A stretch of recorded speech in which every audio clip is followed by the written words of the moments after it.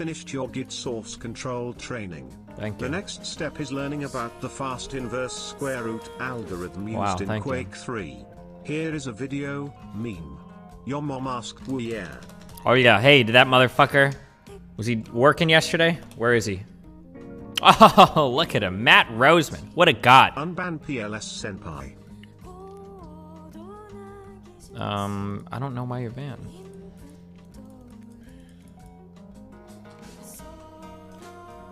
Raid Destiny is a dying streamer. Well, whose fault is that? I'm just fucking around. Raid banned. IP banned from chat. Ban him. Oh, wait.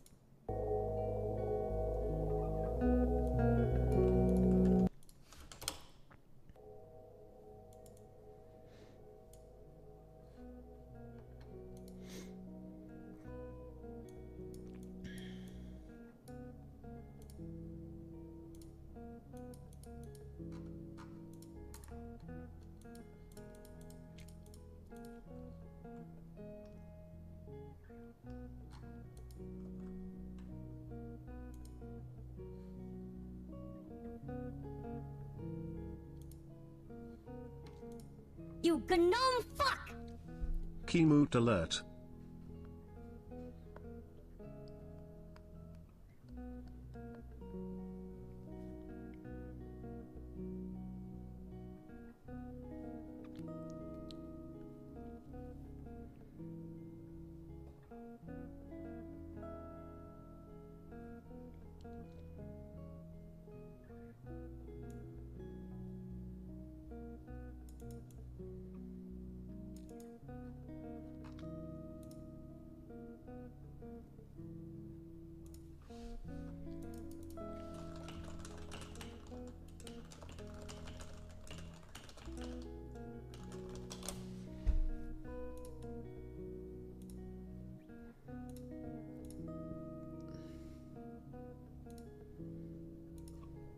Boom, boom, boom.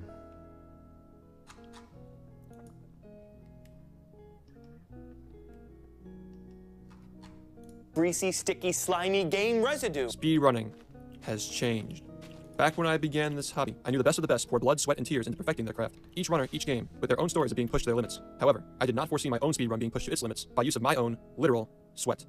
Welcome to the greasy gaming era. Today, you'll learn how the past year of research led to a 33-second time save in Battle for Bikini Bottom 80%, and how embracing our own gamer gunk allowed this to become a viable time save in real-time attempts. And here's how. Battle for Bikini Bottom is a multi-platform game from the 6th generation of consoles, the generation many of you may have grown up with, PlayStation 2, GameCube, and the Microsoft Xbox. From 2012 through 2015, runners played on the GameCube version before figuring out the Xbox version saved significant time in loading screens between zones. Throughout 2016, runners experimented with many different revisions of the Xbox, including the Xbox 360 and backward compatibility mode, to deduce that the most updated models of the original Xbox are the fastest for playing the game. And yes, the Xbox 360 is actually slower than the original Xbox for this game. Due to the Xbox 360's buggy and laggier software emulation of the console, it succeeded. Unfortunately for the R&D side of the community, the original Xbox's specifications are not as simple as those of the Xbox 360's compatibility mode when trying to uncover the fastest method for playing. You see, the original Xbox is unlike most other home gaming consoles of its era. It's practically a miniature gaming PC built with various different video encoders, disk drives, and sometimes hard drives depending on when and where it was manufactured. You might imagine this is a nightmare for speedrunners trying to figure out the optimal hardware for playing the game. After all, for a while the Xbox 360 was believed to be the fastest because the only other example of an Xbox in the community was one that appeared to have slower loads between zones. But thankfully, by the end of 2016, we were able to figure out that the later revisions of the Xbox, as they had more updated hardware, were capable of yielding faster load times than their predecessors from earlier years, or so we thought. From 2016 through 2020, it was believed that any Xbox manufactured between 2004 and 2005 would yield the fastest loading times for the game, so long as the hardware had not been refurbished with newer parts that were not implemented by the original manufacturer. Had the Xbox been upgraded with parts that aren't native to its production to achieve an advantage in the game, the Xbox would not be allowed for speedrunning. This is why when runners showed up with Xboxes yielding faster loads than believed possible, they were often met with skepticism, especially when the Xbox itself had appeared to be open from the outside, which implies someone had likely opened it to repair and replace parts, potentially with unofficial ones. It wasn't until 2020 when Xboxes with faster loads than believed possible, yet having no evidence of outside tampering, finally started showing up in the community. The Cool Square, a runner who previously had a speedrun rejected from the leaderboards for having loads deemed impossible on original hardware, had been compiling a database of Xbox disk drives since the previous year. Once his dilemma with loads piqued his curiosity, Square, as a leaderboard moderator for the game itself, was naturally being exposed to many different Xboxes during his time verifying runs. Okay, I don't care. Please don't do that.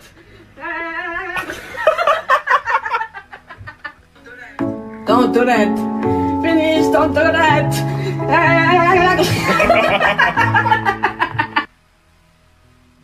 Okay.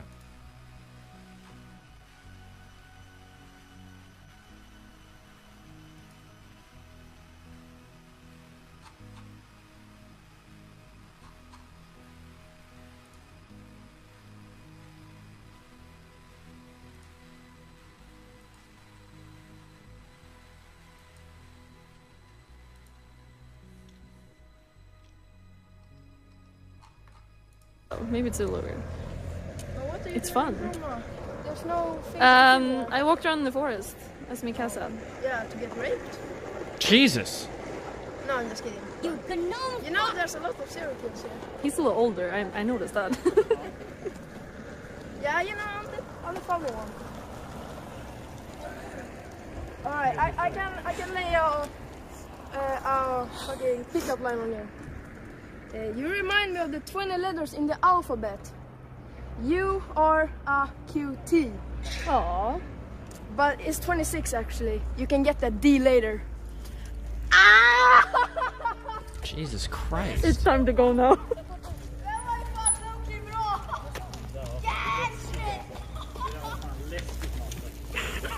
He didn't even do it right. What the fuck? 200. I, Lucas Nezza, being of sound mind and bald head, hereby confess to the following crimes: tax fraud. Nice. Oh no. Wait, are we gonna lose all of our funny Mr. Mooten clips to just people just linking the fucking TTS now? Is that gonna be the only ones we see? So we get no more good Dark Souls clips? It's just gonna be people doing dumb shit on the TTS?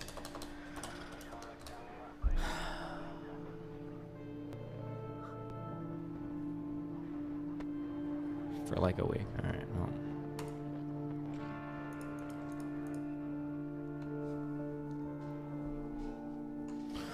Alright, Matt, what have you done? I'm not gonna lie, I don't even bother to fucking reread my shit now because I know this guy will just correct it all. True, good job, good catch.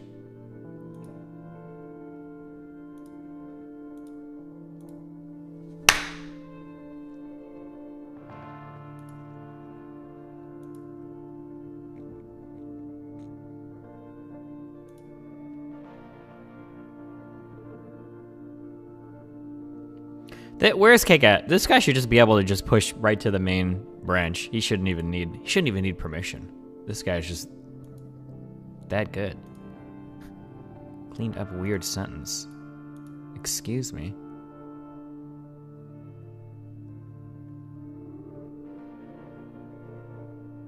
Oh, this is just I just was wrong. I just typed this wrong.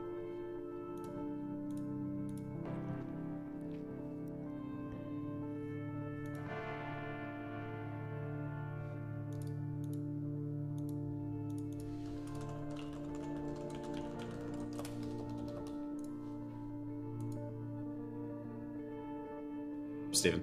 What? Jesus Christ! Have you changed the password on Valheim? No. Really?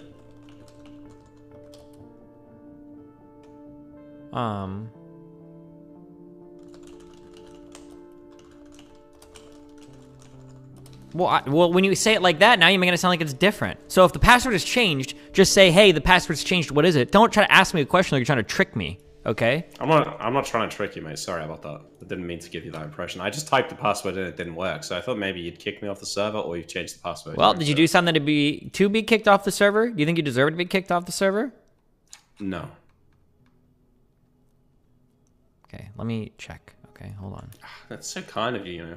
To give up your time like this. Yeah. I really appreciate it. You should. I do. No, you're an important guy. You got a lot going on, you know. Do you think your hair can get too heavy to where it doesn't become curly anymore? Like it'll just like be straight? Do you think that happens? My hair's always been straight, so it's hard for me to say. But probably to some extent, yeah. Why are you struggling with not being able to get your hair cut? I'm just really lazy. But I think it's just because it's still wet. But I wonder if it can get so long that it might stop being curly. I don't know if that could happen. You see people with like long hair, it's still a bit curly though. I don't know. I am unable to get my hair cut. It's a bit of a sore topic for me right now. Why? Because it's just really annoying. It's like long enough, it just keeps falling on my face all the time. It's pissing me off. Oh, I know what you... Oh, I feel like I got over that. I used to feel that way. Anytime it was on my ears or in front of my eyes, I would just get upset. Rage Pope! Listen, I will read your link eventually, okay? It worked for me. Are you sure you're typing in the password correctly? Fuck's sake. Well, you know, I tried it twice. Maybe I'm just that stupid. Let me try again. Is your caps lock key on, or...? No, I checked that. Sure? The little light next to caps lock? Listen, yeah, I've used computers before. Reading a 4chan thread about you makes me feel good about myself. Ooh, Link, I love reading about myself.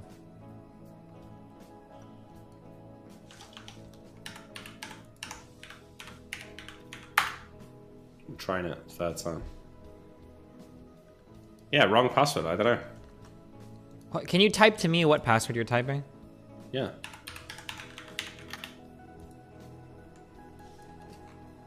Oh. Okay, I'm sorry. I'm just not sure what to say to you. How many things in my life are you going to try to torpedo, Nick? I know. That's it for now. I'll see if there's any more in the future I can think of. Okay. Fuck me. Alright. Do you want me to jump out your voice while you 10, do whatever you do? I don't care. I'm just gonna... Oh yeah, using some of just my catching up on my work before we start. How much did you get done last night after I left? Get done with what? Valheim. Oh, like not... how far behind am I? Oh, no, not much, because I was doing a whole bunch of other stuff. I killed the deer boss. Do you have a pickaxe? Yeah, yeah. Oh, then you were already probably... I'm probably, like, equal to you now, then. I just killed the deer boss. Is the main thing that I did. Oh, I have, like, a bow and shit now, too, though, so maybe we can go kill the skeletons. I don't think we can do that with fucking swords and shit. Yeah, that'd be fun. Go back to that, dungeon. Why the hell isn't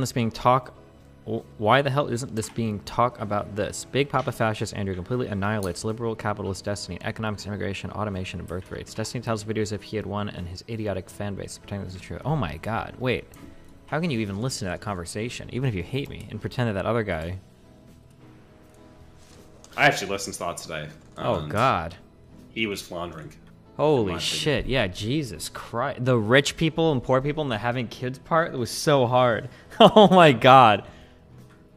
A little bit like what Vosh did in that last conversation you had with him. I feel like some of these people, they'll just say whatever they need to say in the moment in order to like make the point they need to make to win the argument, you know? Yeah, but if you're listening to them and you keep track of what they've said, they just stumble into so many, like they set their own traps for themselves. $4.99.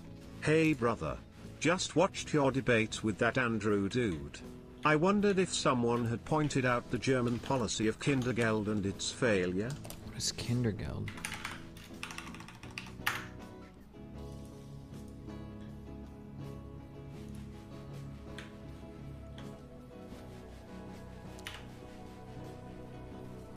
All parents in Germany are entitled to benefits to offset the cost of raising children. The German social security system provides various benefits, tax allowances, and deductions that families and single parents in Germany can take advantage of.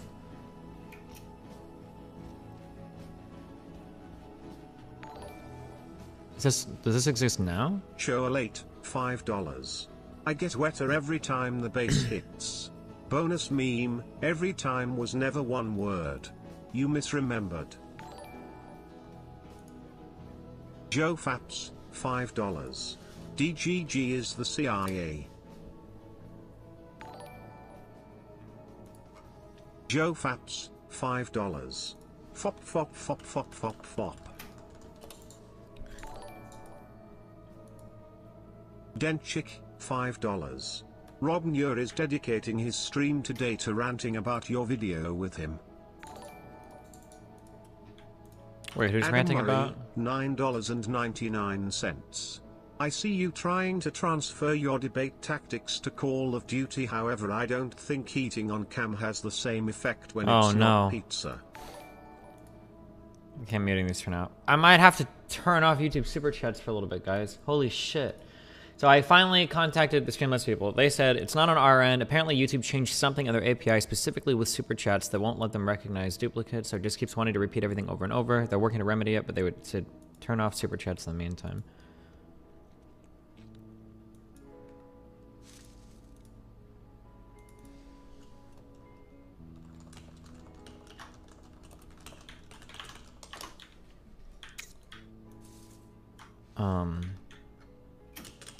What was I saying? Oh god, I just read like 13 different things. Oh. Something about child benefit in Germany? Oh yeah, this doesn't seem to help much.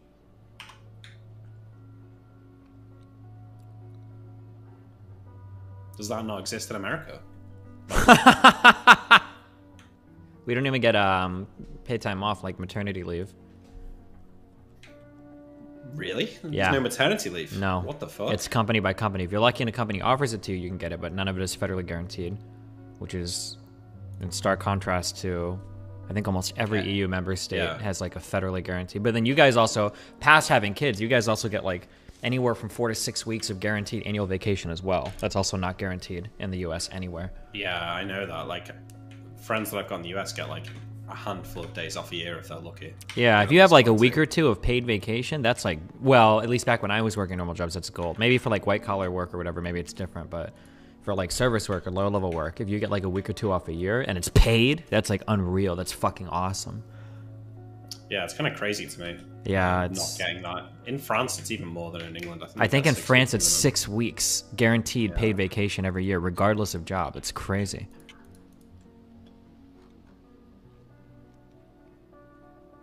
Kind of hard to imagine living without that, to be honest. Yeah. What do you do? Just like work constantly all the time. Yeah, Americans, you just work and work and work, and then when you need time off, you've got to beg your boss, and then they make you try to find people to cover your shift. And like, even when, I don't know what the culture's like in other places, but even at workplace environments where you do get paid time off, it can be hard to use it because you have to like cover your shift, and they'll bitch and moan at you for using it on certain days. And yeah, that's really shitty. That seems like, I mean, calling it a basic human right is kind of a bit much, but I feel like, you know, people have stress in their lives. If you should be able to take a few days off if you're in like a tough situation. You just need a break. Yeah, to avoid like mental breakdown. Oh, how it works here. Ideas.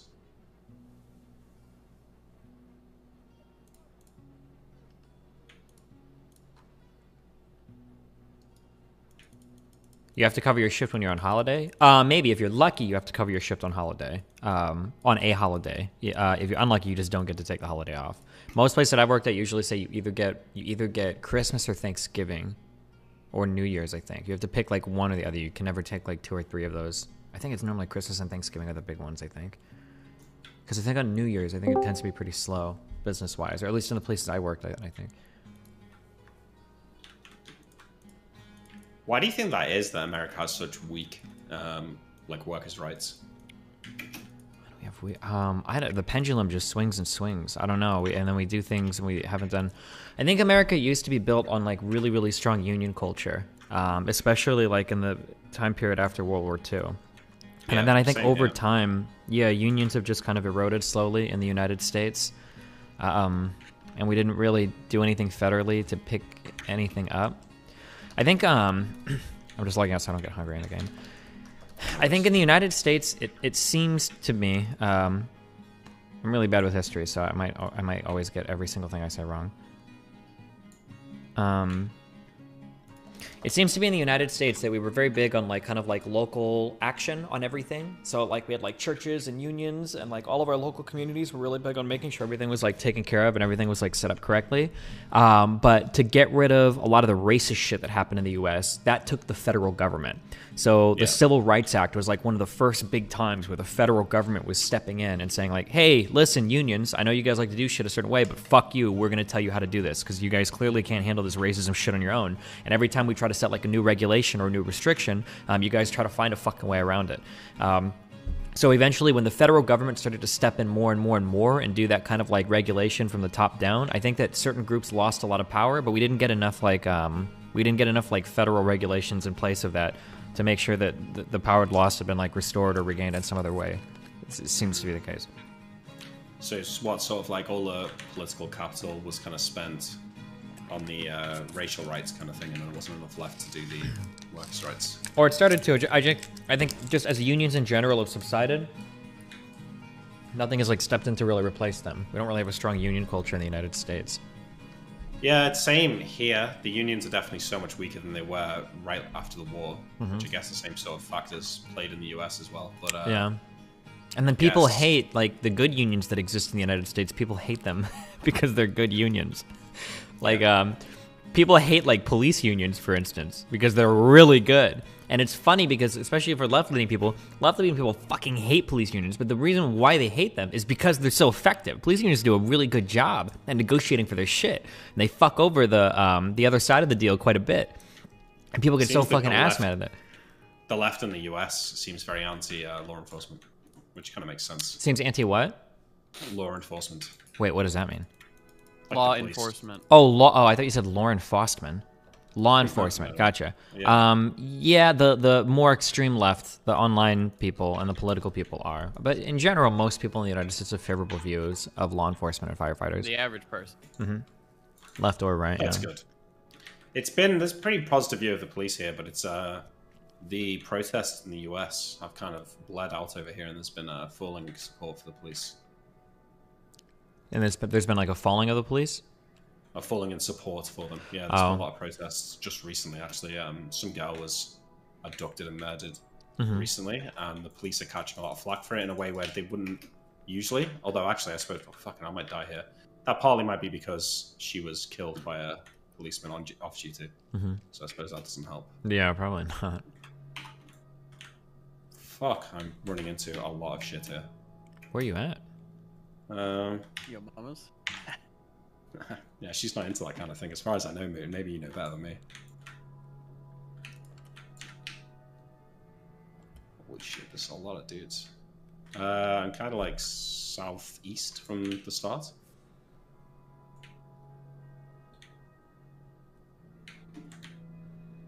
Oh my god, this fucking pull thread. These guys are so mad. They don't like e-celebs, dude. Oh my god, they're so mad. I don't know what it is, but in 2016 I could tolerate some, in fact, the F word, like Destiny, talking about politics, but nowadays I want to chimp out and bash their skulls in. Jesus.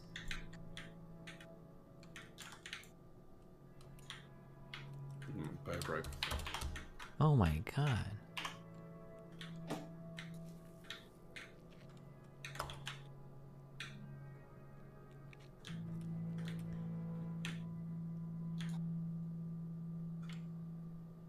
Who's Brenton Lengel? Some lefty guy that was reviewing my debate.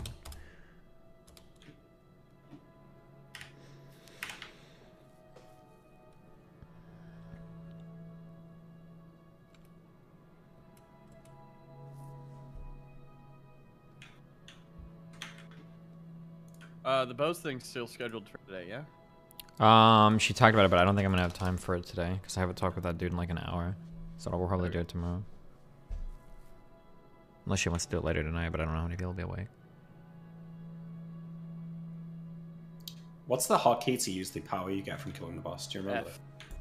Ah, thanks.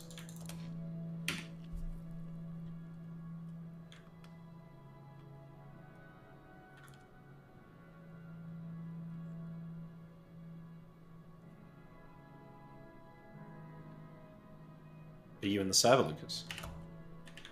Not yet. Just hanging out. Just chilling.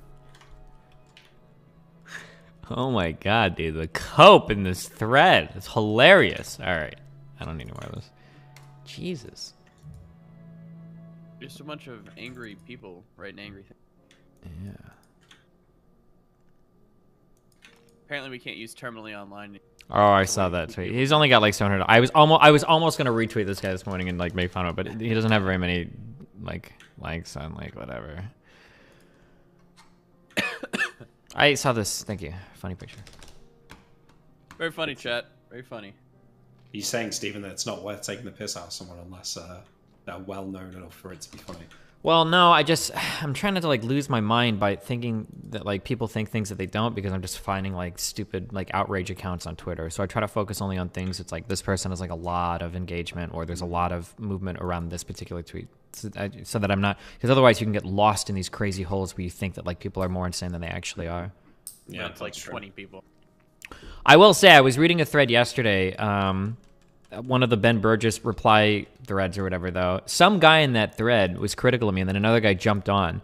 This guy, so they were talking about how horrible my protesters comment was. One of the guys in the thread, okay? This guy's fucking tag on Twitter, teaching is a political act.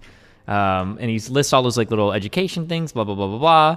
And this guy's in the thread being like, this person had some good solutions to landlords too, and literally links like fucking Mao. What the fuck? I feel like dude, if you did this over like Hitler or some shit, you would get canceled so fucking hard. And this guy like in his in this guy's like Twitter bio, he has links to like he's like a guy in LA that does like law and teaching and volunteer work or some crazy shit. He just like openly posts shit like that. That's fucking insane to me. What the fuck? Mao sadly doesn't have the same sort of impact as Hitler, I don't think. Well, rightly what do you mean by that? I mean, like you're saying, like in terms of how it's interpreted by people. Oh, in terms of how it's interpreted by people, sure. But I mean, I'm pretty sure literally like millions of landlords were killed under Mao. That was like part of his like, I said meow. That was like literally part of his like, fuck, I don't remember the name of it. I don't think it's a great leap forward. That was part of his thing, was encouraging tenants to like rise up and like murder their fucking landlords and shit. And then the estimates are anywhere from the hundreds of thousands to like millions of people killed. This guy didn't even get a real law degree, by the way. Why? What do you mean? He lists where he went to law school as an unaccredited private law school that does not really exist. Well, hey, listen, can you take the bar? Because if so, JD's a JD, right? Anyone can take the bar. Isn't that? I thought in some states you had to have a JD to take the bar.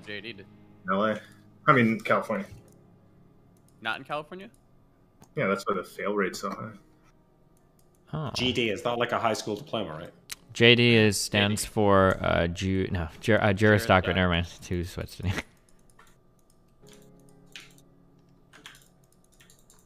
If you have any Tomb Discoria art, please DM me on Discord. I'm compiling a thing. Have you seen the ones that AO did? Yeah, I have it. All art will be good enough. Could be a small sketch, etc. Can't be in it.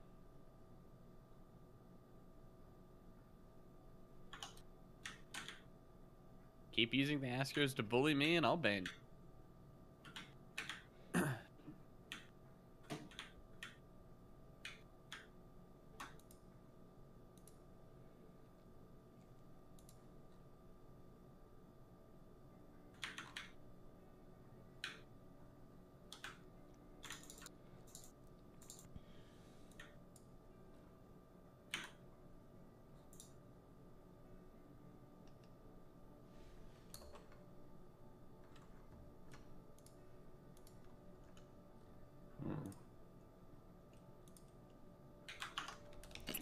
Okay, boom, boom, boom. Oh, what were we doing? Okay, what else did Matt do last night?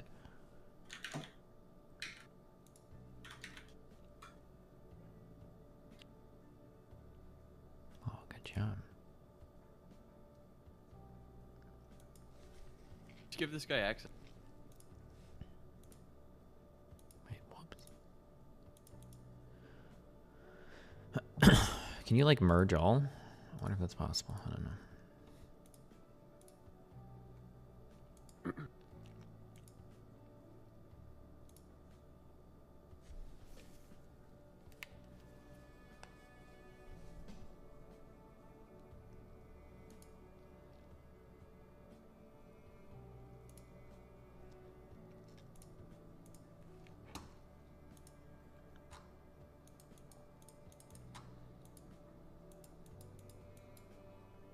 Did you see intel reports of China wanting to invade Taiwan soon?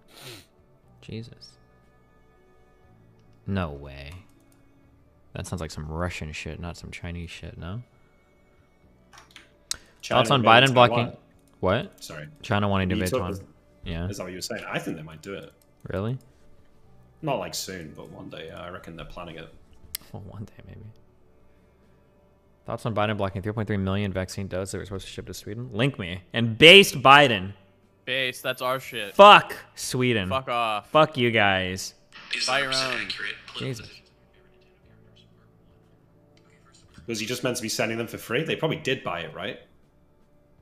Well, hopefully. Yeah, which means that if they paid for them and they're just refusing to send them, that's kind of unbased, right? No, that's base. That's ours. No, I don't know about that. Yeah. Because if both sides have planned for this trade to happen and then the US fucks something up and now they need the vaccines back, like, that's kind of fucked up now. Make your own. Okay. I mean, we're I doing haven't the gotten same my shit vaccine yet, Nick, okay? Well, neither have I. Yeah, but... Apparently people in Ohio are scheduled to be on board and get all their vaccines by like March fucking 29th. But Florida, nobody knows what the fuck's going on. Trash state. True. Is this proper convention? Etc. is etc period comma? etc period comma? Yeah. Oh. Wait, why is this line different? Did this guy hide something here? What's going on here? He said he didn't know why. Memeing aside, don't you think it's bad to hoard vaccines while there are other countries that can't even vaccinate old people? I don't know about that. I think you probably have an obligation to your own people before helping other people, but I mean, I thought you weren't nationalistic though. I mean, it depends on what you say. I mean, like, there's some level of locality that I accept for people. So, like, for instance, if you had to choose between the life of, like, your child or another person's child, I'd expect you to choose your own. If you had to choose between the life of your neighbor and another neighbor, like, 12 blocks away, I'd expect you to choose your neighbor. If you had to choose between somebody in your state versus another state, in your country versus like that, like, I accept there's going to be some level of locality there. And then when it comes to, like, your taxes and funding and everything, like, you should probably be prioritizing your own people if there's, like, some help that needs to be done there before, like, prioritizing someone else. Like, it wouldn't make sense to ship vaccines to other countries if, like, your own people were still struggling to get vaccines. Yeah. Well, no, yeah, but what if it's old people If it got, in Sweden yeah, if it got to the point to where, like, young people? Yeah, if it got to the point where, like, every at-risk person in the United States had been, like, vaccinated, and then other countries were still struggling, then you can argue that there might be some level of responsibility there. Sure.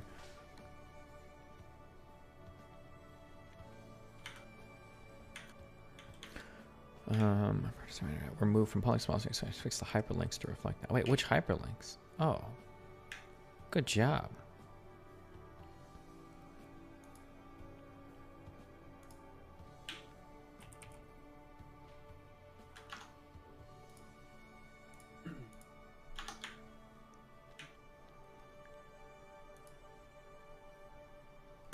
Good work today, guys. Okay, if you guys, okay, for, like, the three of you that actively contribute to this, what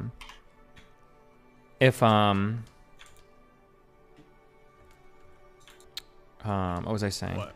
Oh, so a lot of these have still been written by the guy that had originally submitted this, but if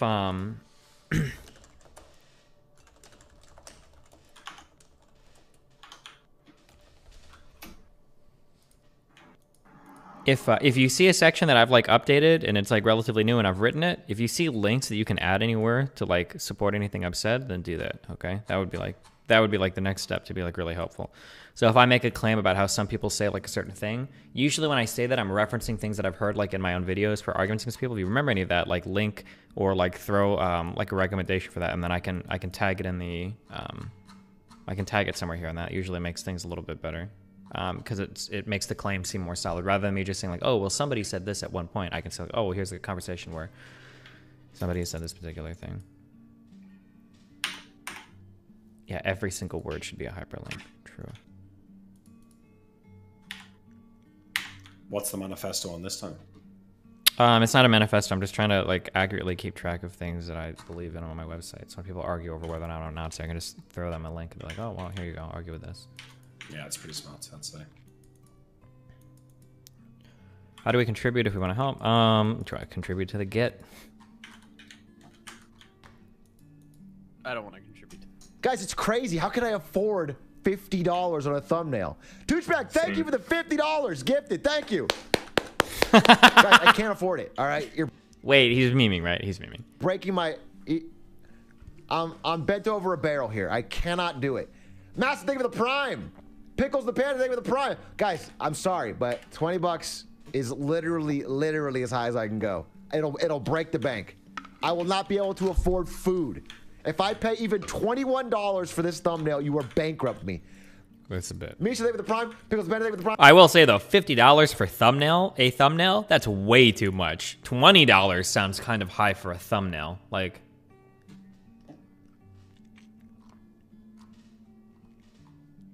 oh, maybe I should talk to August. I want August. How much do we pay for thumbnails? There's no way that we pay $20 a thumbnail. That's insane. Just pay him an exposure. Kappa.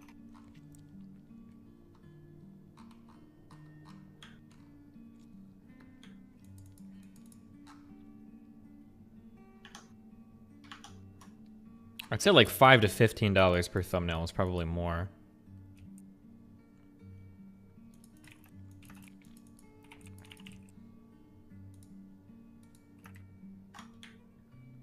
Shut the fuck up. That's true. You watch for it. Coming.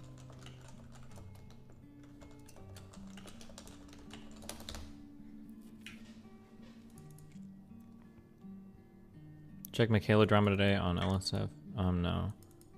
That's just dumb. Any new Attack on Titan hits? Yeah, okay, I'm not in Camp Aaron anymore. That guy is crazy, okay? We moved off of that. Attack on Titan's trash. Also, his name isn't Armin, okay? You guys made fun of me, but I listened really closely this episode, okay? When Mikasa is talking to him, she goes, Armin, Armin, Armin. That's what she calls him, okay? She doesn't call him Armin, okay? Fuck you guys. You Watch made the fun ping of me. pong anime. What? I will get to Watch it, okay? the ping pong anime. It's like 20 episodes and 20 times better. Do you know how big a difference a good thumbnail makes to your views? It doesn't matter. They don't take that long to make. It's $20 for a thumbnail. It's crazy. Like, I'm pretty sure the going rate on a lot of big YouTube channels for videos is anywhere from like 50 to 150 a video. The idea that you would pay $20 just for the thumbnail is insane. Wait, on big YouTube channels? On surprisingly big YouTube channels, yeah, people will be paying like 150 a video. Yeah, it's not like 1,000. How many views are these getting? For like 6-figure views. Oh, then those people are getting absolutely fucking robbed. Do you think so? Wait, what are the going rates that you've heard? Well, I've got no idea, but like if they're only, I mean, how much money would a 6-figure video make? Like a lot, right? Yeah, they make a lot, but I'm guessing like so the going rates I heard is $50 a video is just not happening. I think it's like $150 to $200 a video for like a channel that size would be my. Okay, 150 to 200 is probably more likely, but it's way lower than what I had originally expected when I started talking to people. Usually people play flat rates because they save a ton of money. Like they save so much money. It comes out to being like 10 to 20% of the channel's revenue, if that, depending on like what they pay out.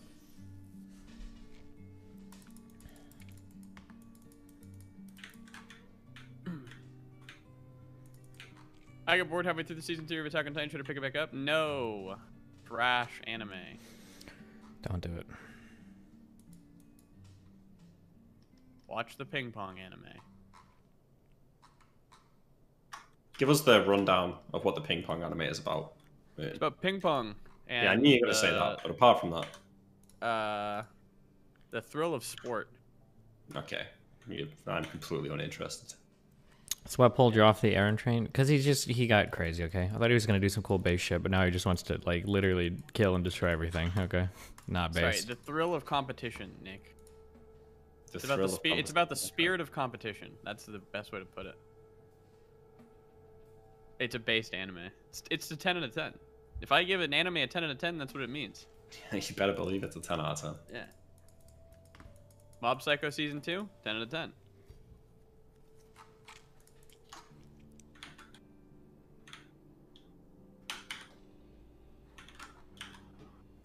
You're not on board with genocide? I was on board with genociding everybody else, but Aaron seems like he just wants to genocide literally fucking everybody, so. Oh my god, XQC, going hard. Is he in the trenches? He's tweeting some base shit. Oh, about the Michaela shit? Yeah.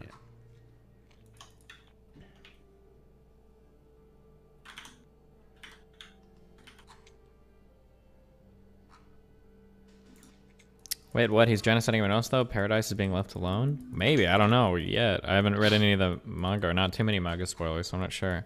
But he blew the one premier dude up. Seems like he's causing a lot of trouble inside the government. Seems like a lot of people inside Paradise Island are going to start dying soon. Seems like a lot of people drank that Titan juice shit, so they're all going to get roided up. I don't know.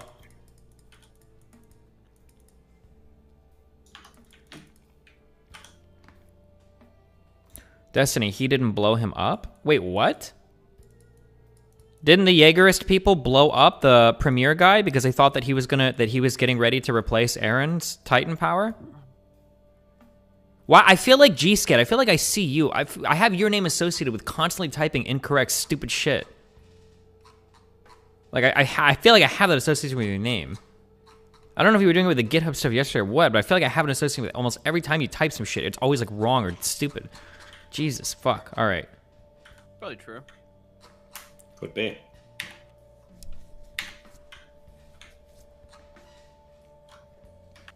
That ignore.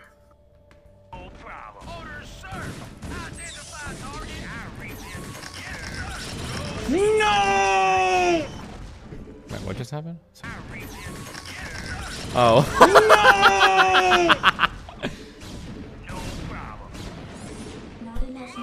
And the Fuck reaper. Protoss! Fuck Protoss!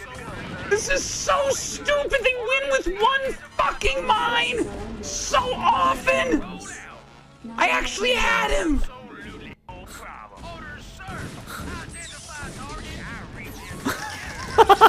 No!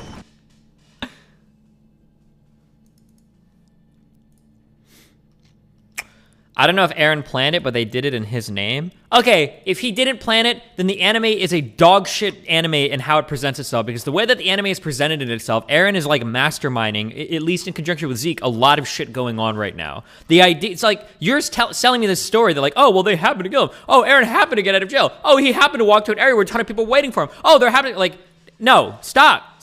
Why are you being so stupid? Please stop.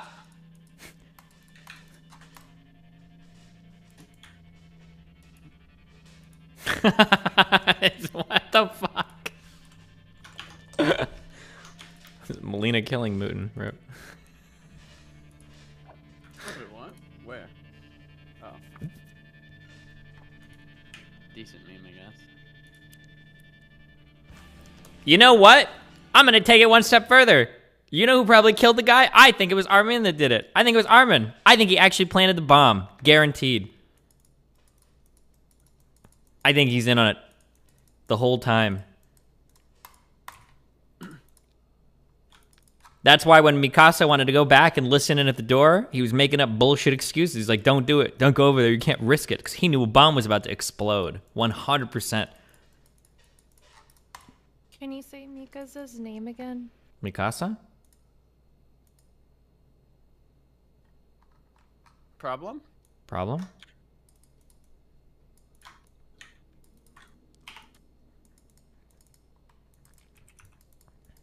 Wait, hello? Yeah, I'm just kidding. Armin is too much of a pussy-ass bitch to do anything ever. He could never actually plant the bomb. That would be base, though, if he did it.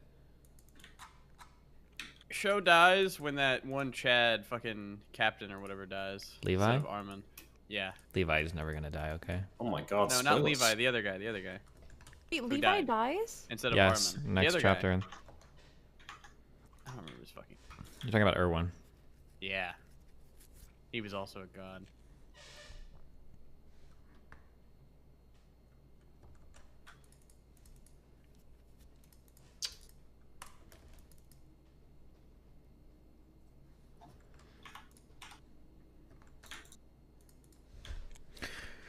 Armin literally blew up a harbor full of people. Yeah, but he cried about it the whole time. True. We should watch Game of Thrones again. God, stop. Why? No, it would Why be would good. you put yourself through that? Just until Tywin dies, and then you say the show's over. Yeah, but it's like so unfulfilling because you don't get the end of the story. So you want to get to the end, but then it's just terrible. I don't know how all the book readers feel. No, I know. It's exactly how I feel. Just treat it like The Sopranos, you know? No, mate, 'cause The Sopranos has got a good ending. Well, I think it's a good ending, but a lot of people don't. Yeah, a lot of people are fucking stupid because it's... That's true. The ending's great, and it's actually quite clear what happened. And It's quite clear. If you're not If you a fucking disagree, two-head. then... Yeah, exactly. Well said, Moon. That's the best take I've ever heard you give. Thank you. I agree wholeheartedly. Do you, though? Yeah. If there are any dumb fucks in chat, Tony's dead at the end, okay? Yeah, obviously. The whole It's show not is a- like through his fucking eyes. Wow, Yeah, thanks it's for all- spoiling that for me if I ever wanted to watch it. That's okay. You You cut. Well, you even should know watch who it Tony soon. is. I do know who Tony is. Tony Constanza? Tony? Yeah. Fuck Tony no. Constanza, really? I don't Dumb fuck. You're a dumb fuck. Stupid cock. Hey, a tin deposit. Why got Aaron stand in front of the colossal Titan transform in season 1, but now it's a nuclear bomb? Because they've been training with their Titan powers, you dumb fuck. Now they're all masters of it. Ugh. What?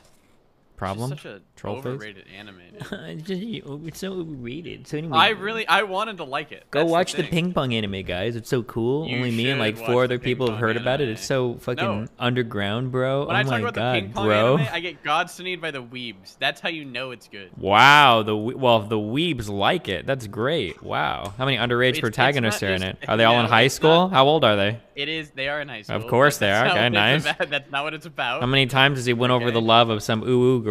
There's no love. Really? Absolutely no love in the anime. Yeah. It's about the spirit of competition. And ambition. True. Anyone else pressing X to doubt? Listen, if it is actually that good, I kind of commend them for being able to make a show about ping pong that's engaging. But What do you mean about that? It's incredible. I struggle. What's to wrong with believe. ping pong? There's wrong only with that, 11. but- There's 11 episodes. Nick, you should watch it. 11 episodes. You know, I've never. The only anime I've ever watched is that movie. What's it called? Akira. Spirited Away. Oh, okay. Akira. How old are you again? Jesus. Same age as you, Steven. Akira. That came out like 1927. Yeah, well, I don't know. It's the only one I've watched. It's famous, right? It's the only one that non-weebs know about. That's not true. Wait, Yeah, wouldn't be also, able to- no, wait, Akira- hang on, neither of you two could comment on that because you are both weebs. So you wouldn't Non-weebs know about Dragon Ball Z. No, I non-weebs know about Miyazaki films, okay? Non-weebs know like about like Spirited Away and shit. Naruto. I don't think a non-weeb knows about Akira. I would be surprised about that. Well, they Really? just had like a big like NA release, didn't they? With that movie. Or am I Well, thinking cool. of a What do you mean by big? Wasn't Akira the one remade with the lady from Avengers, or am I misthinking? That's Ghost in the You think- Shell. that's Ghost in the Come Shell. on. Okay, yeah, see. Come on, dude. Oh Okay, no! I'm a weeb, and I don't Oh know about no! He misspoke. Okay, I'm not well, even a that weeb, proves- and I knew that. That proves his point wrong. Everyone's derpy right now. I'm sorry. That was Nick's fault. How is it my fault? I didn't give birth to him. Why would you expose him like that? Oh, I don't. You just exposed him. It's alright. It had to happen at some time, Steven. You've been giving him an easy I don't ride even know if too Mr. long. Moon watches any anime now. He's not actually a fan of anime. He's just a real big fan of ping pong. True. It's just that's the only form you can find, you know, ping pong related. Maybe he's like stories. a meta anime fan, so he's like a fan of being a fan of anime. Fan of being a fan. He's a weeb fan.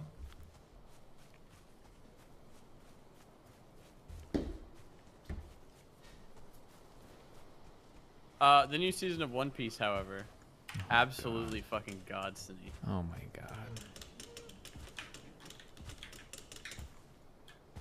Give us the highlights, Lucas.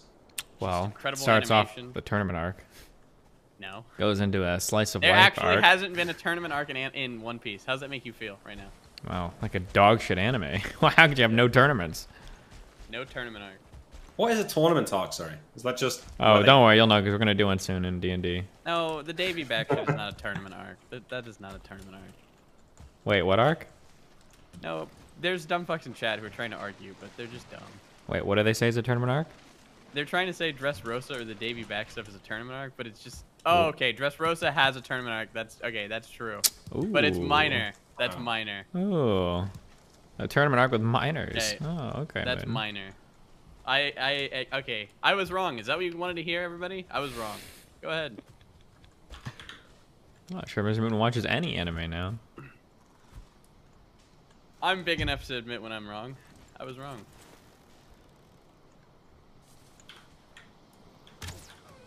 Dude, the bows in this game, these arrows have fall off. That's like unreal. Yeah, it is hard to Talking about judge. bows. You're obsessed with her. What? Type 1 if he's obsessed.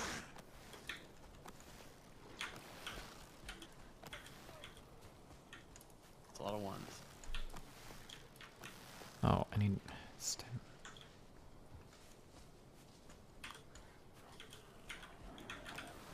I am like looting things, guys, that you only dream of. I've got glowing thistle plants. I've got tin ore. Still over there chopping wood, probably. Oh, you Steve. got tin? I've got some tin, yeah. Perfect. We need to get a smelter. Yep, I saw that. The bird told me that. The bear? Yeah. The bird. Oh, the bird. Yeah. Yeah. Oh, and you have to get copper too. I saw a copper deposit somewhere, but I think it was in the Black Forest. I've been in the Black Forest for like an hour now. God, you're so cool, Nick. Nice job. Do you know your national dish? Do you know your national dish, Nick, of your country? Chicken tikka masala, isn't it? That is it. Yeah. Wait, why do you? There's a few people in chat who really like that dish. Don't make it weird. What are you doing right now, Moon? What are you doing? Yeah, what are you doing? Nothing. Moon, what the fuck are you doing right now? I'm doing nothing about this. I'm just talking about it. It was brought up. People were talking about the dish. Wait, can somebody explain to me what is going on right now with Mr. Mooten? He's trying to divert the conversation. It's a good dish. I don't know why we're laughing. It is a good dish. It's okay. I wouldn't usually order it myself, but Do you like the vindaloo more or no? I wouldn't really order vindaloo either. What do you order at an Indian place? I like a lamb sagwala. It's pretty good. It's like lamb and spinach. I've been trying. Oh my I'm not a huge lamb guy though. Not a huge lamb guy. Yeah, nobody really eats lamb in the US. It's more popular over here. It's We shit, though. revere It's the best. lamb. Okay, we all grew up with a revere show called Lamb Chop Sing Along. Okay. The clues on the name, Stephen. Lamb chop. Listen, that was just her name. Okay. Yeah, but lamb chop is a cut of meat. Yeah, I know what it is, but I'm just saying that was her name. Okay. Okay, sure. You're getting touchy about lamb chops, Steve. What? He likes lambs. There's nothing wrong with that, Lucas. That's true. It's perfectly He calls normal. me his little lamb sometimes. Yeah, he does, doesn't he? What? Stop moaning. Okay. I think he was...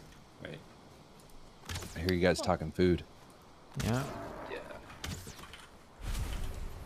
I'm right with you, homie. Americans need to get on the lamb train. Yeah, for sure. It's really good, especially for like a roast dinner, like a roast leg of lamb. Fuck That's yeah, dude. How about those turkey legs at Kings Island, Lycan? Did you ever have one? Yes. Oh my god. I think they taste the same anywhere you get them, but I think they're amazing. Okay, Lycan, you're resident food guy now. Okay. Let's see if we All can right. bring Lycan on board. Okay. What's up? Do you agree? Oh god. The turkey is fucking overrated. Turkey is not even overrated. It's not a good. It's just not a good meat. It is. I think that turkey has to be done right to be good. No, Yeah, even I if think- it's quote unquote done right, it'll just be like serviceable. But otherwise, it's just Have you You've ever had probably beef? never had it cooked really well, Steven. It's super hard to cook it well. then it's It good. is. Then it's a garbage meat. Fuck it. If that's the excuse, like oh well, literally just no one knows how to make. Then it's a garbage meat. Fuck it. It's No, it's not that no one knows how to make it. It's that a lot of people are bad at it. But that doesn't mean that no one can do it. It's okay. not Where do you got to get a difficult. good turkey? Oh, if it's not, well, how is it not difficult? But everybody fucks it up. Because people are fucking stupid and they abide by like the USDA guidelines for fucking cooking a turkey breast to like 190 fucking degrees, which is the dumbest thing in the world. True. This is why chicken at fast food restaurants is usually shit. Most of it is fucking overcooked because Americans are weird about that. Yeah. The hard thing with turkey is that you want to cook the dark meat to a much higher temperature than the light meat. Yep. So whatever you need to happens- actually separate out the turkey in order to actually properly cook it if you're gonna roast it. Turkey is a god tier meat. God tier? What? God tier. God tier.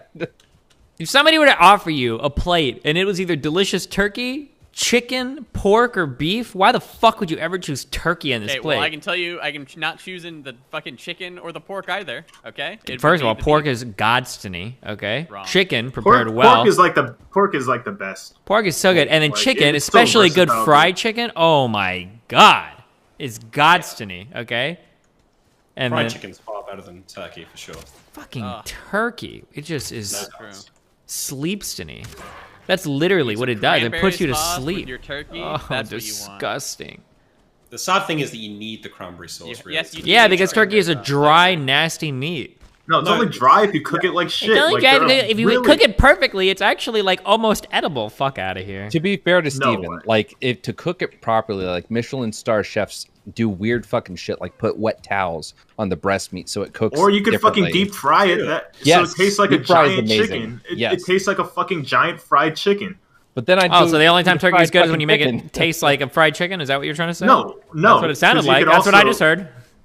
You could also brine it properly and cook it to proper temperatures, and then it'll be juicy as fucking delicious. What the fuck? Turkey's good. Don't let him fuck with you, Apollos. He doesn't know what he's talking about. Also, turkey is like an amazing lean protein if you're trying to cut. If you want a bunch of, Isn't chicken just better? No, because it doesn't taste as good in my book. What? I don't think deli chicken tastes anywhere as good as deli turkey. Deli turkey and deli chicken are both gross. Let's be honest. Deli turkey's good. What the fuck? You guys are just turkey simps. Wait, if you're making a Cubano sandwich, like, yeah, you need deli chicken. Like, what? Does that just mean thinly sliced?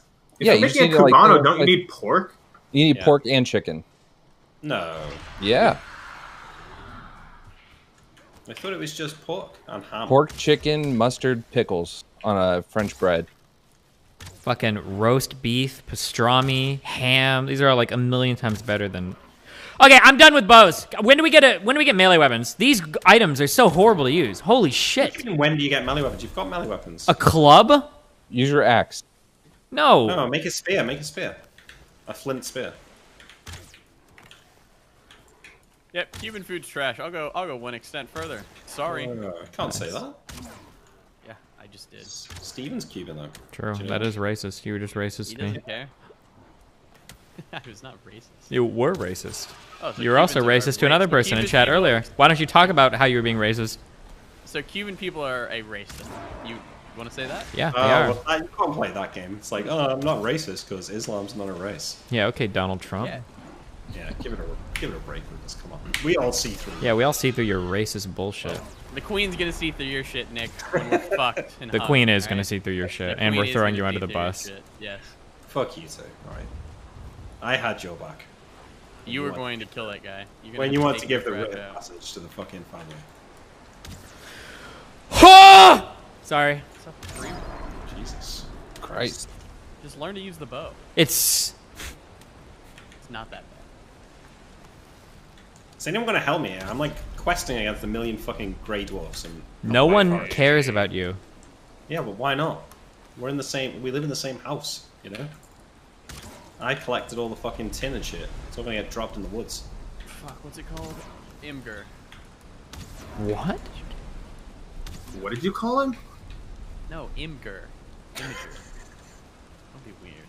You're being weird. No, you're being weird.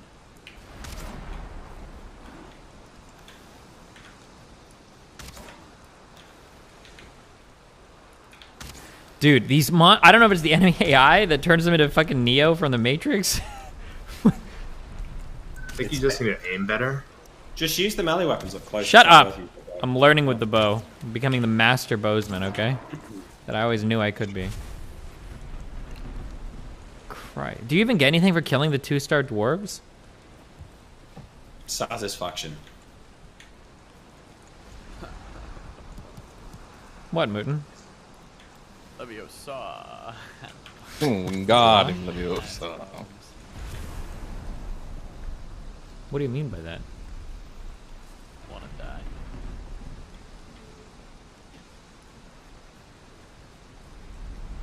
What is this?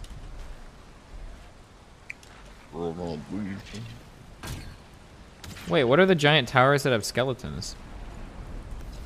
Just big towers with skeletons. Do skeletons like spawn there, or can you kill them all, or? I've seen a few, yeah. I think you can just kill them. There's usually like a chest at the top or something. I think.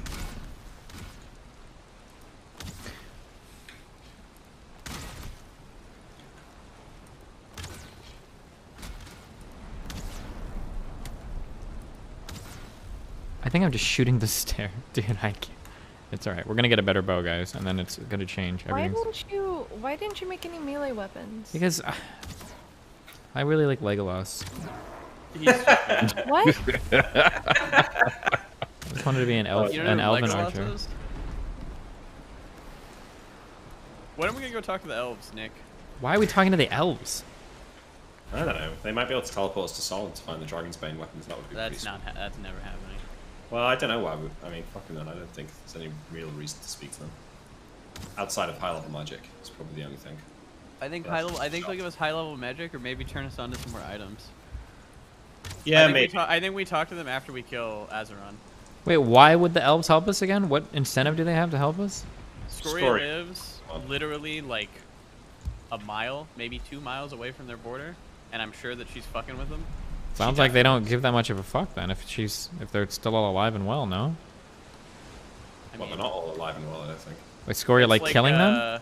She's like burning down that forest and shit. Yeah. Like they're probably not gonna all go extinct, but it's probably a huge annoyance for them. They'd probably be happy if someone took care of it. Pretty sure Neil said as much, hasn't he? Yeah, he has. Fuck Neil. Yeah, you wanna fuck him? We're gonna fuck his world up. No, we're not.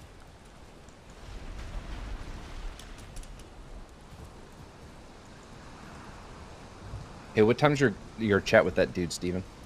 It's supposed to be in like 30 minutes, and then after that I'm gonna do some video shit. Beta. What? Beta.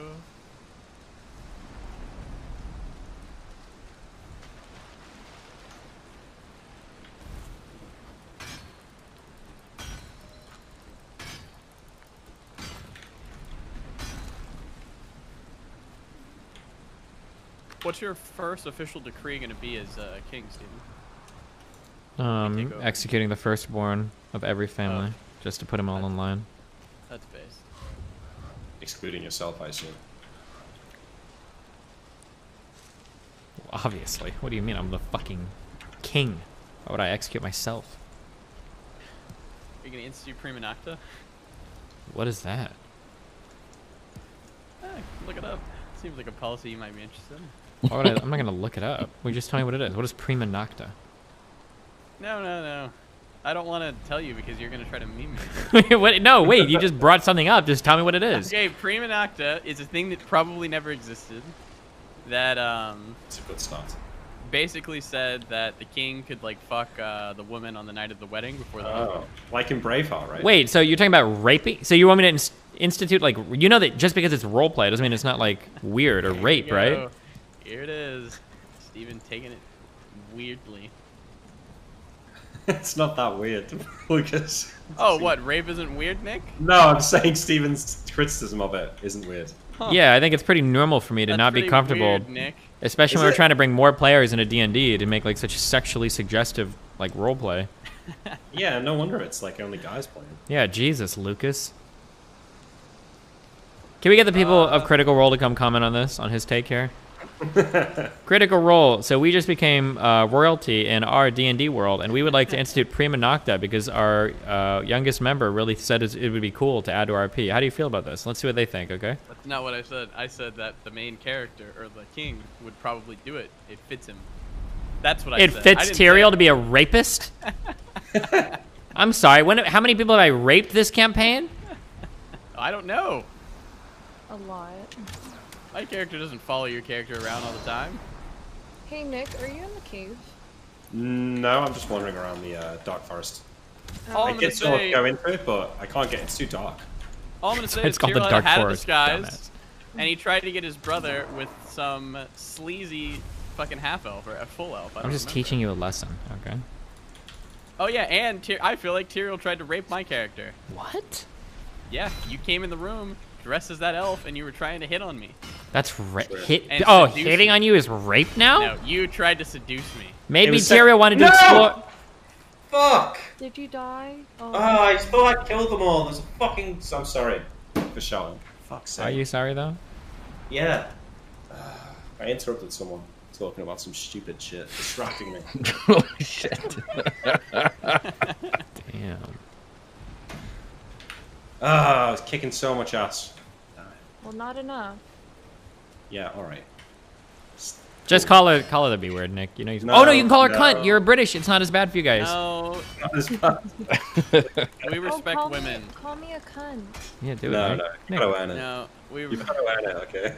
That's a trap. We respect women here. Of course. Who's okay, Mr. Prima Nocta? This is coming from Mr. Moon. Milady. I respect all women. Do we need a lot of tin? It's for the coppers and to make bronze. So yeah. Like if we want to make armor and swords and stuff. Which we definitely. Like if you're carrying too much, you might want to get rid of some stuff because you're just gonna lose stamina. Wow, is that really how this game works? Thank you. Oh, I did not know that. Okay, that makes a lot of sense. I looked at his screen. I looked at his stream, and I just saw he was carrying too much and continued on walking. Yeah, because I just Oh, learned you some mean shit. like, sorry, if you're over. But Shouldn't you be don't watching lose your all own? stamina if you're close to 300, right? I am, but I'm like running to the house. I Why'd have it you stream memorized snipe by him? now. Yeah, why am I getting stream sniped by my own teammate right now? This game is PvE. Yo, did you guys see NNN get blown the fuck out by RTBA yesterday? What happened? I don't know. RTBA just destroyed him in every facet of the debate they were having. Christ. Wait, what do we use We need resin those for? 35. Oh, we need that for like torches and stuff. But do you really need the 35 rocks? I don't know. How many rocks do we have left at home? Like 6 stacks? Got a lot, yeah. Yeah. They're heavy too. In case you didn't know. Not sure how many rocks you carry in real life, Steve. But... Tons. Reminder: Nick never has used a shovel in his real life. If he did, Listen, he used it incorrectly. You lost that debate, man. I wouldn't bring that What up. are we arguing about? Remember when Nick said you hold the shovel by the fucking end? Yeah, chat was heavily divided on that one too. You willingly bring that back up, given how stupid it makes you both look. We won. Well, hold on. Don't pair mute on this one. Mooten is the one that brought it back up, okay? Okay, you brought it back up, sure. Yeah. Hey Nick, you want to go to the cave together? Yes, although I'm carrying so much tin that I should probably Okay, alright, I'll wait. bring it back. But yeah, I'm gonna come back now once I've got my course. Chad, don't make it weird. Wait, where is my... Oh, there it is. Cave time Coomer. Oh, they got noobed, thank God. That's what they get for being haha. Alright, I'm headed back home. Let's go. Oh, here. What's so funny, Mooten? There's a lot of people shovel posting right now. A lot of Shovel mad- posting? A lot of mad shovelers right here.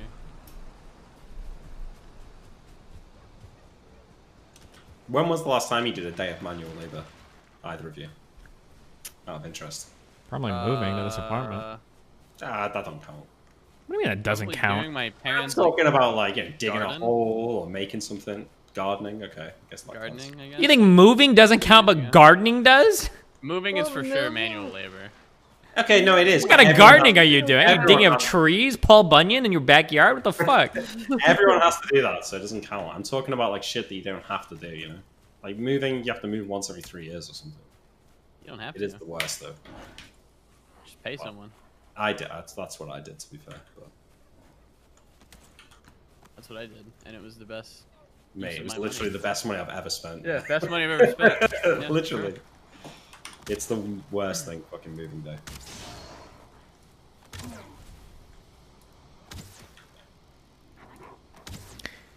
All right, Neo, slow down. Can we stop using the R word in DGG? Okay, you guys are making me use it on my stream by saying it so much in DGG. Oh, you want to blame DGG? Yeah. For your DGG actions? They're the boogeyman? boogeyman. Yeah. Okay. They're used to it, don't worry. They're using their cultish mind tricks. How are you, Lycan? How old am I? How are you? Oh, I'm I well. already How are know you? you're old. All right, thanks.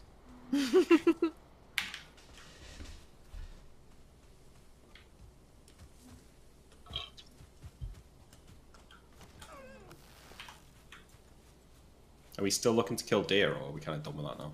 No, fuck deer. Okay, well, I think that would be a crime. But, Why would it be a I- crime to fuck a deer? Yeah, why would it be bad? I'm pretty sure it's against the law to have sexual interactions with animals. Wild In animals? certain states. Yeah. Depends on I the could state, be right? wrong though. Oh my god! I'm a fucking archer god! Ah, you changed the tune. Yeah, duh, because bows are awesome. Oh, I've done better hits. All right, I'm back. Let's drop off all this tin and go. Okay, cool. Do we have a tin chest? No, just claim one. And make sure you have food with you. What about thistle? You want that? I guess I'll just leave this in here as well. Yeah. Put it with the honey, maybe, in this chest. Oh, just... Okay, or shoot me. Problem with my hiccups? Just gonna see if we can grab anything. He didn't say anything about your hiccups. Not everything's about you, Mootin. Hey, Amuna. He Yeah. just hiccuped twice. So? To make fun of me. Huh? So obviously there was No. a problem with my No. hiccups. Yes, maybe yes. No. he actually had hiccups. Yeah. I've known this moron for 10 years. He doesn't just get hiccups like that. No, no, It's called a sympathetic hiccup moot. It's not true. Mm-hmm. Oh my god. Based. What happens if you level your jump up to like 99? What does that do? It lets you jump really, You really jump high. a little higher, yeah. A little higher? Well, like a lot higher if it's 99, but like you're gonna die and lose your levels, and you're gonna go back to level like 80. Okay. You lose a lot of levels. Yeah, a lot of gas walling going on in this call. What do you mean by that? See? There it is. Dude, the AI! Why does he just run to the side? Oh my god, just... I miss Dan. Dan is gone. Okay? Don't worry about Dan. He died? Yes. Yes, finally. Right. He's the new Cheeks. True. You might as well go have another kid. Yeah, maybe. He's probably making one right now. What do you mean by that? What are you thinking about Dan having sex? Okay, It's not a sight anyone wants to see. I'm pretty sure all of DGG wants to see that. Does the ideas of Jewish people procreating bother you, Lucas? What? Oh, yeah. What?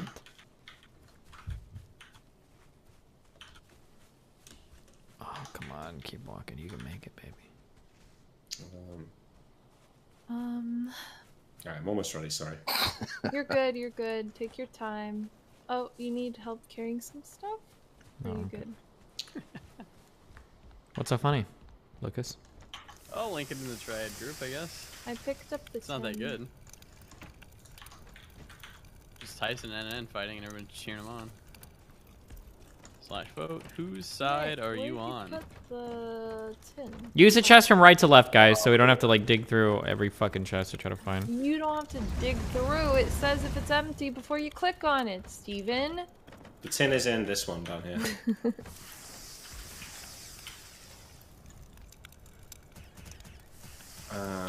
Wait, what do I want to upgrade? Is there anything like super key that I should have upgraded?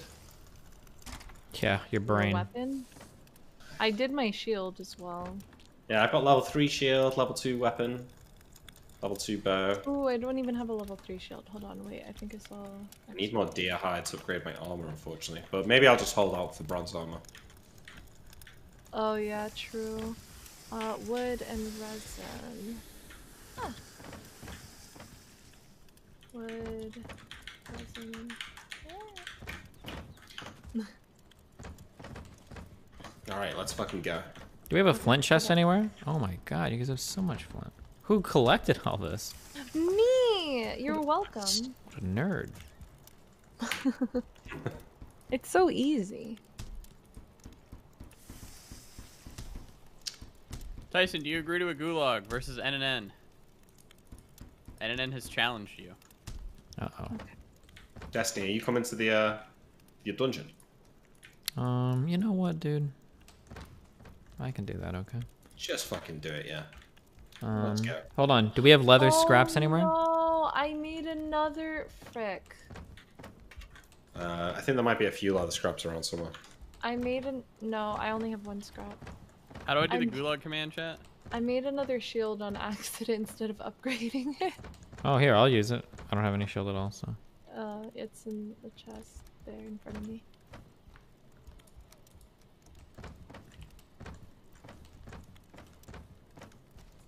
I was like, why is my think he's still level 2. Fuck. So we don't have any leather scraps. I have 1. Do you need 1? No, I need more than that. Okay.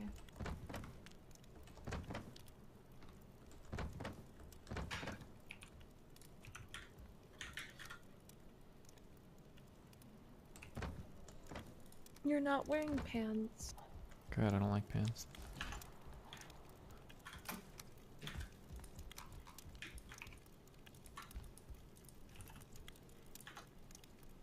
Is somebody burning food on the oven? No, I'm making coal though. Yes, you are.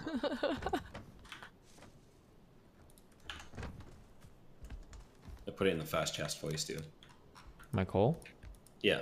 Cool. I assume you're giving it to Mootin for Christmas. Good one. I've been a bad boy, Nick. You want to punish me? What? That's not funny, Lucas. Stop that. That's sexual assault, you know, by some definitions. What you just did. What? Assault? Yeah. Harassment. Sexual harassment. No, I was just asking if you wanted to punish me. That's not No, harassment. mate. That's the way you said it, though. It made me feel uncomfortable. You're creating a hostile work environment. Yeah, for sure. Nick, do you have a bed yet? Well, that's also creating a hostile work environment. You're all at it. Oh, Jesus. I know you like the accent. Calm down. Yeah, I do. It's upstairs. Why should I go and sleep before we go out? No, I just wanted to see if you set a spawn point. Yes.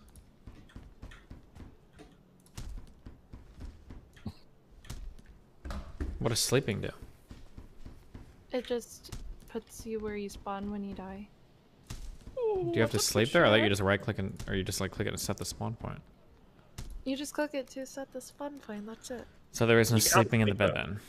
No, you can't sleep. There is There's- night if you want to skip the night, but everyone in the lobby. Great. Now you made me get in the bed and now I'm stuck. Thanks. Now he can't get out of bed. Now I can't get out. He's like Dan. That is called laziness and depression. I miss Dan. What happened to Dan? He He got old and died. Yeah, he got old. I hurt my back this weekend too. Interesting. Wait, you got old this weekend too? What? I did, yeah. No, I hurt my back. Had to get muscle relaxers and all that shit. Oh my god, Mike. So sorry. What did you do? How did you hurt your back? It's really fucking stupid. I did a jump rope for a workout, and it like triggered something that I've experienced before with my lower spine, and it got to the point that I couldn't sleep. It was so bad. Jesus. Sounds Yeah. awful. Waiting for that American healthcare system to approve my MRI. Mm-hmm. Just gotta work 200 hours first. Pay for the deposit. True. Have you thought about just praying the pain away? Yeah, I think I gave that up like 6 years ago. I don't think I'm allowed back. Let's go. Wait, no, God's we're punishing you then. Wait, I'm about to come. You are? Okay, stop I'm it. talking to Alright, this guy alright. in 13 minutes, so let's make it fast. You guys are all well rested and all that shit, right? You got that? Yeah, we're good. Who just left? I don't know. Cringe. Mootin, he's gone. Cringe. Mootin. Destiny, stop hitting things. Come on, let's go. I just wanted to see if I could break that yet. You know, I spent like an hour can't. last night watching you chop down trees. I know. And I thought, what the fuck am I doing? Hey Nick, that's a really cool story, bro. Got any more? Thanks. No. Oh, wait, I think we're going the wrong Wait, way. the wrong Shouldn't way, it be yeah. like this, yeah. I don't want to blow all my stories just yet, you know? Well,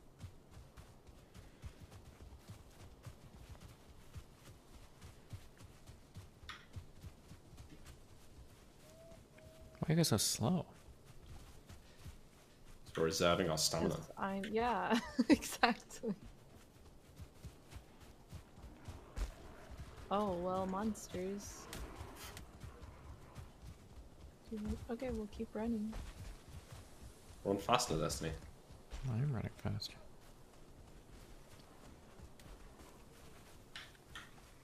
Where are we going again? To the dungeons. The dungeons to get Surtling cores. To get what, sorry? Surtling cores. The Raven tells you once you get the ore that you need Surtling cores for a furnace on the deep, A the smeltery. dark places of Earth. Yeah. Wait, why is it sometimes my stamina bar is really big and other times it's not? You have to eat when you have like when you're full, your stamina bar is bigger. Oh. The eating in this game makes a huge difference. You go from like having 30 life to like 100. Yeah, it's pretty silly. It's like, it's alright. It's gonna take 3 times more to kill me because I just had a turkey leg. Oh my god, yeah, I have so much more stamina now, it's insane.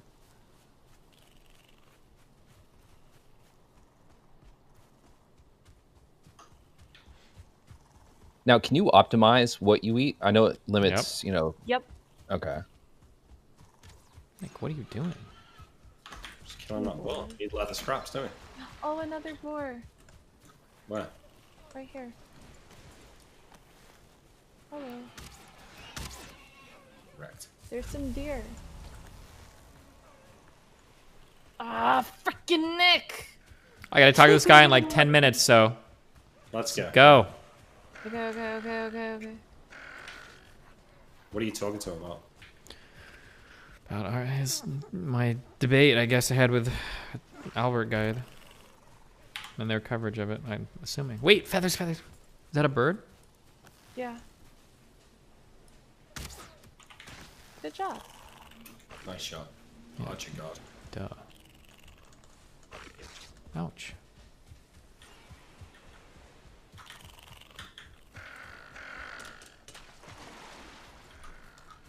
Thing glowing. There's items. Other scraps was worth. Did you order food for? No, the I debate? didn't. Okay, good meme. But no, I did not order food for the debate.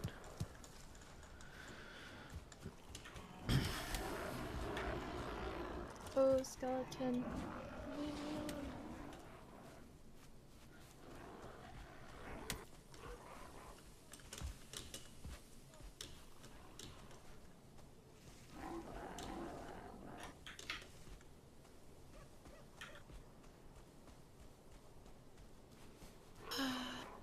Are we close? Yeah. I'm here. Wait, I'm in here. Did you guys pass it? I don't know. Wait, Yeah, I was running to Nick. Okay, where so I'm I going am. to. You know. I was wondering why the skeleton wasn't dead. Nick, what are you doing? I don't know. I thought I was running to the marker on the map. that I put. No. Nick, you are Clearly cringe. I know. Wait, Amuna, are you here? I'm inside. Yeah. Oh, there's a okay. skeleton outside of Yeah, it. I killed him. Jeez. Oh my god.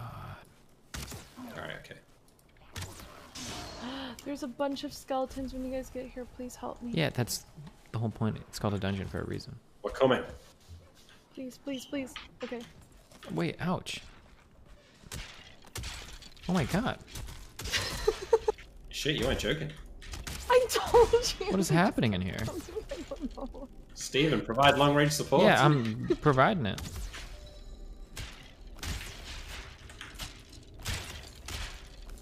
Oh my god. Okay. Alright. I gotta eat. Yeah, me too. Okay. Are we meant to be using the spear or bludgeoning weapons against the skeletons? Oh, come on, D&D Nick. You should know this. There. I got him trapped in here. I don't think I can help when you guys are blocking the hallway like that.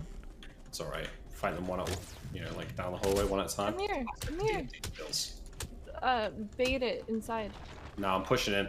Fuck these guys. Okay. Get him.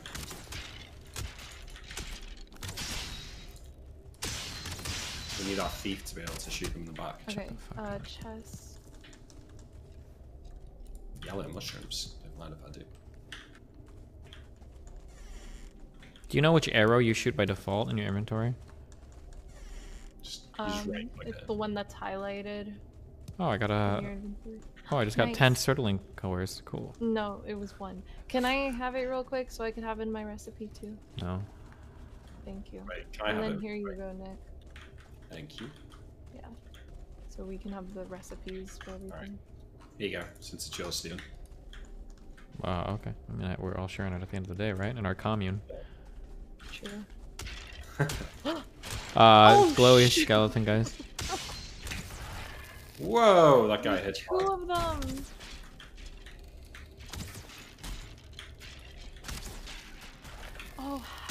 took like 30 damage. Oh my god, I'm low. Why are you running back towards me? I have no shield.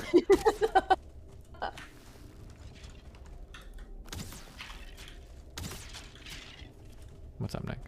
How you doing, bud? Oh, I'm okay. Good you're an job. archer now? What? Hey, why are you guys? Oh my god, I'm dead. Bye. No. Why are you running towards me? I don't have a shield. I can't block anything. No, it was low. You could have just fucking shot at it. You just had to shoot at Well, maybe if you would have ran towards me, and I would have had to reposition.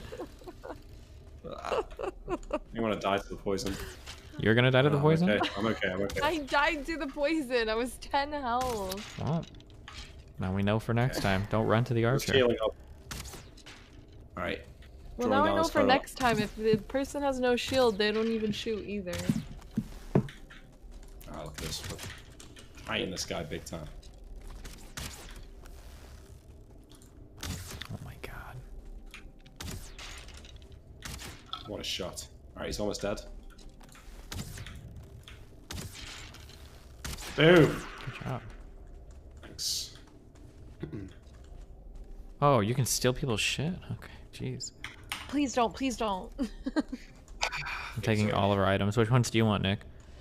Just anything level 3 or above. What? What's my stuff? Yeah, you're dead though. I don't think you need it.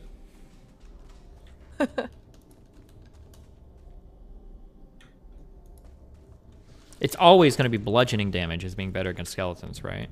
Surely, yeah. I've been using my club, but Yeah, okay. it seems to do pretty shitty damage. Apparently, if the text is in gray, that means it's not very effective. Somebody just told me that, okay. so my arrows are kind of shit here.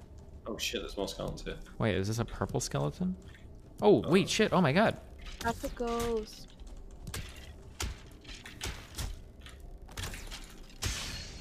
Oh yeah, so like that yellow text that's appearing, that means that weapon is super effective. Effective. Where was the ghost? Oh shit, in there. Ouch.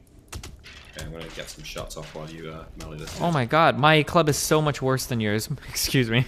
It's just a level 1 like starter club. I do 3 damage a hit with it, not good.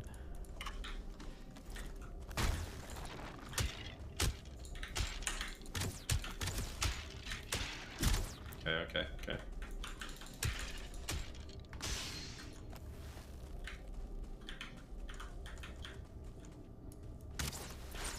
Oh god, are you fighting the ghost? Oh no, okay. Can we kill a ghost? I don't know. Are you sure that's a ghost and not like a spawner or something? Oh, yeah, that's maybe a it's spawner. Okay. Okay, so we'll get in there to kill these. How do you stop them? Can you hit the You have to spawner? destroy- yeah, you have to destroy it. Aim at it. I got and it. Hit it. Nice. Oh, there's more of these things in here.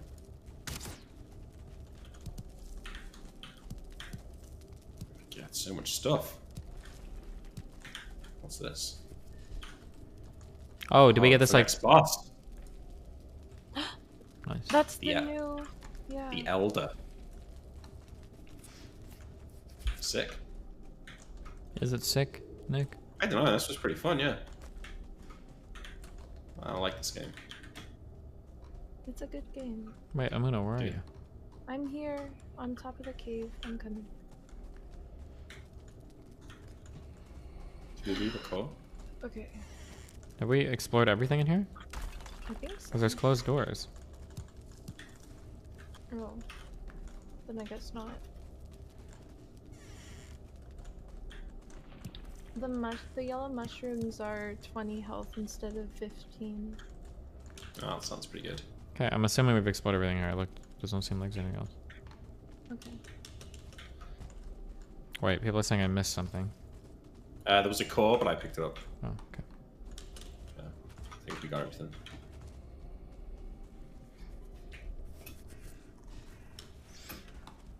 Another cave?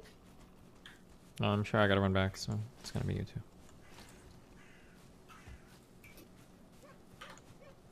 Okay, we can do this, guys. I believe in you, Steven. Easy. Yeah. Do you know where the dungeon is, Amuna? The other one? Like down here, I think, on the... I think like here. Wait, oh shit. Like here? Oh yeah. Yeah, let's go there. I don't know where it is exactly, but we can try looking.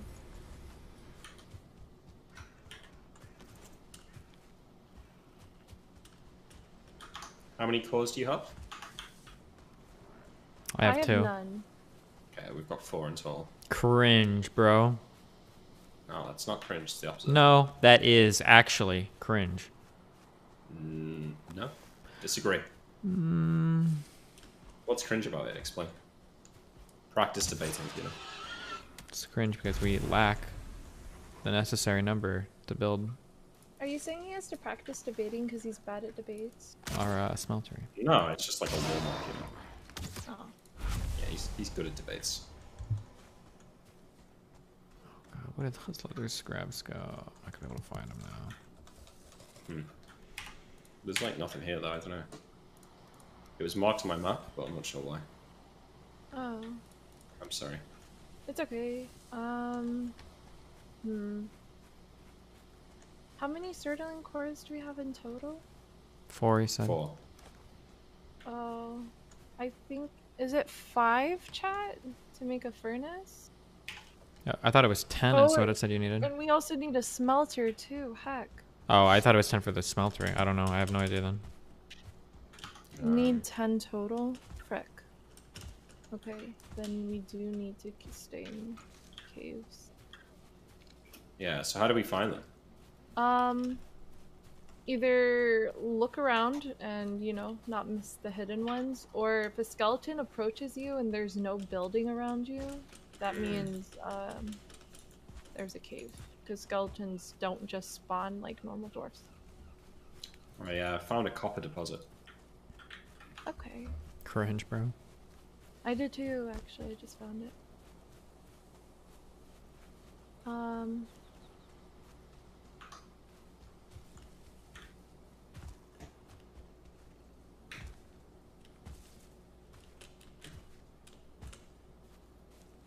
They're mad I stole from their chest.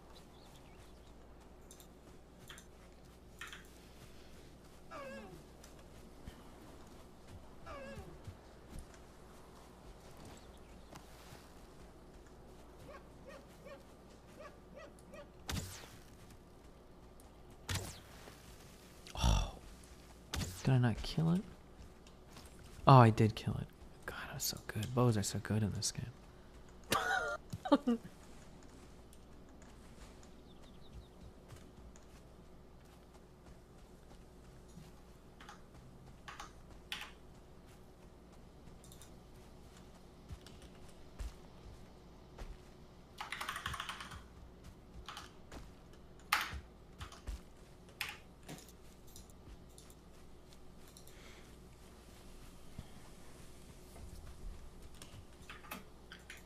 How's it going, chat? Thanks, Bria, for the resub, mate. Appreciate that. 7 months. God, has it really been that long? Been here since the beginning. Wow. Pretty yikes, bro. Oh, sorry, I thought I used it. Yeah. Why is your club so good? Did you just upgrade it a lot, or are you using not a club? Are you using something different? Yeah, I'm using a club, yeah. It's just level 3, I think. Huh. Damn, okay.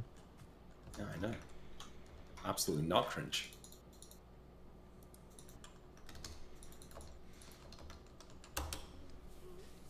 I don't know where you find this many farmers of color, but they did, and $5.2 billion are being allocated exclusively for colored farmers. Farmers of color! Farmers of color! Roll the tape!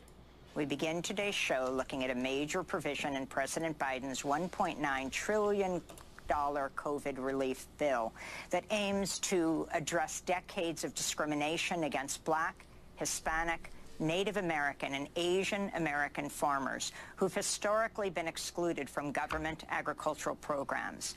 The American Rescue Plan sets aside $10.4 billion for agriculture support and allocates about half the funds to farmers of color who are, quote, subjected to racial or ethnic prejudice because of their identity as members of a group, unquote. The U.S. Commission on Civil Rights confirmed as long ago as 1965 the U.S. Department of Agriculture discriminated against black farmers, but little was done to address the 100 problem. years ago? Yeah, most happy about the new policy, these people. So, yeah. I'm gonna buy a plow, man! I'm gonna plant that corn. Go get a John Deere. Barack Obama, mother, I'm the president of plowing that air. You.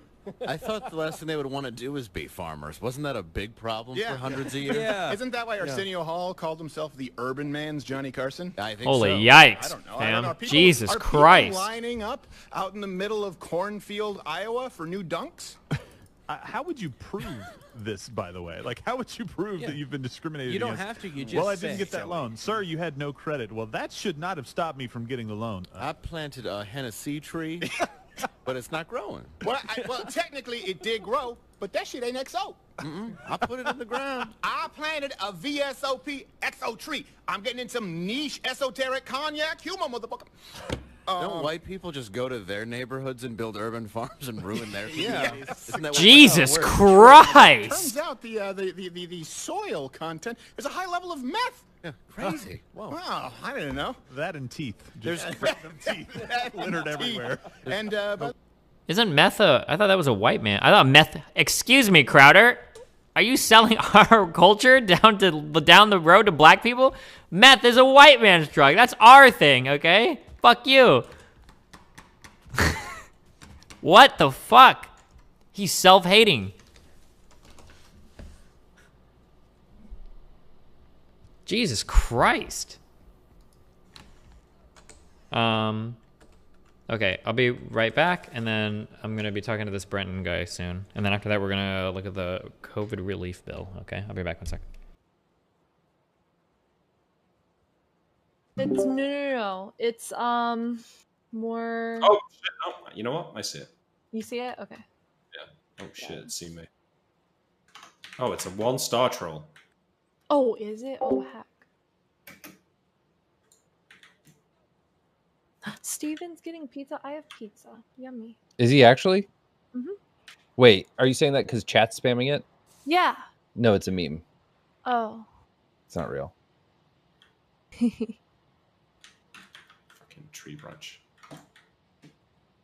Listen, troll. Me and you have fought once before. It didn't end well for you. Pizza. It's yummy.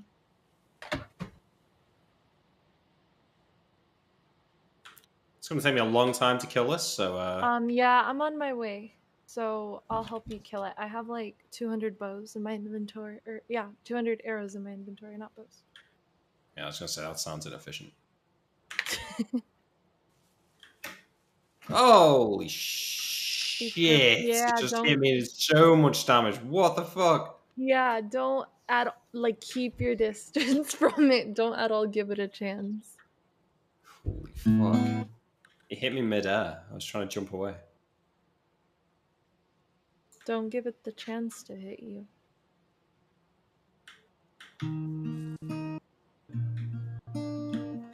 This ain't troll slaying music. Needs to be a bit more metal. Lickin'. Nice, there we go. Lickin'. What? You play guitar? Yes. Clearly. It's when? Since forever. Oh, You've yeah. never told me this.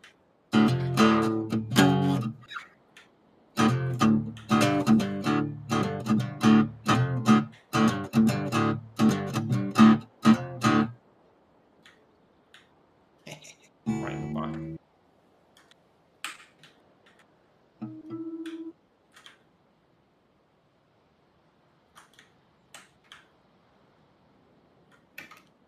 Leave me alone, troll friend. No.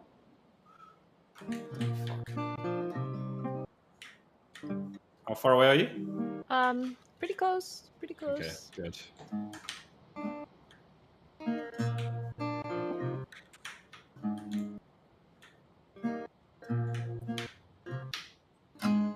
I may or may not be bringing a dwarf with me, but Okay, well, you handle the dwarf. I'm kind of busy. yeah, I'm naked. So once I get my stuff. You're naked No, with the there's a dwarf. tree! Fuck! Wait, did you die? Oh, I died. You died? I died, yes. Fuck. Nick, what are you Fuck doing? off, Steven. How do you? What is happening? No, mate, it's fun. There's no need. There's no The troll fucking has a stop it. huge dump truck. Steven, can you help us? Okay. It nearly helped me. Standing around while we all die. What are you guys dying to? Fuck.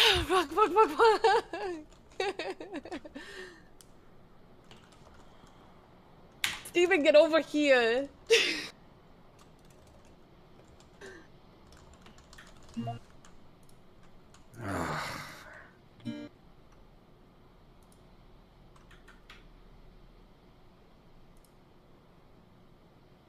If it says no skill drain, does that mean that you haven't lost any skills? Yeah. Okay, shh. Jesus. Hold on. Okay, turning people's audience down. I'm so sorry. Are you dead already? God damn. Do you know how many flame arrows I used on that troll? Dude, I could not heal. I could not put my fucking armor on. I had to.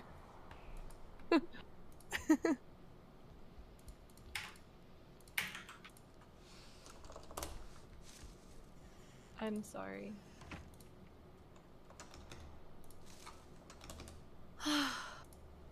Are you sorry though? I am. I just didn't think it would kill me. Steven, can you get over here and help us? No, I've got to talk with the guys and I can't help you guys. You guys should be out there dying. What's wrong with you? Wow. You're a meanie. Talk about priorities.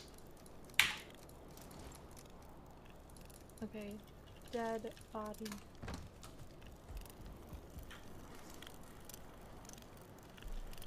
How far does dying set you back? Doesn't seem that much. It's just really frustrating. It is. Is it like Minecraft kind of level setback? No, it's a lot more. Like, you have basically skills in like everything. So running, jumping, wood cutting, fighting, and you know, when the levels get higher, the better you get in each skill set. And when you die, you lose the levels for that. And get a little bit worse. Well, sounds like you should die less. Great insight. Just lovely. Thank you. Fantastic. Thank you. My throat hurts. Maybe if you stop choking so much. No, it's because I screamed.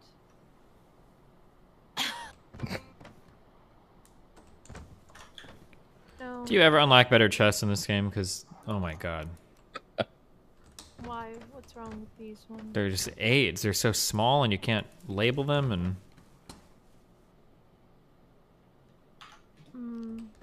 Isn't this still like an early release game or whatever? I don't know, Yeah, is it?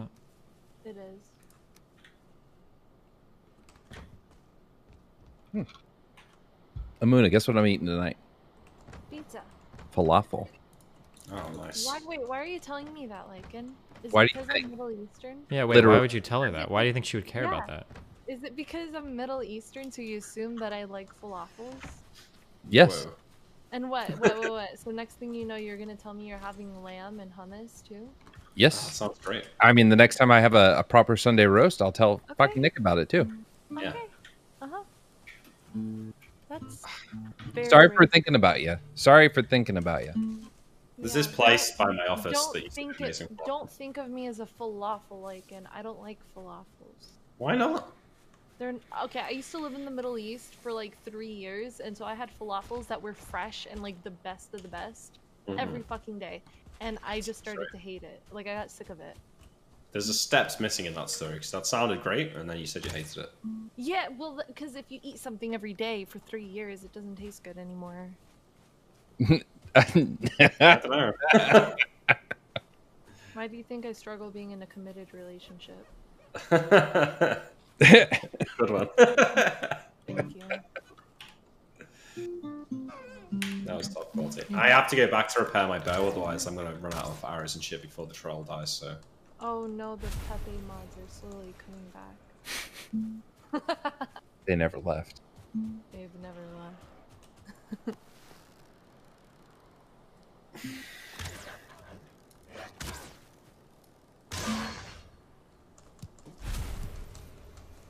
Nick, do you like spotted dick? And that's not a meme question. I mean that seriously. Wait, I don't think I've ever had it actually. Isn't it like a sponge pudding with custard or something? Yeah. Yeah, I don't know if I've ever had it. I'm not like a big dessert guy. Wait. What is it? I've heard of it before. It's just like a British dessert. Yeah, it's like a sponge pudding thing with loads of custard. I think there might be some more to it than that. Ooh, that sounds good. Like a Twinkie.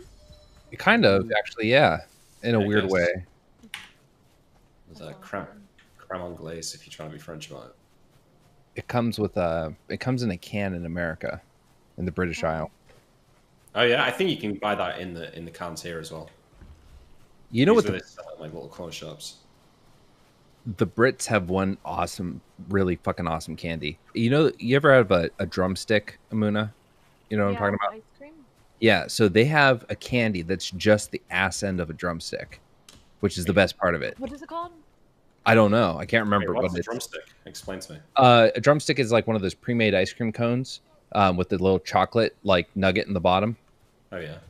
Yeah, but like you guys have a candy that's just that nugget. Wait, you mean like ice cream cone just filled with chocolate? No. Well, yeah, but just that bottom part, right? Like just the tip at the end that's filled with chocolate. Squashies? That's what someone in chat's saying? Nah, squashies are like. No, yeah, the big squashies is actually near me, but no, that's like a weird like sort of. Yeah. I don't even know how to describe it. Yeah, that's not it. Chocolate cone. Why is this guy not responding to me? Oh, he's dodging. Like you have to stay playing. Tuesday the 16th, 7 p.m. EST. That's 4 PST, right? What time? It should be like 15 minutes ago. Getting ghosted. Wouldn't be my first time.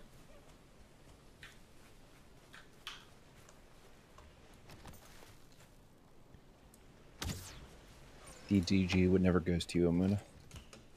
Yeah, I like DGG.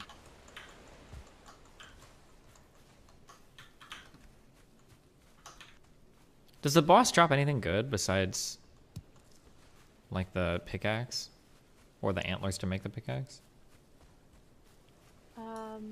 Yeah, just the hard antlers, and that's it, I believe. It's not like Terraria where You can farm the boss for mats or whatever. yeah, it would just be one specific thing. Wait, have you beat the Calamity mod or played that on Terraria?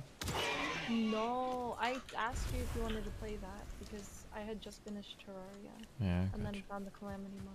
And then you're like, oh, that sounds like fun. Yeah, we should play sometime. And then like 6 months later, you never got back to me. It's a stream killer game, so I have to be careful with games like that, okay?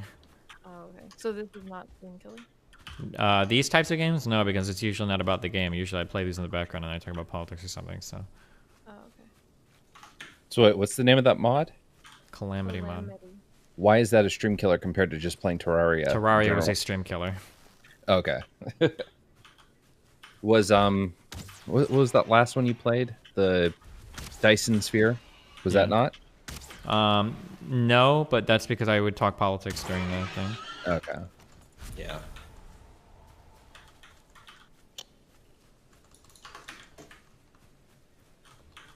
Are you still by the troll, Amuna? Yeah, I got my dead body. I found another cave. Right, okay. I'm just making some I arrows. should have maybe marked it. I just did. And so we can go there. But I think I'm gonna call it a night because I need to start like getting ready and relaxing for streaming. Yeah. Yeah. I didn't know you were on earlier. I'm sorry about that. Oh no, it's alright. I was just waiting for Steven to stop playing. I was doing something else. No, I saw Steven doing like whatever on stream and I was like, are you busy or are we not gonna, or are we He's intentionally late because he wants to make sure you're eating Oh, cold said that pizza you by were the on. time the debate starts. Sweet. Wait, what was that? Did somebody just message me about some DSP shit? I feel like I was just reading something and then I got distracted. Did DSP's DMs get leaked or something?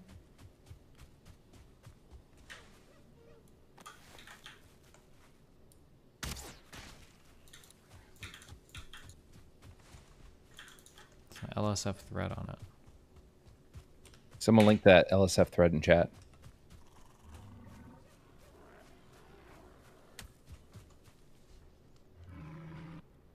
Oh, do you guys see where I'm at on the map? Yeah. There's a burial chamber here. That's where the other one was. Have you guys? No, Have that you? one's up north. Will that not give us what we need? Well, yeah, you should be able to get the things in here, no? Yeah. Yeah, I'm coming. You gonna stick around to do one more dungeon? I don't know why I have another one of these popcat. Like, that's a shorter walk versus when us running south.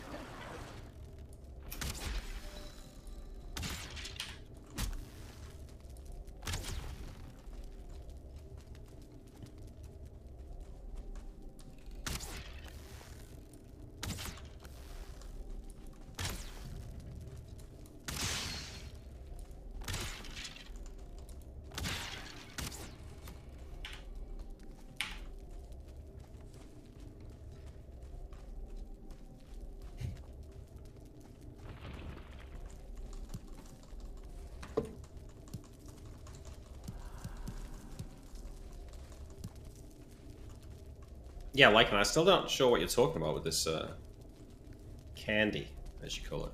Oh, so I just googled chocolate cone bottoms UK and like Muddy Bites. Does that ring a bell? Muddy Bites? Nope. No. All right. How do you know about Muddy Bites, Nick? I don't know. Yeah, I'm not sure. Gee, where are you from? Are you like from Manchester or? Liverpool originally. Oh, that's why. I live in Manchester though. So, Cornetto. Gotcha. Yeah, Cornetto is like an ice cream though. Yeah, so like it's like just the ass end of the cornetto though. Is the candy. Yeah. I get I know that's what you're saying, but you're saying that there's a candy that's just... Well, I guess I call it a candy because it's like more like a cookie, I guess, but it's literally as if someone just snapped the chocolate end of one of those. Yeah, I don't know what that is. I've not heard of that. Yeah. Fucking it's baller. Sounds pretty good though. Yeah, I also like the end of a cornetto. It's the best part. Yeah, true. I actually think like getting to it's like a cheat code in the game. You know, you don't like really appreciate it because you didn't work to get to the end. Mm. Oh, you know what a really, really, really horrible example of that is? What's that? It's fucking unshelled pistachios. Dude, if you give me a bag of those, I can eat so many of those, and those are fattening nuts. Not good. That's a good point. You need the shells to regulate you. Are you already inside the dungeons, dude? Yeah.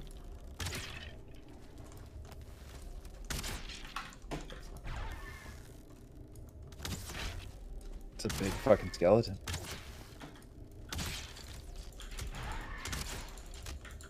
You want to kill this poison guy back here? Yeah, let me just kill these guys. Okay, no, wait, there's another one.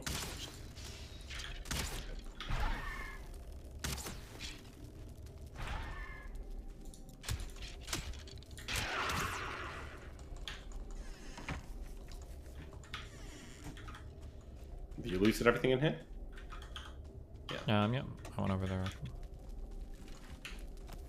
Oh, there's a spawner room where I'm at right now. Come in. Oh, ouch.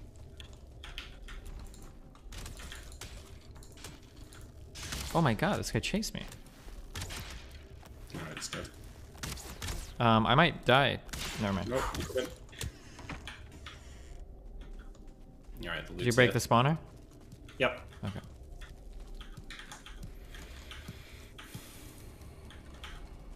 What was in the chest? Some random like amber gold dumb shit. Alright, well there's another 4 of these cores.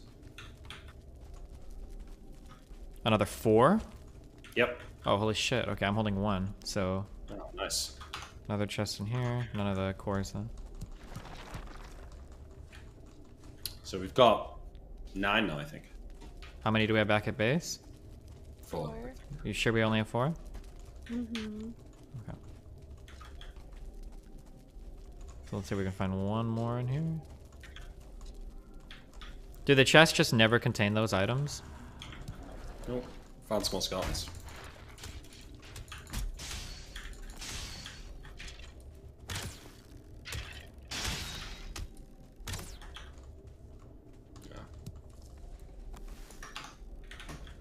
There's a room you guys missed. Where? Over here? Oh, we haven't gotten here yet. Oh, hey. Well, it looked like it was a dead end, so I thought you guys just missed it. Right. There's some more in there.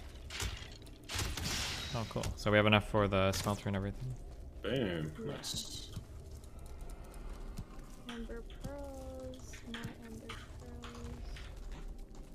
Sweet. Mission accomplished.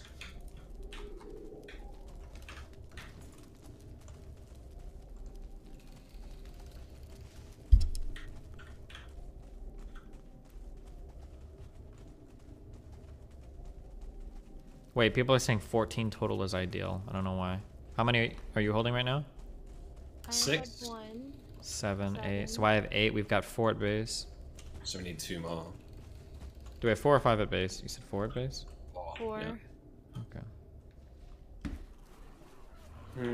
People in my chat are saying it's enough, but It's enough. Like, we don't need like portals right away or something. wow, portals.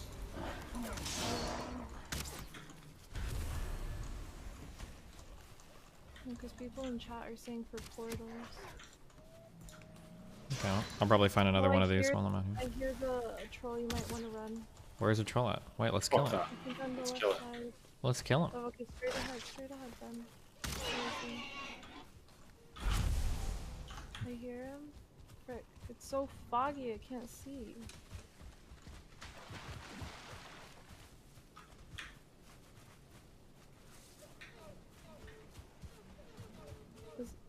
Are you sure there's a troll? I heard it, I swear. It makes like a growling noise, like a weird growling. Hold on, let me go back to the cave we're at. Have you seen The Handmaid's Tale? I have. It's not worth watching. I watched the first few and couldn't really get into it. Wait, never mind. I have not. There's a movie called like The Handmaiden or something, and then there's like a show called The Handmaid's Tale. I have not seen that. Never Oh, mind. it's right here, it's right here, it's right here. The Handmaid's Tale is the based Go on back Margaret to the Atwood cave. novel. Do you guys have to read that in school? No. Oh, I don't think I'm actually gonna be able to fight this thing. I'm sorry, my bow is almost broken, but I'll shoot it as much as I can. Where is he at? Right here, where I'm at. Oh, cool.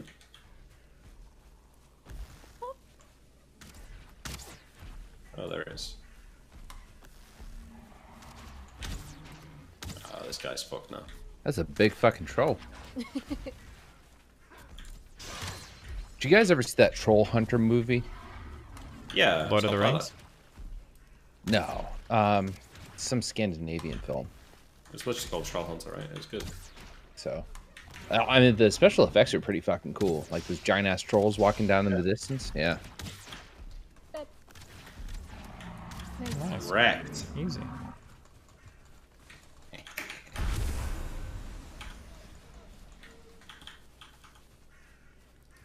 Here, I don't know if you guys picked up the troll hide stuff too. Here, there's I got it. recipes for that. Hey, there's another dungeon right here too, yeah? That's the one we're in. No, it's not. Yeah, it is. Oh. It is. That's the. I ran back to. Yeah, I think it the is. one. Yeah. Because I heard the troll. It was right by the cave, right behind it. Yeah, I guess you're right. Stephen, Amuna, and Nick. Why? Killing the troll, cutting off his dick. Turn it into an epic weapon. No one can stand in their way. Hey, killing the troll today. Thank you for that, Lycan. That was awesome, yeah. You should do that the whole time. No, don't. But thank you. So you should.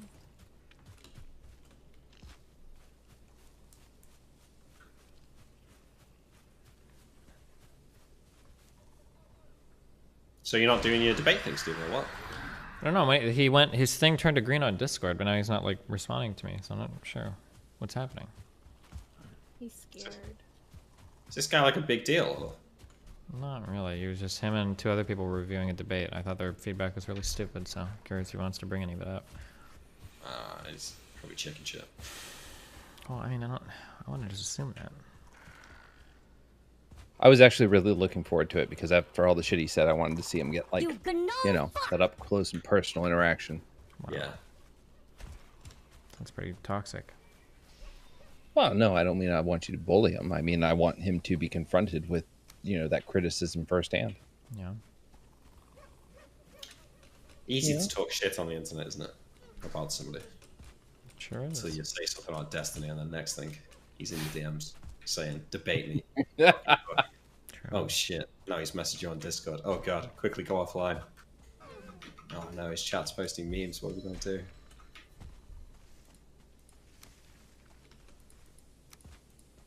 Oh, this doesn't update live. Okay.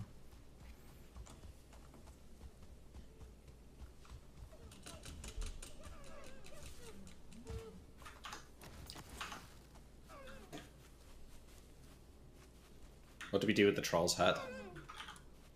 Just like deer hide. He gave you the recipes, no?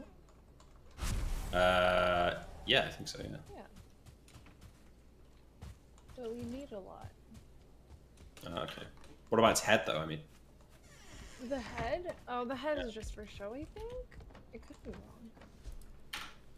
Stick it on a pike outside of your longhouse. Yeah, I might do. Drink mead and honor your ancestors. We have a lot of honey. Do we have leather scraps anywhere? I have There's 7. some somewhere, yeah. I have 7 now. Oh my god, yes. You're welcome.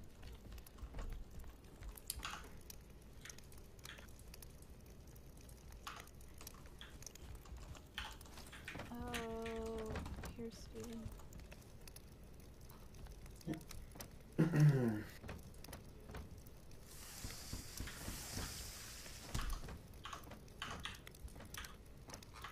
Where are all the other cores? In here. Thanks.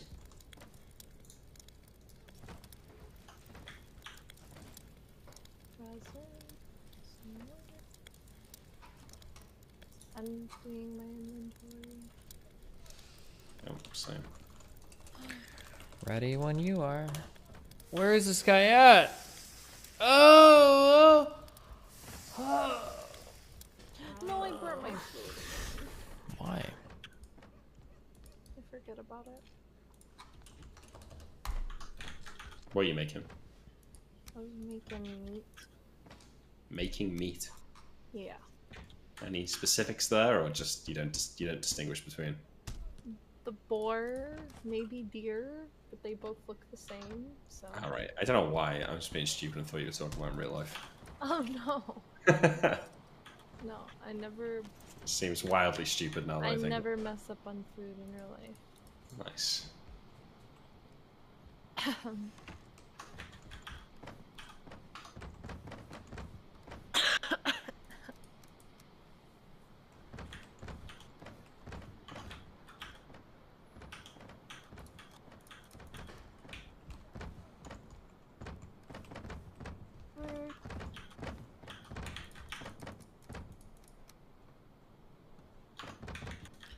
Cool. Is that cool? Yeah, he's pretty cool. Oh. All right, I'm pretty tired. I might log off. Watch you talk to this guy, Steven. Okay, Nick. Have fun. Be careful, buddy. Yeah. Thanks for the invite. It's been fun. All right. Yeah, stay See you safe. tomorrow. Yeah. All right. Loser. Got him.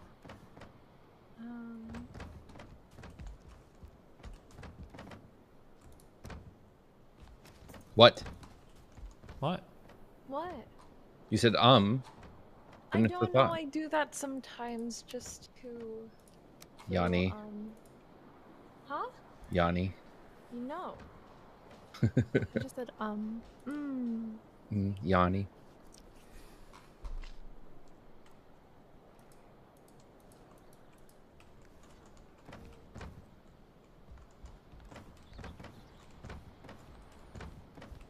dokie. I think I'm gonna. All right, be careful.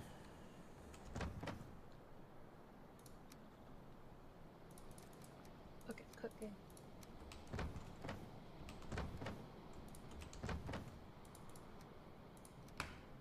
Wait, are you trying to speak Arabic? Yes. Yanni, I was like, what the heck is a Yanni? I thought you were trying to say like yawn. For those, And for someone those. in chat is like Yanni as in in Arabic. Yanni is not in Arabic. First It of all, is it's- in first of Arabic. First of all, it's Yani, which means Yani. like Yani. You said Yanni, so like I had no idea what you were saying. Oh, I'm sorry that the white man isn't pronouncing your words correctly. Good gatekeep. No, it's not a gatekeep. You are It just didn't gatekeeping. know. No, I'm Yeah, not. you gatekept It him. doesn't mean it means like. Listen, my Yani means similar to or like. Cat 3 linguist used to say Yanni all the time, and he said it was a filler word for in English. Well, yeah, some Arabs do that, but I mean, like, it's not the proper way to say it. It's not the proper way to say it. Sorry, my pronunciation isn't pure enough for you. Thank you, No, AJ it's still Greensburg.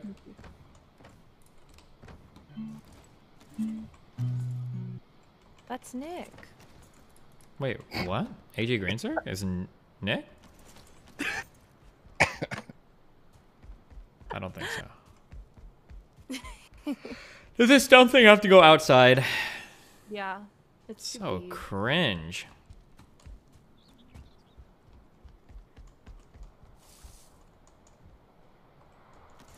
Lycan learned Arabic from a rich family. I probably didn't catch it because I'm used to more street level Arabic. That's true, actually. I speak Falahi Arabic, which means farmer. Yikes, So, bro. Not a good look for you. It's very slang. It's the Arab word for hood rat. Basically. Keep farming, keep farming, keep. Yeah, 19. Nice. Inshallah, y'all. This should have been bigger. We should have made the house bigger. You were wrong for criticizing me. God damn it. What do you mean? It needs to be bigger. I can't fit the thing inside. The smelter doesn't need to be inside. It should You go need inside. It looks gates. way better You inside. need gates. No, you need Oh gates. god, now I'm gonna put it outside. It looks so Yes. bad. You need a gate. Oh you know my why? Because your building's gonna get attacked. This is so cringe. True.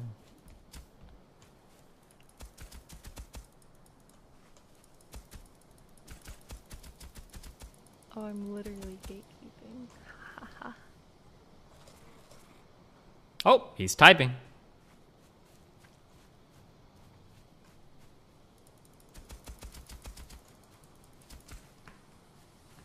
Is this level? This doesn't look very level.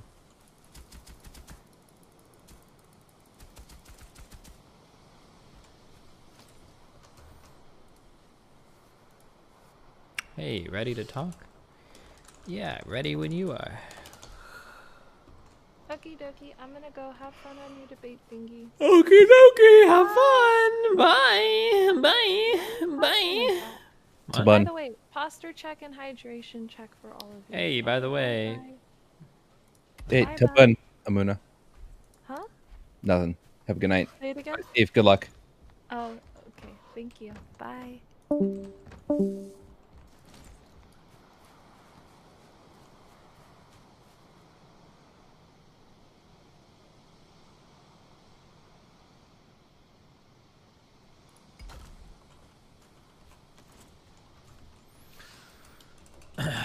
Give me a couple minutes. How's 8 p.m. sharp? Sounds good.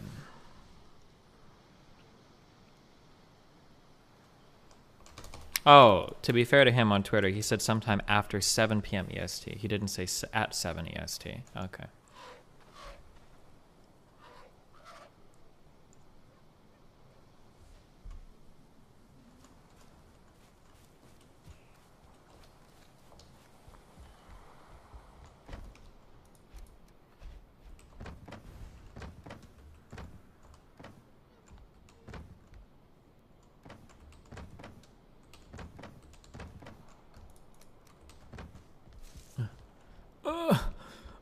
I'm so slow.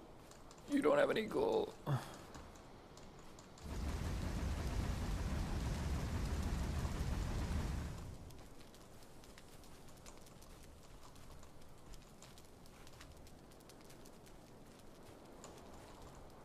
Wait, do I need to like add?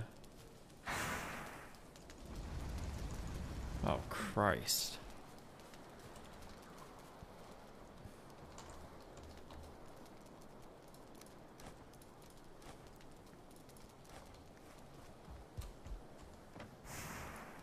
You gnome fuck! No, buddy, I love you.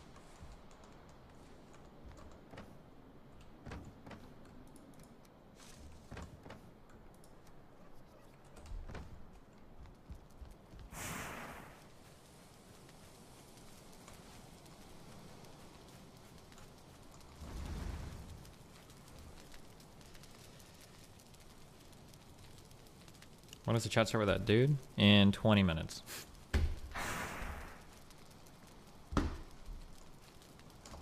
Which is enough time to go over some fork requests.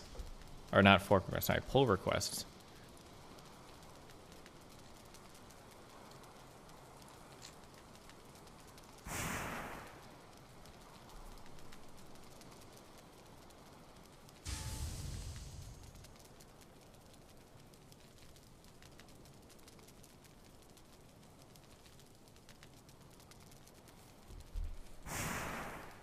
Sure.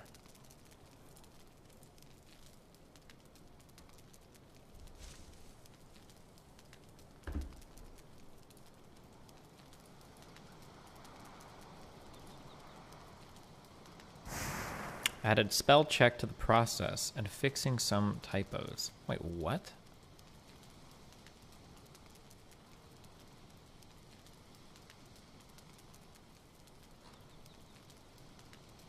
Okay, guys, to check this one. I don't know. I don't know about editing that file.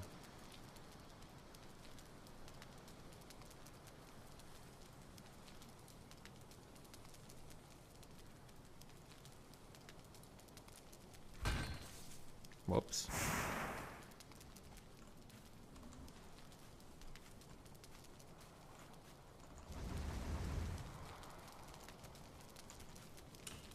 I shouldn't have built this right next to each other. Can I can just take this apart and it's not gonna like fuck anything up, is it? Did I get all those items back that I had inside of it? Hopefully I did.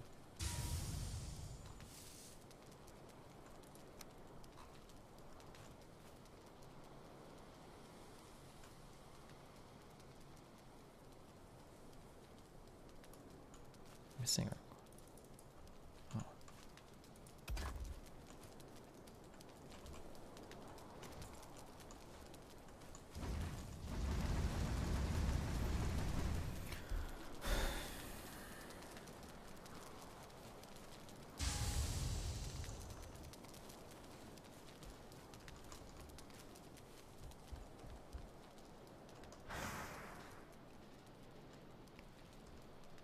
Wait, what does this have next to it? Can't be teleported? Okay, thanks for telling me, I guess.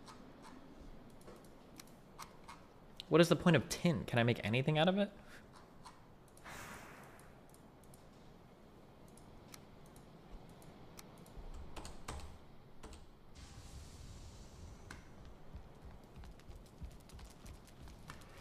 Smelt it with copper to make bronze. Cringe! More like cringe, not tinge. Got it.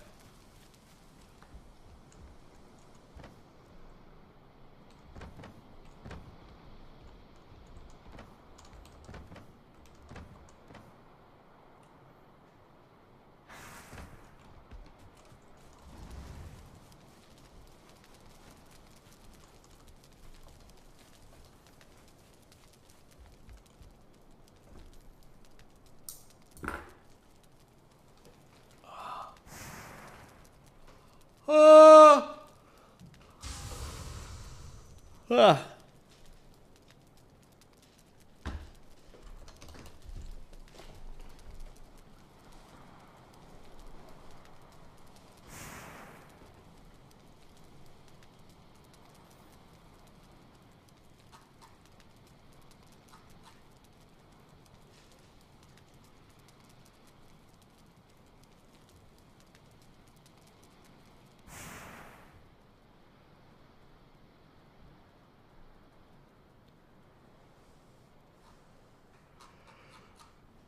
Okay.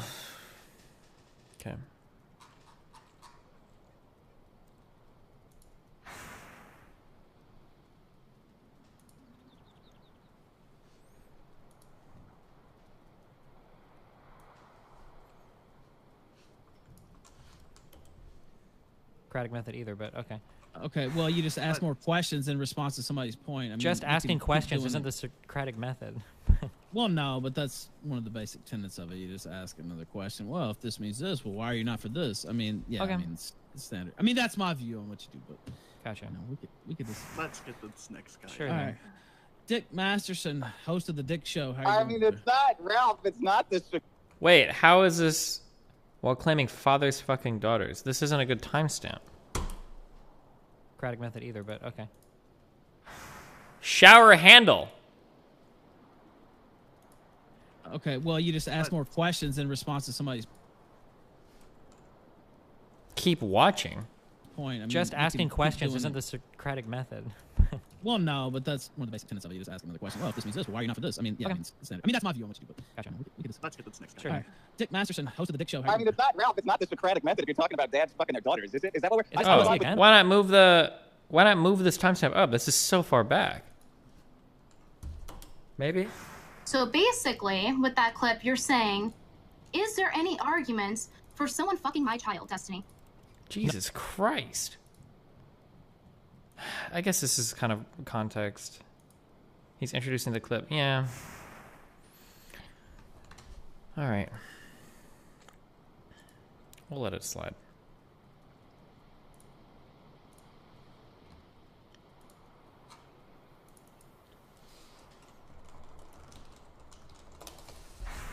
Is Lengel the pizza guy? One of them, yeah. Just waiting for him to hop on. Should be soon.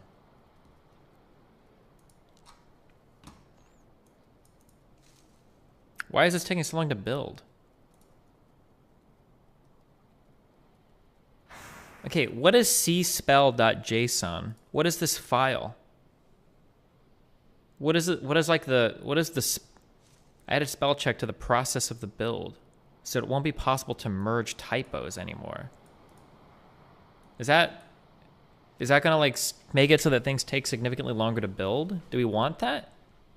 Do we need a spell checker as part of this?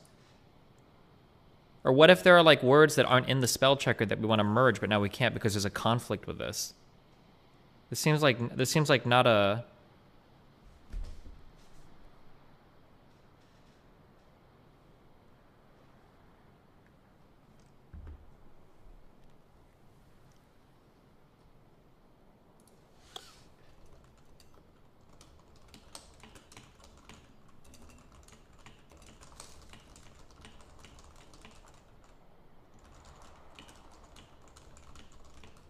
There's probably some character to escape the spell check or whatever, but I don't care. Fuck that. Look at the rest of the commits. Oh, I think he had some spell. Can you reject like one commit, but accept the rest of them, or no?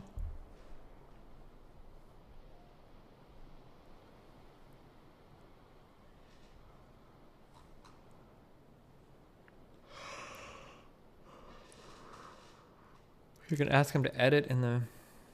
I think CSPL is a VS Code extension. It is a file that add custom words and everything. I don't think it will slow the build process down. Well, the problem is the way that he said that he added it was to make it so that files won't merge if there's a spelling conflict. Is what he says in here. It won't be possible to merge typos anymore, which seems like not a good thing.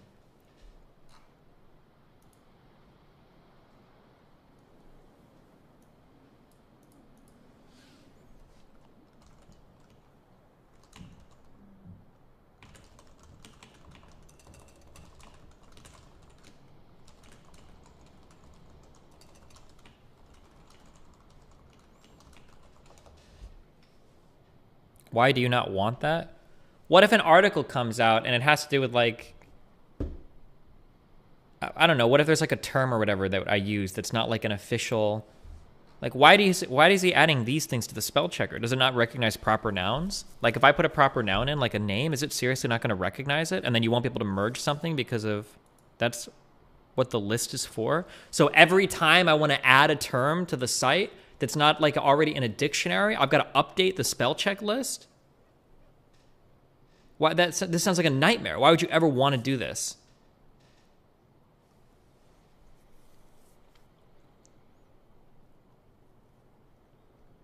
Yeah, we just client side spell check, and then if there are typos, we just correct them.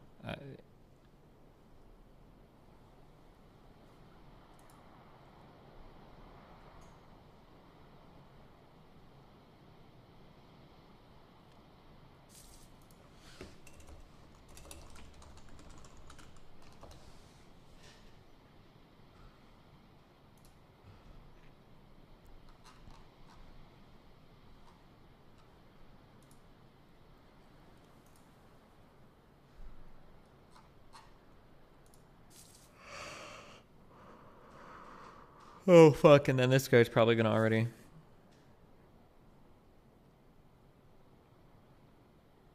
lead people to becoming radicalized. Cause people to become radicalized. Someone else change this too. Fuck, I don't know if this change will still be in there.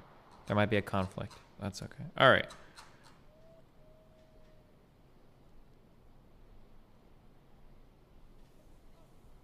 Do I really want to delete my period here? Oh, fuck, this guy's correcting a lot of typos, I think, that have already been corrected. Why is this not building?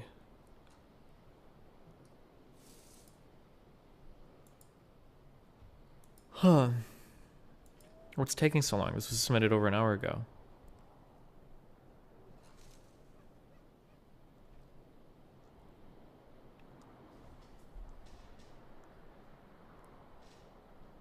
He added commits 7 minutes ago. Oh. Wait, if he's still adding commits actively, why the fuck did he do a pull request on his branch? Why doesn't he just work on it and then when he's finished with all of it, then do the pull request? Why would he do a pull request 2 hours ago and then continue to add commits to the branch?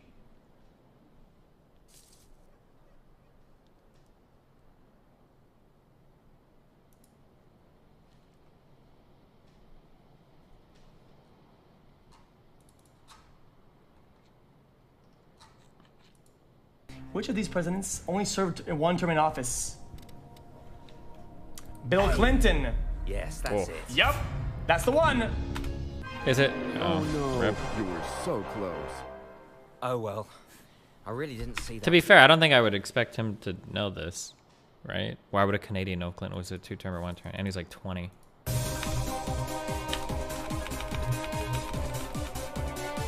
Isn't that the guy who cheated on his wife with a rando in his office? Dude, how the fuck does he pull that off while doing 2 whole terms? Which of these...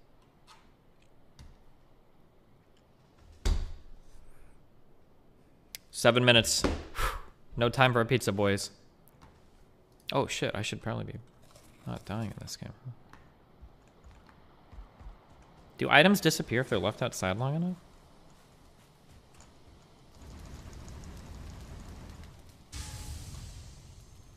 Also, oh my god, this is a slow as fuck process.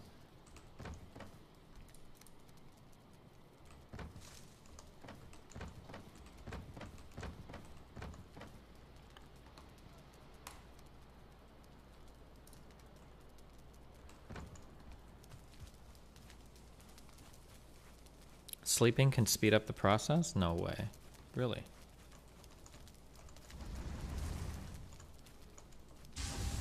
Is there no way to just add 25 wood? You really have to push E every time? Is this another wrist eliminator, like Dyson Sphere program?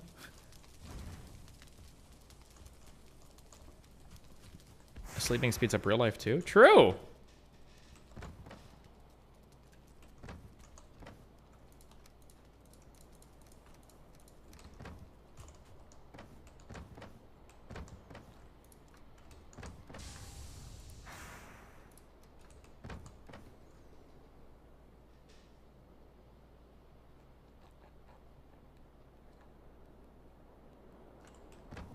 I feel like I had items in here that I needed to depot. Okay.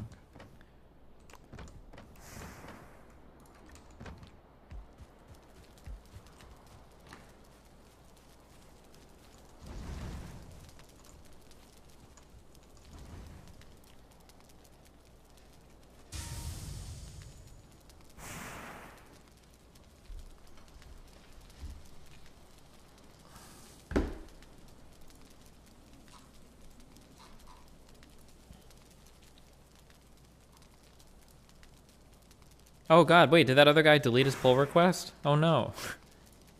Or when you comment on it, does it go away until they edit it, or?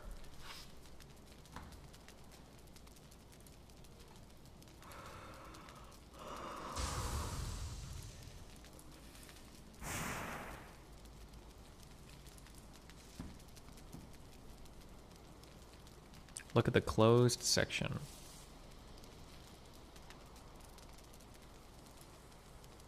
Is closed. Oh, this guy.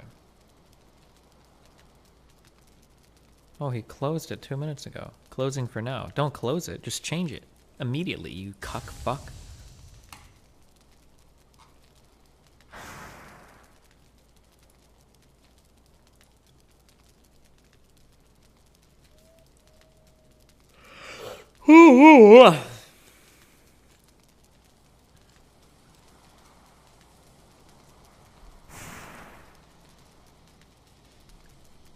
Okay, he added 2 commits 11 minutes ago. Why is the build still not done?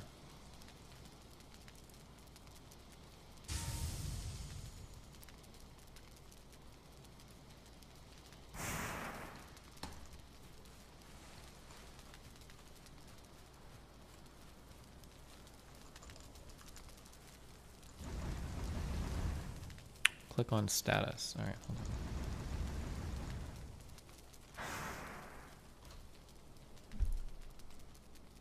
Wait, where's status? Jesus, that didn't help.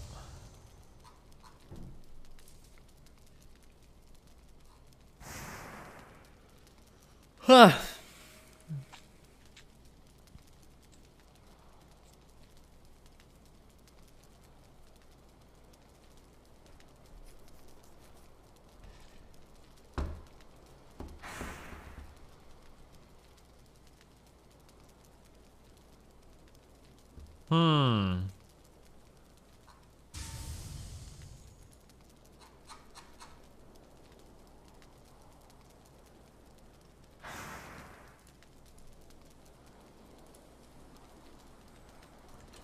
Oh, tonight before I stop streaming, if we play Darkwood tonight, before Darkwood, guys, we're adding those emotes to YouTube chat, okay? You guys will have your new emotes. I swear.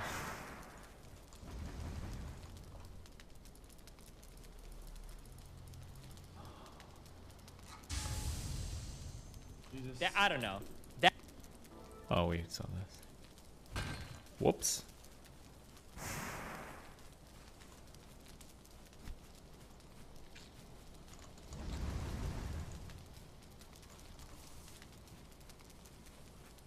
Destiny, can you acknowledge YouTube chat while we wait? Listen, if you type my name, I'll acknowledge you, okay?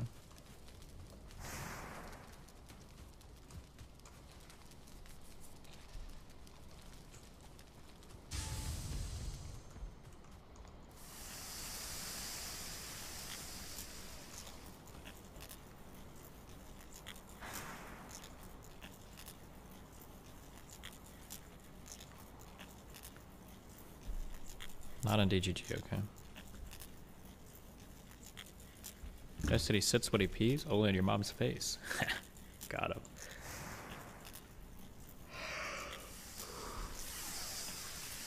him. The new Destiny is such a clickbait. Uh-oh.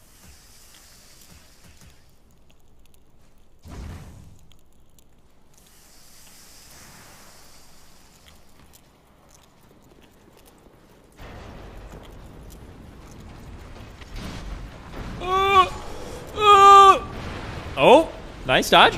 Oh, nice dodge. All right, Moody. Oh, no. Oh!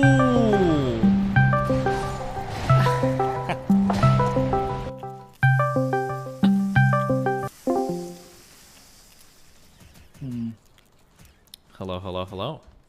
Hey, Destiny. Or I guess Steve, I should call you. Yeah, it probably works. Okay, terrific. So you can hear me okay? You're coming through fine on my end. Yep, loud and clear. Absolutely. Well, thank you for having me on. Yeah, thanks for chatting with me. Yeah, no problem.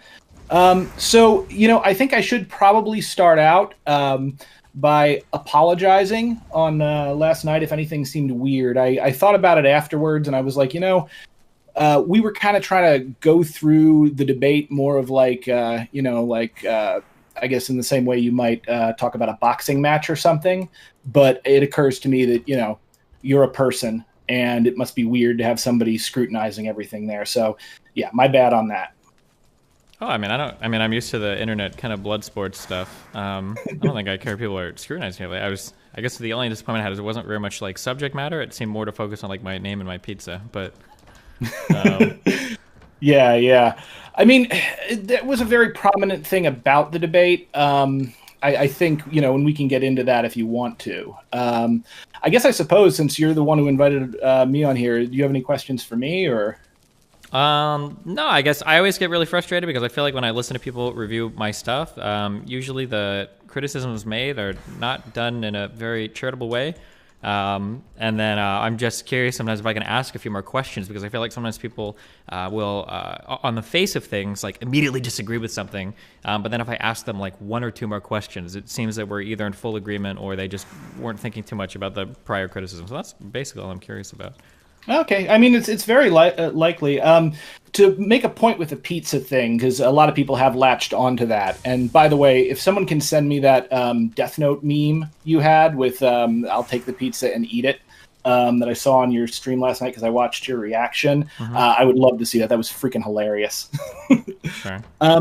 Yeah. So anyway, as far as like debates for me, just so you know where I'm coming from, I'm a writer primarily, started in the theater, and lately I'm most famous for, one, I'm an Appalachian Trail 2000 miler, so I wrote the first play ever about the Appalachian Trail, and then second, I'm the author behind this comic series, Snow White Zombie Apocalypse, that started out as a play, and now it's got a Ringo nod, so I'm coming at this very much from an artist's perspective, but I've been doing a lot of debates, and I'm, kind of an old school reply guy, like from even before Web 2.0. So this has been a habit and a hobby for me.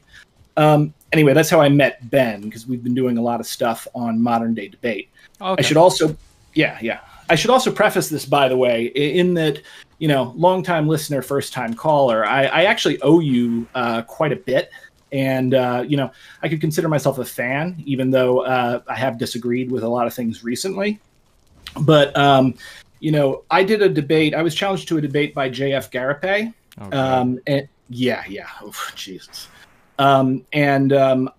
Your early debates with him that I watched were, like, critical for the research that I was doing, and I crushed him. So thank you for that.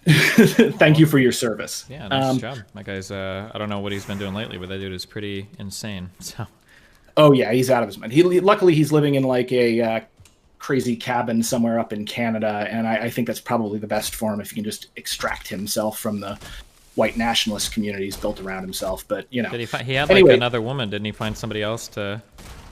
He did. There's a video I saw called like J.F. Garapé, like an intellectual beyond parody, and they kind of go into it. And I don't want to make this about him really, but like the point being is that you did the really hard work of talking to some odious characters, and I feel like that was really important work that was really well done. So thank you for that, and that's had a personal impact on me. Gotcha. Yeah. Now, as far as the actual debate analysis, I think one of the reasons we focused on the pizza, and if you actually watch what I say, it was not so much to make negative assumptions about you. I actually said that I didn't know if it was being done on purpose or not, and I figured it was. You're a streamer, and from what I understand, streamers often eat on camera, so. But it was also a tactic that I had noticed other people use that I think were probably doing it on purpose. The two examples I gave were the Proud Boy and Donald Trump. So, we're trying to break down debates. That was less about attacking you for doing it, though it did seem to get into that a little while later with some of the other people in the debate. And more just pointing out that is a tactic that people will use. And, the whole point of it is to analyze debates and to analyze every part of it. So for me, at least, the way I see debates is they are performance art primarily, and as such, aspects of how your words are delivered to the audience and interpreted. It goes into everything from your cadence, your manner, your perceived stuff. Like every debate breaks down into kind of a triumvirate of ethos, logos, and pathos. And so I felt like the pizza was relevant in that it fed into ethos. But it might, I can see that I probably stated it too strongly, which is why I got a little pushback from Ben there. So, my bad. Do you think that every single debate is equivalent in terms of its performativity? No, I don't think it's equivalent. I would just say that like performativity is a big part of it. Like if there's a radio debate, performativity is going to be less than if it's something like on YouTube or on television. Wait, and also, real quick, like, just so we can understand, when you say performativity, what do you mean by that? Just so I can understand. We're on the same page. Basically, like what I mean by it is that I guess sort of the tactics that are used to communicate things to the audience that are not necessarily the explicit, like what's been explicitly said. Like I'm trained as a playwright, so what I'm really interested in both as a playwright and as a writer is subtext. Mm-hmm. So I guess the performativity aspect of it would be the subtext that carries under the text of the debate, which I think you would say you seemed more interested in, which is more the logos part of that triumvirate. Yeah, I mean, I would say that there are debates that I have where rhetoric is more explicit, where it's a more rhetorical style of debate. So if you are employing logic, it's for the sake of logos and it's for the sake of being persuasive. But I think that very rarely, I think there are conversations I have where it's genuinely just two people trying to figure out what each other means, and it's not necessarily approached as a debate where somebody's trying to like own somebody else or beat somebody else. And I felt like Albert, for as much as I disagree, or Michael, I'm sorry, wait, it's Michael Albert, right? Yeah, it's Michael Albert. So you got yeah, both Michael of them. Albert, yeah. For as much as I disagree with his style of everything, I don't know if I viewed that debate as a debate persuasive, argumentative, like trying to like own somebody or whatever. I felt like that was more just us trying to understand each other's positions. But well, and that's something that I was surprised about because it said debate on your website, like on the actual YouTube video from your channel that we used. So I guess we went into that with a more competitive framework in mind. And I was surprised to hear you because I was talking about one of the two big times I praised you early on. Was the fact that you had been willing to concede points early on, which I think is actually a really great tactic for people who are interested in competitive debating to see and to utilize. And I think you said something like, or maybe I just agreed with it genuinely. So, yeah, I guess my problem is that and I guess if you guys are literally going by a purely we're literally just going into this with the hardcore debater mentality, we're analyzing this as debaters or whatever. I guess that could make sense, but I guess with the framing that way, it makes it sound like the entire goal was to just basically own the other person, and then if I ever made a concession or agree with anything, I was doing it for a rhetorical point and not because we were actually having some genuine agreement on a topic. I mean, I think you can do it for both in terms of a competitive debate. I believe when I go into the debates, whether it's unless I'm up against freaking neo-Nazi or something, I tend to be one who wants to have more communication and less fireworks. I know people tend to really like the blood sports because most people seem attracted most to the pathos aspect of it, and they're kind of there to see someone they identify with own someone they don't identify with, and to get that rush of dopamine. And I actually think debate can be higher than that, but I also think that, when you frame something as a debate, there's necessarily a competitive nature, and so there's a pull away from it. So, yeah, I think you genuinely agreed with him there. But if I'm thinking about it in terms of if you're doing a competitive debate, there's also pressure, to win, quote unquote. So if you thought of that more as a discussion, I kind of apologize. I guess that may be mine. And, I can't speak for Ben, but I know he picked it because it literally was debate. It was labeled debate. Interesting. Yeah, I guess it would be, I guess I feel like if that was the goal, you can find debates, especially more recently that I've done, that are going to exhibit far more. If we're looking at if we're looking at like an ethos, pathos, logos, and you want to break apart each of these as like effective rhetorical tools, you can find way better conversations of mine. Because I think that if we're even going to say that the conversation with Michael Albert was a debate, it's almost going to, I think, exclusively be logos related. Neither of us are going to be appealing to our characters much. Neither of us are going to be appealing to stories or anecdote much, as opposed to a conversation I've had with Nazis or other people where there are plenty of personal attacks, plenty of ad homs, plenty of storytelling, plenty of character building. Yeah. Well, I mean, again, there's implicit and explicit. I don't think you can ever divorce like ethos, pathos, and logos from the conversation.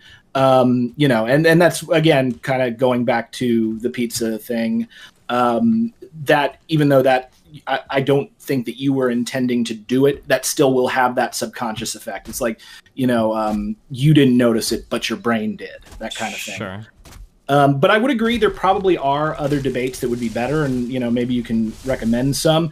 I think with Ben, the reason he wanted to do it is he knows Michael Albert, he's interviewed him, so I think I was gonna say, because if you were gonna go with it, I don't think I would believe that this was only chosen because it was a quote unquote debate. I think it was chosen heavily because of the political material involved as well. Well, I mean, Ben's a socialist, and so we're going to be most interested to look at debates surrounding socialism and just the kind of stuff he's into. And again, I can't speak for Ben. I know he wanted to possibly have you on to, like, once we were done, to have a conversation with you about it as well. Again, that he mentioned something about that. I may be completely misrepresenting it. You'll need to talk to him to get that exactly. Sure. But yeah, and then maybe you guys can go over yourselves going over the debate, and we'll get like a wonderful Ouroboros of meta. Sure. Yeah. So, I mean, I guess that's sort of where the debate was, and sort of where my head was at least going into it. I think the other thing that I wanted to bring up specifically related to that is probably like, you brought up a good point when we were talking about it was the economics point, where the two of you were talking, and you had said that you were thinking about it in terms of the paycheck that, like Wilt Chamberlain was the original example. I think he used some other basketball player. And we were arguing over what somebody's labor was worth, and Michael Albert was basically asking if the end product is worth exactly what the labor is worth, because he was trying to get at the idea that when you're buying somebody's labor, you're selling it as a final product or combined with the product for more than it is, which is obviously true, but I was looking at it from the perspective of just the value of the labor in and of itself, so I was missing his point there, and we were not connecting on that. And then I was a little disappointed because I don't think you guys brought that up at all. But we kind of touched on it a little bit. I will agree we didn't go deep enough into it. I think you saw that a little more easily because you were in your head at that time and kind of remember it. What I saw when I saw it was there is usually, like, me and Ben partnered in a debate against two guys, Todd Lewis and Keith Preston recently. And in the debate, it was a debate on, like, can socialism innovate? Which was the easiest freaking thing to debate ever. But what we wound up getting into was Todd had based his entire attack on socialism on attacking the labor theory of value. And it struck me as what you were talking about and what he was talking about seemed to be like it was going in the direction of subjective theory of value versus labor theory of value. Which, for the record, I don't think it matters which theory is correct. As far as like socialist claims of exploitation are concerned, but I think that's what maybe threw me. I knew that you weren't communicating, and I think I may have actually written down in my notes they're not communicating here. But I will tell you were probably right that we should have looked more into that and focused on the disconnect. Because again, if we're thinking of this not as competition, but as an attempt at real communication, which is also another purpose of debate, I would say that the recognizing that would have been something that would have been really great to bring up. So I'm glad you pointed it out. Gotcha. But yeah. So, I mean, do you have any specific other questions about that with regard to like, stuff that I may have said or somebody else? I can mainly just speak for myself. Yeah, I guess I don't know. When I was listening to it, the impression that I got was that it sounded like you guys were pretty hostile towards most of the points that I brought up, but I don't know. I guess it doesn't sound like you're too hostile towards them now, or? I mean, So I went into that debate completely cold. I had not watched any of it at all. I know that you tend to have a decent amount of disdain for socialist arguments, and I've seen some good arguments out of you on that, and some that I felt are kind of missing the point. So I expected to be pretty exasperated. Do you think in terms of like arguments you think I've made that you think are missing the point? I'm curious what any of those I'm are. trying to remember. I think one of the ones that and again, I don't want to rehash every other debate, so I'm pulling this out of I don't expect you to have everything memorized that I've ever said. Yeah, but I remember there was one when you debated my friend American Johnson and Luna on socialism, and Luna had made a point that a lot of like third world kind of communist countries were poor because of imperialism and the CIA coming in and specifically messing them up. And I think you had responded to that. And this is a way I could have seen myself responding, to it if I was 18 or something, back before I had really learned a lot about socialism and about history, and kind of were like, well, if we fucked them up, then doesn't that prove our supremacy? And I think you're kind of missing the point there. So it's stuff like that I find a little frustrating. Sure. For that conversation, what do you think the point was that I was making there? I think the point that you were making is that a capitalist society this is the most, I guess, steelman-y I can think of it, is that a capitalist society is able to marshal the kind of resources that can be used to bring a communist society to its knees, and therefore the economic system is superior because of its ability to do that. Yeah, that's actually way closer than how most people, and it almost felt like kind of you were a little bit framing it. Like, I'm not trying to say that, and I never ever said, and I think if you've watched any more than the Twitter clip of that debate, like, I was never saying that, like, oh, well, capitalism is good because we destroy other countries, or capitalism is good because of imperialism. More so that if your economic system seems to constantly buckle to external forces, it seems like that's probably not a good argument in favor of your system. So, for instance, if you're saying, well, socialism would be good, but it loses to every other capitalist country, well, then it seems like that's probably a big problem. Like, that's something that probably is worth investigating, right? Like, it's not because if we become okay. I won't say that's not a big problem, and I think that is, in that sense, it is a valid point, and hence why I was doing my best to steelman it. But also, the issue being is it's like, so who's that guy who goes in and like does the sucker punch boxing and says he's like a champion? I don't know anything about boxing, so I have no idea. Oh, okay. So there's this guy, I can never remember his name when I try to remember it, but basically he's he's a YouTuber, and he tries to like go in and to like boxing gyms and ask for like a normal sparring match, and then he just goes nuts on the person, and like he tried to fight like Floyd Mayweather Sr. and tried to sucker punch him and got people are saying Charlie Zelenoff. I don't know if that's it, but yeah, Charlie Zelenoff. That's it. Yeah, I mean, my feeling is that the point that Luna was trying to make, and the counter argument to that is that the reason why capitalist systems are as powerful as they are today is because capitalism as a system is dominant over the globe, in much the same way that feudalism was dominant because the freaking king had an army and could keep people under control. It doesn't necessarily if that's the argument that she wanted to make, then she could make that argument. That would be phrased quite a bit differently than like our country is only lost because of American imperialism. But that's also a very weird argument to make, because it's not like other socialist countries. If we're looking at like the USSR, for instance, especially, wasn't imperialistic as well, right? It's not like Cuba or Bolivia. Like all of these countries, to some extent, everybody practices some form of imperialism. The idea that there's been like some intrinsic or some like socialist society that's never looked outside itself to exploit some other country. That I don't know of any large empire that's ever existed like that. Yeah, no, I would actually agree with you on that. Homo homini lupus. Though I do think that certain social structures can incentivize that more than others. Capitalism in particular. And also you got to keep in mind when you talk about imperialism and you're talking to like a Marx-Leninist like Luna, they have a different definition of imperialism than you might. And I don't actually agree with that definition of imperialism entirely. I think it's way too narrow.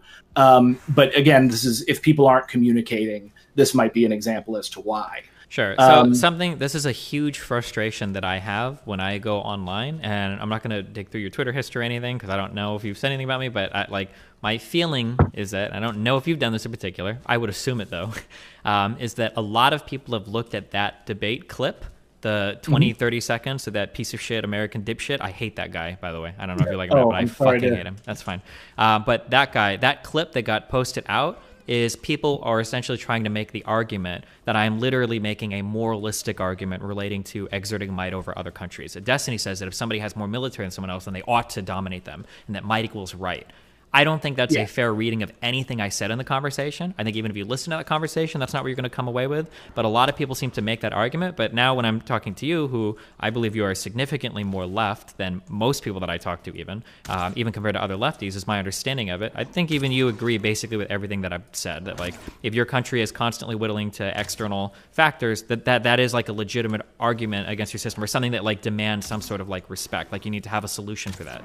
I don't think that point was that crazy at all. Yeah, okay, but I get hammered for that Vietnam clip so much, and the framing is always that like Destiny makes fun of young lady who tragically was like put in front of him to debate by making fun of napalming her villages, blah blah blah. When like the reality was I had a debate with the American Johnson guy, and she came in and started screaming at me, and that like was and that was like part of that conversation. But yeah, I don't know, that those kinds of things that get clipped from me constantly are very very very frustrating for me. And then maybe that can give a little bit more context of your guys' debate review when you bring up like the pizza thing. And I understand that none of these things are just like a one-off thing, but I get this framing of being like this hardcore vicious debate bro that is like bringing pizza with him to conversations with innocent lefties to try to like ambush them with superior pathos. Like I don't know, that kind of stuff is like very frustrating to me. But yeah no I can see why that would be frustrating. And the thing is I've seen, you're very much a public figure, you're very famous, you got a lot of people following you, and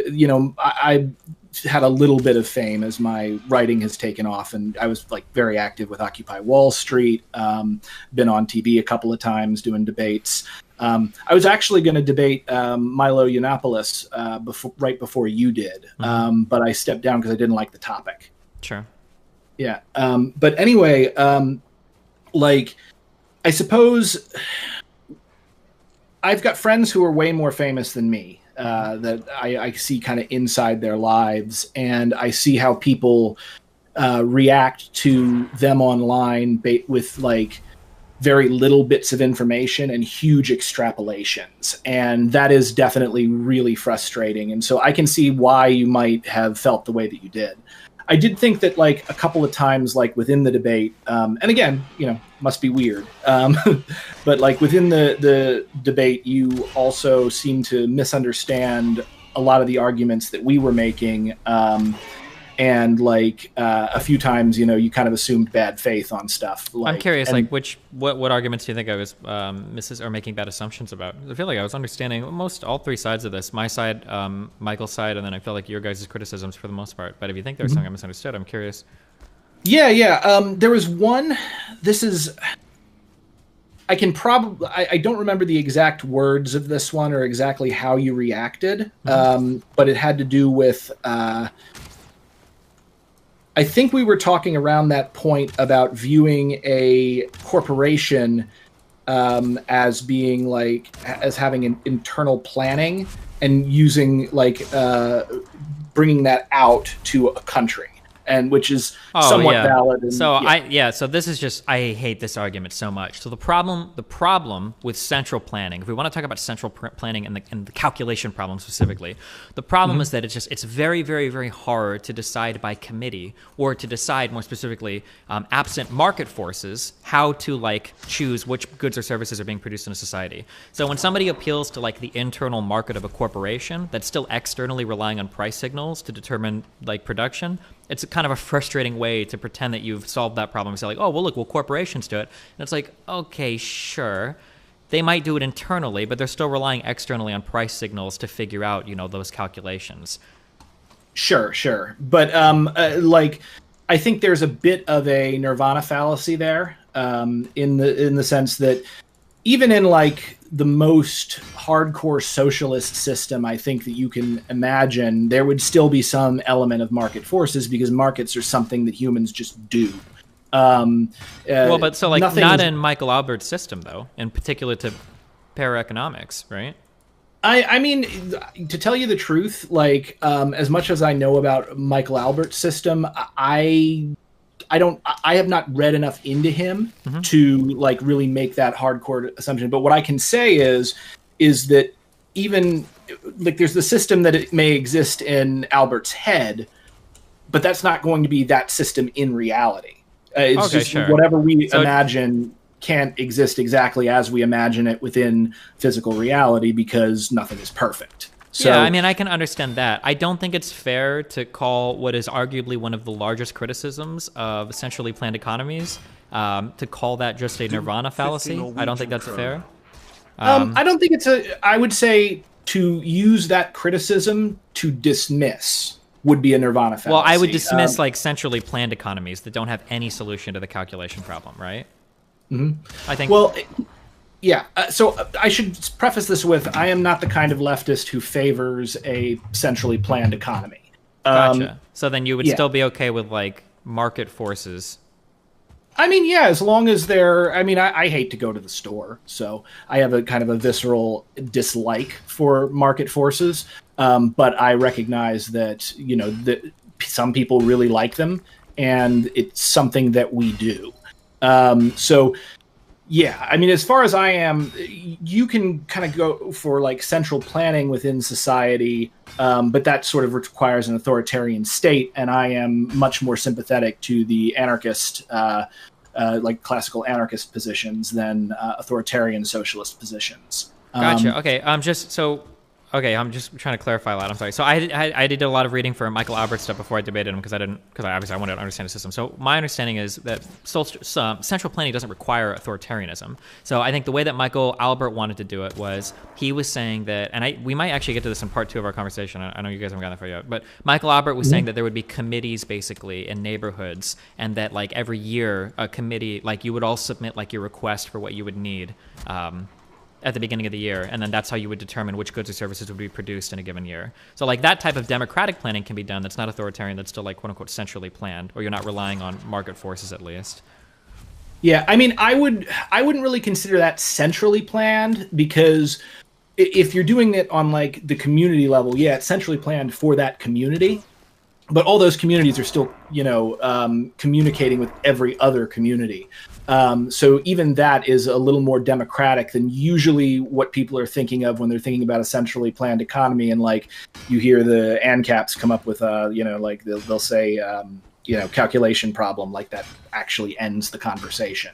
I do think that there is a strength that capitalist markets have over, you know, it's kind of Soviet style centrally planned economy. And that strength specifically is that they are tapping into, in a very imperfect way, they are tapping into something that has the backing of evolution, which is synergy, where, you know, things come together and market forces are kind of artificial intelligence that can help us make important economic decisions in a way the whole becomes greater than the sum of its parts. So I think that's a big point in favor of market-based economics. The problem with market-based economics is that markets are inherently biased towards previous actors within the market. And they have a number of blind spots. The biggest one, and I think just with particularly like market capitalist system, being that profits for an investor class are incentivized over absolutely everything else, which can cause huge problems, which you can see, for instance, in the United States response to COVID. Well, I mean, I would argue that in the United States response to COVID, I think you can see, this is why I like to divorce, and I don't know if you guys criticize this heavily. This is why I like to, oh no, I think you guys did. This is why I like to heavily divorce my economic systems from like pure moral statements, because I think that economic systems are tools that can be used to like deal really good results or really bad results. And I feel like the COVID response. I wouldn't disagree. You what? I wouldn't disagree with that. Okay, so I would say like the COVID thing in the United States, I think is a really good example of both ends of that.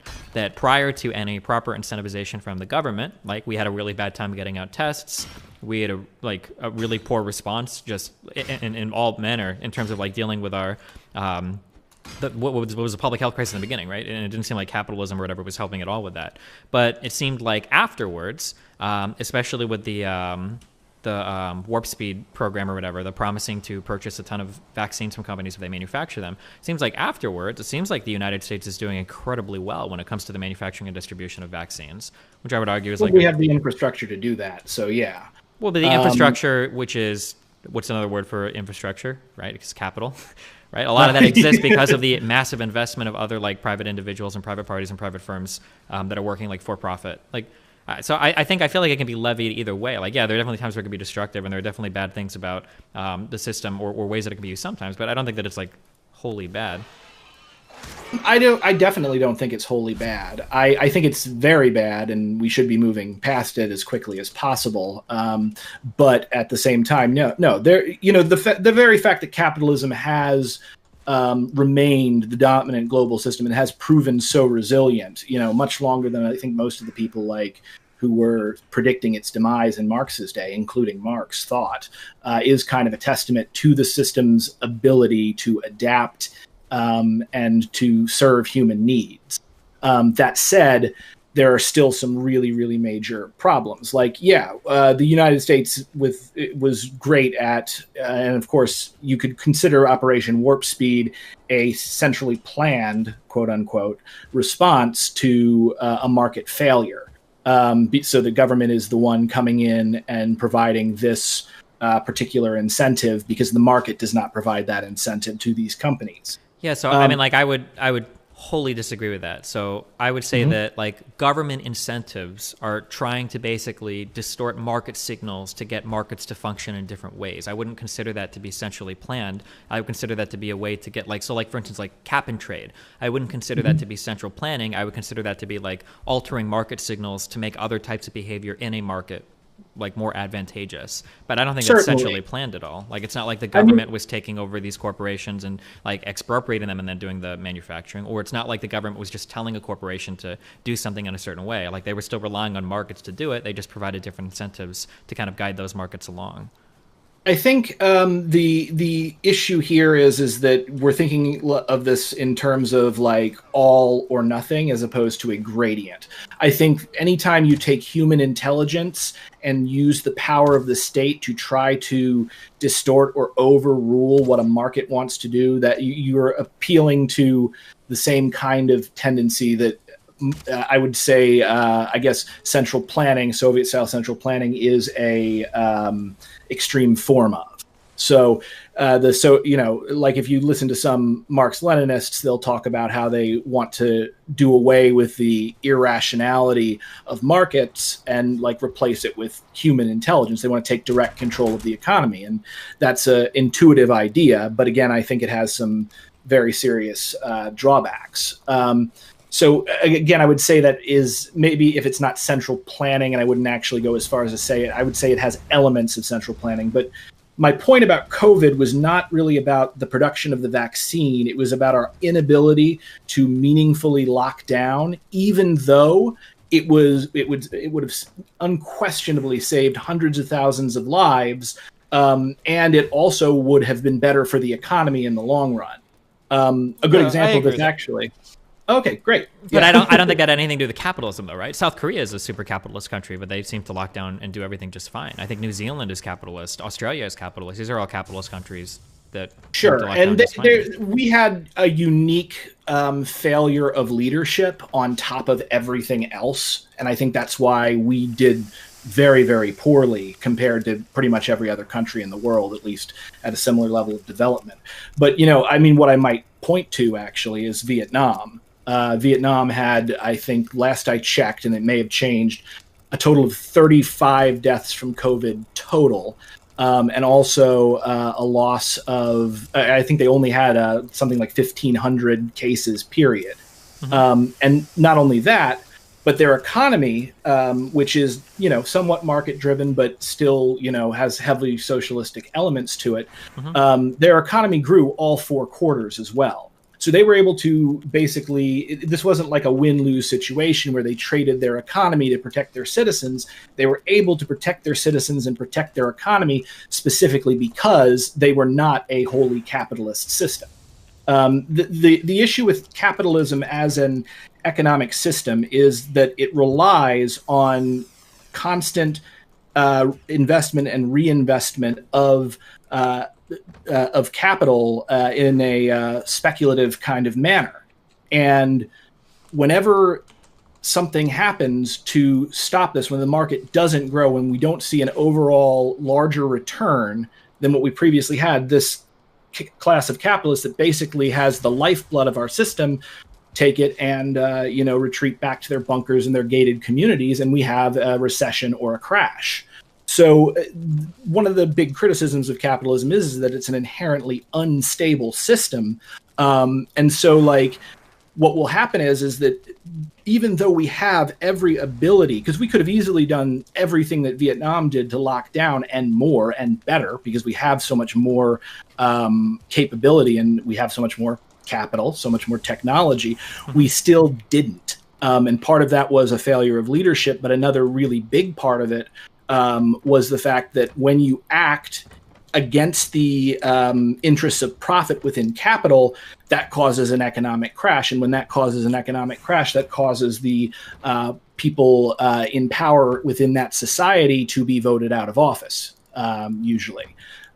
So our institutions are incentivized to act against our own long-term interests, both in terms of economic and in terms of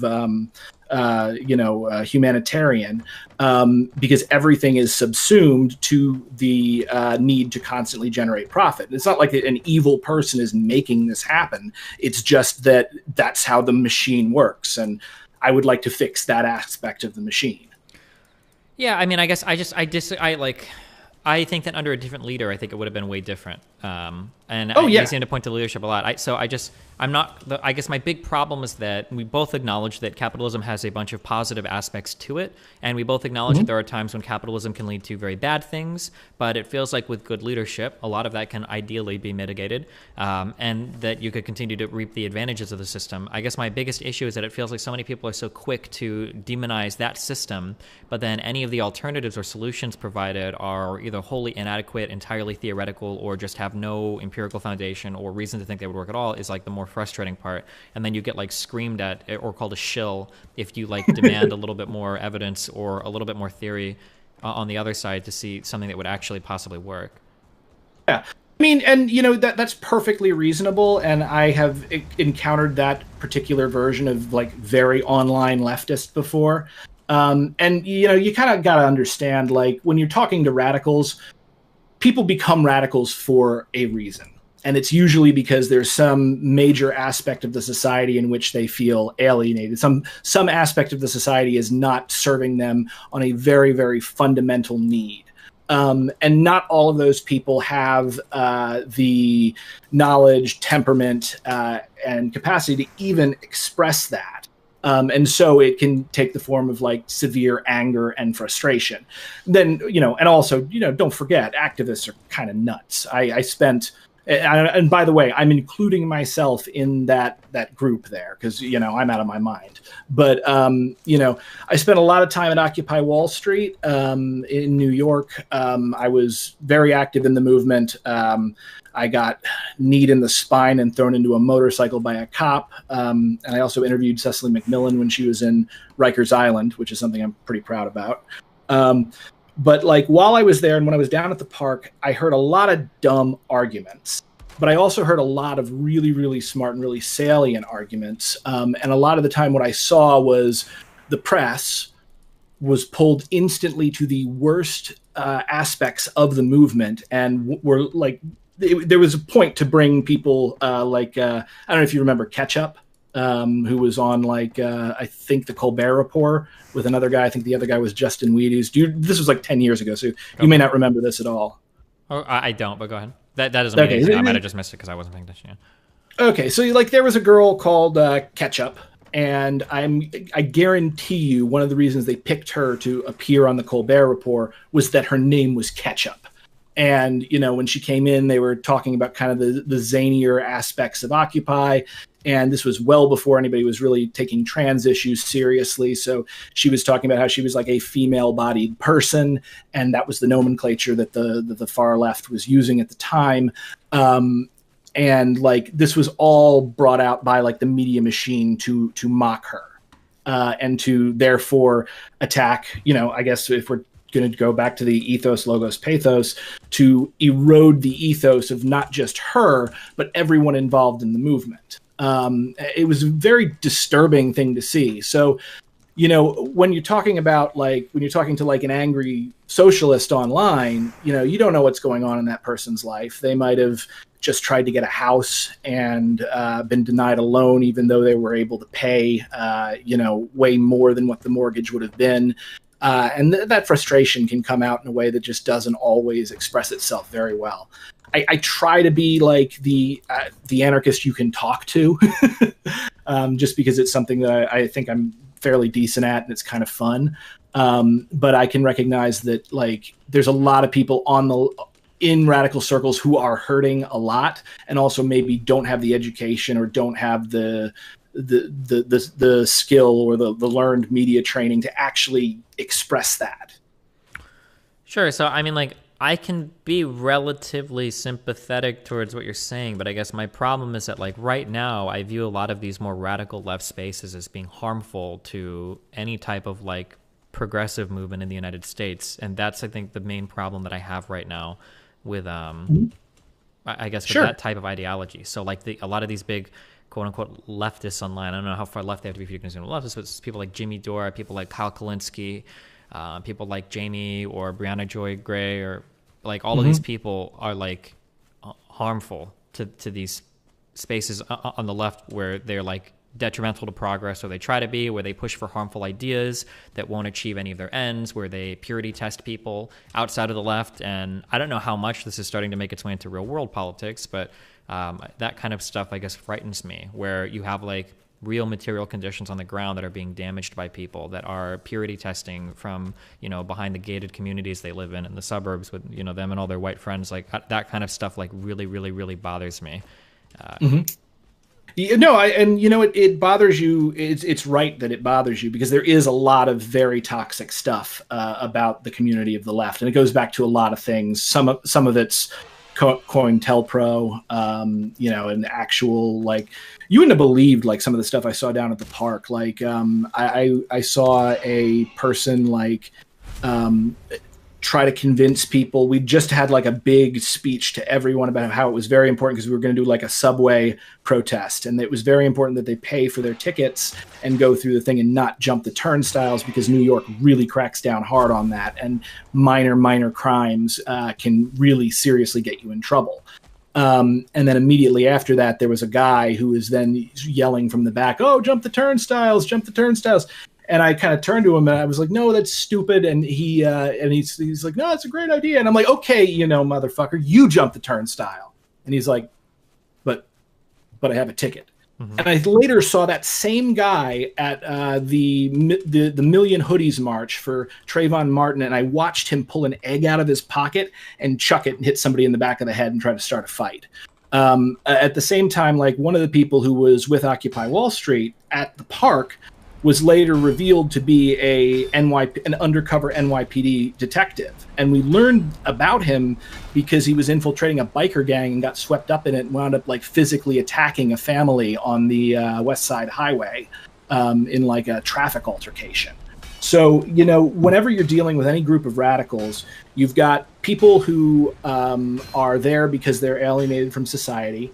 You've got actual infiltrators. You've also just got the general human element of jackasses, you know, and then you've got people that are infiltrating either from law enforcement or from like some conservative group or just nuts and hate the movement and want to destroy it. So sure, I understand there's a lot more going on. Yeah, I understand that these things can happen, but like I'm very careful with my criticisms. Like I'm talking about like what like widespread like popular figures that are popularly cited on the left, not just like random one-offs. Like I don't think it's any more fair to say that all of this radicalism comes from false agitators as it would be for the Capitol insurrectionists to blame Antifa for breaking in to the Capitol building. Certainly. I mean, I don't think, well, again, I don't think radicalism is necessarily bad. I think like when you have extreme problems, and extreme or radical solutions, it sometimes is the actual response. I usually, for this, I will cite like the Civil War, for instance.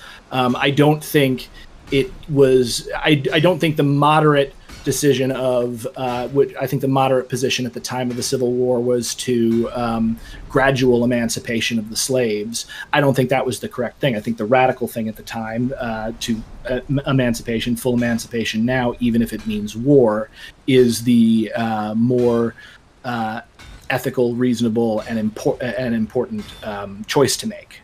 So I don't think like radicalism can be bad if it goes in a bad direction, but I wouldn't say that it's bad in and of itself. Yeah, I mean, of course, I think that there are sometimes radicals can be good, but that's why I'm specifically talking about how I believe that the radicals on the left today seem to be more detrimental to their cause than anything else, and that's kind of the thing. I mean, some of them. Yeah, all of the big ones. There might be people like on the ground that aren't, but like all of the people that are insisting that, you know, we need to get rid of Manchin because he's not $15 an hour, Medicare for all, like blah, blah, blah. Or all the people saying that like Bernie Sanders and AOC are sellouts. Like this is like, there's like a decent amount of this type of talk among leaders on the left. I'm not talking about just like random Twitter no names or just random people like it feels like this is some prevailing thought in some of these circles sometimes, which I think is concerning and frustrating. Can be, but also what you got to remember here is that this is a dialectic. So, and I will normally point to like Martin Luther King versus Malcolm X. Now, I really think that the only reason that Martin Luther King has been embraced and been lionized by history is because Malcolm X existed and made more extreme arguments that were not as palatable to society. They weren't as acceptable to the Overton window.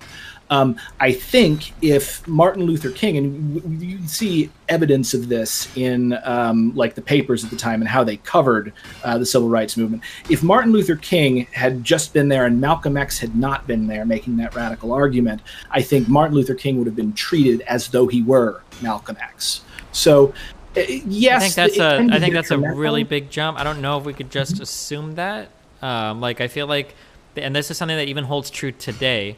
Anytime you have a group of people that are like peacefully protesting and then cops come out and start beating the shit out of them, that seems to always bode well for public opinion regarding them and always bode poorly for like the institutions against them. I think that's like a pretty universal thing. And I think we even see that today with a lot of the BLM protests, that when there are protesters and they're getting attacked by cops, like national opinion of like those BLM marches seems to go way, way, way up. But then when the like protests start to get really violent and you start to see like buildings being destroyed or car dealerships on fire, whatever, then the opinions start to go in the other way. I think that's like a pretty universal thing. I don't know if I would say that if Malcolm X didn't exist, people would have vilified MLK a million times more. I don't know if that's something that it seems like it would be really hard to defend that statement.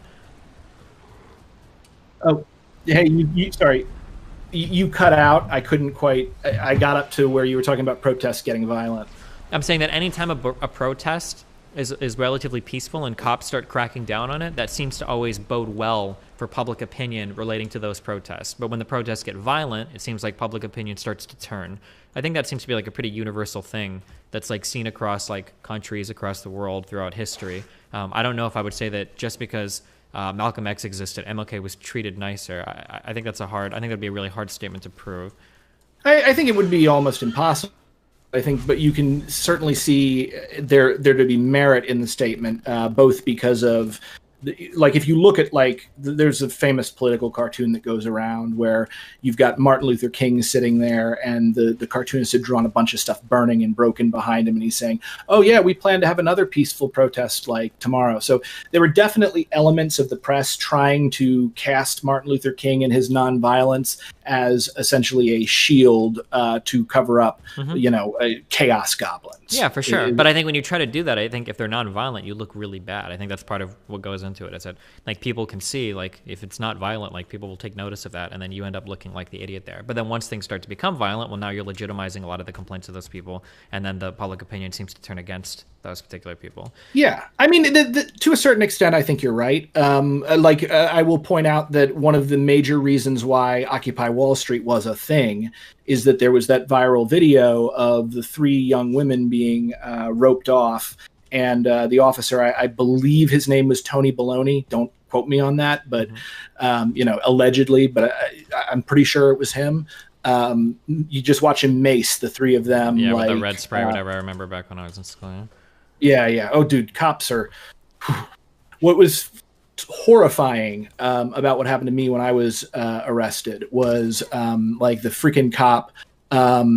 Me and my buddy were walking down the middle of the street. I was wearing a Mitt Romney mask. He was wearing a Barack Obama mask because, and we'd linked hands, walked through the police line. And when we were pushed over to the side, I remember, like, at first, this white shirt comes up and starts just kind of shooing us over to the side. And I'm like, I feel my foot hit the sidewalk, and I'm just thinking, man, that was some great policing. Like, we were kind of thinking we wanted, like, a viral video of, like, the presidents being beaten and arrested by the NYPD, because that would be funny. But, like, I hit my foot hit the thing, and I'm like, that's some great policing. And then all of a sudden, this ginormous sergeant comes charging down, spins me around like freaking martial arts knee, smashes me in the spine, throws me into a line of motorcycles. And I remember I'm down there, like, with a mask, like, halfway on my face, and I hear the cops saying, stop resisting, stop resisting. And I'm like, okay, I'm not resisting at all, like, because I'm not an idiot. I'm ragdoll. I know if I resisted, then they'd accuse me of assaulting a police officer. And so, like, in that moment, I kind of said through the mask, like, I'm not resisting, asshole. Now put the goddamn cuffs on me. And, they did. And I spent a couple hours in jail, actually met, when I was going in, there was a priest, Father Paul, who had marched with Martin Luther King, who was coming out at the exact same time. He had been arrested with Occupy Faith. So, like, and I suppose that's kind of what I'm getting at with cops a lot of the time is, like, they can be incredibly brutal and incredibly creepy in how they deal with you. Not all of them. There's some police officers I really, really like. A great example is Captain Ray Lewis, who's a former Philadelphia police captain who was arrested with us at Occupy, and he and I are very good friends. And he's got some interesting opinions on policing. But, like, I think violence is usually a bad idea, but also, like, knowing how violence can sometimes start and how and why it happens, like, it's difficult for me to, I suppose, 100% wag my finger and blanket, denounce all of it, because on one hand, yeah, there's moral implications with regard to it. There's also, optics implications. But, at the same time, people do need to be able to defend themselves. And certain times, like especially symbolic violence, like property destruction, for instance, to a certain extent, can be very important to draw national attention to a problem that absolutely needs to be solved. And I think a great example of that is Black Lives Matter, because I was at the very first Black Lives Matter march ever in New York City. And it was an entirely peaceful march. But I remember just how incredibly hostile to BLM the whole society was. And it really wasn't until just a few years ago that public opinion turned around on it. And a lot of that has to do with the media. A lot of it has to do with BLM just being really good at making their case. But like, I don't know, riots are always a morally dubious thing. But you know, I tend to divert to Martin Luther King with the riot. A riot is the shout of the unheard. I mean, we can still condemn riots, right? Like Martin Luther King condemned riots, like yeah. Right?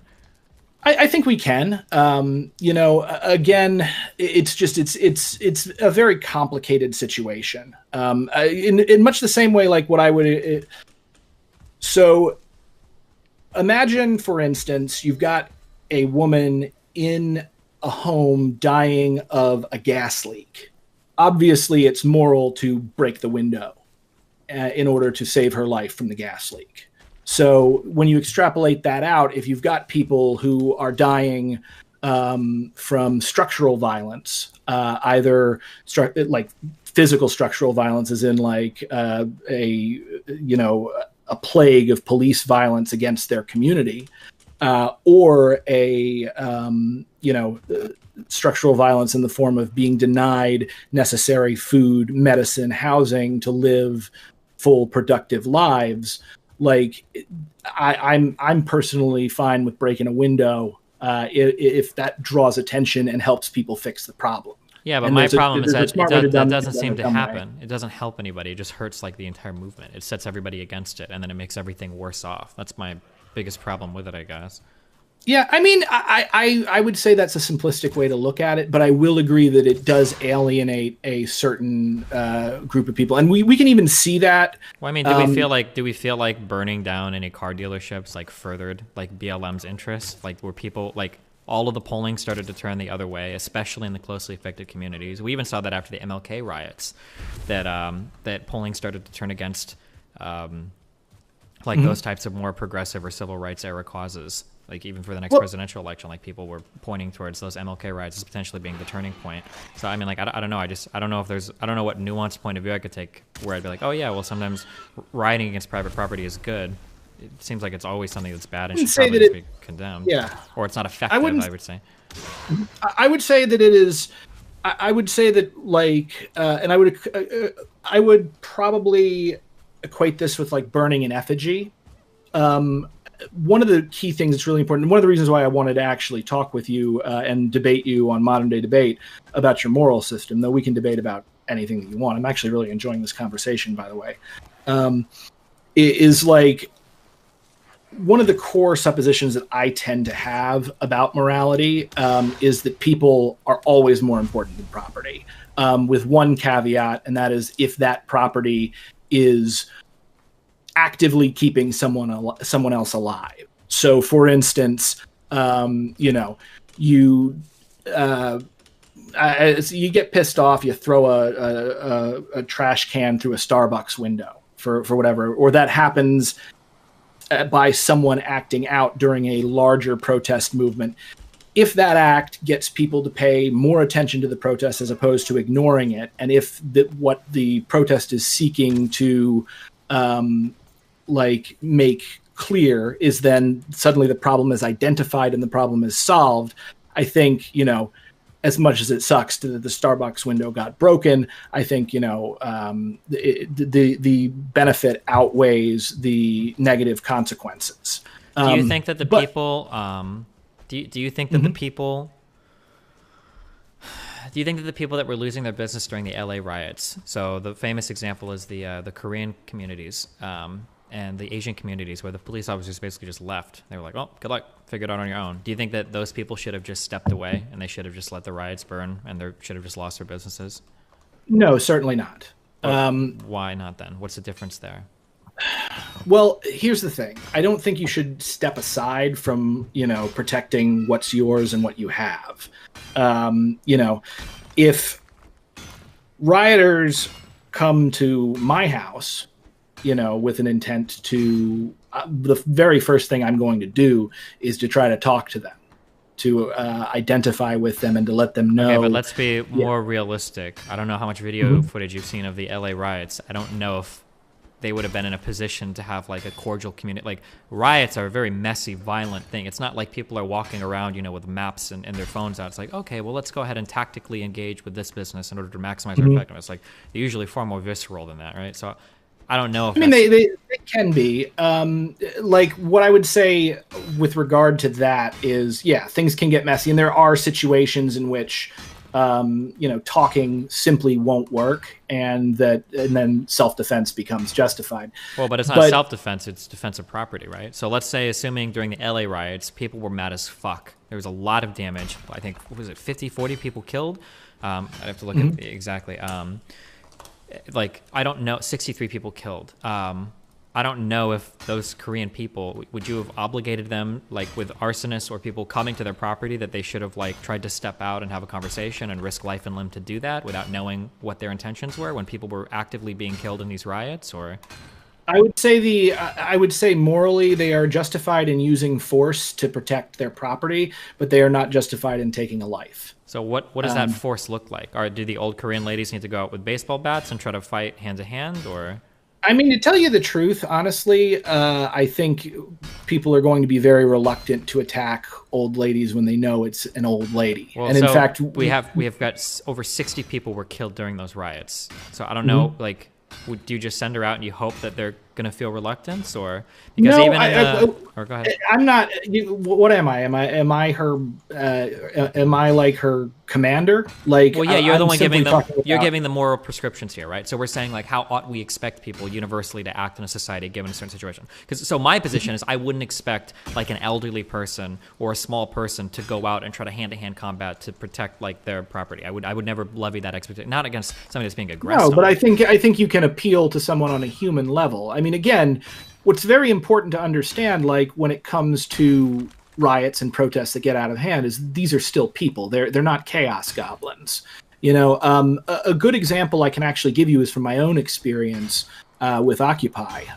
You know, on Occupy was nowhere near as violent as the LA riots. Was anybody killed? No, in certainly Occupy? not. Okay, yeah. So I don't think it's the same type of comparison. And we can go. We can go to comparison in the sense of what I would say. I'm not comparing it for level of violence. What I'm comparing it to is when a crowd is thinking in kind of, I guess, sort of mob mentality.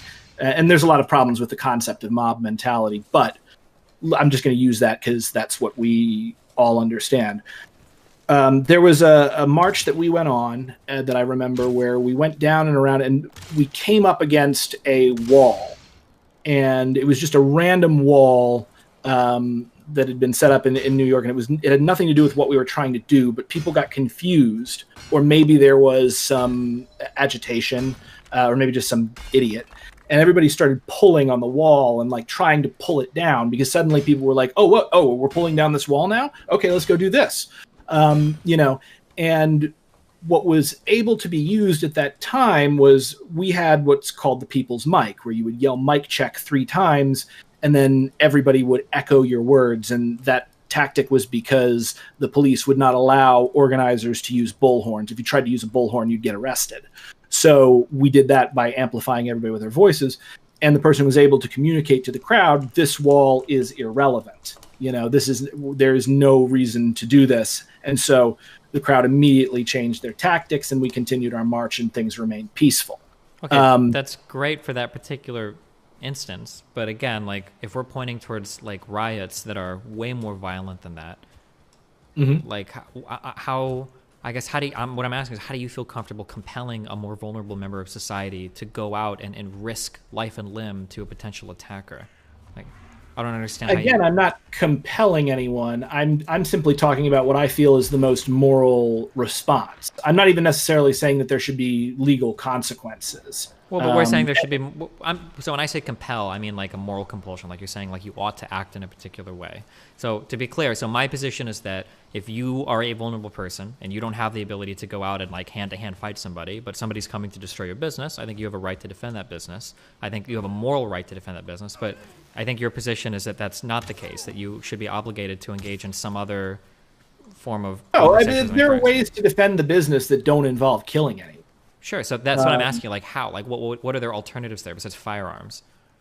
Well, the major one that I gave to you is talking to them. Okay, but let's say that we're not at the Occupy Wall Street riots where people are like, it's a bunch of like a lot of college kids that are just kind of chilling marching. Let's say it's the LA riots where people are legitimately, absolutely fucking enraged, and the tension and the atmosphere around these are far different.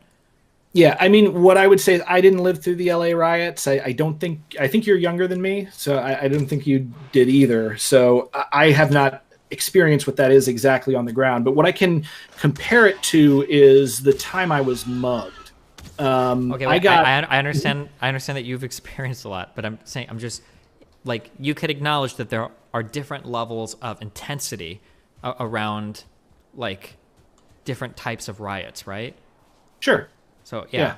So when riots are becoming incredibly intense, so for instance at the Capitol building, do you think that those people, the officers inside, had the right to shoot the protester that was trying to come through the door? Oh, that. Yes, I think that was justified. And I mean, but that particular crowd was, I mean, there was a guy with the zip ties and stuff. I'm sure there were just idiots involved in that, but there was a hardcore group of people whose intent was to kill. I think. Okay, so if you're in a massive riot where there are people running around with Molotov cocktails or with giant bricks or with like, clearly their intention is to go and destroy some shit, like, I think that these types of riots or these types of movements are probably a lot different. I don't want to say movements. These types of riots, these types of things are probably a lot different than like an Occupy Wall Street march, or like or an even better example. I think these are the largest protests in the world. Was the feminist march that happened, I think, on Donald Trump's inauguration? Those were the women's march, right? Yeah, the women's march. Like the atmosphere around that. And if a riot had started, although I don't think any did, but if a riot had started, I would imagine a riot for the women's march is going to be look a lot different than like Kristallnacht or the or the Tulsa race riots, right? In the United States. Yeah. So and we should clarify also, just in case people don't know, you're referring to like the Tulsa race riots when the Black Wall Street was attacked. Yeah, basically cops stepped aside, or in some cases helped a whole bunch of white people destroy what was the wealthiest block of black wealth in what may be the entire history of the United States. A lot of legal professionals, lawyers, a lot of black businessmen had set up here. It was the largest concentration of black wealth, at the very least at the time, in the entire United States, and it was destroyed. Like, do you think would those people have had a right to defend their property with? Oh, absolutely. Okay. Again, there's when I'm speaking about general moral principles, it's a little different than when you're actually in a self-defense situation. Sure. So this is what I disagree with that. So what I'm looking for is I'm looking for like broad moral principles that we can always appeal to. I don't think morality should change when you're in another situation. I disagree with that. I think MLK would argue as much, that just because you're in a different type of situation, the morality doesn't suddenly change. Like, you should still do your best to act in accordance with whatever moral principles you have, right? And we should encourage others to do the same. And then we're also looking for like the idea of like moral condemnation as well. Like, we want to be able to say like, okay, well, this person acted in a way that isn't in accordance with moral principles, or this guy acted in a way that we would condemn, regardless of the situation. Like, I think those are the types of things, because it's easy to just say that like, well, because like, I guess my frustrating part is that, so I get condemned a lot for my position on defensive property, a lot, obviously, because of clips that have been taken for whatever reason, regardless. But when I talk to people, it seems like I can never get, like, the frustrating thing is it feels like I'm criticized a lot because I'm the only one that's willing to stake out an actual moral position on this topic, and everybody else will be like, well, sometimes maybe things happen and, different things, and maybe sometimes, like, nobody's actually willing to tell me, like, okay, well, what principles do you appeal to? And then the thing that frustrates me even further is that oftentimes riots have been used in America and in other countries historically to destroy a large amount of minority property. And the Tulsa race riots are the most famous example of that. But it's definitely not the only one. Throughout especially around the civil rights era, there were lots of riots against black property where black property was destroyed. And I know that it's easy when we talk about white people to say like, oh, well, just let your business get shit on, LOL, get fucked, like it's part of the greater movement. But I don't think we would make those same compulsions of minorities who are losing businesses to racist white people to say like, well, listen, it's just property. Like, I would never value your property over somebody else's life. I think instead, I think that you become far more reasonable. And it's like, well, if these guys are aggressing on other people's property for no reason, and they're trying to destroy it, and they don't have any reason to do so, maybe there are times where against an aggressor, it's okay to use lethal defense to protect what is rightfully yours. I don't think that's that crazy of a position to take. Again, I don't think it's that crazy of a position. And this is, again, maybe probably why we should do the debate on your moral system on Modern Day Debate if you want to, because it would be a good chance to make your case with regard to this. Because I would like to get into it, and I did before this, because I thought it might come up, I rewatched like the first third of that video of yours and made some notes. But I think there's a slight misunderstanding that you're making with regard to the nature of morality itself with people. And it's a mistake a lot of people make, I've noticed. But like the first thing when you were saying that, consistent morals, in all situations, I don't think that's physically possible. I do think that consistency is something we should strive for, but also any moral system is going to be flawed simply because it exists within reality, and everything within reality. Sure. So I would be careful when I say this. So moral systems should be perfect, or else they're irrational, and then should be necessarily shunned. If you have a moral system that is imperfect or contains contradiction, it should be tossed. We should seek to resolve the contradiction. But there's a distinction between a moral system and a behavior. So like I would like to think, for instance, that I follow a perfect moral system, but my behavior is not perfect. There are times when I make mistakes. There are times when I do things that are wrong or bad. Like nobody lives up. That's why they're like ideals, right? Nobody lives up perfectly to any particular moral system. But that doesn't mean that a system in and of itself, shouldn't be perfect. Mathematics should be perfectly logically systems, but you're still going to make a mistake sometimes when you do a calculation, right? Right, but I mean, if you talk to people who study math at a high level, they'll tell you that math is imperfect. No, I don't believe that's the case. Oh, absolutely, yeah. Now, again, it's rare, but like math, is a human construction. I'm sorry. Go ahead. Yeah, no, I'm just saying, math is a human construction. It is a system that we created, and it has great utility for us, and we can use it to do a lot of amazing things. But the actual system itself cannot be perfect in the same way that, and I think in the same way with moral systems or economic systems, everything that exists within reality carries within itself its own negation, its own contradiction. That you will never find anything perfect under the sun. Even a system that you might imagine in your mind to be perfect, you will have made a mistake simply in imagining it. Okay, and so when so to be clear, when I say something is perfect, so mathematics, for any understanding of math I've ever heard in my entire life, mathematics adhere to an internal, logically consistent system. There is no form of, unless you get into really weird, para-consistent logic or something crazy like that, most math systems will be, internally consistent. Nobody discovers a mathematical contradiction and goes well, some math systems just have contradictions in them, LOL, and then move on from it. Contradictions are meant to be solved and settled. They're not we don't accept any sort of. I can tell you a friend of mine had that exact thing happen to him in college, where he went to a math professor. I forget exactly what it was that he got into, because I'm not a math guy. So there's probably better people to talk to about this. But he basically went to a professor and had this equation or whatever he was working with, and was basically I think I disproved math. And the professor looked at it and kind of laughed a little bit. It was oh, I haven't seen that take on it before.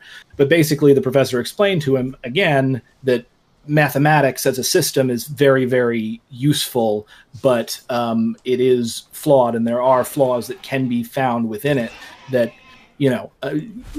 The issue is, however, is that these flaws happen very far out in the system, so it won't cause problems with, say, standard addition, multiplication, all that kind of stuff. We can still use math to figure out how to build things and shoot rockets into space and whatever. Okay, let's. The actual theories themselves do break down, but you're going to want to talk like a math PhD about this, not me. Sure. Okay. So I don't agree with that, but I'll grant you that.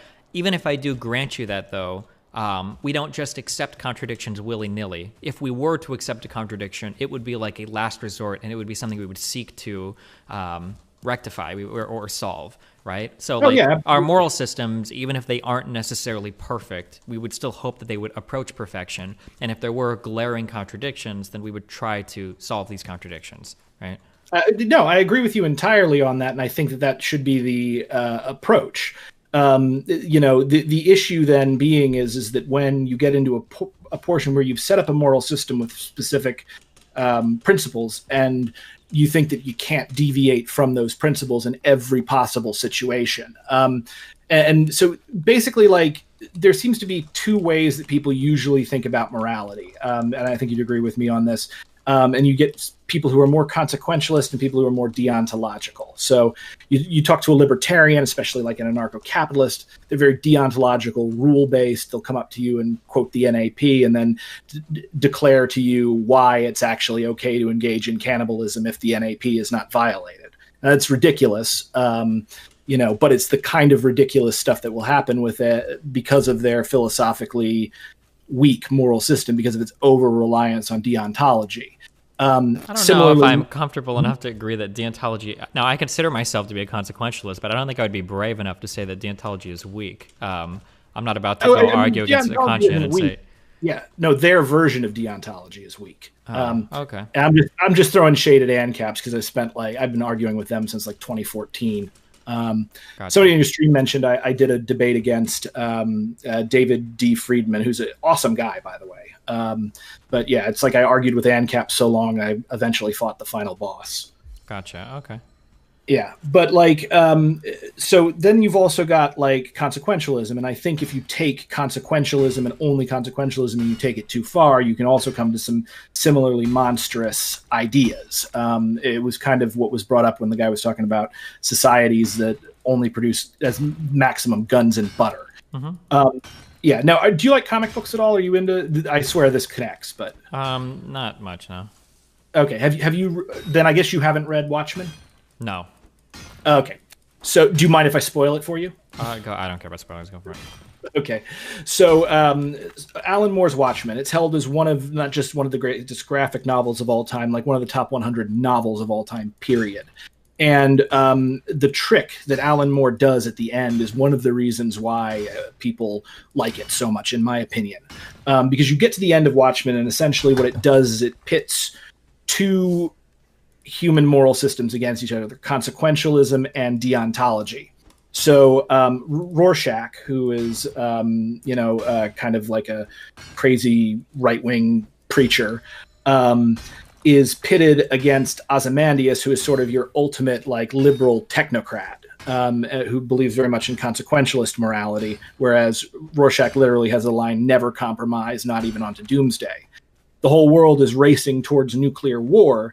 And so as a way to prevent the total destruction of the globe, Ozymandias basically engineers like a giant seemingly extraterrestrial attack that kills 1/3 the population of New York City. So like suddenly New York is 9 million people. So 1/3 of 9 million are suddenly dead. Okay. And the heroes confront him. But they also realize that he actually did save the world, because now the USSR and Russia or the USA and the USSR are standing down due to their belief in this non-existent extraterrestrial threat.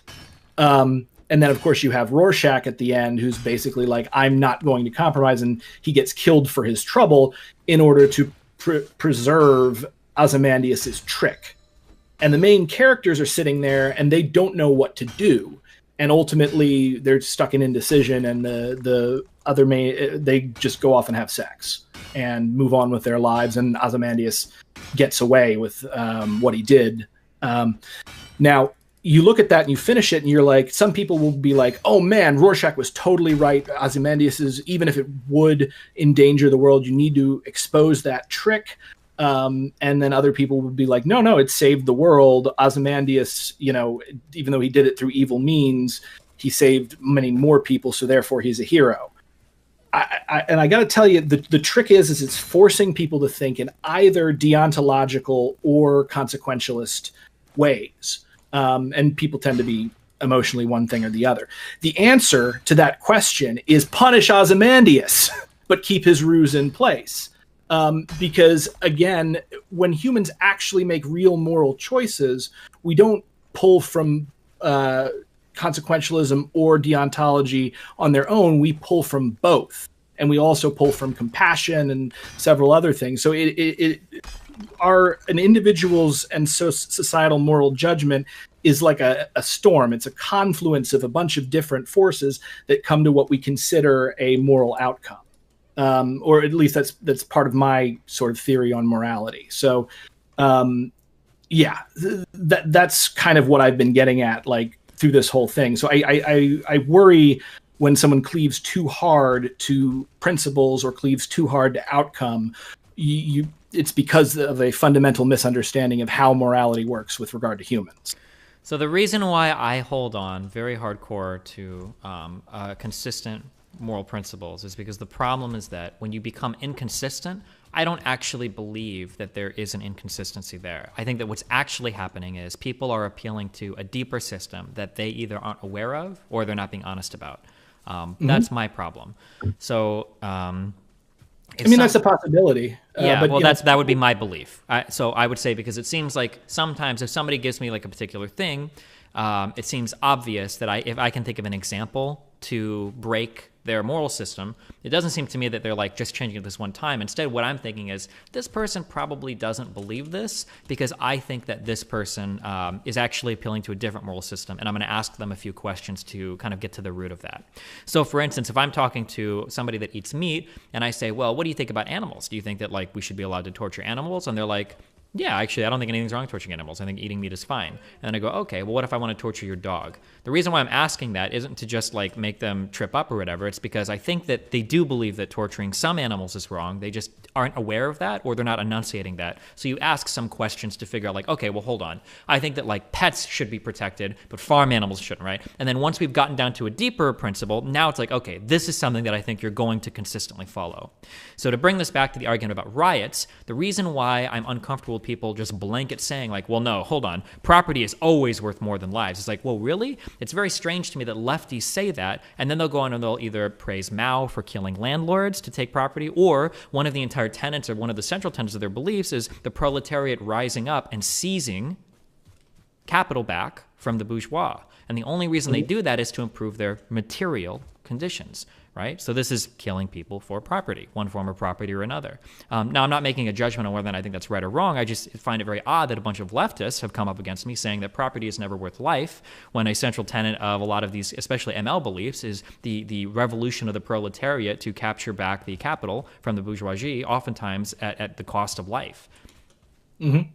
And that is a fundamental tension, I think, with any kind of revolutionary movement. I would say Marx did this better than Lenin did necessarily, because, when you're talking like with MLs, like Marx's whole thing when he was, he did argue for revolution, but essentially he argued that a revolution of this kind was inevitable because of certain contradictions within the capitalist system, that capitalism itself would create its own reaction that would, and basically thinking of it in a very heavily determinist sort of way.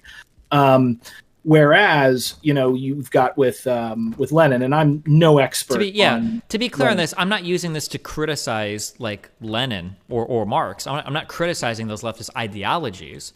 I'm just saying that I don't necessarily believe a leftist when they say property is never worth taking a person's life. I don't believe that, because I see lots of people make jokes about killing landlords. I see lots of people make jokes about guillotines for capitalists. And I don't believe, much the same when Nazis do these types of jokes, I don't believe that it's all just LOL irony humor. I think that there's a lot of underlying truth there. So I don't believe people when they say that like, oh, I don't think it's ever worth it to kill a person for property. I don't think that's true at all. I think especially leftists are hyper aware of material conditions quite often. And I think that there are times where they'd say, well, the material conditions of a person could be so oppressed by another party that violence might be necessary, even if that comes at the cost of the life of the capitalist.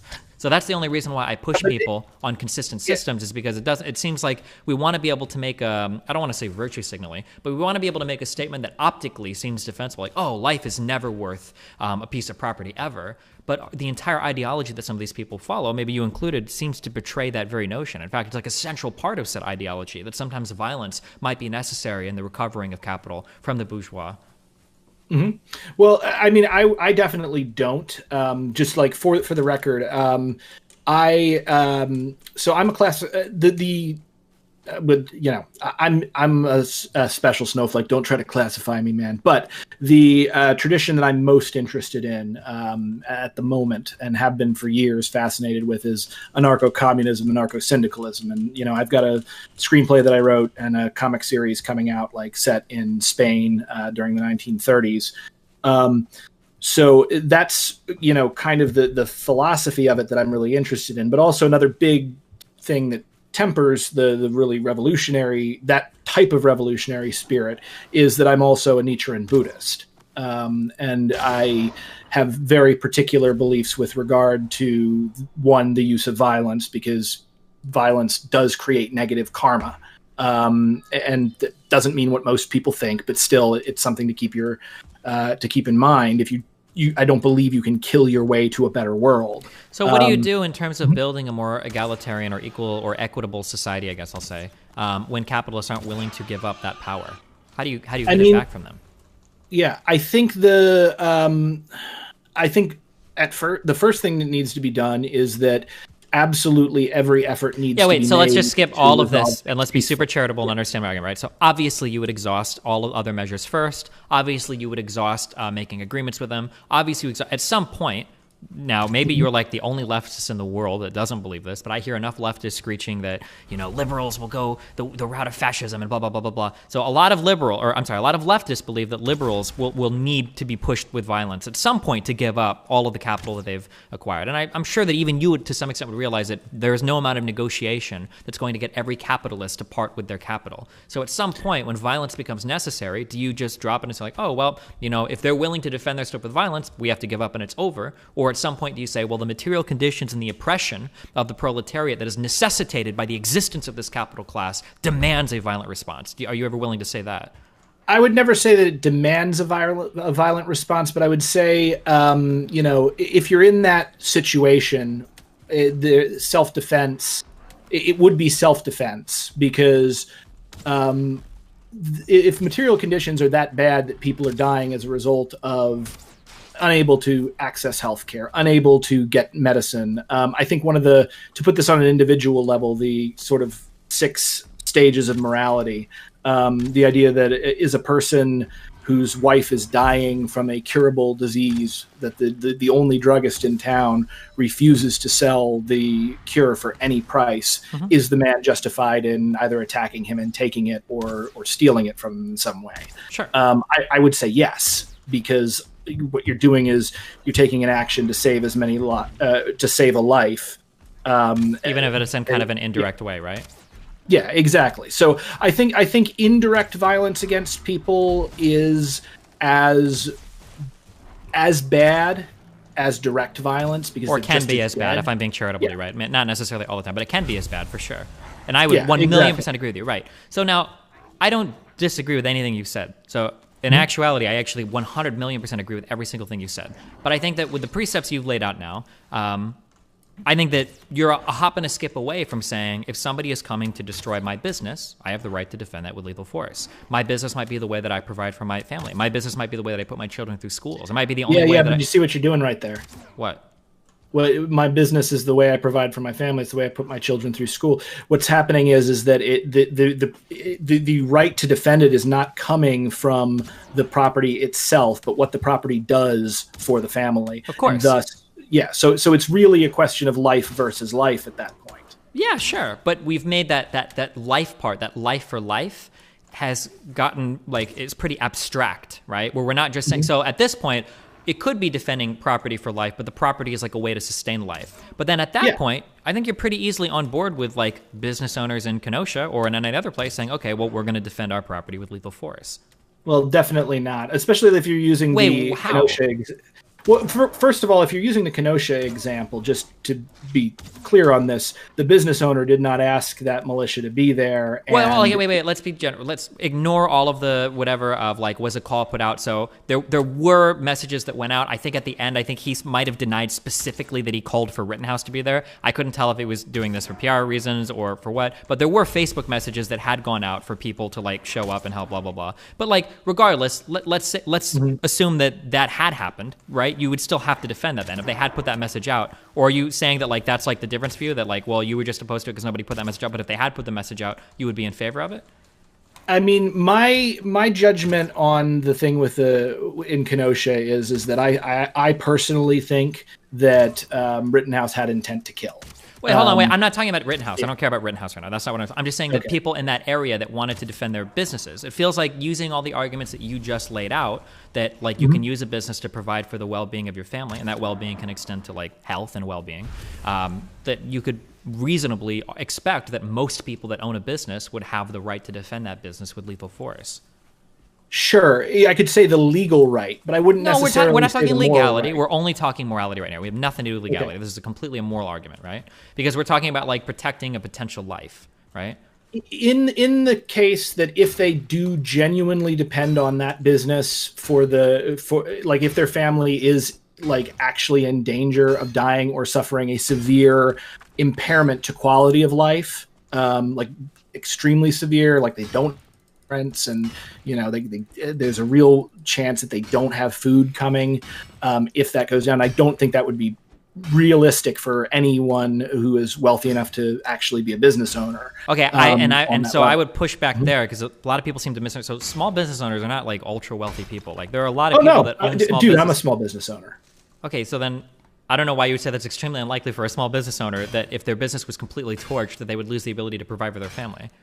I'm saying they might lose the ability to provide for their family with that business, but they would still, if you have a large enough network and if you were to go and create your own business and to be an entrepreneur, it's likely that you are not like that business away from, dying in the street. Well, should that be the marker then? Like, as long as you're not going to literally be homeless and starving, then you have to you're obligated to watch your property be razed to the ground? I think you can do whatever you want to protect the property, but I don't think it should go to taking a life, unless there is absolutely no other choice. And only if then the loss of that property would be like, what I was trying to get at earlier, actually, and I think I got interrupted, was like, think of it as somebody like with a dialysis machine. So we've moved off of the dialysis machine. So we both of us obviously would agree. Anybody, the most stringent life isn't worth property, would agree that you could defend your dialysis machine with lethal force, right? Because that's a direct one-to-one. But you had taken it to even a more abstract level without me having to, which I appreciate. The idea that a business can be used to provide for the general well-being of a family. It doesn't have to be like, this business, I manufacture medicine to keep my kid alive. It could be, this business allows me to make a good enough living that I can afford health insurance for my employees and myself through my job, and that through that health insurance I get insulin for my child to maintain their blood sugar levels for their diabetes, right? Yeah. So I would say, again, I think that once it becomes abstracted like that, if I'm talking legally, I'm not going to hold someone legally responsible. Yeah, to be clear, we're not talking legally at all. I don't care about we're not making legal arguments here at all. Only morally, or only what I'm interested right now. But at the same time, I don't think they should take. I don't think they should take life. I think they can do other things to defend it, but I don't think taking life is justified. Now, a good example that I might get to is you had mentioned this was very dark in your thing, but you talked about a 4-year-old running out in front of your car. I think that. Now you kind of changed it a little bit in your video where you said that imagine your family's in the car. If your family's in the car, I think you're correct. Or if your family depends on you to live. But let's assume you're a single guy, no kids, no wife. People will be okay if you passed away. I actually think morally in that situation you are obligated to commit suicide rather than hit that kid. Now, again, am I going to be super judgmental about somebody who does not make that choice? No, that's a horrible choice to be in. But I think, the need to protect children, particularly innocent children, I think overwhelms and overrides the thing. It's like they did on the Good Place, that the answer to the trolley problem is to throw yourself onto the tracks and derail the actual trolley before it hits. If this is a moral compulsion that you believe in, do you think that it is always unethical that there are any adults right now that have 2 kidneys that could go to a hospital and have a kidney removed to donate to a child? And no, I don't think that's always. I think how is that not like? Isn't that even like an easier thing to do? I think it's arguably easier to donate a kidney than to commit suicide instead of hitting a kid in a road. Yeah, it's easier, but also you've got to think within reason. Well, but then what's the point of having any moral system if any like moral prescription you're going to have is always going to be unreasonable? Like, well, I'm kind of a moral nihilist, though probably not in the way that most people think. Again, okay, I can't allow you to say that you're a moral nihilist while you're giving me such a harsh pushback on, and then trying to make such a stringent statement that like property is never worth life. Because it seems like at this point you've almost become like a moral realist. Like you've almost become deontological in terms of your defense of like human life and children. Well, I can see why you would have that impression, but that's actually not where I'm coming from. And again, like I'm not like into like Stirner or Ayn Rand or Nietzsche. Actually, I kind of like Nietzsche, but when I'm coming from a moral nihilism position, I'm coming from it like as a Buddhist. So I'm much more into the philosophy of like Siddhartha Gautama, Alan Watts, Nichiren Daishonin. So I don't think that morals exist. Like, I don't think morals exist in nature. I think they're things that arise within human minds. And I agree. So in that sense, I don't think there's any fixed kind of morality that you have. However, I think morals are also very, very important, and there are certain themes within morality that we have more or less evolved to have as a species because it is helpful for the species in general. So as far as morality goes, if I could be talking about my own individual morality, I could be talking about my feelings about what society's morality should be.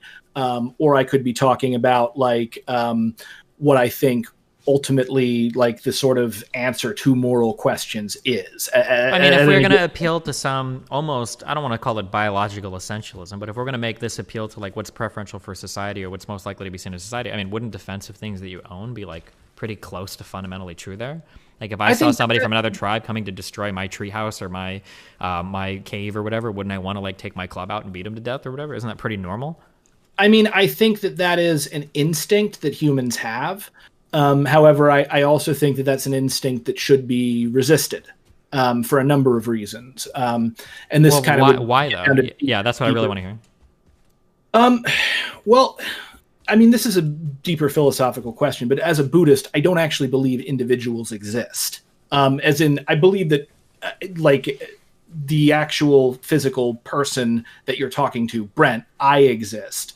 And the physical person that is, or that's called Destiny exists. But I don't actually think that there is a fundamental separation between you, me, or really anything else within objective reality. I think all separations and distinctions are they're part of consciousness. So ultimately, and that's why, you'll hear Buddhists say stuff like, if you're hurting someone else, you're hurting yourself. Because ultimately, consciousness kind of, and the ego conspires to make you think that you are just little me in this, driving this meat suit. But in reality, you're not that. You are the works, essentially. All of existence expressing itself very particularly. You're the macrocosm expressing itself as a microcosm, the universe eyeing. And if you want to understand that more, I highly recommend checking out like the philosophy of Alan Watts, because it's some of the most brilliant stuff I've run into. But that affects my view of morality, because like you asked at the beginning of your moral thing, like what is good? And I agree with you that I don't think that question necessarily has an answer. But my answer to that is that which promotes harmony, compassion, and connection between sentient beings and ultimately leads to human flourishing. I think that's a good, I guess, secular definition of what I would consider good from a Buddhist standpoint. Okay, I understand with everything you're saying here, and I don't think I even necessarily disagree with most of what you've said here, but I don't know how that relates back to anything we disagreed on earlier. Well, I mean, so it relates back to it because we talk about the kid in the car. Okay. You know, and sacrificing yourself to save the kid versus hitting the kid. The kid is you, and you're also in the car. Yeah, but you would also be the kid in the hospital that needs the kidney. Mm-hmm. Yeah, absolutely. And I think, again, like with regard to, I would say, there is a element of, what is it? The end of, what movie was that? Liam Neeson, Schindler's List. Okay. Where he's saying, you know, I could have done more. I could have done so much more. This ring, you know, you can always do more. There's always more good that could be done from anybody in the world, but to become obsessed with doing as much good as possible to the point to where you torture yourself, I think is a bad call overall. And, you know, maybe that's a little in tension with the particular...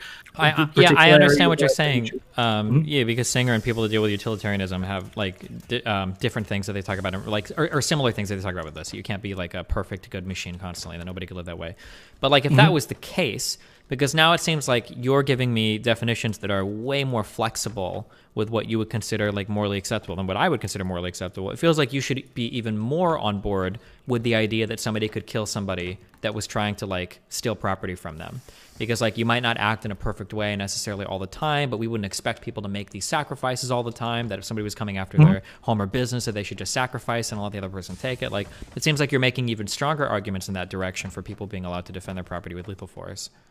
I mean, again, I would say that I'm not in those situations, and I don't know how I would react. Well, but we want to be able to make moral statements about those people, right? The point with like defending your property with lethal force, like the reason you're able to defend your property with lethal force is not that it is your property; it's that you don't know what this other person is going to do. So like with your, and I honestly, I was hoping to save this for the modern day debate, but like the stick of gum thing. And, you know, I think what's interesting is since we're getting this out now, maybe we can get even deeper into it. But, you know, I don't think that you're justified in killing someone if they want to attack you and their only goal is to attack you and to steal a stick of gum.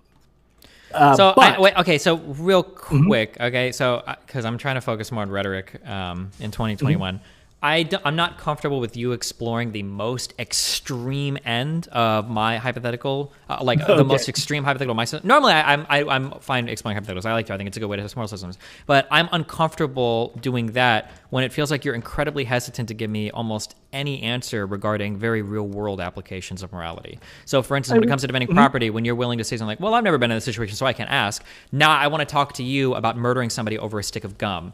That feels like an unfair, like, I'll engage with any hypothetical you want, because hypotheticals are very interesting to me, but when you're incredibly unwilling to engage with, like, real-world moral questions, now it feels like the ground is very uneven, and I'm going to come away from the discussion looking really bad, because I'm willing to entertain the most absurd hypothetical in my system, whereas you haven't even necessarily given me a system yet to attack. Yeah. Well, again, so what I'm talking about with regard to the stick of gum thing, and I was actually just about to get to it, I think that in the instance that we put that into the real world and someone is attacking you and you don't know why they're attacking you, you don't know what they're going to do, in their mind, they want all they want is a stick of gum for some ridiculous reason.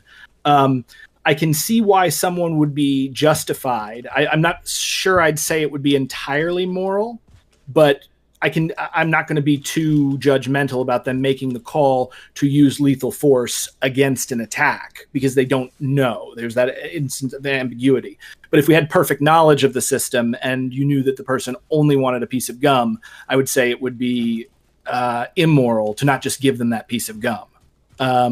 Because, again, the gum is not important, but a person's life absolutely is. It's a give them the gum and then figure out why they're that freaking crazy for gum, because that person is probably very dangerous and needs therapy or something.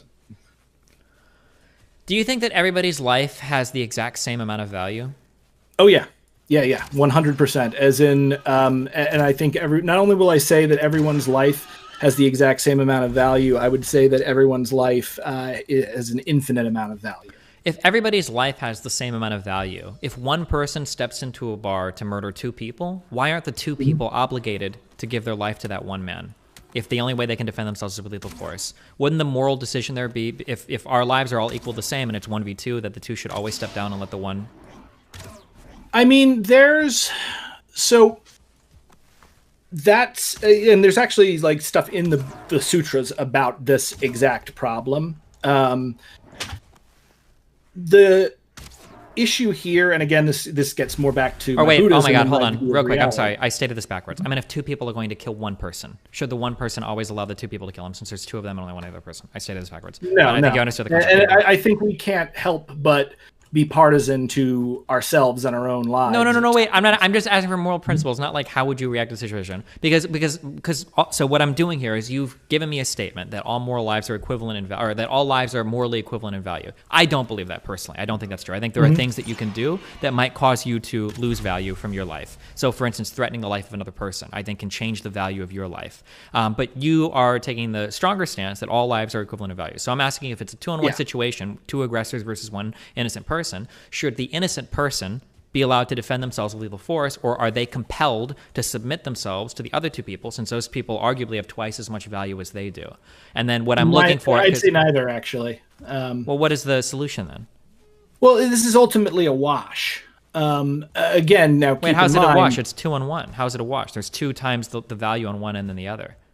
Because again, I don't think individuals actually exist. This would be like 2 cells in a body attacking 1 cell in a body. Well, okay, you do believe that. Wait, you can't say that you don't believe 2 individuals exist, but then grant like special moral consideration on individuals. Clearly, you recognize that there is some ontology, there is some kind of being, related to an individual. So you can't say they don't exist in some cases, but then in other cases say property is worth more, or life is always worth more than property, because there you're making. I'm not saying they don't exist in some cases and not in others. It's you exist. It's more like there's if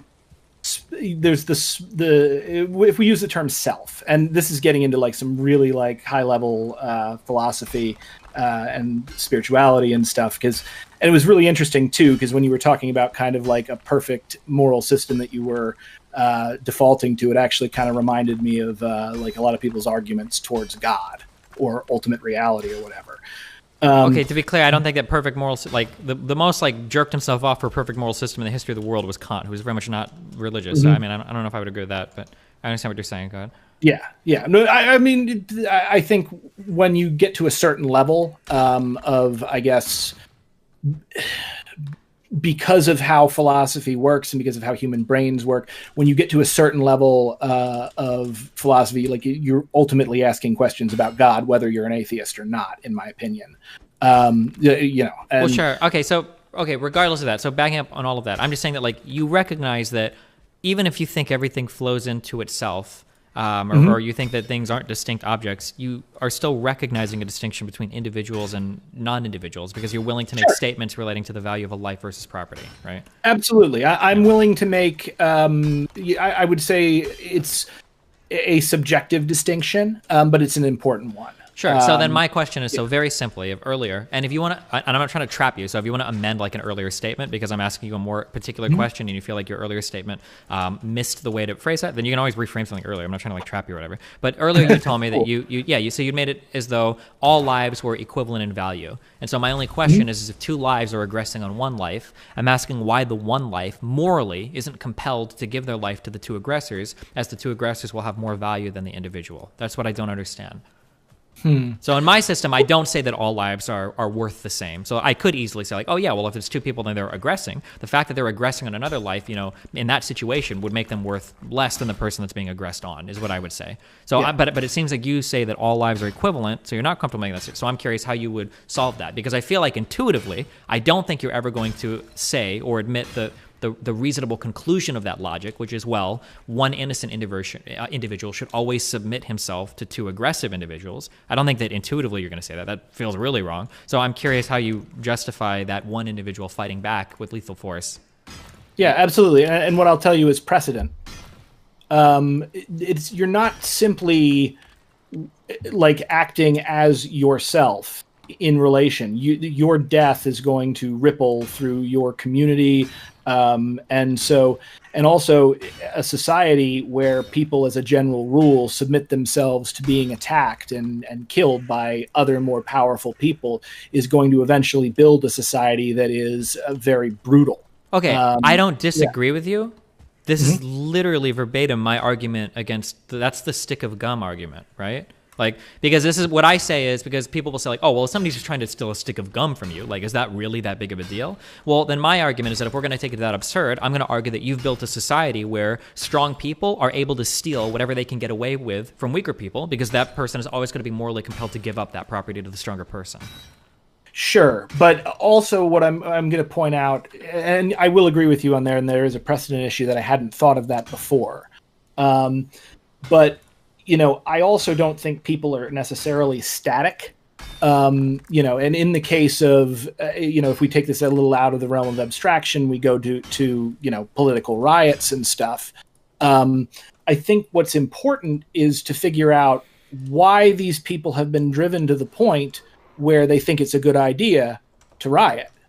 You know, yeah, of course, which I don't disagree with. But I don't think that you are on, like, I don't think that it's on you to make that determination. There are people who you can be sympathetic to child molesters, right? There are people that that grow. Is it the John Wayne Gacy or whatever? I don't remember his name, but like John this guy Wayne was, Gacy. yeah, he was abused, and this is true of a lot of like child predators. They were abused their entire lives. They were beaten. They were sexually molested. Blah blah blah blah blah. That like when you hear their story, it's like, okay, sure, we can understand how a person can be driven to this, but you would never talk to a victim and say, well, listen, like, don't you understand that the reason why he did this was because of all of his like, you know, past things that happened in his life? You would never compel an individual to suffer a person's history, right? You would say like, well, sure, that that would be cruel. That would hurt the person that I'm talking to senselessly because they've been put in a position where they can't be objective about it because of the nature of the crime against them. Which is what I would say to people that are suffering like the destruction of a business at the hands of a rioter. I mean, they can't be nonpartisan with regard to that, but I don't think that I don't think that enables them to take that person's life, and I don't think, for instance, the death penalty should be applied to John Wayne Gacy. Wait, but why wouldn't it take a person who's trying to defend their stuff? Why wouldn't they have the right to defend that with lethal intent, though? Why would they be forced to submit? Why are you placing the onus on them to make some hyper-rational decision? You've got a false dichotomy here that you're assuming, one, the only way to defend that property is with lethal force, and also two, the best way to defend that property is with lethal force. And except in very, very specific circumstances, I just don't think that either of those things is necessarily true. Sure, and that might not always be necessarily true, but for the sake of this discussion, right, we're both moving past that. Obviously, there are going to be cases, if there's like a 14-year-old, 80-pound girl that's trying to break into like the Rock's house, he probably doesn't need to take a rifle out and assassinate her, right? Like he can probably just pick her up and toss her out, of course. But we can also acknowledge that there are cases where times are very tense, where a situation can be very tense, where a person doesn't know if they're going to get murdered if they step outside their business. So, for instance, the LA riots, the Tulsa race massacres, or the Tulsa massacre, Kristallnacht in Germany with the Jews, like you don't always know 100% what's going to happen. And my issue with saying that like, oh, well, you have to exhaust all other options first, I think sometimes that's reasonable. So, for instance, if I hear something in my backyard and I look outside my window and I see like two teens enter like a shed or whatever, I probably have some like negotiating ability here if they know they've been caught. But if I'm in the middle of a riot where, you know, the street's on fire, there's crowds moving up and down the street, and I'm sitting on top of my building, I don't know if I would compel an individual to say like, okay, hey, listen, go out and chat with them and hope for the best, because that person might subject themselves, or I'm asking that person to subject themselves to potentially great physical and bodily harm, maybe even death, in order to try to negotiate with somebody else that's being an aggressor. That's my problem with that take. Yeah, I mean, my issue with the take is I think that would potentially be a better solution than lethal force, even if lethal force was on it. And also, you know, you this goes into human psychology, and you'll notice like people tend to pay more attention to that which threatens them as opposed to that which could benefit them in general. You know, like psychological studies with regard to like, this is different, but like grocery bags. They tested if they would give someone like 5 extra cents, like a 5-cent credit, if they brought their own grocery bags to the grocery store, and very few people responded to it. But then they said, okay, we're going to charge you a 5-cent tax, and suddenly everybody was on board with bringing their own groceries. Because yeah, I think in economics it's called like loss aversion, that like the potential gains are looked at a lot differently than potential losses, even if the amounts are the same. People view them in way different manners. Yeah, I'm familiar with this. Absolutely. And similarly, like, you know, even in comics, like one of the things that's incredible about like visual color design is the human eye is drawn to two things: empty white space and also the color red. Because it's our lizard brain reacting to like blood. So people are, when it comes to violence and potential violence, people tend to place a lot more, I guess, psychological emphasis on it. And it leads to, if people are not diverting to peacefulness, if you don't control yourself, you can make a mistake and think that you are in a lot more danger than you otherwise would be in, and wind up taking someone's life when you don't have to take it. Sure, but is the onus on the victim at that particular point to figure it out? So, like, let's say, for instance, I'm curious if you'd make the same moral compulsion. Let's say that there's a person, let's say that there's a lady and she's in the bathroom in a bar, and let's say that a guy breaks in, and let's say that this guy has been making, like, sexually suggestive or threatening comments against her, like, all night, and she thinks that this guy is coming in to rape her, and this guy is, like, 100 pounds heavier than her, and if he breaks into the stall, then she's fucked or whatever. Let's say that she has a gun on her. Does she have the right to defend herself, or should she try to negotiate with him and hope that he sees, like, well, hold on, like, I don't think you want to do this, or I don't think this is right, or whatever, like, open the stall door and have, like, a face-to-face conversation with him? Yeah, I think that in that instance, the thing to do is, rather than immediately shoot, you inform him you've got a gun, and maybe you show it to him, you know, or you fire off a warning shot or something. Sure, but like, let's say that obviously we're moving forward in the hypothetical. Say it doesn't work. I'm not interested in a guy that responds to a warning shot. Obviously, we'd say, okay, good, he went away. But in a guy that wants to commit sexual assault against a woman, and he wants to do this, and her only defense at this point is lethal defense because she can't fight him off. Does she have a right to do that, or is taking his life in exchange for some bodily harm to her, is that like an immoral action? Would you say she shouldn't do that? She should be compelled to a higher standard. Really, you know, that's a really compelling point. And I'll tell you what, I haven't, probably because I'm a dude and I don't have to worry about rape, like, I haven't really thought of that. I would say that she is justified in doing that, though I think it's less because of the assault itself and more because she doesn't know what he's going to do in addition to the assault. Let's say she knew 1,000,000%. Let's say it was a pacifist, and he tells her, "I'm never going to kill another human being. I won't do it. I won't kill you. I just want to sexually assault you." Wait. So we've got a pacifist who's what? He's like on bath salts or something, and he's like, "I'm a pacifist, but I love to attack and rape people." That's no, the majority of sexual assault. So to bring this back to the real world, the vast majority of sexual assault does not end in like a murder. It's incredibly rare that happens. It's very, very rare. So I would argue that, as ridiculous as analogy sounds, I'm only making it sound this ridiculous because you're saying, like, well, let's say that she knew the guy wasn't going to kill her. But the vast majority of sexual assault doesn't end in murder. So I would say that this, as silly as this analogy sounds, is way more close to reality than the idea of somebody like rape murdering somebody. Well, I mean, again, what I would say with regard to an assault, and I'm not going to tell, women can probably answer that because I am not equipped to really understand what it's like to be raped or to be constantly afraid of rape in the way that a lot of women are. So I don't really think I have a lot of ethos to weigh in on exactly where the line is there. Because again, we were talking earlier about property versus life. Sure, and I don't... Now we've got into life versus a human body. Sure, so I don't necessarily disagree with what you're saying here. But then I would also wonder why, in the same breath, you're so quick to condemn like business owners that would defend their property when you don't know the exact situation of those business owners then. I'm not quick to condemn business owners for defending their property. I'm quick to condemn people who jump at the chance to, you know, a good example is like those militias you saw in Texas that show up and like, oh, you know, we're going to get our guns and shoot people when they try to come and loot our business. Sure. You know, Would you jump if a group of people sprung up with guns and arms to defend women from being raped? I mean, if they are actually defending women from being raped, that I would consider that a heroic act. Well, so if these people were actually defending businesses from being destroyed or attempting to, that would be much more. I would say it depends on what exactly the business does. Like if it's a hospital, you know, that's one thing. If it's like a freaking record store, you probably shouldn't kill someone to defend your record store. Well, it doesn't really matter what the business is, right? It just matters if somebody is drawing the majority of the sustenance for themselves and their family from it, right? Well, no, I think it also matters like what the physical stuff is, how easily it can be replaced, if you have insurance. Like imagine, you know, say you are a gas station owner or something and there's a riot and you have insurance on your place and you know that you'll be covered.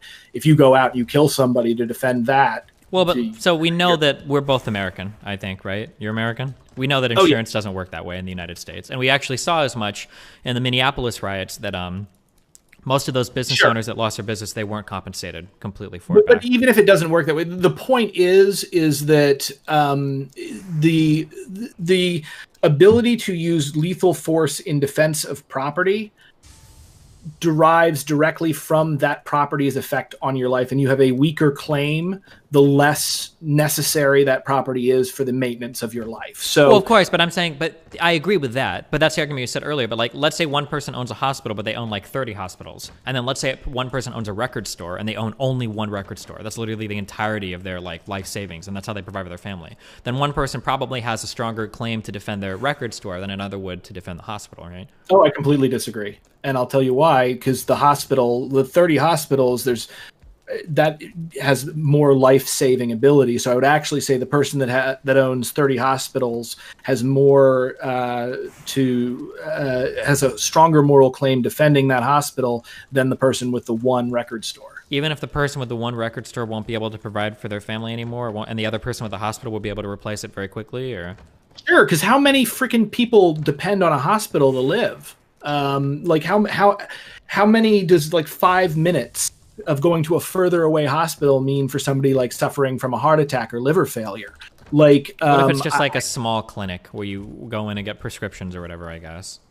Okay, so that's closer to the record store. So it just seems weird. It sucks that like people can defend their business, but only if it's like a socially necessary business. Otherwise, you just kind of have to watch it like die. I guess that seems unsatisfying. The issue again, my issue again is not so much socially necessary, because I would see a business like a record store or something that provides art or culture as socially necessary. It's the difference between it being directly related to keeping people alive.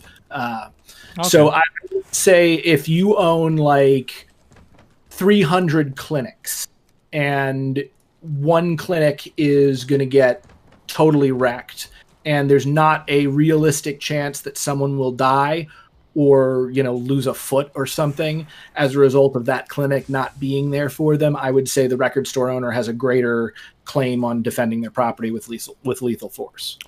Okay, going back to the 2-on-1 example, how do you reconcile this? And two people want to attack one person. Why should the one person be allowed to defend his life with lethal force if the two people have twice as much value of life as him? It's not twice as much value, because remember I said life has infinite value. So we can 2 times infinity is it's just infinity. Well, okay, then I didn't take you at your word for that. I don't think you would agree that life has infinite value, though. No. No, I think it definitely has infinite value. Okay, let's say that I could kill one person to make every other person on the planet incredibly wealthy. Do you think that one person's life would be a worthwhile exchange? Certainly not. Okay. All right, well, I think we've kind of a big point of contention between the two of us. Sure. All right, well, I think we've kind of, I mean, if you wanted to do like a modern day debate show, we should probably stop here because we're kind of exhausting that topic. This is fun. Well, there's some other stuff we could talk about too. I've been wanting to do a debate on determinism. It was going to be with rationality rules, but so maybe we can do something with that, or we could continue it. But yeah, this has been really cool, Destiny. I gotta say, I was nervous to come on, both because I gotta say I think you are an incredible rhetorician, and I was really impressed in your takedown of like Alsup and Stryker. Particularly because I had debated Stryker beforehand, and it turned into like a shouting match. So you and Vosh, that was a beautiful thing to see. So yeah, I was actually a little hesitant to come on just because of that and because of like how emotionally, I don't know about emotionally, but strongly you had responded to the critique of the debate. But dude, this has been really cool. You're kind of a cool guy. All right, well, hey, listen, I appreciate the conversation, my dude. Yeah, no problem. Yeah, stay safe, be careful. Absolutely. All right, I will catch you later. All Bye. right, bye.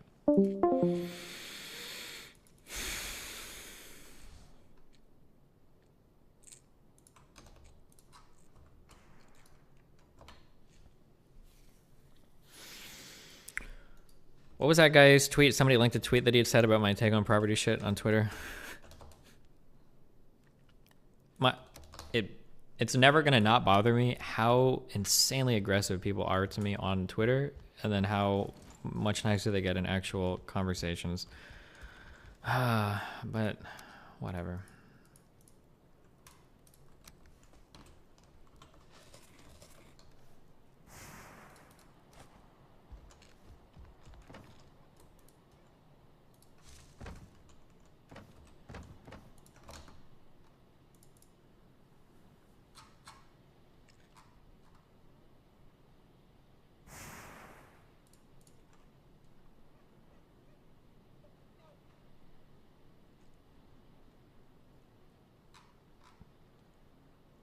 Oh, this wasn't actually that bad of a tweet.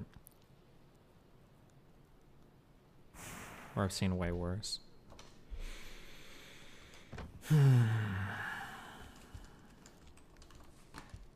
If I log out, are my items going to disappear on the floor out here, or do they stay forever?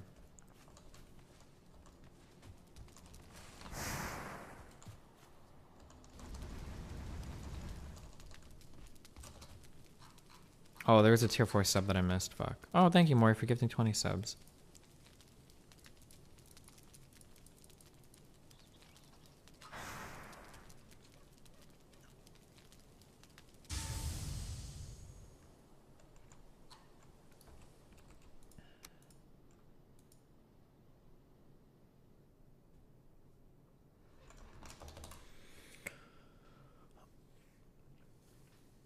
You seem very dissatisfied with that combo. Did you expect something different? I don't know.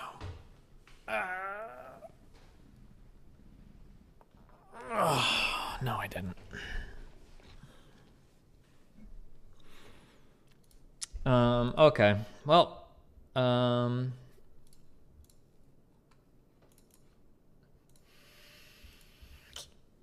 you will learn how to make a cart. I'll do the cart soon. Okay. Sorry, I see you want to talk, Graham. Hold on. I have to do a thing. I've got to do like a video review thing for my YouTube channel, or else August said he's going to come to the US and video game me, so.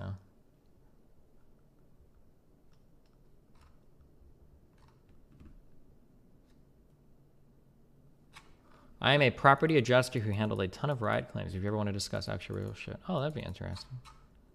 Oh, we need to do YouTube emotes as well. What did you learn, Destiny? The names of all the Watchmen. I kind of wish you guys talked about logical extremes. I agree with you for the most part when it comes to defensive property, but I still think value plays a factor. Yeah, we can get the...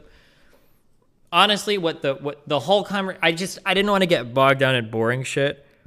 But the whole conversation should have actually been about, I don't know if you would say epistemic norms. Like the idea that you can have like systems that have inconsistent logics or systems that have inherent contradictions is ridiculous. I should have just started there. I'm pretty sure that math, while there might be some unsolved questions or you might run into a strange paradox or something, or an apparent paradox, Zeno's quote-unquote paradox, the one of getting closer to the wall or whatever. Like you might have. I don't think that math people say like, oh yeah, well, you know, like when you get really into it, math is just very rational, you know, LOL. Like I don't think that that's at all the case. But was it just me, or did he simultaneously not have a moral system at all, but also have every moral system at the same time? Well, I think that there, like I said, this is why I asked. This is why even Zeno's paradox, that's why I say apparent paradox, right? That's why I try to ask people questions to figure out what it is they really believe, because I think there is a moral system there. You're just trying to figure out what they're appealing to at some fundamental level. Okay, I'm playing donos and I'm ordering food because I'm hungry. Ooh.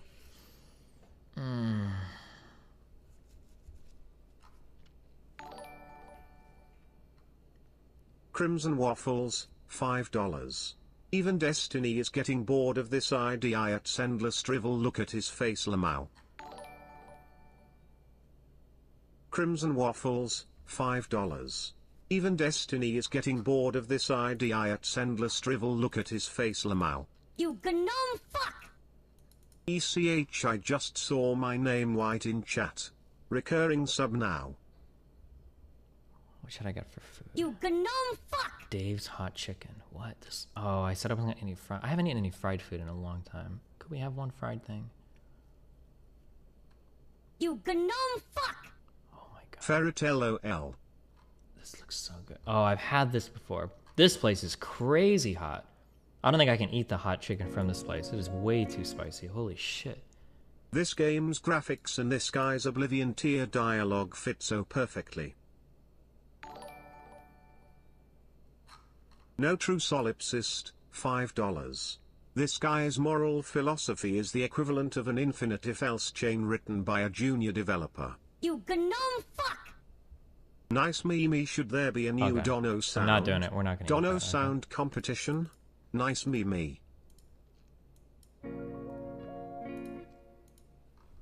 I wonder how much of morality you could tie to evolutionary biology. Survival of the fittest groups or clans may have depended on a certain primal ethical system. Talking out of my ass here, but I dunno. Great talk, bud. Now that's what I call a cool story, bro.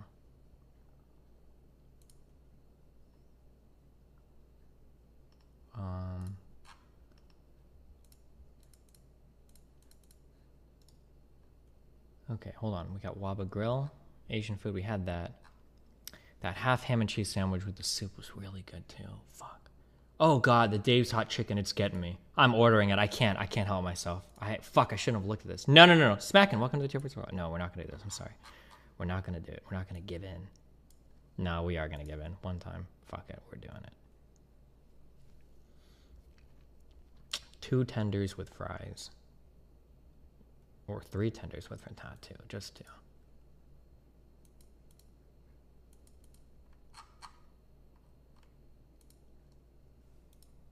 You gnome fuck!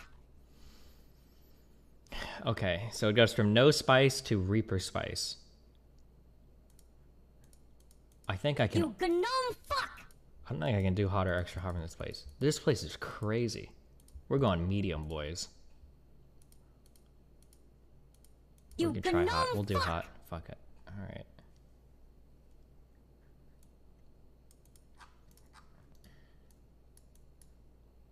Do I only cook food? Or do I ever cook food? No, fuck that shit. I ain't got time for that bullshit. You'll regret getting it hot. I might. I don't remember. Or medium? No, we'll do it hot. You gnome fuck! Order 3? No. Select your second heat level. What is second heat level? Is that for like the other tender? Do they make them different? You gnome fuck!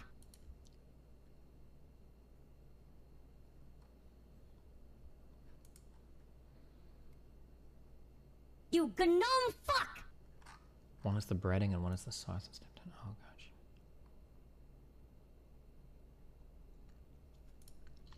You gnome fuck!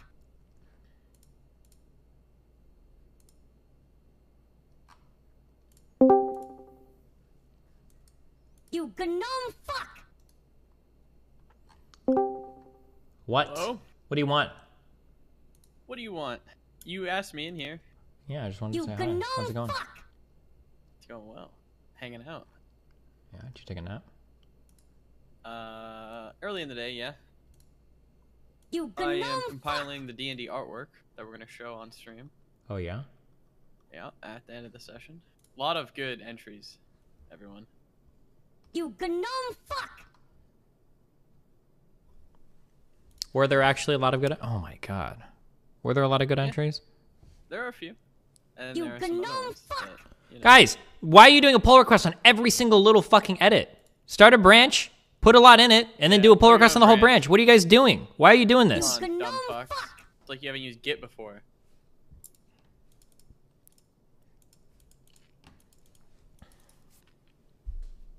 You gnome fuck! Oh my god, my god, beating each other up.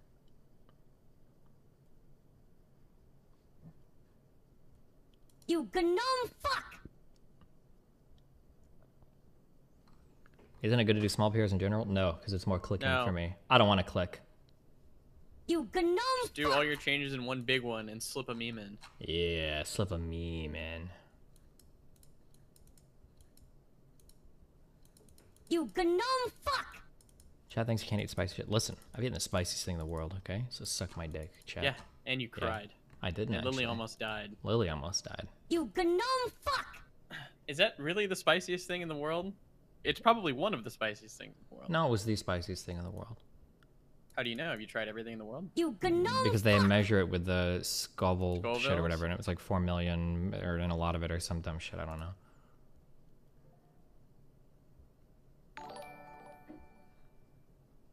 No true solipsist, $5. This guy's moral philosophy is the equivalent of an infinite if-else chain written by a junior developer. Good one. Okay, place order. Gigachud, $4.99.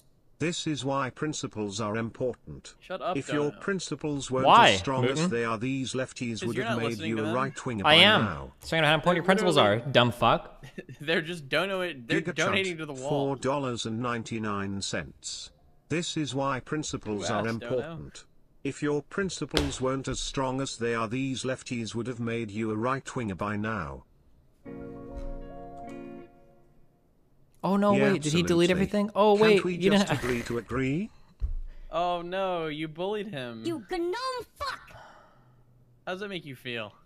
He spent all that time doing the work, and then you bullied him, and now he's deleted all his requests. Fucked up. Yeah, absolutely. Can't we just agree to agree? Is Dan actually dead? Dan is gone, guys. Dan Stop is gone. talking about him. We don't talk about Dan anymore. The only place Dan exists is in my TTS. True. Spectre $5. Destiny YouTube chat already thinks I'm a furry and I've been secretly watching Beastars.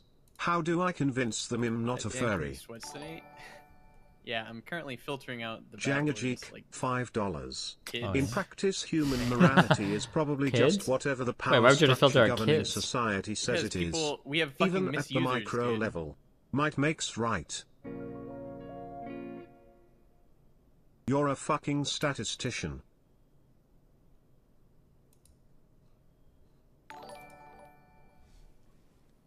Jangajik, $5. In practice, human morality is probably just whatever the power structure governing society says it is. Even at the micro level, might makes right.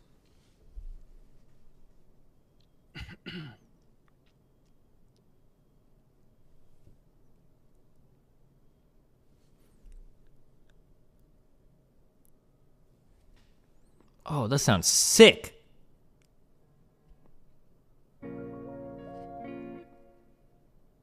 I see your cheat code is to reframe moral questions in terms of women being attacked as a great way to get think I broke my lefties scroll to bar. answer. Slamming my Also, you should have asked if a mouse. person who murders one is the same value as someone who murders 1,000.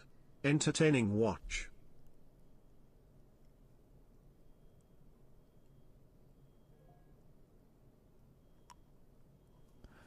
How do you write the scripts to figure out the You gnome what question it responds to? Thank you to everyone who supported us getting to the final round, Oh, and I thank see. you for giving me the space to shill. You gnome fuck! Oh, this would be so much more work to write this for Google. This might be like when I'm done with everything, or when I feel like the site is like relatively maintained. Maybe I'll go through and write all this, but this would be a ton of work.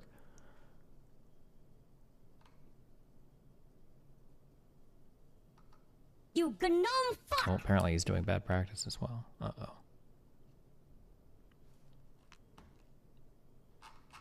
Oof.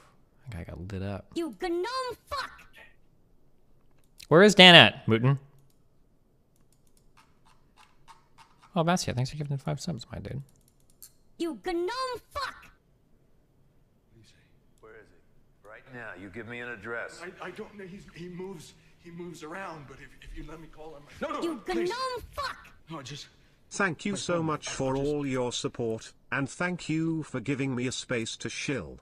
We're in the final round versus Matthew Iglesias. You gnome fuck! It's just my phone. I'll call him, and I'll have him meet me. Right? Okay. You gnome fuck!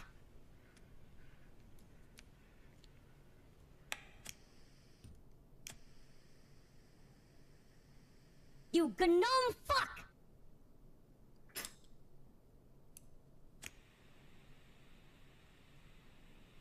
That's a weird bong pipe. You gnome fuck!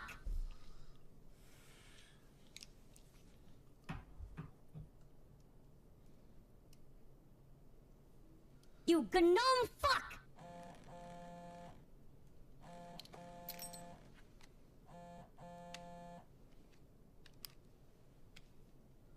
Did you do it? You sweat? Did you do it? No, I didn't do it. I can't now. It's gonna have to be you. What? No way, man. Listen to me. You're closer than we are. You'll have about a 20-minute lead. They've got me at the laundry and they're going to kill me. Why would he let him talk so much? Why would he let him get that whole conversation out? Not good, Mike.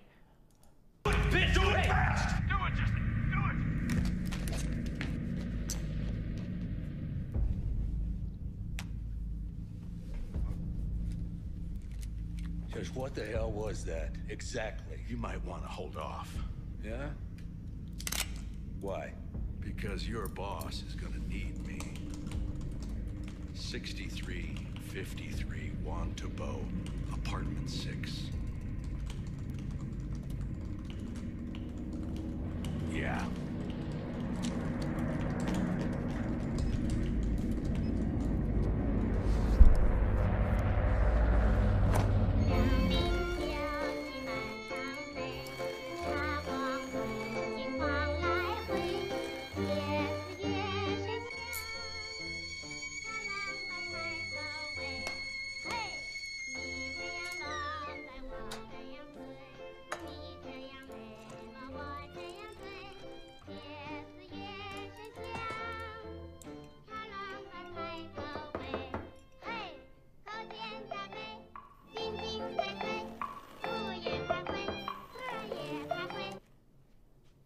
What if he just heard the phone call? This whole plan would have been fucked. Hi. How can I help you?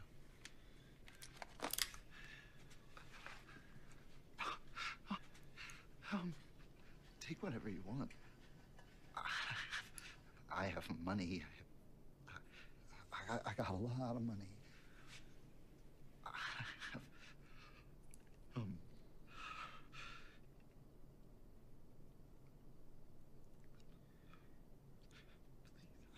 don't do this. You don't. Why doesn't he just beat him up? You don't have to do this.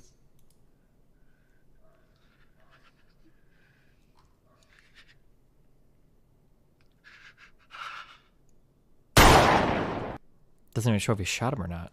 I think he's still alive. Just like Stannis the Manus is, boys. True, Stannis is still alive. Thank you, Mooten. He'll be in the books. Guaranteed.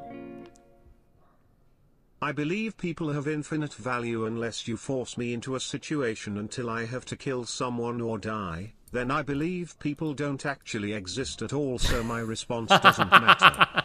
Murder is actually just a thought crime. 5 head. Just that was true. Just the last guy I agree with. Okay. Mooten, what are you in here for? What do you want? Just hanging out. Okay, dude. can you get Dan to hang out with us, please? No, Dan doesn't like us anymore. You need to get over him. What do you mean by putting everything in one branch? Is that just including everything in a single poll? I can't create a branch out. Oh, fuck, I'm sorry. Listen, don't listen to anything I say, okay? I don't know if anything I'm saying is branch. I think you can make your own branch and work off of it. And then when you like have all of the changes that you want to add, then you do a single pull request on your new branch. On your new branch. And then I can look at that whole branch and just merge it all. But you have to fork it first to make your own branch. So go get a fork and stick the fork in it and then pull off.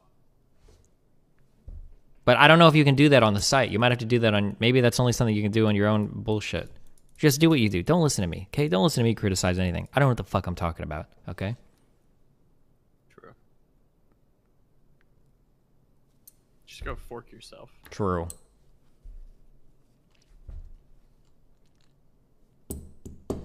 Do August settings segment? Roll after 8. I don't remember. Well, think about it. You wanted me to come in here. You begged me to come in here. Well, you gnome fuck! It wasn't anything. Stephen, it is time. What were you Don't begging me deny for? me this any longer. Please. Even Mouton is here. Please. For the love of God. The rift calls. It is time. Did you see this throw yet? 3 throws in 1 minute.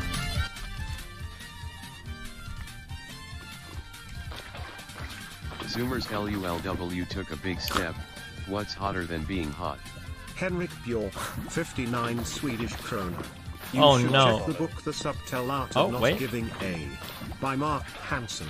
I Crafting. suspected he is a DGG lurker. Nice. Did he just throw his I love something you, important? Stephen. The flint? Oh, yeah, you threw his blunt, dumb fuck. Why would he do that? He's stupid. Crafting.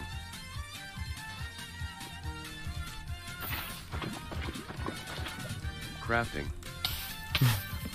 What was the point of stepping in the lava? Was that important? What was he even doing? Oh, he's hobo portal. Wow. Zoomers L. Wow. He died. Wow wow. Banning Vatikus. Welcome. Why not mention the principal explosion? Because I'm not going to get into writing all that shit out. Because obviously if somebody thinks that inconsistency is okay, they're probably way past that. Make my day if you could look at my PR. I want to be a GitHub contributor. Okay, what do you got? Added link to reference Twitch banning blind playthrough tag.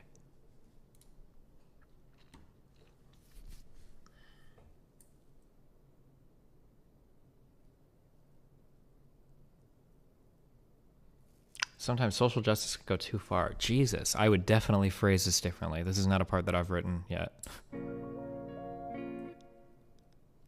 In the last conversation, why did that dude consider warning shot? I'm pretty sure those aren't a We thing. stop the gate. If you're discharging a firearm in a situation like that, it should be with the intent to kill. Okay. Good job. You made it. XCM. Okay, how do I need to unsubscribe to the thread related to this, though, because this shit is destroying my fucking email. Oh my god.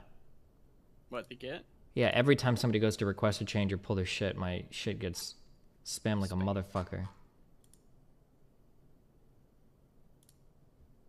Notifications.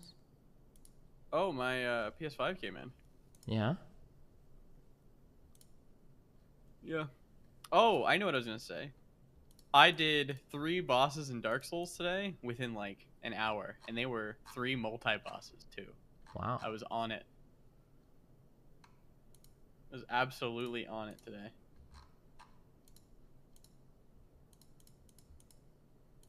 Fine. 1 hour askers.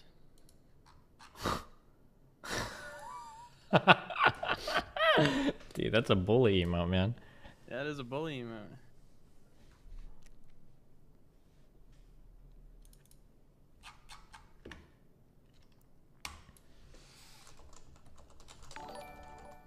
When's Demon Souls? I don't know. Henrik I gotta Bjork, finish Dark Souls 2. 59 I think we got, Swedish like 2 or 3 more krona. bosses. You should check the book The Subtle Art of Not Giving A by Mark. What? Why is that replaying? Wait, how much more do you have left for Dark Souls 2? I have 2 or 3 more bosses. You need to go back and play the DLC. It's something else. Yeah? Oh, the DSP shit. Wait, what's the DSP shit? I didn't look at this yet. Let's check.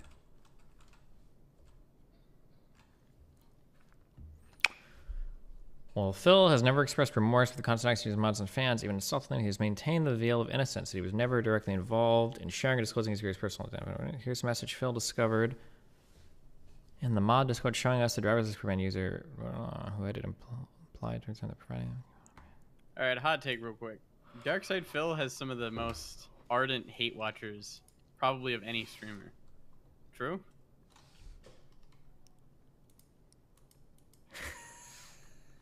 Shut up. You're a fuckboy.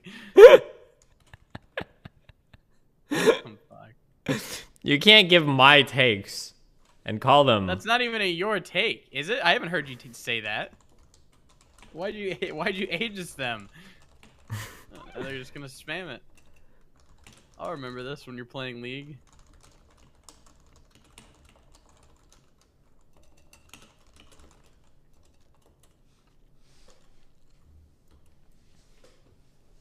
Yeah, of course they're gonna vote yes, because you're bullying me. It doesn't matter. You could say, has Destiny said 1,000,000 times that something, I can't.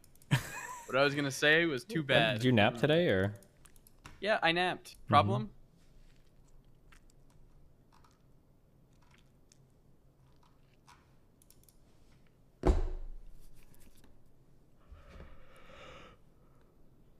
Huh. Okay.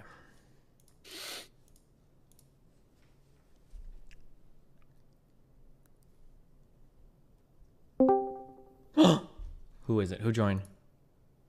Hello, it's me. Are you streaming? Yeah, what's up? I'm interrupting something. No, we're just chilling. Alright. I just checked where you were because I wanted to ask, since you're a Twitch streamer, I wanted to ask you a few things about Twitch. What's up? If possible. I have a Twitch channel. I barely ever use it, but for some reason it has like 3,000 followers and is eligible for all the verification nonsense and all that stuff. Mm-hmm. But I barely ever use it. But I have a friend who could use some money. She would really like to run a podcast with me. And I wanted to ask you, since you know Twitch, would it be a violation of Twitch TOS if I handed my Twitch channel over to her and did a regular... I think it'd be fine. I don't think it'd be a violation. You think... Okay. All right. That's all. Thank you for... All right. Yeah, if that works, right. Okay. Well, thank you. Be careful. Yep. Got him. Smack him Couldn't you down. just give her his stream key rather than handing over the account? Sure, you could, but it doesn't matter. Well, I mean, if she fucks him over, it just seems stupid. What if if he I- has the name Kraut, right? Does he have the name Kraut? I don't know. That would Maybe you be a should question check that before just saying that. Would be a Mo. question I would have asked before, like, yeah, it just seems fine. Just give him the account. Fuck it. Moon, I think that when Daniel's not around, I think you get more cranky. No, it's not true. I think that is true. I'm permanently cranky. You just notice it less because Dan's cranky.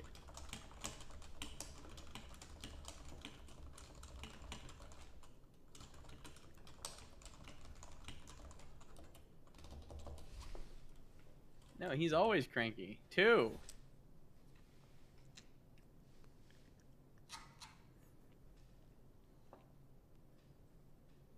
Sorry, Moon. Huh.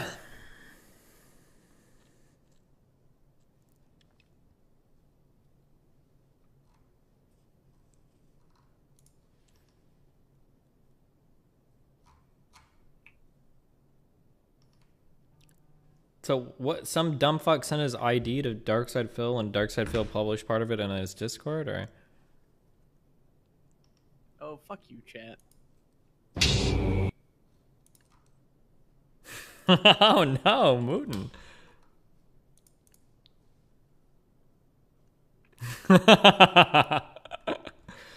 Wait, what is the context here?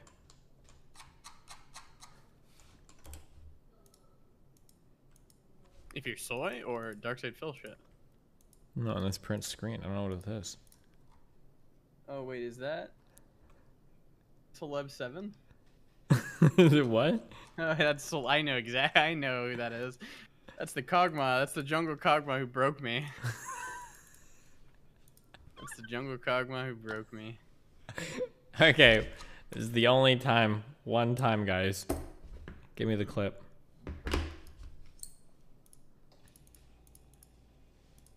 Okay, this is it.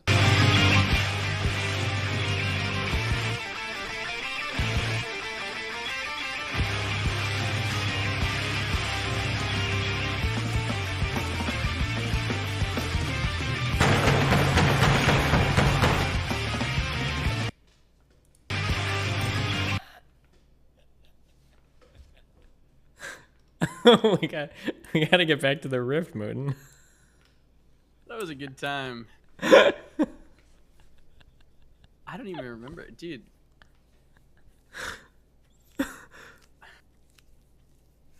I am just reformed. That's all I know. Oh yeah, we all think we're reformed before we step back onto the rift, Mooten. We are all reformed when we're off the rift. No, that was reformed Mooten, because old Mooten, he would have probably posted his address, told the guy, "Hey, I live here." Like, oh yeah. Come over. Yeah, I was reformed. Proud of myself. That's true growth.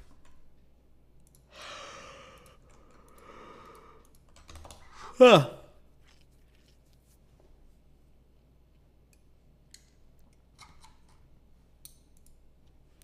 Okay, you ready? Okay, last one. I'm sorry. God damn it. Moot! I'm in! Okay, well, I'm nowhere near. Moot!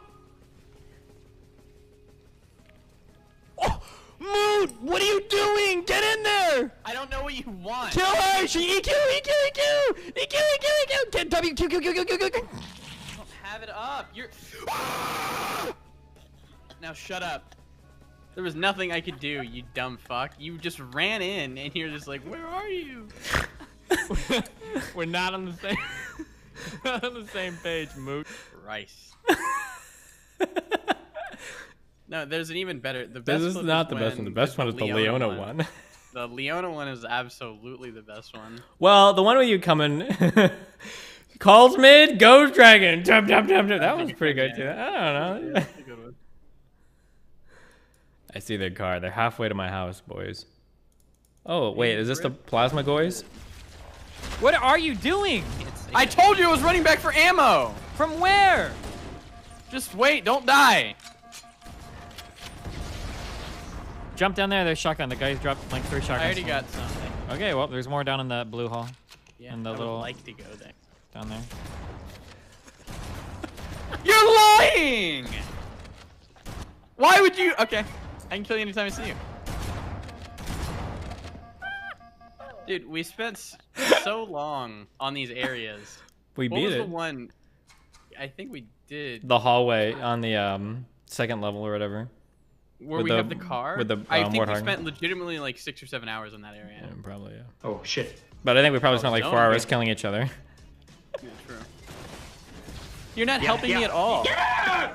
You're not on it at all! Yeah, because I got a fucking Leona on me, dog!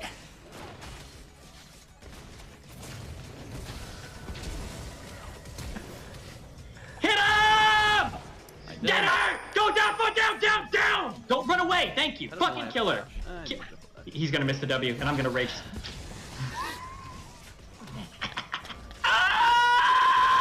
See, you talking fucked me up.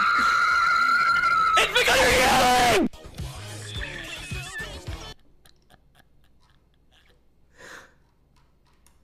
Mission successful. Trigger the mood. Go Rift, runs mid. Thank you, Steven. You're a genius, dude. How do you do it? You're a fucking statistician. Give me you! It's so weird to see the clip in context. I've just been hearing that for so long now. True. Good old days. Blackout. A few minutes away. Ally. Look, chicken's too hot. I'm healing. Chill. He's in. You stop me.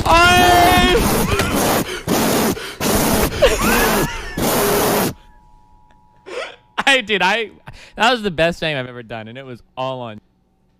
Oh, I think I shot at Mootin the whole time.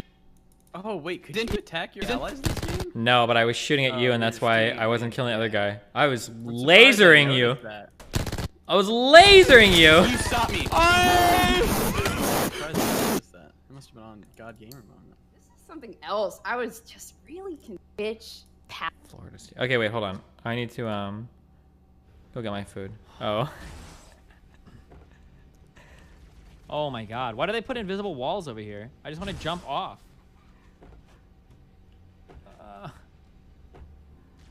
Kill me. No, you're lying! You're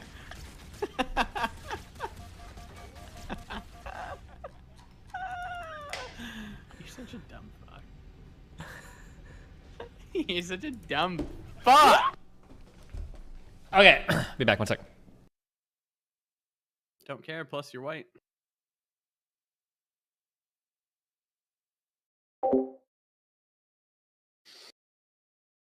Well. It's just me in the chat. Huh. Be ashamed if I banned you all now, wouldn't it?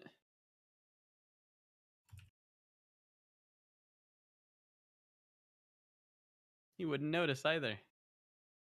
Hello, Twitch chat. Ooh, what's up, Twitch chat?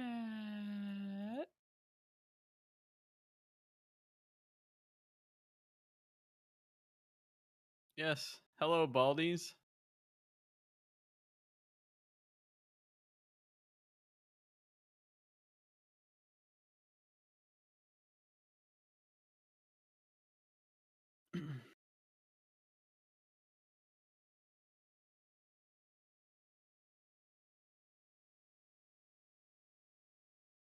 Kind of feel like bedtime, boys.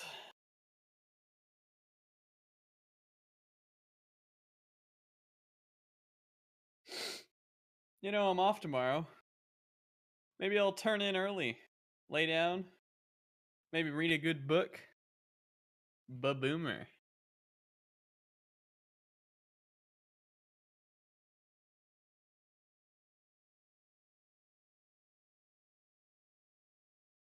Rub one out? Nah, I don't need to rub one out. Your mom's coming over. Shift wit. Got him.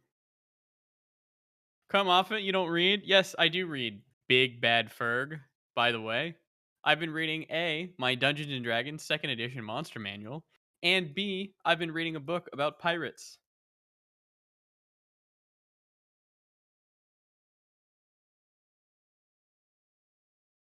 And recently, I read Elliot Rodgers' Incel Manifesto for TTS, because apparently Dan read that, so they wanted me to read it.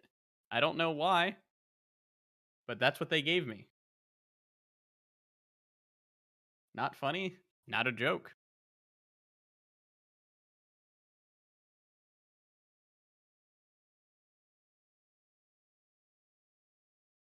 There's only like 10 minutes of it, though.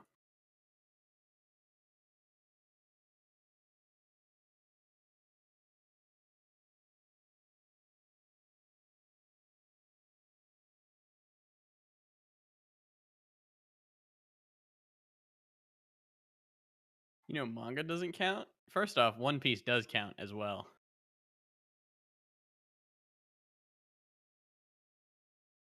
Oh, and the new One Piece anime episodes have been actual 10 out of 10s.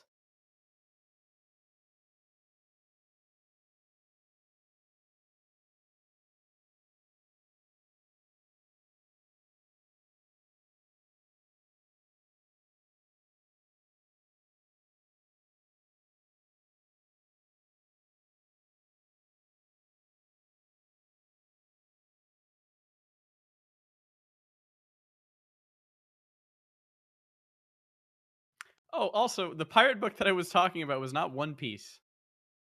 Okay?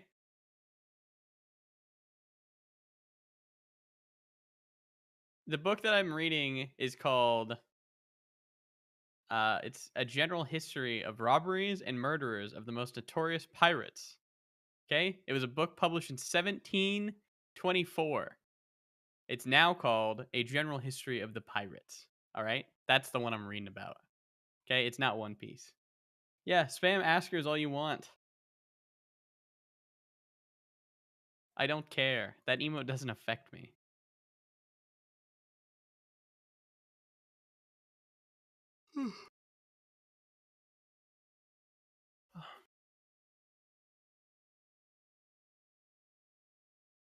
You know what, DGG chat? I like some of you. That's all I'll say.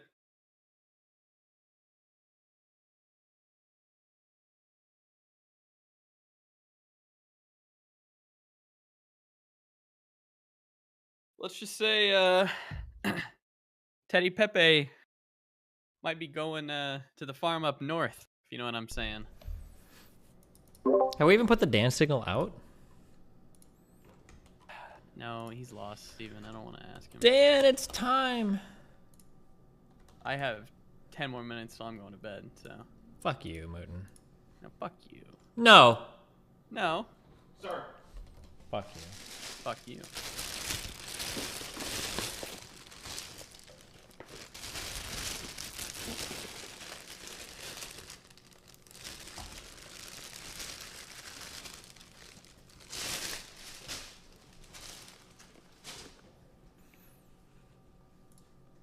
I got big news.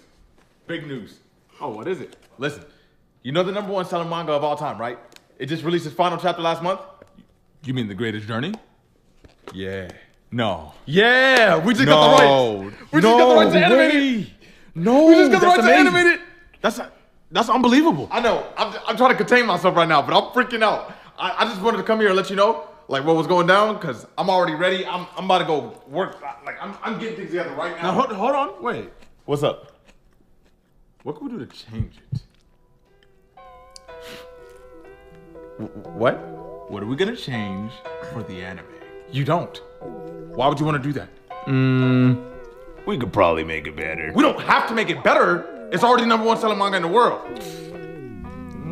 We can make it better. It's not our job to make it better. We don't need to make it better. We just need to copy and paste. We literally have the blueprint. No, that won't work. No. Yes, it will. I think we should change the main character's abilities a little. Man, no! It's hard enough to animate as it is. Why are you complicating it? I think we should change the side characters into dogs. Name one time where deviating from the manga ever resulted in a positive reaction in the history of this shit. Okay, let's remove the first 2 arcs in the manga out of the anime. Don't even show it.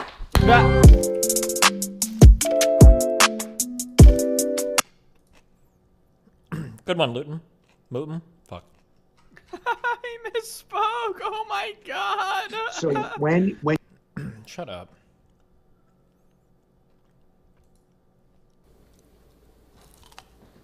Could I just get the water? Sure. Hey, take a look over there.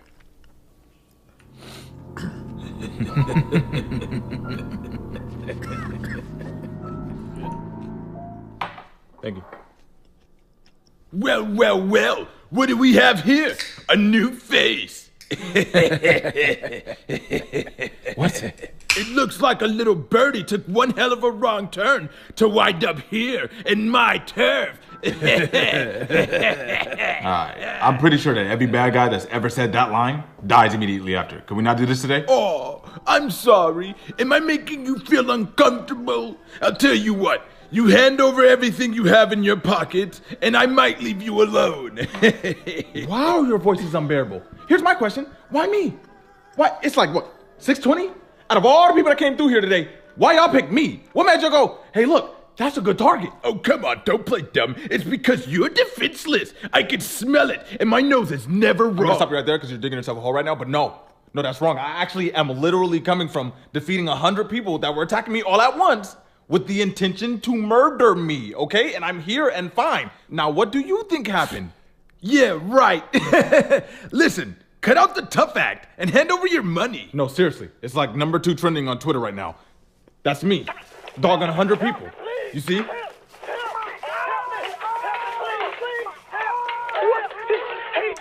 us! How is he beating us? It's just one of him and 100 of us! He's beating us! Do y'all need to see the rest? Because there's like 20 different angles. As if I'm gonna let you showing me some kind of play that you were in stop me. What? Dog, I still have blood on my hands from that fight. It was like 10 minutes ago. This is not a joke. That was video proof. Are you in denial? Uh-oh, Lenny. It looks like you scared him too much. He's stumbling over all of his words. You haven't listened to a word I said, have you? You just tuned in right now? Oh, sorry. I didn't mean to scare you. But if you don't hand over your money right now, things are gonna get... Too long. Oh, let's go. Let's go. Drop the money, Regal. You don't have to do this. Just drop the money, and I'll look the other way. Ooh. You know I can't do that, Bill. What happened to you, man? I knew you. I knew both of you. You guys would never hurt innocent people. Those people aren't innocent. You think the banks we've been stealing from are ran by innocent people? No. You see, that's the issue with all of this. The higher-ups don't tell you enforcers anything, do they? What are you trying to say? I thought so. Every bank I've been taken from has been ran by scamming, money laundering murderers. The same people that ruthlessly murdered my parents in front of me. What? The same people that put my family into poverty, my city into poverty. Want to know what else they did? They tortured me to death, revived me, only to torture me to death again. The people running this bank, they drowned me in the pool when I was 6, weights tied to my body. I had to drink my way out to survive. They went through my Amazon account and canceled. Okay. Do you know the Pledge of Allegiance by heart? Could you say it right now? I don't know if I could right now. I pledge allegiance to the flag of the United States of America and to the republic for which it stands, one nation, undivided, under God, indivisible, with liberty and justice for all. Something like that. It was pretty close, yeah. Alright, hold on. It's that good old United States indoctrination, boys. Mm-hmm.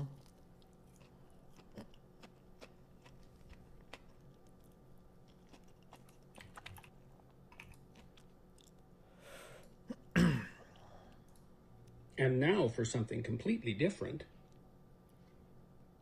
Immanuel Kant was a real pissant who was very rarely stable.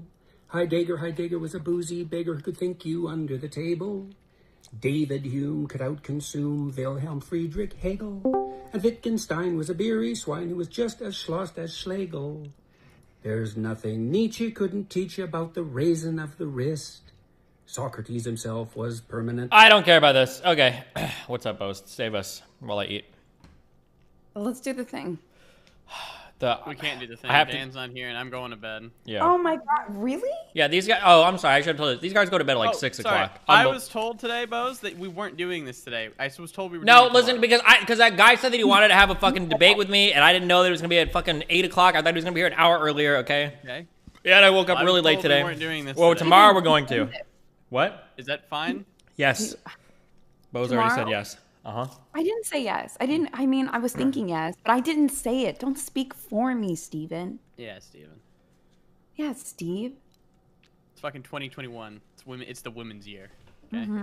We were all ready too. Peach was down, Scrub King, everybody. It's gonna be a. Wait, what are we even playing? You know, we talked about this yesterday. Did you forget? Uh-huh. Oh, it's that Quipley game or whatever, right? Yeah.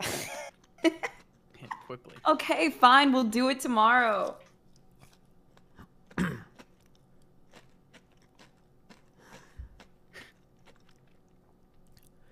How you doing? Me? Yeah, you. I don't know. You could just be talking to Chad. You could. No, they're boring. Mr. Mooton's boring.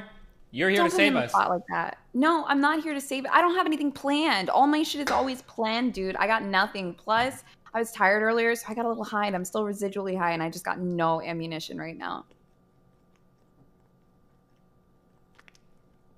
Well, I'm sorry. Well, what was going to be your plan anyways? Like, you usually stream for 2 or 3 more hours. What's the plan? I have to do a video review thing. Oh, my God. We should do board game night, Bose. You know, I know, like let's... Risk. Let's put it together. That's what I want to do. We have to have a family board game night. Yeah, I agree. Well, that's what we're kind of doing tomorrow, but it's more We like need to figure out who's in the family, though. Who is in the family? Well, I already had a short invite list. I sent Dan. I sent him a really nice message and invited him, and his response to me was, "Okay." Okay. Well, tomorrow's list is gonna be Moot, of course. Okay, Moot, Dan. Dan said okay. Okay, Peach is coming. I think Scrub King is super down. That, you know what? Maybe we started off a little tight knit and we bring a few more people in. Yeah, maybe. We'll bring the extended family in, if we choose to. I want to play Codenames, but I want to make it randomize the teams and we have to work together. I don't even know how to play Codenames. It's fun. It's like, okay. It's really easy, Mooten. Just listen to my callouts, okay? That's not. I don't know how you're gonna play with that. I've never seen you play party games. Steve, you can have a little fun, right? I don't have fun with anything. I'm very competitive. I mean, if you're funny, it's still competitive, right? No. Okay. You either win or you lose. Okay. Wait, who else should we invite? Lily. Surely she'll join, right? Coke. Sending out the invite now. Messenger.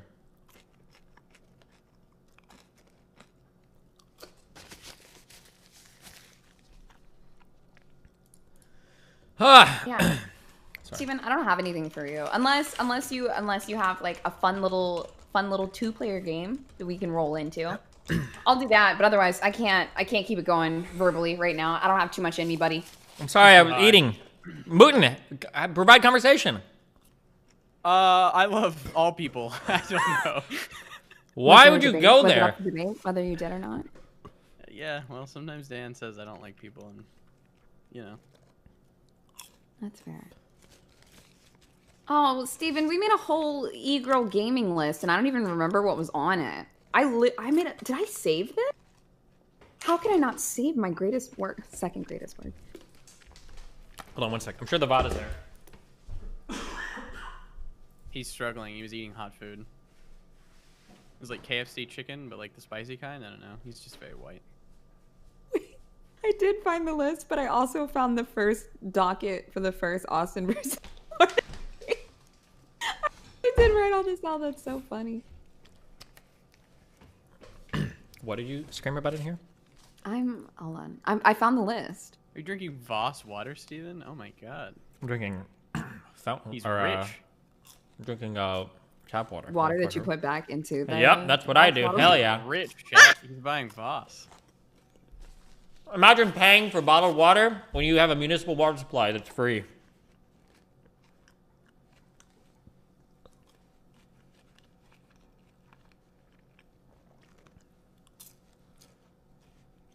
I don't like the earth. I'm trying to kill it quicker. That's why I buy bottled water.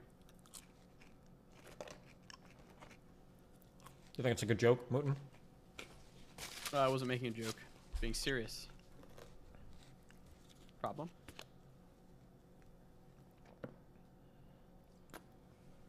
Game. What is today? What day of the week is it? Tuesday. Well, so no. When is your next stream, Buzz? Friday. What are you gonna cover? I don't know. I put them together like the day before. You remember the movie Sinister? Yes. Why don't you do that? You go move into some ex-serial killer's house and stream from there. How sick would that be? Because I don't have the balls to do that. You know why I do true crime, Steven? Because it works. But inside, I'm fucking terrified. I have to read so many messed up stories every single day. Some of this shit is sad. Sad, Steven. I don't want to move into the house. Those emotions.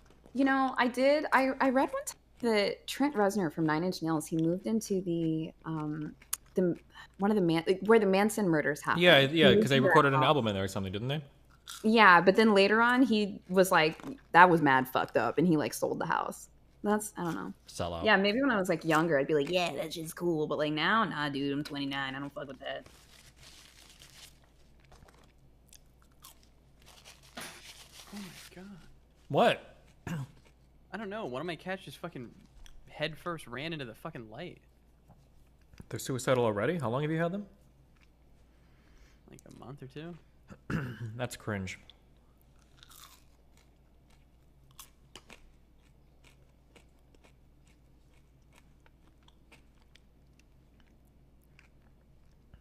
Can we watch a movie, Steven? What movie, dude? I've told That you sounds multiple so fun. times. How about we watch Oh Brother, Where Art Thou? That's a good That's one of my ass movie. favorites. Yeah, So even cringe. Big Boss Bose likes it. I don't like George do. Clooney. I don't support him after the allegations. I like the song. Yeah, has good songs in it. Mr. Moon said that movie was a musical, by the way. It's that's technically what it is. Okay, I wouldn't say musical, but was that music art? Absolutely. How many songs are in the movie? I'm a Man of Constant Sorrow, Hard Time Like Killing 3 Floor or Blues. 4? Like 3. There's like 4. I feel like there's like a good 4. Hard Rock There's Candy. the- Well, no. There's the one where they go to like the water area. That's technically a song, right? Oh, where the girls are singing? Kind Yeah. of. It's good. If you watched it, you would PogChamp. Yeah. As would everyone in the chat, yes. Bose, can we get some hot takes from you? I don't have any hot takes. I'm pretty. I think I'm pretty PC. How do you feel about hard shell tacos? Oof. Not a fan. No, not a fan. Also, I don't do corn tortillas. Only flour. Fucking A. So you hell like yes. mini burritos then? I don't like burritos. I don't like sandwiches. I don't like stuff that has too much bread. I don't have a good time. Do you like tacos? I do. I have to be in a taco mood, but I do. Why do you like soft shell tacos but not burritos? I don't like sandwiches, Steven. I don't like. What the fuck is a soft shell taco if not a sandwich? I mean, it's just like when there's a lot of bread surrounding it, I get like overwhelmed. What is a flour tortilla if not bread? I mean, it is, but I feel like it's. Guys, soft shell tacos are literally Subways for Hispanic people, okay? That's what they are. I'm sorry. I mean, that's possible. Those are what my preferences are. It's with the burrito, it's fully encompassed in the tortilla, whereas the taco, there's a little bit left out. I feel like there's less. I don't know. Maybe I don't have a lot of saliva in my mouth. Okay, maybe I can't handle a sandwich. You know what causes your mouth to be dry all the time? What? Smoking weed. Is this an intervention? Yeah, it's time to stop. We should watch Reefer Madness. Watch Half Baked, Steven. Steven, do you like black comedy? You can't make these jokes to me, or I'm gonna kick your ass, okay? It's not a joke. It was a question. Yes, obviously I do. Oh, okay. I don't know. You I was just threatened asking. her? I'm not threatening anybody. Oh, what did you mean by I'm gonna kick your ass? Huh? Oh my god, I didn't even hear that. Mootin, thank you so much. Steven, Where did what I you say mean that? about I never said that. And that's why you didn't hear it. You Oh my said, god, am I and being quote, gaslit? You said You what, said, and I Mootin? quote- Wait, what did Mr. Moon just No, say? you wait, said, and can I get a no, clip? Can I get a you clip of said- that? You said, and I quote, "You can't make these jokes, or I'll kick your ass." Steven, Not cool, Steve. let's see the clip. Steven, what was your plan for the rest of the night? You can't just like push us into producing the rest of your stream.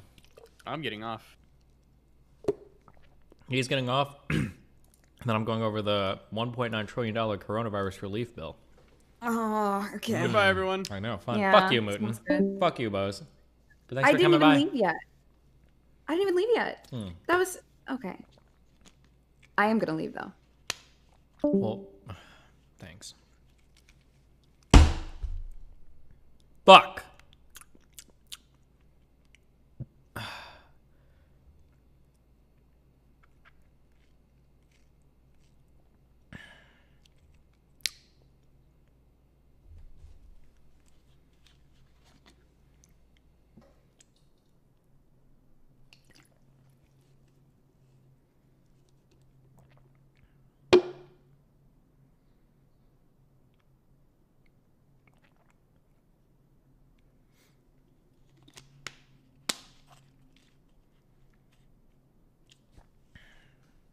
All right. I'm doing this for August, okay? For our YouTube channel. The survival of our community.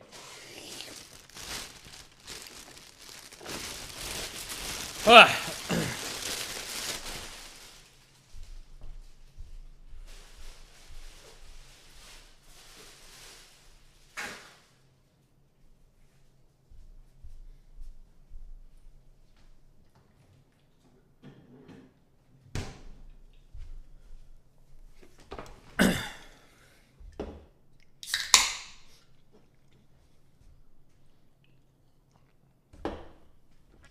How spicy out of 10 was it?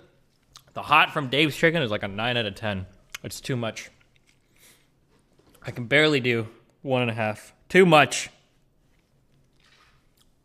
I think medium would have been a better choice. Ugh.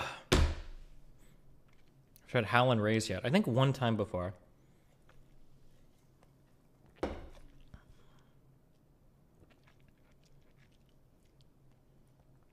Okay. Blow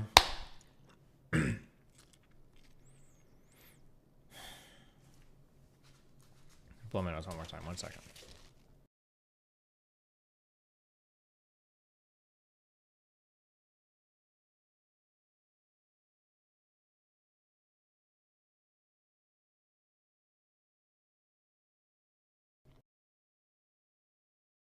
Where do you live that there's a Dave's nearby? I live in Huntington Beach. Milk is better than water for hot stuff? Yeah, I just don't have any milk. Or ice cream.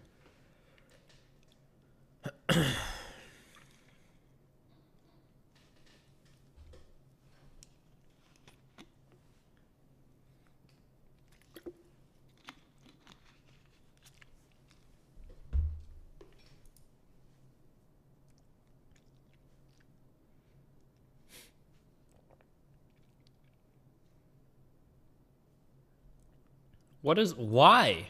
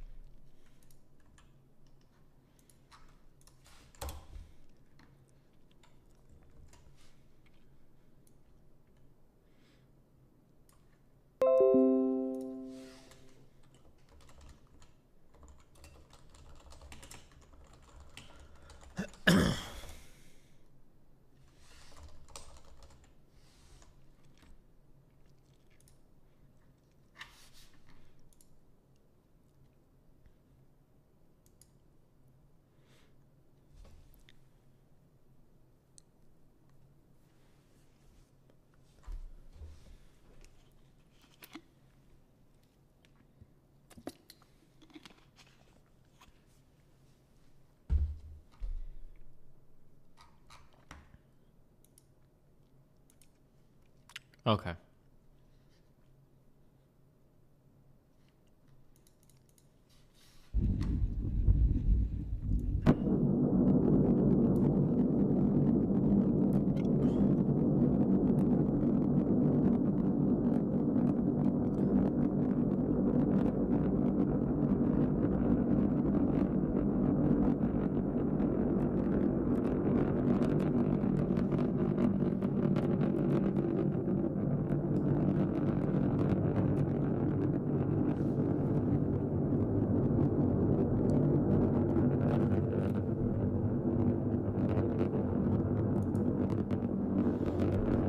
Why do they try to make it look so much like Kerbal Space Program?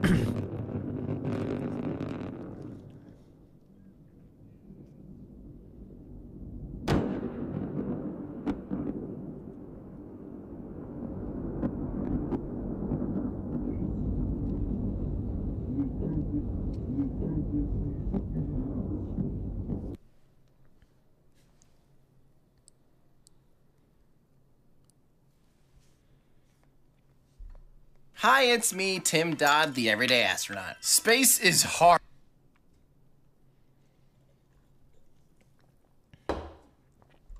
Okay. I'm going to give you an astounding result.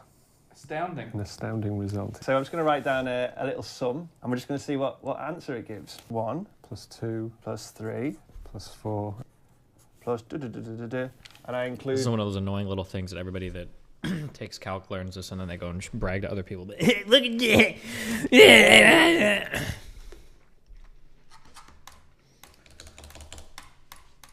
The video is wrong. There's like 10 videos on what's wrong with it. Really? I feel like there was always we've seen this before. Yeah, I feel like there was always the some stupid shit to do with like grouping numbers or whatever, right?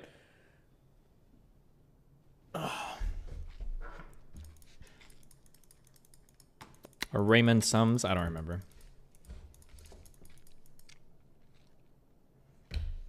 There's this one, and then there's There's one other stupid one that everybody will like.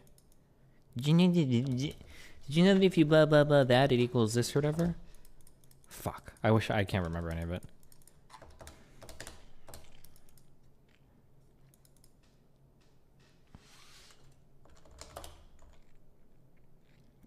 0.999 equals 1. No, it was something dumb. It was like something for like 1 to equal 2 or 1 to equal 0 or something like that, I think. 0.99 thing is dumb. No one cares about that shit. There's also a isn't there like some where Kogasa will know this. Isn't there there's some really crazy equation that has like a ton of constants or it's like 5 different constants that all work with each other. Do you know what is this? It's like e to the pi equals like I or whatever. What am I thinking of? Oh, e to the pi times I minus 1 equals 0. So yeah, there you go. Euler. What a loser. More like you loser. Oh, listen. I've updated my beliefs on Aaron. Okay, Aaron is no longer based. He is a terrorist, okay? I momentarily and briefly, in my ignorance, supported him because I thought he would be based.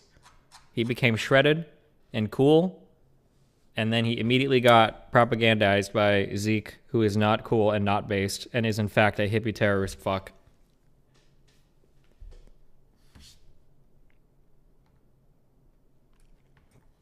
You don't know what he is going to do, though? Nope, but I will tell you how Attack on Titan is going to end. And it's going to be with Mikasa killing Eren. That's how the end... Sorry if I just spoiled the ending of it for you. That's what's going to happen, okay? Mikasa's killing Eren. That's how it ends.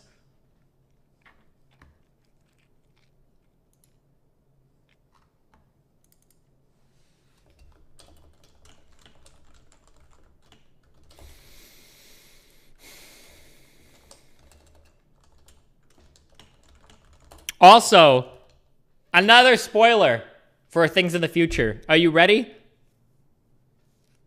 Levi is going to die in an incredibly unremarkable and anticlimactic and boring, stupid way. You know what? I bet Gabby's going to kill him. That's how fucking dumb Levi's death is going to be. 1,000,000%.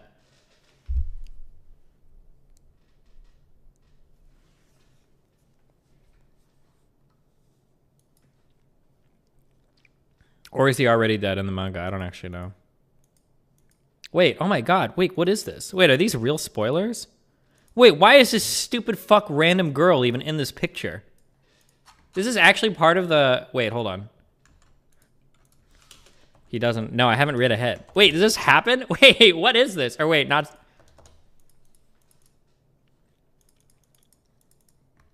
Oh, cringe. Wait, why is that girl even part of the fucking story anymore? Is that the one dumb girl that Sasha saved?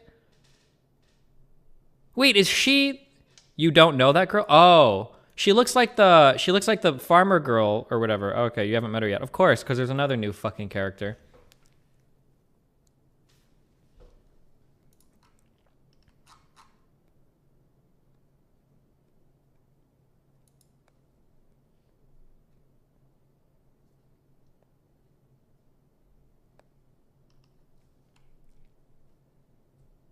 She is the most important character of this. Yeah, every new character that's introduced is the most important character of the series. How far ahead is the manga of the anime?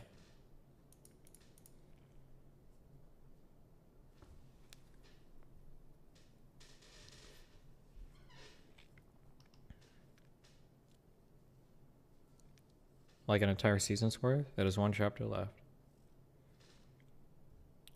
They mentioned her. She's Ymir, the first Titan. Why was the other girl named Ymir or whatever? Isn't that like confusing as fuck? Why would you do that? Or was there a reason why they did that? There must be a reason why they did that, right?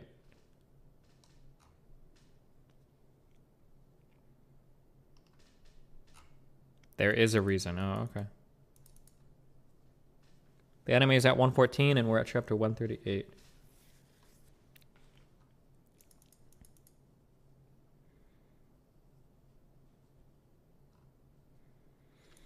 She was named after the original Ymir. That's why she was worshipped by those people. Oh, yeah, that's right.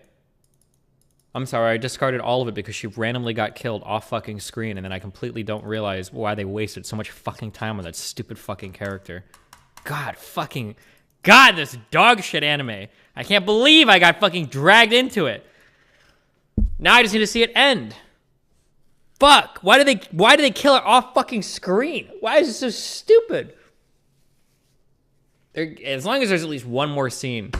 As long as there's at least one more scene of Levi killing a ton of shit. Or Mikasa killing a ton of shit. I'll be happy, alright? Or even Eren fucking a lot of shit up. Why did those dumb fucks... Why did the dumb fucks lock Eren up instead of just working with him? Why wouldn't they be more chill? Like, whether you like it or not, you're kind of cucked by him. It's not like you can really tell him. Like, he literally ate the Warhammer person, right? They know that if he wants to, he could fuck everybody up. So why don't they just chill and be like, all right, Eren, we're going to work with you. We understand that you did some irresponsible shit, but you know what? Let's figure it out.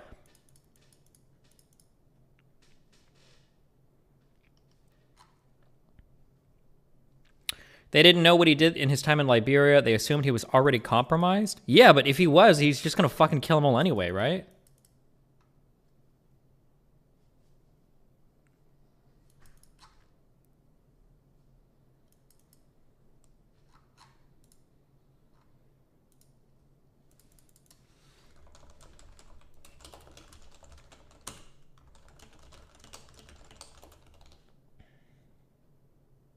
They literally say they're going to surrender, and he breaks out before they get the chance to do it. Wrong!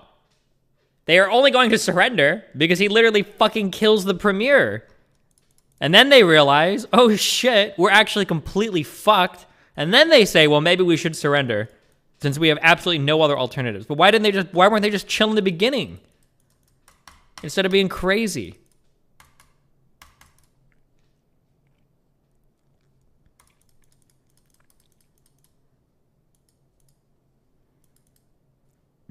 Have your thoughts on the Cart Titan channel? The Cart Titan is just cringe, okay? I don't know why they have... Somebody played too much fucking MOBA and thought they needed a support character for their fucking anime. That Cart Titan is just weird, alright?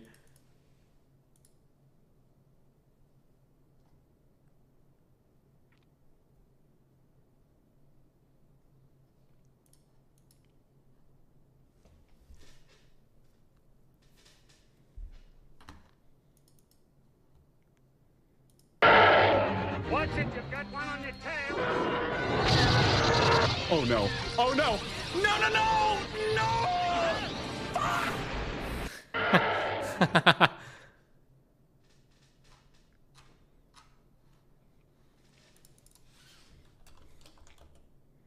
Are you reading the whole bill? No, no one ever reads the whole bill. Okay, people in Congress don't read the whole bill, all right?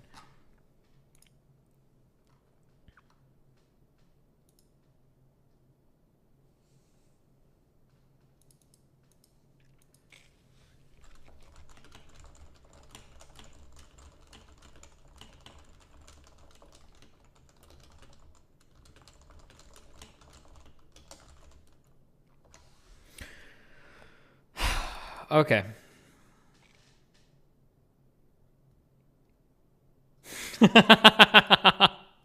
Wait, what is this?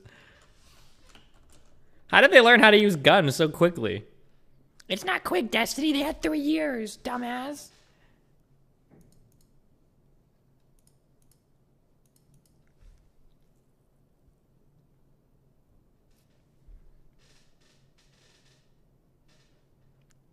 Oh, is that Gabby? That's not Mikasa? Oh, okay. Makes more sense. Damn, how does that bitch get a gun?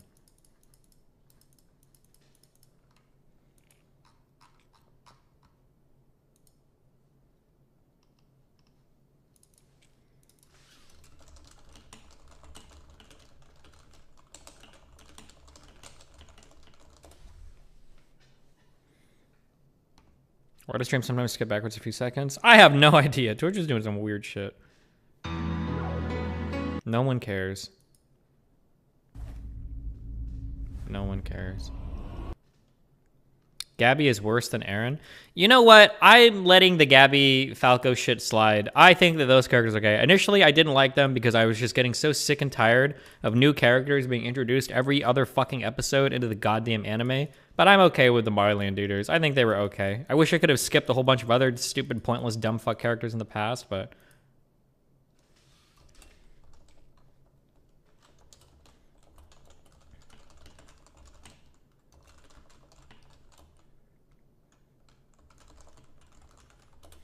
You caught up to episode 13? Yes, I've watched everything that's released. Although there was one, they said Crunchyroll said they couldn't release it because of an earthquake. Whatever the fuck that means. I saw Striker's link. Thank you.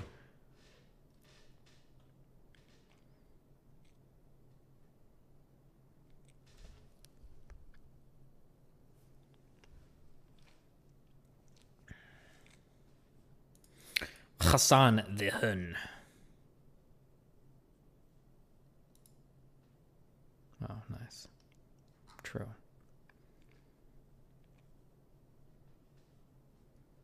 Leaf education. Oh.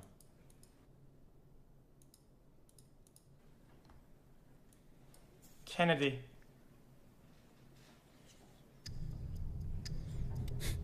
Kennedy, right? Yeah, it sounds right.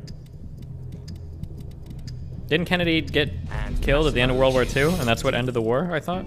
It has to be. So this is your final... Okay, the yes. computer That's my validated final your answer. answer. Or Truman, probably not. And unfortunately, this is the wrong answer. It's the end for you. I really didn't handle that one at all. Okay, listen to me. Why is there some American presidents that I didn't learn about? True.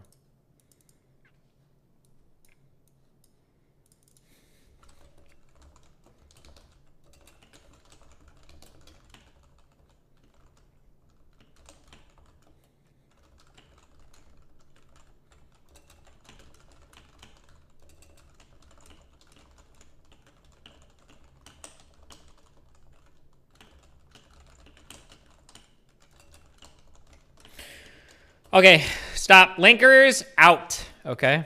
Linkers out. All right. God. Levi is so cool. Fuck. He hasn't gotten to do anything cool in so long. Boom, boom.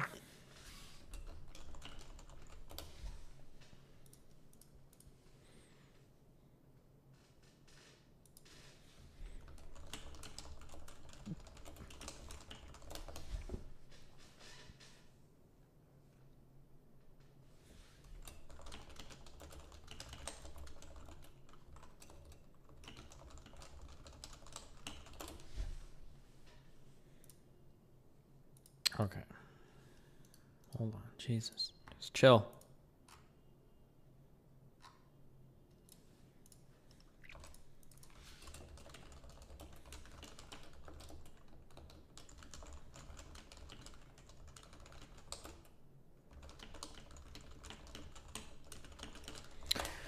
Oh, why do I have so many messages?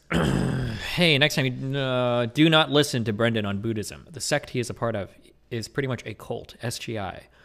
Even has an entire subreddit where people talk about leaving. What?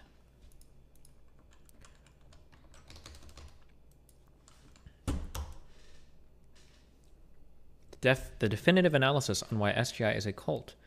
This is one of those new topics submitted by a brand new ID created for that. What was another Reddit automated stop posting? Also being SGI is a cult. Authoritarian leadership, descriptive, and destructive mind control of the main. What is this? Gee. Oh my. I can't see. Where are the indentations? Where are the line breaks? Oh God. What is that wall of text? My eyes are assaulted. Oh God, crap, oh, there's more. Ah! Okay.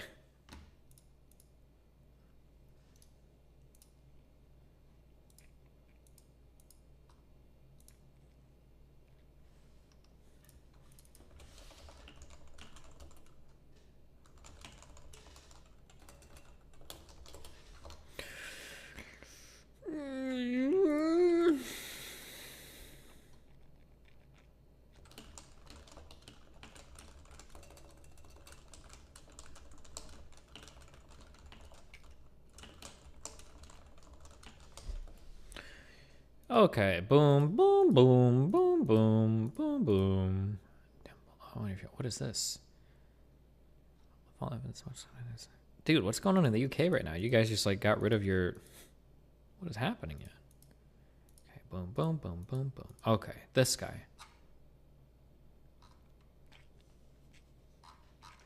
Okay.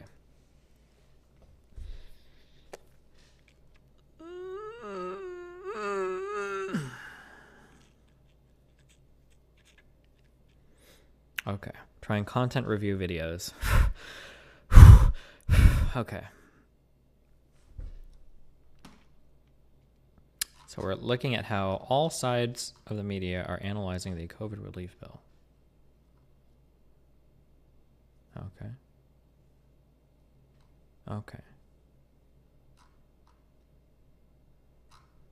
Which ones am I supposed to watch for this? Am I supposed to watch the whole video? Okay. Do you want me to watch / react to the entirety of those 3 videos? Question mark.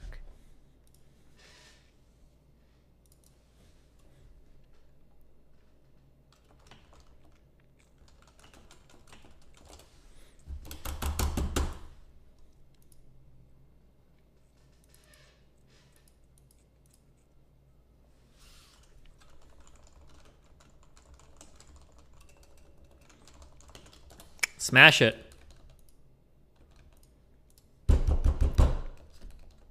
Anybody else smashing it?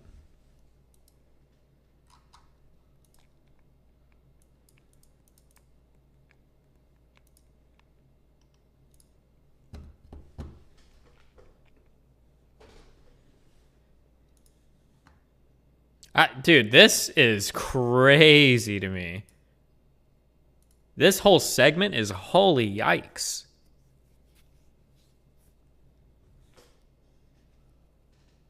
You know what? Oh, hold on, because I can try to spin this so that people can still clip me and hate me. This segment right here, this 2 minute 60-second segment, this is more racist than anything I've seen from Ben Shapiro over the past 5 years. Challenge.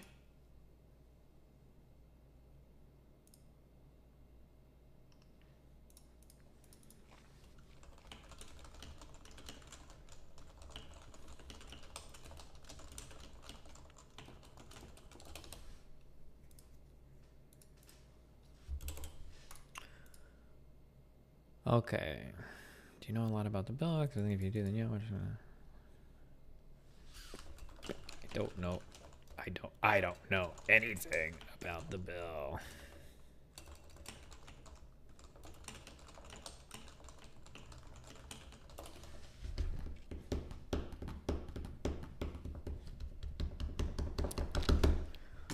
Sorry, fuck. How are you guys doing today?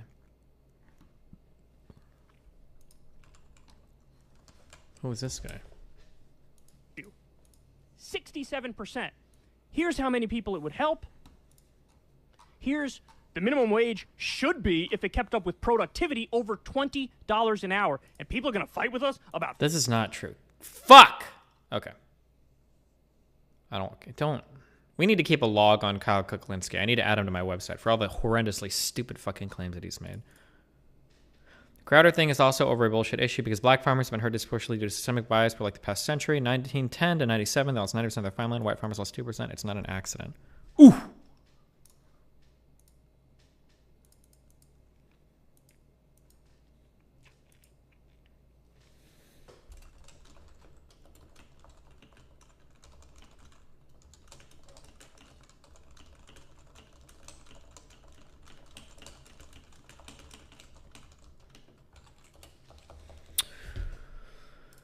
Okay, we're going over the coronavirus bill, okay? Fuck, I need to put my brain into thinking mode. I don't know how to do it. I need like a stimulus. I need a hot chocolate to do it. No, not I had one yesterday. I don't have any Red Bull. I don't have any Coke. Or at least not the right kind. Do you think you can do cocaine and like focus on work? Do you think that's a thing?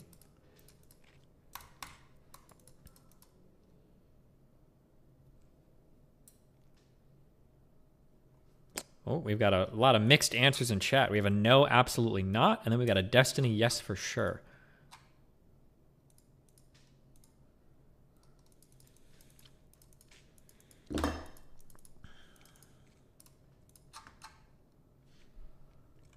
Okay.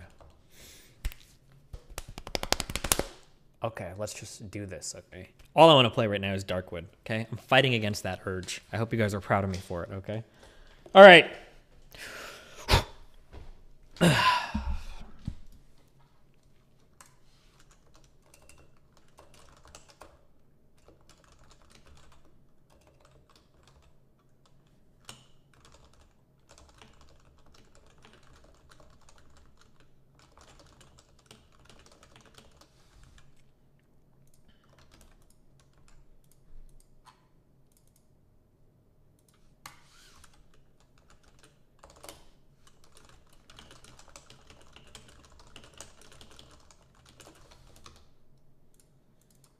Okay, so I think the goal of this is, okay. We're going to read about the coronavirus relief bill, how it was negotiated for, what happened. Then we're going to read, or we're going to listen to how people from the left responded to it, people from the right responded to it, and then see what they miss. I think that's the gist of what we're doing right now, okay? And I can't listen to music in the background because it always cucks my shit. Oh, no, wait, we can. My composition challenges. Does anybody even... Oh, dude, I always forgot how to connect to network drives on Windows. How to network... It's not this easy. I know it's not this easy. It's never this easy. Network address? I don't even know how to...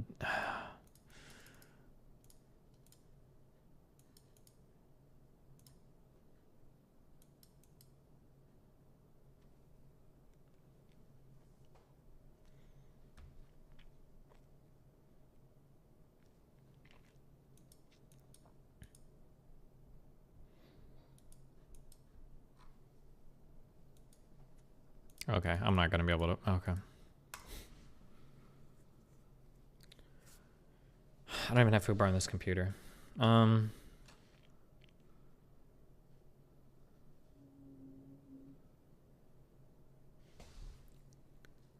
you have the IP address? No, it's...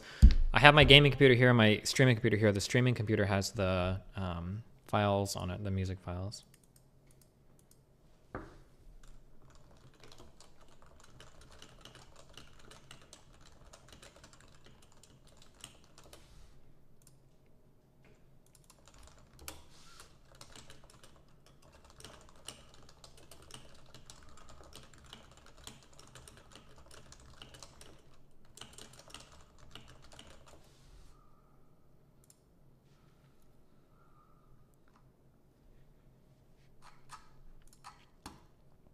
Can you elaborate on why the minimum wage shouldn't have grown to $20 an hour? Because I hate poor people. And I hate the idea that they could make more money. I want them to be poor forever and ever and ever. Amen. Amen.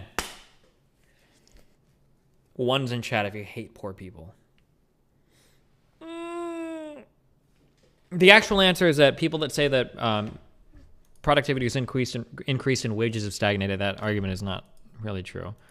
But okay, I'm seriously just curious. Yeah, that's the serious answer. All right.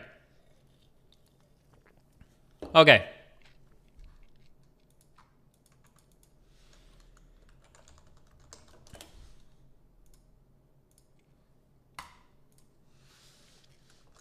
Biden 1.9 relief bill.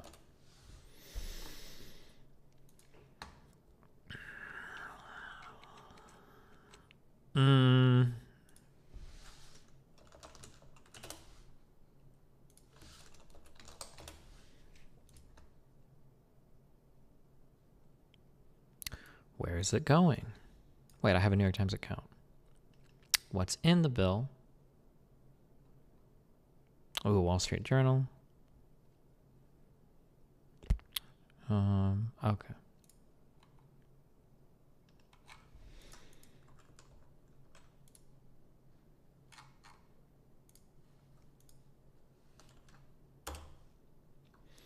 All right. What is in the bill? Let's find that out first. Hold on.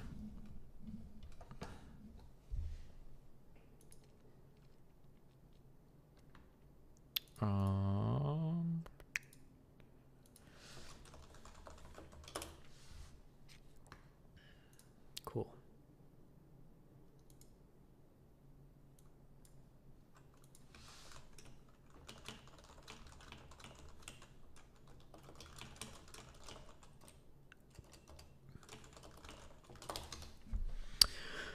What is in the stimulus bill? A guide to where the $1.9 trillion is going.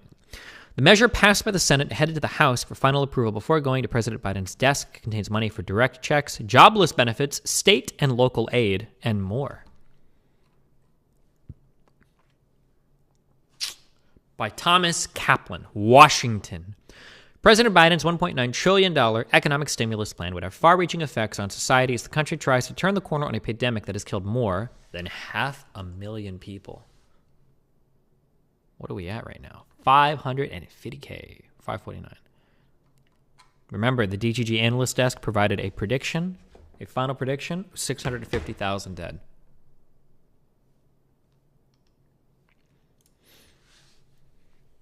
The mammoth bill approved by the Senate on Saturday would provide direct payments to Americans, extend jobless benefits, and provide a huge financial infusion to states and local governments, as well as to schools to help them reopen. Provides funding for priorities like coronavirus testing and vaccine distribution, and it amounts to an ambitious anti-poverty program offering significant benefits for low-income people. These are probably more detailed breakdowns of what's going to be listed in here, so let's read this first.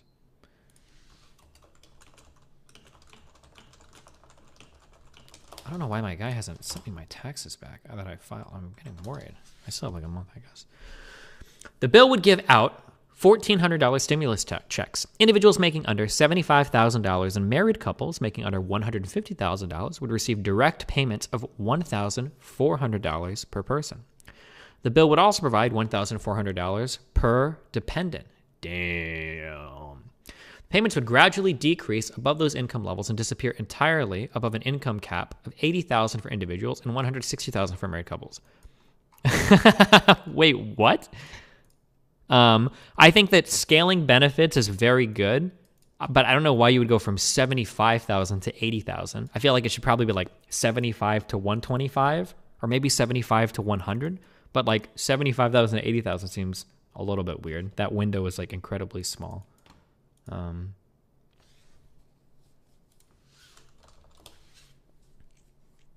Republicans force that, sure. Oh, sorry. Yeah, we just have to keep reading. Those caps were lowered from the thresholds in the House's version of the stimulus plan, which set the cutoffs at $100,000 for individuals and $200,000 for married couples. Yeah, that seems like more reasonable. The current $300 per week boost to unemployment benefits would continue. The Senate bill extends unemployment programs through early September, including the $300 per week federal supplement provided in the last stimulus plan passed in December. Mr. Biden had proposed bumping up. Mr. Biden reads weird, but I think it's the New York Times style guide always says Mr. instead of President, right? I think that's like part of their thing. Mr. Biden had proposed bumping up that supplemental benefit to $400 per week, which the House had agreed to, but the Senate kept it at $300 per week. Yeah, we go over this like every time. The Senate bill also includes a provision intended to avert surprise tax bills for people who lost jobs, waiving federal income taxes for the first $10,200 of unemployment benefits received in 2020 for households earning under $150K. Nice.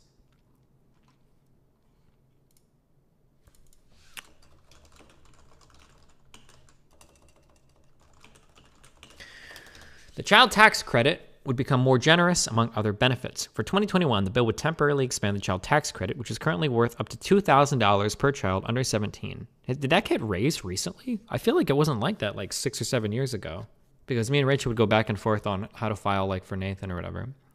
Under the legislation, the tax credit would be as much as $3,600 for children up to age 5 and as much for $3,000 for children 6 to 17. I wonder, is this expansion temporary, or the bill would make the full value of the credit available to low-income people who are currently ineligible or receive only a portion, and over the second half of this year, would have the federal government send advanced payments of the credit to Americans in periodic installments akin to a guaranteed income for families with children. Not bad. The legislation would also expand the Child Independent Care Tax Credit for 2021. And it would expand the Earned Income Tax Credit for workers without children for this year as well.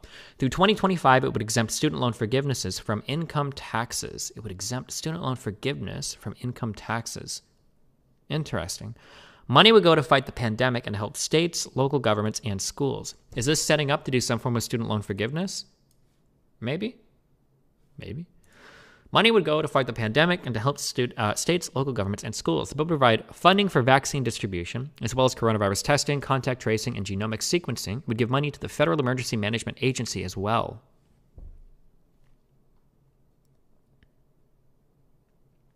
Stimulus payments will not be taxed because they're an advance on a tax credit known as the Recovery Rebate Credit.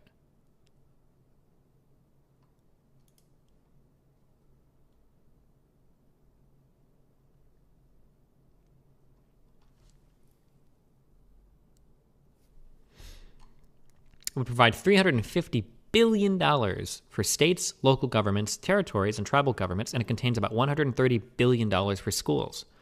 It also includes funding for colleges and universities, transit agencies, housing aid, childcare providers, and food assistance. In addition, the bill contains funding to help businesses, including restaurants and live venues, and it includes a bailout for multi-employer pension plans that are financially troubled. The Affordable Care Act would also get a boost. The bill would temporarily increase subsidies for people purchasing health insurance through the Affordable Care Act's marketplaces. It includes billions of dollars for public health programs and veterans' health care. It also seeks to help those who have lost jobs keep the health insurance coverage they had through their employer, covering the full cost of premiums through a federal program called COBRA through September.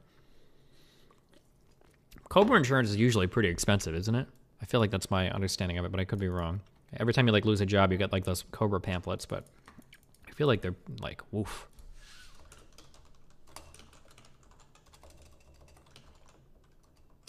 Although I might just be thinking that too, because it's one thing to have health insurance deducted from your paycheck, and then it's another thing to be like, hey, pay $100 every 2 weeks, out of nowhere. You're like, okay. So it's probably, COBRA's probably cheaper than normal independent insurance. It just feels really expensive because you've just lost your job and it's not being deducted anymore. One thing missing, a minimum wage hike. As part of the stimulus plan, Mr. Biden wanted to raise the federal minimum wage, which is now $7.25 an hour, to $15 an hour. The stimulus bill passed by the House would increase the wage to $15 an hour by 2025, but the Senate parliamentarian said the provision violated the strict rules that Senate Democrats had to follow, passed the bill through a special process that shielded it from a filibuster and allowed for its approval with only Democratic support. Vote in the Senate on Friday to add the wage increase back to the bill failed. The Senate bill also dropped funding for a rail project in Silicon Valley, Northern California, and a bridge between upstate New York and Canada, two provisions that were included in the House bill and drew criticism from Republicans.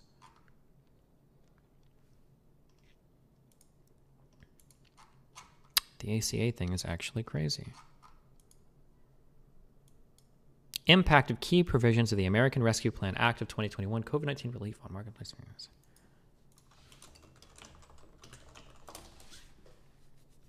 Oh, this is the income subsidy. ACA subsidy.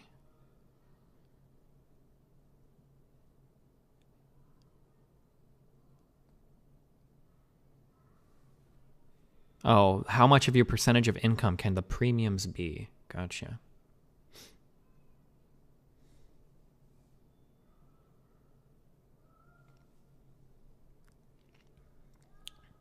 Damn. So the ACA, the COVID-19 relief law basically hard capped at 8.5% the amount of your income that you're generally thought to be required to pay for health insurance, basically.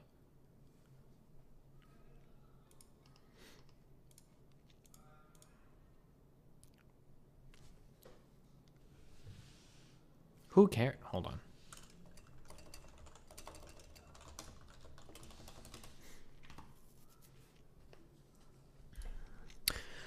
Stimulus bill transforms options for state and local governments. Okay, these were more specific articles, I think, related to some of the provisions of the stimulus. Stimulus bill transforms options for state and local governments. Once fearing fiscal disaster, governments are suddenly awash in their share of $350 billion available for projects and needs that previously seemed out of reach. $350 billion. Damn.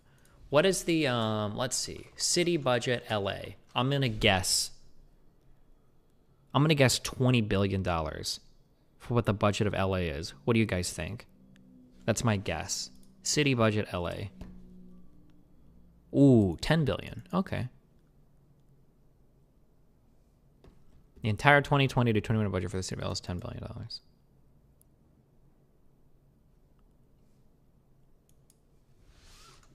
Wait. Population of LA. Oh, okay.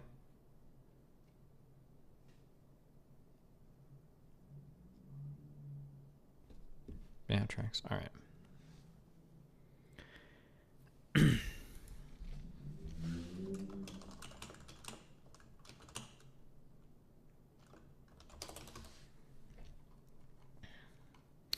Richard F. Cortez, the top elected official in Hidalgo County at the southern tip of Texas, is so full of anticipation for the federal stimulus money that is about to flow into his county that he has memorized the precise amount and happily recites it. $212,000, $212,702,647.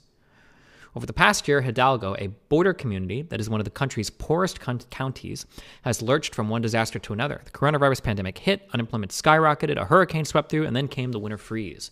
So the money, Mr. Cortez said, could not have come at a better time. The American Rescue Plan, it's a proper term for the situation that we're in, said Mr. Cortez, a retired CPA, is pretty amazing. It's pretty amazing that we're still standing up. The biggest infusion of funds in decades will start soon, putting state, local, and tribal governments in a situation they have not experienced in years. Items that had long seemed totally unaffordable are now well within reach. Mr. Cortez says it is too early to know precisely how Hidalgo County will allocate its money, but states can use the money for pandemic-related costs, offsetting lost revenues to provide essential government services, and for water, sewer, and broadband infrastructure projects. The $350 billion that was earmarked for state, local, and tribal governments in U.S. territories was one of the largest spending items in the entire bill, said Dan White, a director of fiscal policy research at Moody's Analytics, a financial analysis firm. He said the total was more than quadruple what is needed to plug state and local budget holes through next summer. Democrats in Congress and local governments who supported the bill said that helping America's states, cities, and counties recover from a historic pandemic was more than simply covering shortfalls, and that they worry that Congress would do too little instead of too much. They note that most of the aid will be available through the end of 2024. This bill is a historic investment in local government, said Mark Riddico, Director of Government Affairs for the National Association of Counties. Republicans and conservatives in Washington called it wasteful overkill. Increasingly, federal proposals to provide a cash infusion for state and local governments has become a solution in search of a problem, said the Tax Foundation, a right-leaning nonprofit in Washington, D.C. It is a very difficult picture from 1 year ago when state and local governments predicted collapses in revenue and slashed their spending accordingly, laying off park workers, teachers, and sheriff's deputies. But in an unexpected twist, revenue in most states did not drop nearly as much as predicted. And now governments are going into their budget-making season with a markedly brighter set of numbers. We somehow,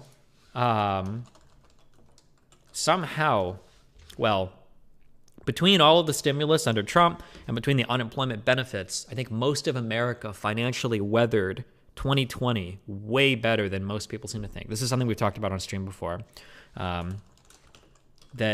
the aggregate income of Americans increased quite a bit, and the aggregate outlays, the expenditures of Americans decreased by a lot as well. 2020 was not the financial doomsday year that we all thought it was going to be, and in some ways, a lot of Americans actually made out surprisingly well, especially people that were able to take advantage of like working from home and whatnot, on top of like all the extra like social spending and everything too, and then all the money that was saved that wasn't being spent for people going out to eat or out to bars or spent on other like games or whatever. Like, yeah, and the unemployment benefits were also really big. Yeah.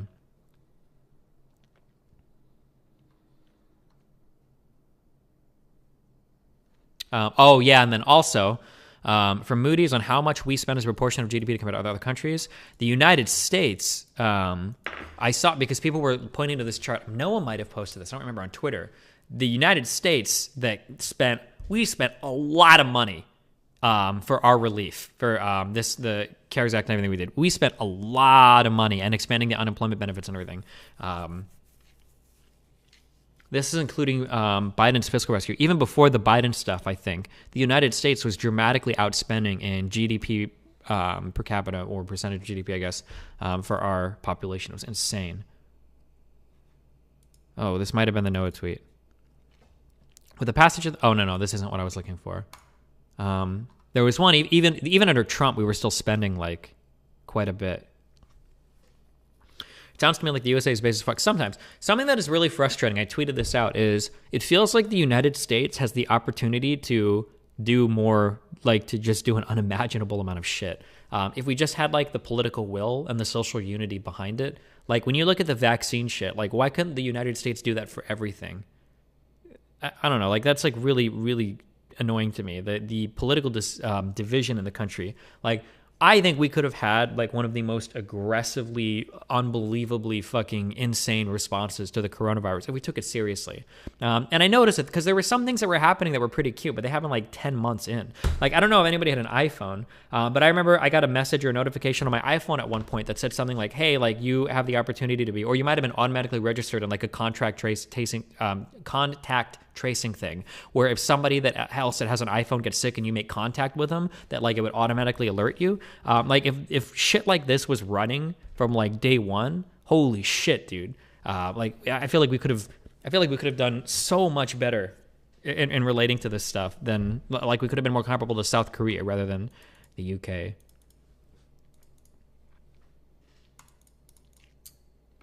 Yeah, life alert.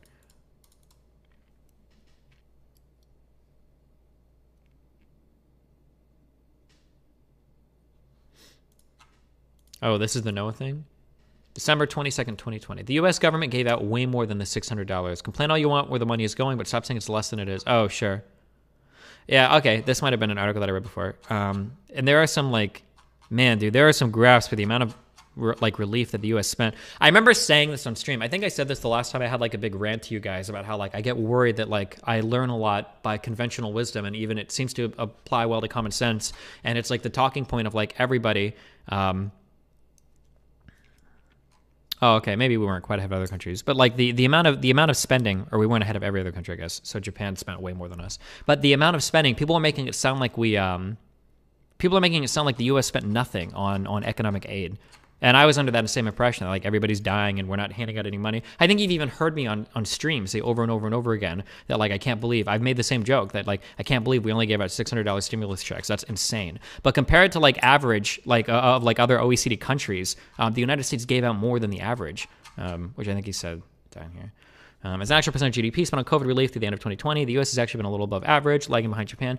And this is as a percentage of GDP, where we're already the highest GDP country in the world too, right? So as a GDP per capita, I think that would mean that the percentage would be even higher. And this is before Biden's bill. This is before anything from Biden. This is just under Trump. Yeah.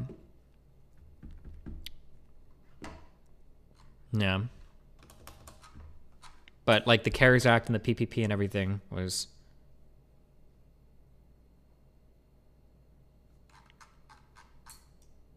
pretty huge. But, okay.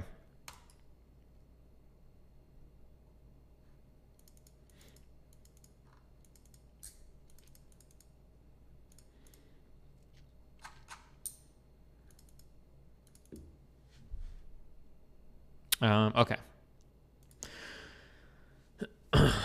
According to Mr. White, 31 states now have enough cash to fully absorb the economic stress of the pandemic recession on their own. The surprises keep on coming, he said. The cash is coming over the objection of Republicans in Congress, none of whom voted for the bill. And guess what? That doesn't matter because we have 50 Democrats in Congress.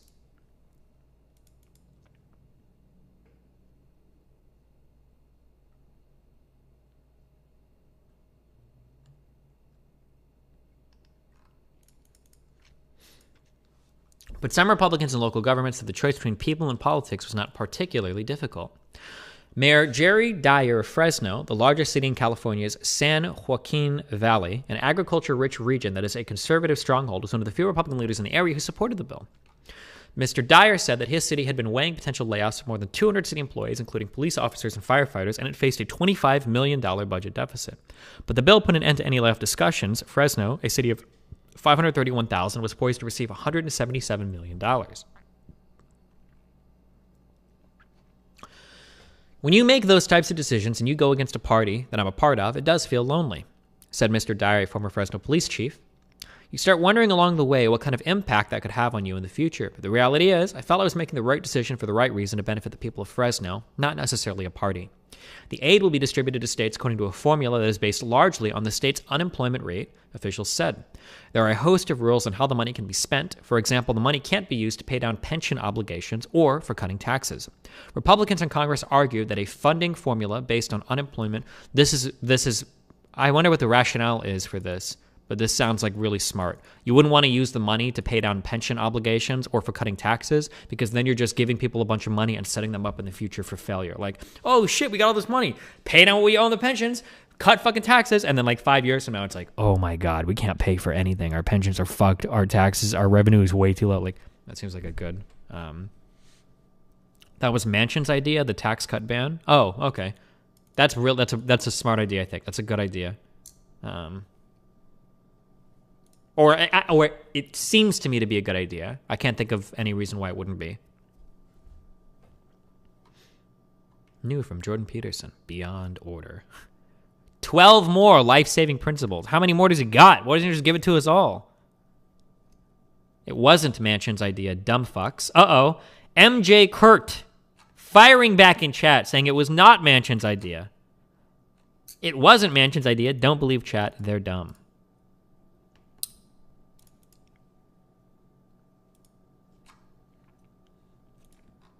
Damn.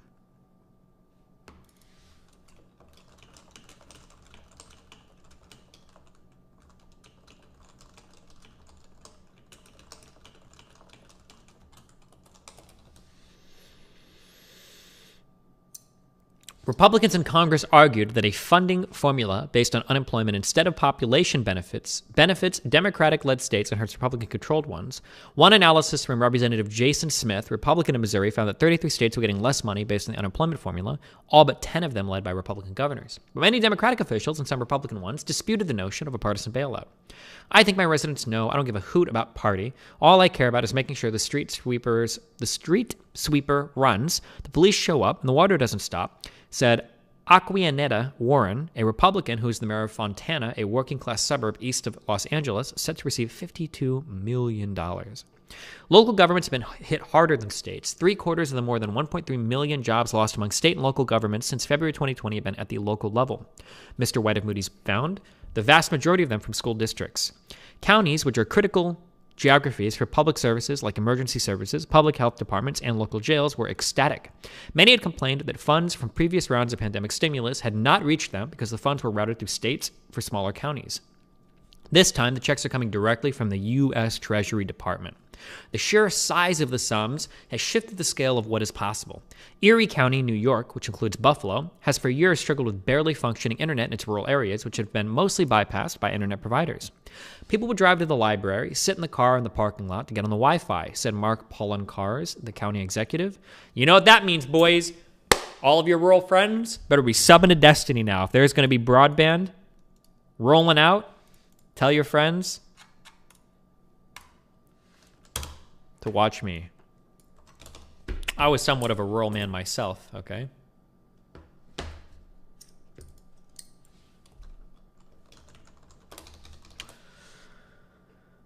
A plan for the county to lay cable for internet service was scrapped a year ago when COVID-19 blew a hole in the county's budget, but Mr. Polenkars plans to include the broadband project in the $178 million the county will receive. We're going to get that done now, he said. Coroners' offices, usually part of county governments, reflect the ravages of the past year.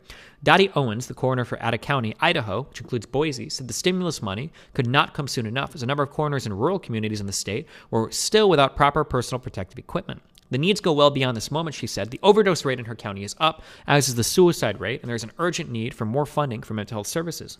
Last year, her office had more homicides of children in the past 5 years combined. The suicide rate has been declining, and then you lock everybody down for a year, and what do you expect, she said. One of the reasons the finances of state and local governments emerged better than expected in the way jobs were lost in the recession. One of the reasons the finances of state and local governments emerged better than expected is the way jobs were lost in this recession. According to Mr. White's analysis, fewer than 1 million of the approximately 10 million jobs still missing from before the pandemic are in what are considered high-wage industries. In contrast, during the Great Recession, more than a fifth of the jobs lost were in high-wage industries, he found. Because most taxes are paid by those in the upper and middle parts of the wage ladder, revenue collection took less of a hit than was expected. This has been good for the revenues of states like California, New York, Connecticut, and New Jersey that rely on high-income residents for a substantial share of income tax revenue. This is what I was saying. That was like, if you're like a white collar worker and you got to stay home and like work from home, you made bank in this pandemic. And you saved a lot of money too. Like, it was really funny because on Reddit, like one of the popular circle jerks was like, if I'm going to stay home and work from home, I think that my employer needs to be paying for my internet connection, blah, blah, blah. And it's like, dude, you are saving so much money because you don't have to waste money on gas, and nobody sees this, but you're saving a lot of money on wear and tear on your vehicle as well. So like, you know, if you worked for a year at home, you just saved what, 10, 15,000 miles on your vehicle, depending on your commute? Like, that's a big deal.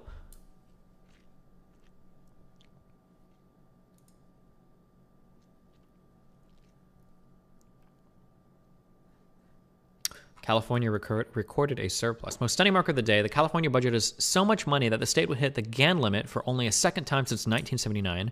Symbolic, but it would mean $51 million to schools and $50 million in tax rebates. Give me my dollar back, California. Hell yes.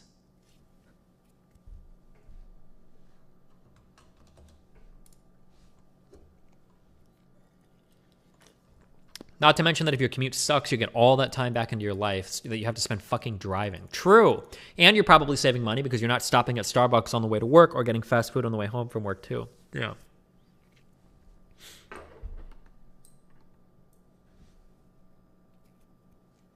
My company stepped up on paying for internet and electricity for working hours and also still paid me my monthly train pass, about $110, even though I was going to the office once a week. Nice.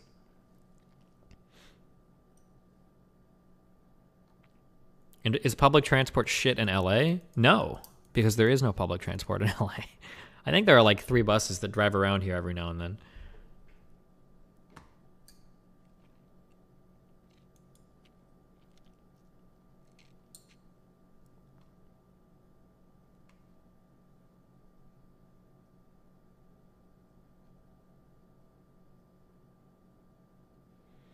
Why are they giving back tax money when they owe a shit ton to pensions? I don't know how they're allowed to allocate that money. I'm just not sure.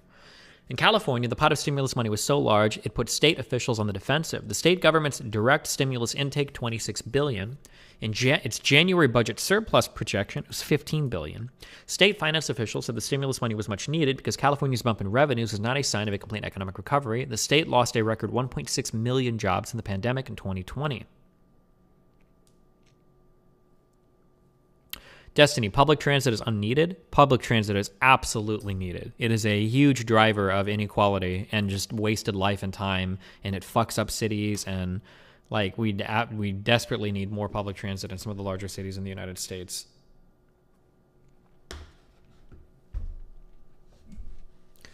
Don't equate where we are on a revenue basis with where we are on an economy basis, said H.D. Palmer, a deputy director of the Deputy's Department of Finance. It's going to take us at least 2 years, if not longer, for us to get back to pre-pandemic employment levels. The financial picture is far more grim in California cities and counties. We've been fighting this battle against COVID-19 with our credit cards and our savings accounts, said Mayor Eric Garcetti of Los Angeles.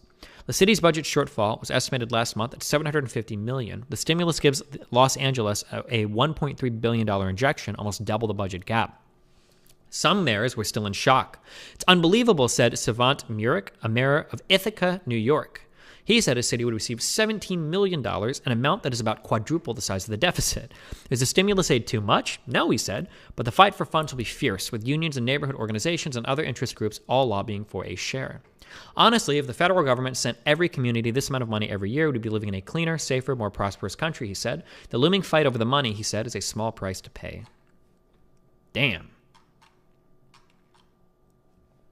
Where do high taxes in California go? I have no fucking idea. Don't ask me. That's one of the reasons I went out of this place, all right? Where do the taxes in California go to? That's a good-ass question.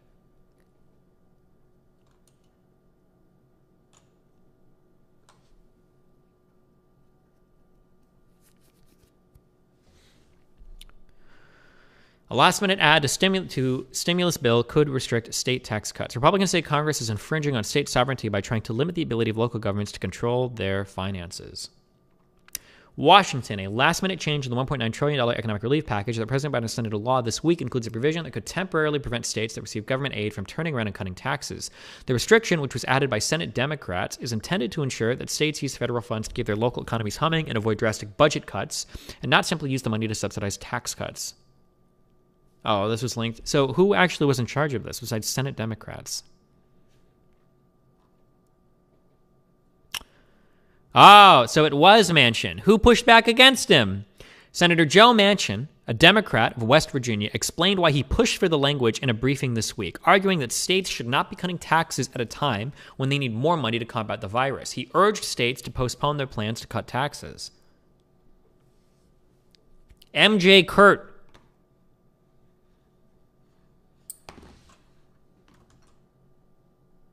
Notice how this article says President Biden. Wait, why does it say President Biden?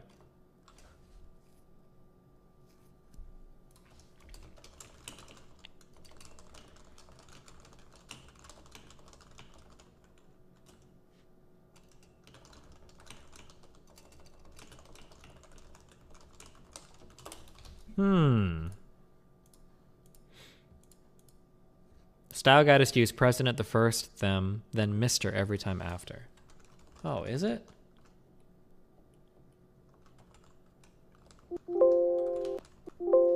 Okay.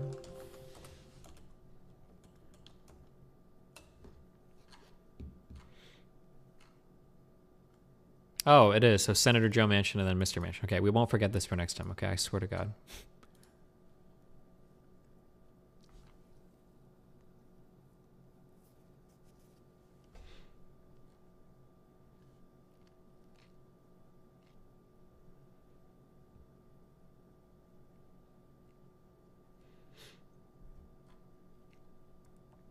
Based. All right, well, this is a based push. Okay. To juice the economy, Biden bets on the poor. Mr. Biden's bottom-up $1.9 trillion aid package is a sharp reversal from the tax cut bill that was President Donald J. Trump's first big legislative victory. To jumpstart the ailing economy, President Biden is turning to the lowest paid workers in America and to the people who are currently unable to work at all. Mr. Biden's $1.9 trillion $1.9 trillion economic relief package, which cleared the Senate on Saturday and could be headed for the president's signature in a matter of days, would overwhelmingly help low earners and the middle class, with little direct aid for the high earners who have largely kept their jobs and padded their savings over the past year. I'm so glad this was means tested. Oh God, it's so good.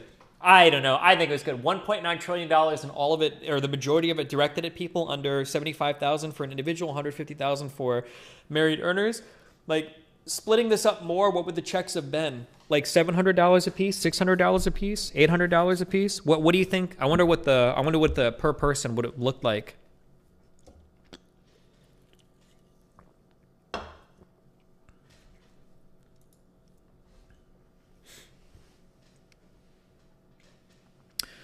For the president, the plan is more than just a stimulus proposal. It is a declaration of his economic policy.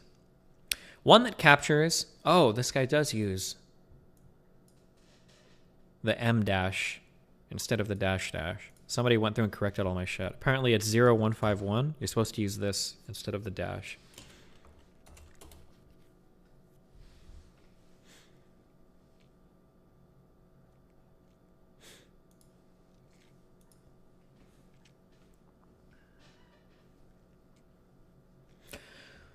The plan is more than just a stimulus proposal. It is a declaration of his economic policy, one that captures the principle Democrats and liberal economists have espoused over the past decade. The best way to stoke faster economic growth is from the bottom up. Mr. Biden's approach in his first major economic legislation is in stark contrast to President Donald J. Trump's, whose initial effort in Congress was a tax cut package in 2017 that largely benefited corporations and wealthier Americans. The American Rescue Plan advanced by Mr. Biden includes more generous direct benefits for low-income Americans than the rounds of stimulus passed last year under Mr. Trump, even though it will arrive at a time when economic and coronavirus vaccine statistics suggest the broad economy is poised to take flight. It is more focused on people than on businesses, and it is expected to help women and minorities in particular because they have taken an outsized hit the pandemic recession. Researchers predict it could be one of the most effective laws to fight poverty in a generation. Columbia University Center on Poverty and Social Policy estimates that the plan's provisions, including a generous expansion of tax credits for low-income Americans with children, would reduce the poverty rate by more than a quarter for adults and cut the child poverty rate in half. As with Mr. Trump's stimulus bills, the new legislation contains provisions intended to attack the virus itself, including money for COVID testing and vaccine distribution. but it also includes elements of long-standing Democratic priorities that will apply widely to lower-income Americans, whether they are hurting financially from the pandemic or not. In addition to the tax credits, the bill increases subsidies for childcare, broadens eligibility under the Affordable Care Act, and expands food stamps, rental assistance, and unemployment benefits, among other provisions. Mr. Biden also tried to include a $15 an hour minimum wage in the bill, but it did not survive Senate parliamentary rules. Mr. Biden's economic team is betting that a mix of $1,400 checks to individuals, more generous jobless aid, and other safety net benefits in the plan will help power a rapid increase in economic growth by aiming money at people who need help right now to pay their bills, buy groceries, and stave off eviction or foreclosure, as opposed to higher earners who would be more likely to save the money. Many economists predict that the increase in consumer spending would spur more hiring and business production, helping to lift the economy to its fastest annual growth rate since the mid-1980s. Mr. Biden's plan has angered congressional Republicans who have pushed the president to focus his efforts on supporting businesses crippled by the pandemic and lifting any remaining barriers to the full reopening of economic activity as soon as possible. It has also drew warnings from Wall Street traders and high-profile liberal economists like the former Treasury Secretary Lawrence Summers, who fear that pouring so much fuel on the economy will stoke dangerously high inflation. It does seem like a lot of money, and I do wonder about the city budget thing. That seems like a lot of money. I know that it's possible that the examples in the last New York Times article were cherry-picked, but the idea that like these cities are having these budget holes that are being like more than double, triple, or quadruple compensated for, I kind of wonder what's going to happen with that much money being thrown onto things. If that's going to like be like a little like a flash fire or whatever, like a little bit too much. But much of what conservatives and fiscal hawks call wasteful, untargeted, or counterproductive spending of Mr. Biden's bill are, in the eyes of Mr. Biden and his allies, the key ingredients for a roaring recovery once widespread vaccine distribution restores a sense of normalcy across the nation. Focusing on marginalized workers, said Janelle Jones, the chief economist of the Labor Department, is really the way to make sure we are lifting all boats.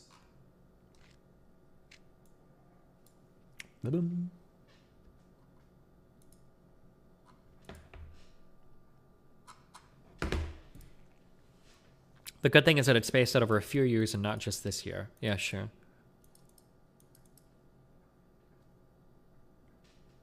The Fed believes the economy can run hot without inflation. Hasn't the economy been running hot for like a decade without inflation? Is this really not going to show up anywhere? I don't know. Maybe not. I don't know.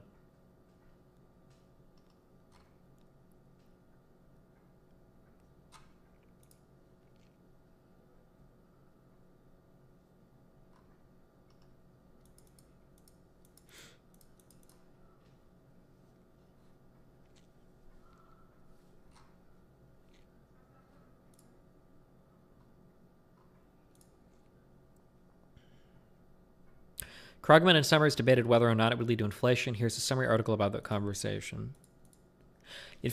Okay, I believe firmly that economics is a science. I think that there are good methodologies to understanding it. Macroeconomics, though, especially shit related to monetary policy, that seems a little bit weird, though. Like voodoo. Like, I feel like sometimes I wonder if anybody has any idea what's going on.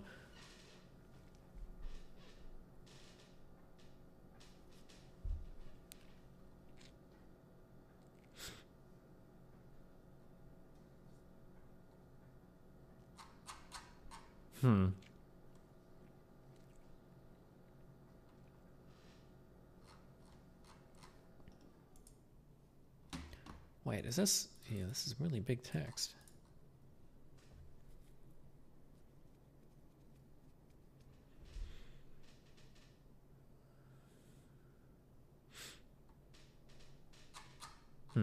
Okay.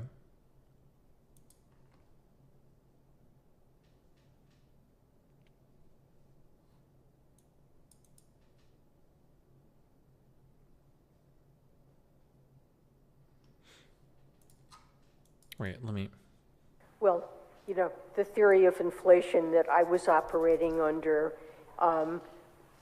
is basically said that you begin to encounter inflation when demand is pushing against an economy's limits in terms of what it's able to supply. And this was a situation where there was an immense shortfall in demand and vast capacity of the economy to supply goods and services relative to the demand for them that was showing up as very high unemployment. It peaked at about 10%. This just wasn't an inflationary environment. Now, I think inflation expectations also matter to inflation, and I could conceive of a situation where people were so convinced that what we were doing was going to be inflationary that might touch off some process of self-fulfilling expectations for no good reason at all, but I frankly thought that was far-fetched.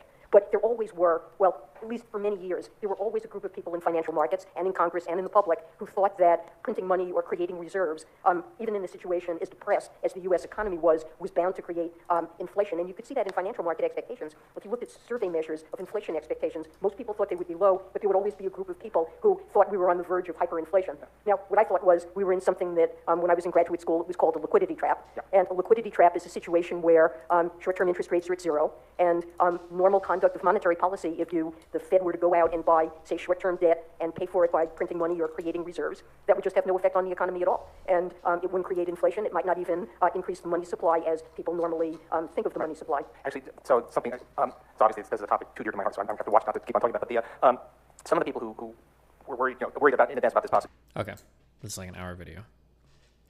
Rachel, I love you. I love this article. I'm not reading this right now, though.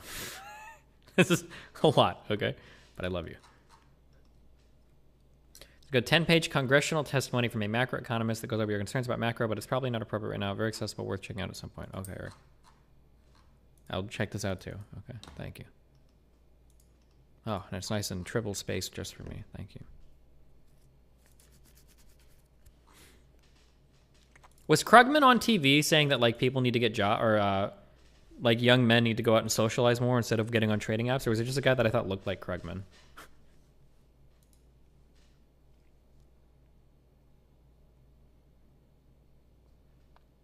Because that shit was funny as fuck.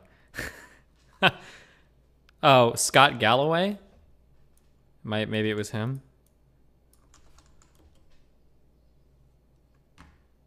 Oh, this guy doesn't look like Krugman. It might have been him. I don't remember.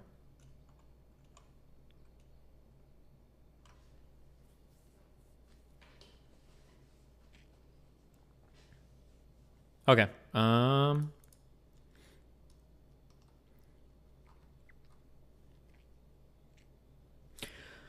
Like Mr. Biden's, Mr. Trump's first major piece of legislation was scored by budget analysts as adding nearly $2 trillion to the federal debt. Like Mr. Trump, Mr. Biden has employed a parliamentary process that allows his bill to pass without a single vote from the opposing party. Both presidents cast their respective plans as crucial aid for economies mired in growth that was unacceptably slow.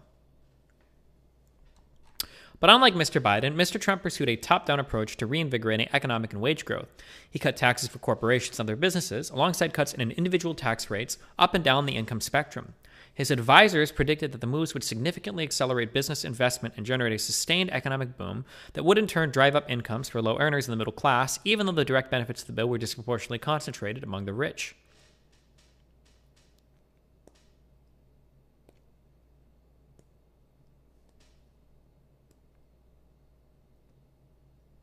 Oh, Rage Pop. That sounds like the quote I was thinking of, because he was on the news. Fuck. What was this? It was a base take, but I think everybody got like super ass mad over it. Oh man, I'm not gonna be able to find that. It was like a short thing on the news. Oh, it might have been this.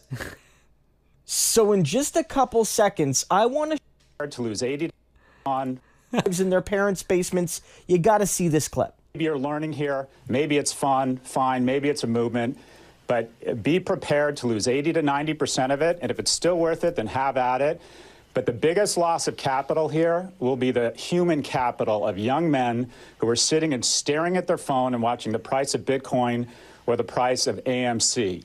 And ask yourself, would you be better off taking that 1, 2, or 3 hours a day and working out, trying to form relationships with mentors, with romantic relationships, with people at work, getting great at something so you can be the person on the other side of the trade? The greatest loss in capital here is from young men who are more prone to gambling addiction, who don't understand the markets. I think we are setting ourselves up similar to how there's a ton of young women out there who became very depressed by sitting in their rooms looking at Instagram. Self-cutting and self-harm skyrocket. I think you are going to see an explosion in young male depression, and I think a lot of it is going to be reverse engineered to apps that convince you you're part of a movement or physically addict you to your phone. Ask yourself, would your time staring at Robinhood be better spent somewhere else? That is the real capital destruction that is taking place here. So that's in a lot of ways. What an absolutely based. What a based fucking take. I bet this guy gets so mad at this too.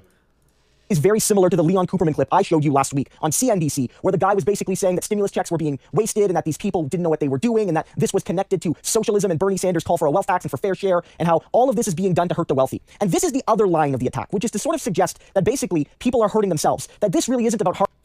Fucking true. Okay, sorry. Getting sidetracked.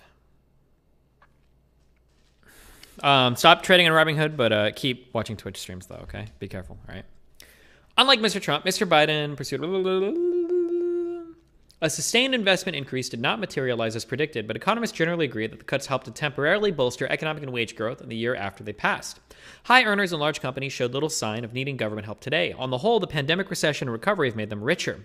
Workers earning higher wages and those able to work remotely are far less likely to have been thrown off the job, and they have stockpiled savings in the recovery. Oh, other stuff we've talked about in the past. Companies like Amazon have gained market share as consumer habits have shifted. But at the bottom end of the income spectrum, and in particular among Black and Latino families, millions of Americans are still feeling the deep pain of the recession. The economy remains nearly 10 million jobs short of its pre-pandemic peak, with women of all races and men of color struggling the most to regain employment. The unemployment rate for Black men remains above 10%. That is very high. Data from the Census Household Pulse Survey, analyzed by Lena Simmet, a senior researcher on poverty and inequality at Human Rights Watch, shows that the lingering economic distress of the crisis is concentrated among low earners and those who remain out of work. Nearly half of households earning below $35,000 a year reported falling behind on housing payments. 1/4 reported not having enough food. Mr. Biden's plan would shower those households with government assistance. Elizabeth Penn Cody, the policy director at Employ America, a group in Washington that backs the Biden plan, has calculated the benefits for several different hypothetical hard-hit Americans under the bill. For a working single mother of a 3-year-old who earns the federal minimum wage, just under $16,000 a year, the bill would provide as much as $4,775 in direct benefits. Miss Penn Cody estimates that's huge. For a working single mother of a 3-year-old who earns the federal minimum wage of $16,000 a year. So let's imagine if you earn $16,000 a year, that bill would provide as much as $4,775 in direct benefits. I wonder if is that including like the entire child tax credit or just the increased part? Because $4,775, what does that come out to? That's like a little bit less than $400 a month.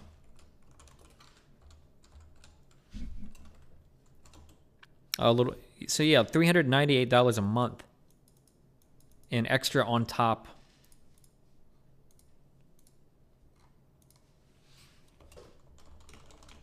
Poor people weren't eligible for the credit. Wait, poor people weren't eligible for what credit? What do you mean? MJ Kurt, you're on thin ice because you're already giving us one bad take.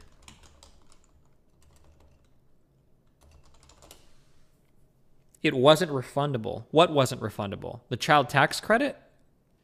I'm almost positive the child tax credit is a refundable tax credit. Or are you talking about a different... No? Wait, didn't we just read in the last article that not only was it refundable, but it was being... So in just a couple seconds, I want to... Oh, it wasn't refundable. Now it is. Oh, okay.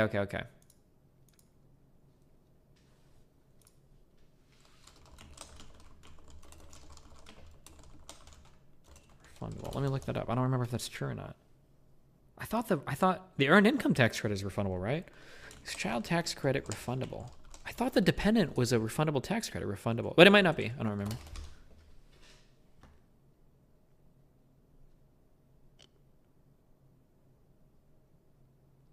A refundable credit, such as the new version of the child tax credit,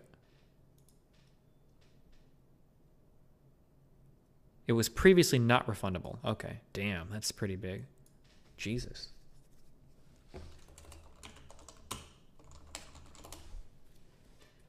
The earned income credit was always refundable, right? I think so. Yeah, okay.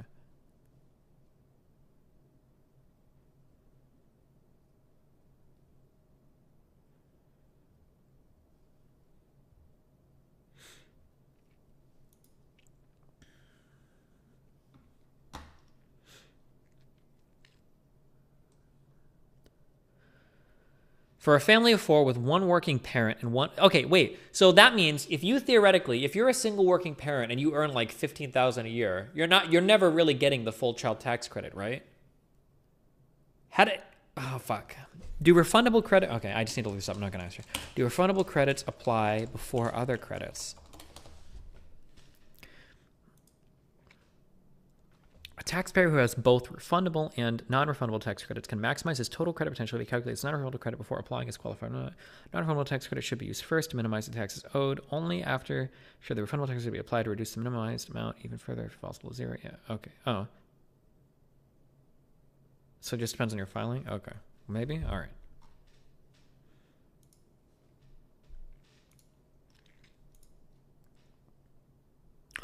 For a family of 4 with one working parent and one who remains unemployed because of childcare constraints, the benefits could total $12,460. The Tax Policy Center in Washington estimates that the direct payment and expanded tax credits in the bill would, by themselves, increase after-tax income this year by more than 20% for an average household in the lowest quintile of income earners in the United States. It previously had forecast that Mr. Trump's tax cuts would raise the same group's income by less than 1% in the first year. It is as far away as you can get from regressive supply-side economics, said Senator Michael Benet, a Democrat of Colorado, a longtime champion of an expanded child tax credit to fight poverty. This is progressive economics that puts money in the hands of working people who will spend that money. Previous economic aid packages, including those signed by Mr. Trump last March, helped unemployed workers and low earners weather the crisis thus far, and even in many cases save some money. Research from the J.P. Morgan Chase Institute shows that low earners spent those savings down faster in the summer than higher earners, which suggests that they could use more money in the recovery, which would most likely put that money to work in the economy. I don't know that we really need to stimulate demand among high-earning families or families that haven't suffered financially, said Fiona Grieg, a president of the Institute. The Biden plan, particularly the direct payments, will provide some help to Americans who have not struggled financially over the past year, a fact the White House says is inevitable. Republicans, business groups, and many economists have criticized the direct payments to those on those grounds, even after Democrats moved this week to restrict checks to individuals earning less than $80,000 a year and households earning less than $160,000. And we saw this got moved down to $75,000 and $150,000. I need an MMO to grind during Destiny streams. Any suggestions? Valheim, Sejin. Republicans have also warned that the plan could discourage Americans from working, both by offering tax credits not tied to employment and by providing a $300 per week supplement to unemployment benefits that runs through the start of September, which critics say could effectively pay people more to stay at home than they would get on the job. Research from economists at the University of Chicago and the J.P. Morgan Chase Institute found little evidence that a temporary round of $600 supplemental benefits that Mr. Trump signed into law last year discouraged the unemployed from taking jobs. There is a risk that the disincentive could be larger this year if the economy opens rapidly and jobs become widely available, said Peter Ganong, a University of Chicago economist who was one of the paper's authors. There's also a risk, he said, that the economy will not reopen as quickly as hoped if, for example, new strains of the virus prove resistant to vaccines. In that case, the supplemental benefits could help people stay in their homes, put food on the table, and keep the consumer spending engine of the economy running.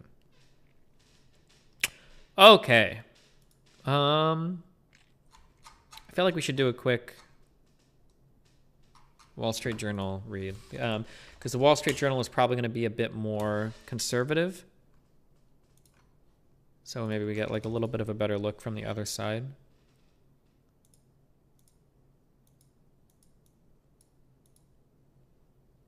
Wait, does this not work?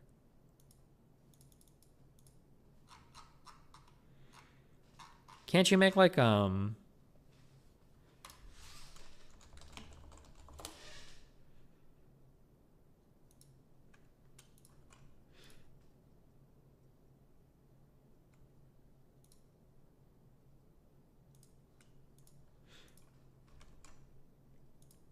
fuck. Couldn't you make like a link shortener and do this before? Didn't this work? Am I crazy? They even blocked the tiny URL workaround. Oh, fuck. Well, rip.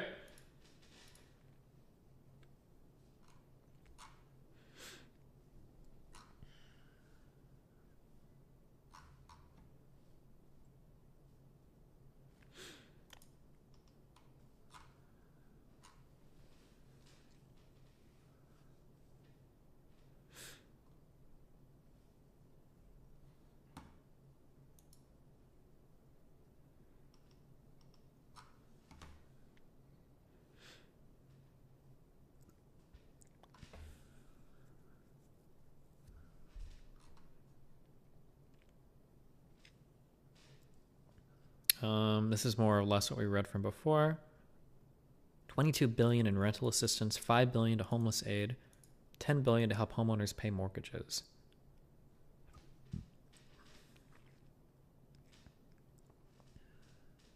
This is just like a more precise breakdown. All right.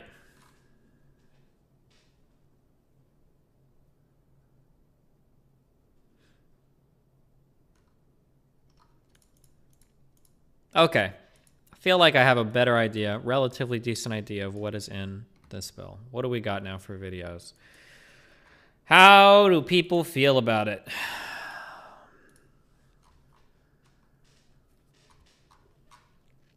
Should we start with Kalinsky or Shapiro?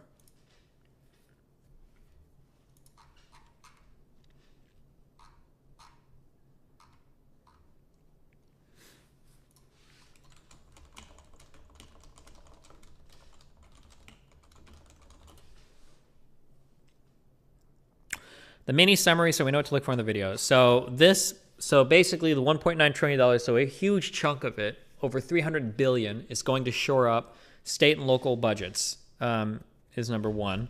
Number two is a lot of stimulus to low-income families. So $1,400 checks to people making below $75,000 a year, tapers off to $80,000 a year. Refundable child tax credits, I think an expansion of unemployment, another $300 a week. A lot of targeted aid towards this had a lot of targeted aids towards we had rental assistance, homelessness aid, homeowners mortgage stuff, $125 billion to help K through 12 schools, money set aside for childcare providers, help for COBRA and the ACA stuff. The your cap for how much money you're expected to spend on health insurance was brought down to 8.5% at the highest I think we saw.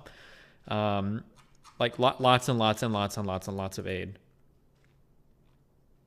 How about Hassan? Oh, no, wait. Where's the results of the poll? Are they in chat?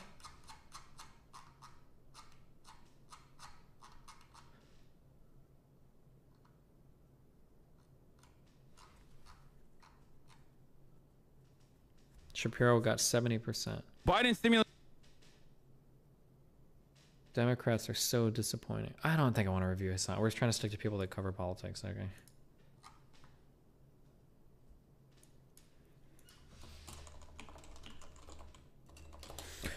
Okay. Wait, Shapiro won. All right, we're doing Shapiro. Hold on.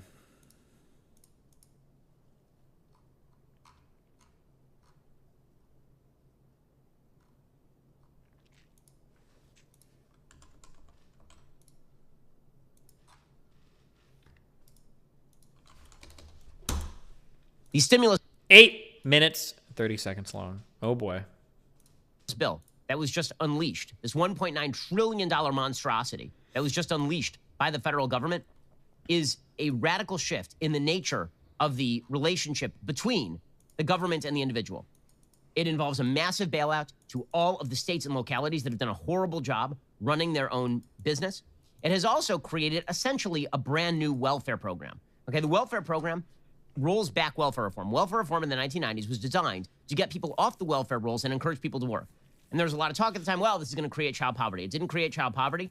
All it did was push people back to work. Well, the new plan from Joe Biden, this stimulus bill, essentially creates a baseline universal basic income for people with kids. Now, it is not connected to work.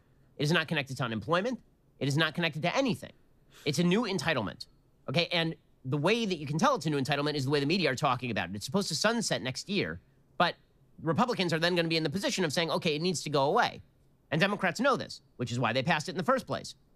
The New York Times calls it a policy revolution in aid for children. According to Jason... So to be clear, the UBI that he's talking about is $3,600 for one child, 5 or below. So that comes out to, what, $300 a month in UBI for one child? I mean, like, unless we're going to say that all tax credits or all refundable tax credits are UBI, that's kind of silly to make that claim. I don't know if I don't understand this criticism. Like, is it supposed to be bad because he says the word UBI? Or I guess he's trying to say that it disincentivizes work, maybe. But I mean, like, unemployment can only run for so long. You can't be on unemployment forever. And then tax credits for children have, like, always existed. We've always had tax credits. They weren't refundable, but... DeParle. A year ago, Anique Hope, a single mother in suburban Atlanta, was working as a letter carrier, running a side business catering picnics, and settling into a rent-to-own home in Stone Mountain, Georgia, where she thought her boys would flourish in class and excel on the football field. Then the pandemic closed the schools, the boys' grades collapsed with distance learning. She quit work to stay home in hopes of breaking their fall. Expecting unemployment aid that never came. She lost her utilities, ran short on food, was recovering from an immobilizing bout of COVID when a knock brought marshals with eviction papers. Depending on when the snapshot is dated, Miss Hope might appear as a striving emblem of upward mobility or a mother on the verge of homelessness. But in either guise, she's among the people Democrats seek to help with a mold-breaking plan on the verge of congressional passage to provide most parents a monthly check of up to $300 per child. Obscured by other parts of President Biden's $1.9 trillion stimulus package, the child benefit has the makings of a policy revolution. See, this is the thing. There's a lot in there. Okay, it is not just that people who are unemployed get checks. That would make some sense, right? If you're talking about the government forcing people into unemployment lines, then the government compensating them for forcing them into unemployment lines makes some sense. That is a taking. When the government takes your job, the government has to compensate you for the taking of your job. Okay, but what we are talking about now is setting up what is effectively a permanent welfare program. Though framed in technocratic terms as an expansion of an existing tax credit, it's essentially a guaranteed income for families with kids akin to children's allowances that are common in other rich countries. Well, but I mean, like, it is an expansion of a tax credit. Like, why are you framing this as an expansion of a tax credit? Well, because it is an expansion of a tax credit. Like, child tax credit already existed. It was $2,000 per child. Like, now they're just making it more. They're making it refundable. That is interesting. And that can be, I guess, like a stronger, but it's still like an expansion of said tax credit. Like, just like Europe. So that means it's good. The basic idea here is that the child tax credit, which used to be applied against the taxes you paid, right? That's why it's called a tax credit. If you didn't pay taxes, you didn't get the child tax credit. Well, now it doesn't matter whether you pay taxes, you still get what we're going to lie about and call a tax credit. It's not. That's not a tax credit. Wait, what refundable tax credits? What? I don't know if you guys have taken a tax 101 class, but there are refundable tax credits. Like, some tax credits are not refundable. Some tax credits are refundable. Let's see. The earned income, which tax credits are refundable? The earned income tax credit has always been refundable. What does refundable mean? Yeah, hold on, wait 1 second. Let me find out what other refundable tax credits there are besides the ATC.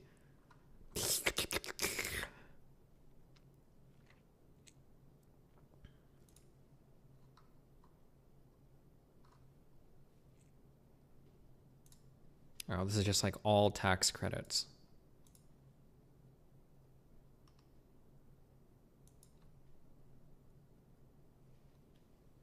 The American Opportunity Tax Credit. Fuck, I don't even know what half of these are. I'm not gonna lie.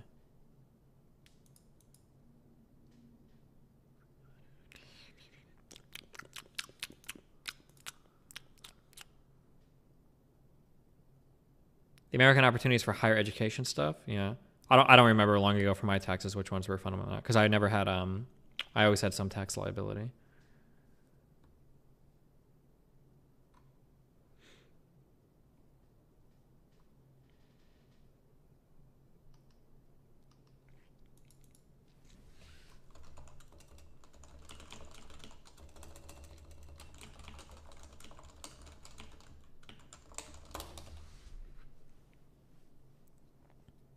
But then you have to pay for it like a credit. No, hold on. I'm just trying to find out like what I know the EITC is one. I'm trying to find out what the other refundable tax credits are though. I'm trying to think of. So the earned income tax credit is the most commonly talked about one. The American Opportunity Tax Credit is one. The lifetime learning credit also established to offset the cost of post-secondary education to first and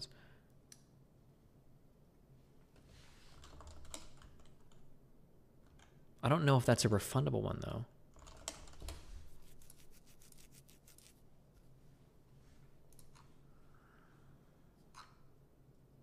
The LLC is not refundable? Yeah, fuck, I can't find an example of just refundable.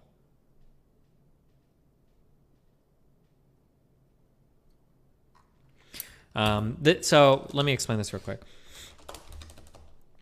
Okay, a tax deduction. Okay, let's say that we earn $40,000 in revenue. Or I'm sorry, hold on. Let's say that we have $40,000 that we earn, okay? What a tax deduction allows me to do is the tax deduction allows me to get rid of money that I would owe taxes on. Okay, ready? So real quick, I'm going to tell you the difference between a tax deduction and a tax credit, okay? Tax credit, tax deduction. So let's say that I earn $40,000 in income, and let's say that through, let's say random stuff, let's say that we get tax deductions so that we have $15,000 worth of tax deductions, okay? Let's say that I have $40,000 in income. Let's say that on this $40,000 in income, let's say that I owe, we'll say $15,000 in taxes, okay? We owe this much, all right? A $15,000 tax deduction would make it so that on $40,000, instead, I would knock off $15,000 and I would only have to pay taxes on $25,000 of income. A tax deduction reduces your taxable income. So if I have $40,000 in income and I have a $15,000 tax deduction, well, now I only have to pay taxes on $25,000 in income. That's a tax deduction, okay? It does not reduce the tax that you owe. It just reduces your taxable income, which then reduces the tax you owe, if that makes sense. A tax credit, let's say that I earn $40,000 income, and then let's say that I have to pay $15,000 in taxes, okay? Let's say that I have a $2,000 tax credit. A tax credit reduces the amount of tax that you owe. So if I owe $15,000 and I get a $2,000 tax credit, now I only owe $13,000. So a tax deduction reduces your taxable income. A tax credit reduces your tax liability. Let's say that you have so many tax credits and so little income. Let's say that you only earn $20,000, and let's say that for some reason you only owe $1,000 in taxes. Let's say that you have $2,000 in tax credits, right? Well, here, your tax liability would go to zero. So now you owe no money. However, some tax credits are refundable. If you have a refundable tax credit, that means that even if your tax liability goes to $0, you can actually get money from the government if it's a refundable tax credit. So let's say that this $2,000 is from the earned income tax credit. Basically, you get money based on how much you earn when you're a low-income earner. It's supposed to incentivize work, right? The way that this works is, let's say that this $2,000 is refundable. Let's say I have a $1,000 tax liability. Well, at the end of filing my taxes, the government will actually owe me $1,000 because this tax credit is refundable. That's how the earned income tax credit works, okay?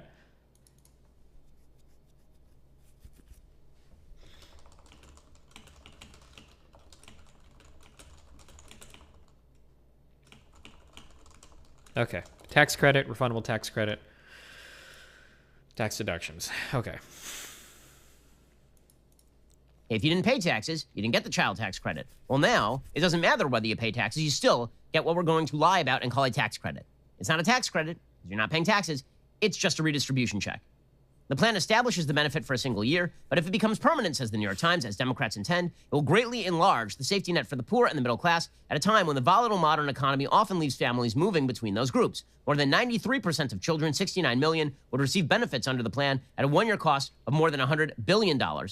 It raises the maximum benefit most families will receive by up to 80% per child, extends it to millions of families whose earnings are currently too low to qualify under existing law, because again, it was a child tax credit. So they're just backdooring. Right? They're saying this is not it's not a child tax credit anymore. Now it is a check. Now, one of the things that the government did in the 1960s. I mean, it's still like people have such bad ways of looking at money, especially poor people, and then especially politicians, I guess. People have such a bad way of looking at like, well, that's not a tax credit. That's just a check to you. And it's like, well, at the end of the day, it's all income and liability. the end of the day, really, you're either earning money or you're paying money, or you earn money and you owe money. And like, whether somebody gives you a check or whether somebody knocks off part of your tax bill, or like, at the end of the day, it's all really the same shit. But like, man, dude, the way that you phrase it will fucking trigger the fuck out of some people, dude. Like, if I give you like an extra bill for $5 versus I just like increase by 5% like some $100 bill, like people look at it so fucking differently. Yeah, holy shit. I think that I'm a little bit less comfortable talking about this. I think that one of the reasons why economies prefer interest, or why they try to avoid like deflationary spirals during economic downturns, is because if you have a group of people working a job under a firm, people would rather you fire one employee and keep 10 than make it so that all 11 employees take a pay cut. Because people do not want to see the amount of money they earn go down. But if the economy inflates enough because of monetary policy or whatever, and there's enough inflation that your wages effectively fall, but you don't see an actual cut in pay, people are okay with that. Like, the way that people like look at money is like very stupid, just in terms of like how people like view money.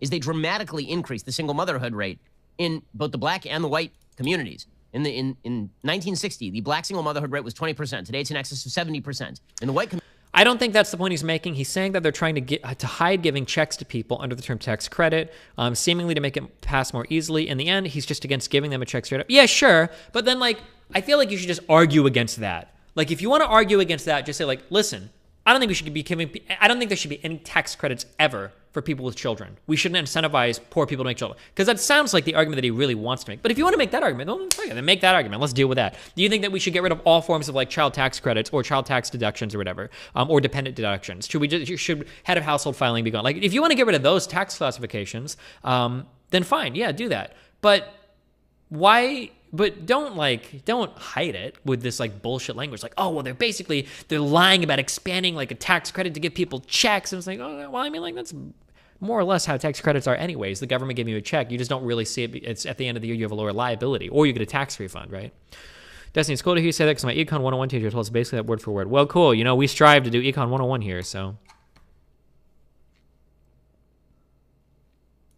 community, the white single motherhood rate was somewhere on the order of 5%. Today, it's in excess of 40%. That is specifically because of welfare policies that incentivize people to have kids. Citation needed. Okay, hardcore citation needed. Okay? You cannot just say that, like, well, look, the reason why there's so many single families today is because of tax policy. All right?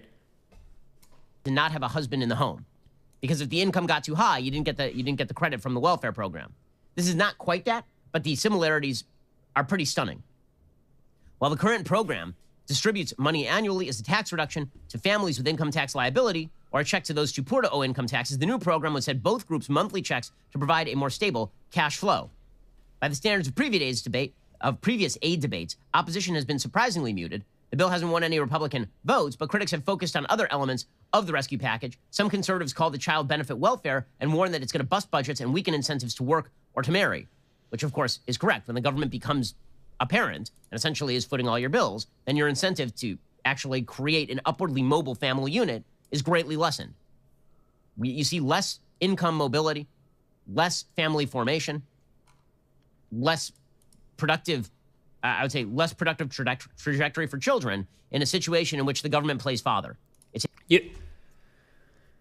There's probably a lot of reasons why people are having less and less children, or why people prefer to stay in single households, or why people aren't getting married. Like, there's probably reasons for this. I don't think it's all related to tax policy and the government. Like, I find that very, very, very hard to believe.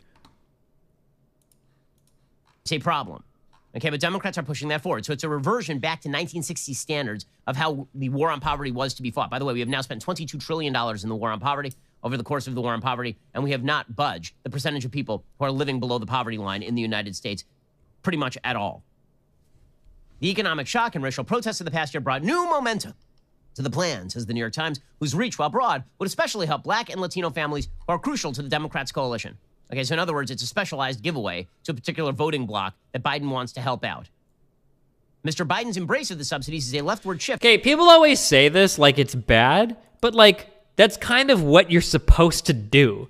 Like, You are supposed to appease your voting bloc. Like, that's kind of the point of being a fucking elected politician. That's what you do in a democracy, right? Like, when Trump fucking holds the Bible upside down and pretends like he's ever opened it in his entire fucking life, like, of course it's to appease your voting bloc. Like, well, yeah. Like, this, like, it's funny because when you reframe their arguments, it's so stupid. Like, this fucking guy is basically approving a bunch of policy to win support and the popularity over people that vote for him. Like, well, yeah, of course. Like, what the fuck do you think the Trump tax cuts were, you fucking moron? Like, that's the whole point. That's the whole fucking point of government policies, to do things that the people that voted for you like you to do. Like, no fucking shit. Like, what the fuck? Does appeasing a voting bloc make it good? That's the point of an elected politician, is to appease your voters. We live in a democracy. Yeah, of course, that's what you're supposed to do. To help out. Mr. Biden's embrace of the subsidies is a leftward shift for a Democratic Party that made deep cuts in cash aid in the 90s under the theme of ending welfare. As a senator, Biden why couldn't he have just... Okay, I think it would have been way more based if Ben Shapiro got some fucking crazy music in the background, dressed up in some crazy black cloak, and just fucking screamed into the camera for 8 minutes, like, welfare queen, welfare queen, welfare queen. Like, why not just do that for 8.5? Why, like, do this? Like, make a ContraPoints video out of it, okay? Call Abigail. Make it entertaining to watch instead of this weird Coach Red Pill camera angles with the zooming camera around the office. I don't know why we're doing this. Like, we're point of view, you snuck a drone into, like, Angry Shapiro's office to listen to him rant about welfare queen. Like, why not just do that for 8 minutes? As a senator, Biden supported the 1996 welfare restrictions. As recently as August, his campaign was non-committal about the child benefit. Now, the president promotes projections that the monthly checks, up to $300 for young children and $250 for those over 5, would cut poverty by 45% for children and by more than 50% among black families. Okay, so here's the question. Is that true? Because we've had these sorts of benefits before. It has not cut poverty. It turns out that you can sign checks to these families, and that doesn't mean that poverty is going to be cut in the end. Because in order to get out of poverty, you actually have to make a... I wish I knew more. I wish I knew more about this in terms of, like, how effective the war on poverty has been. Like, I know we haven't made much progress maybe recently, but I mean, like, it seems like it's helped a little bit, no? But I would have to read more than just, like, a single chart. I know there are people linking me stuff in chat, but I don't feel like going off into, like, how beneficial have we been in terms of war on poverty, but...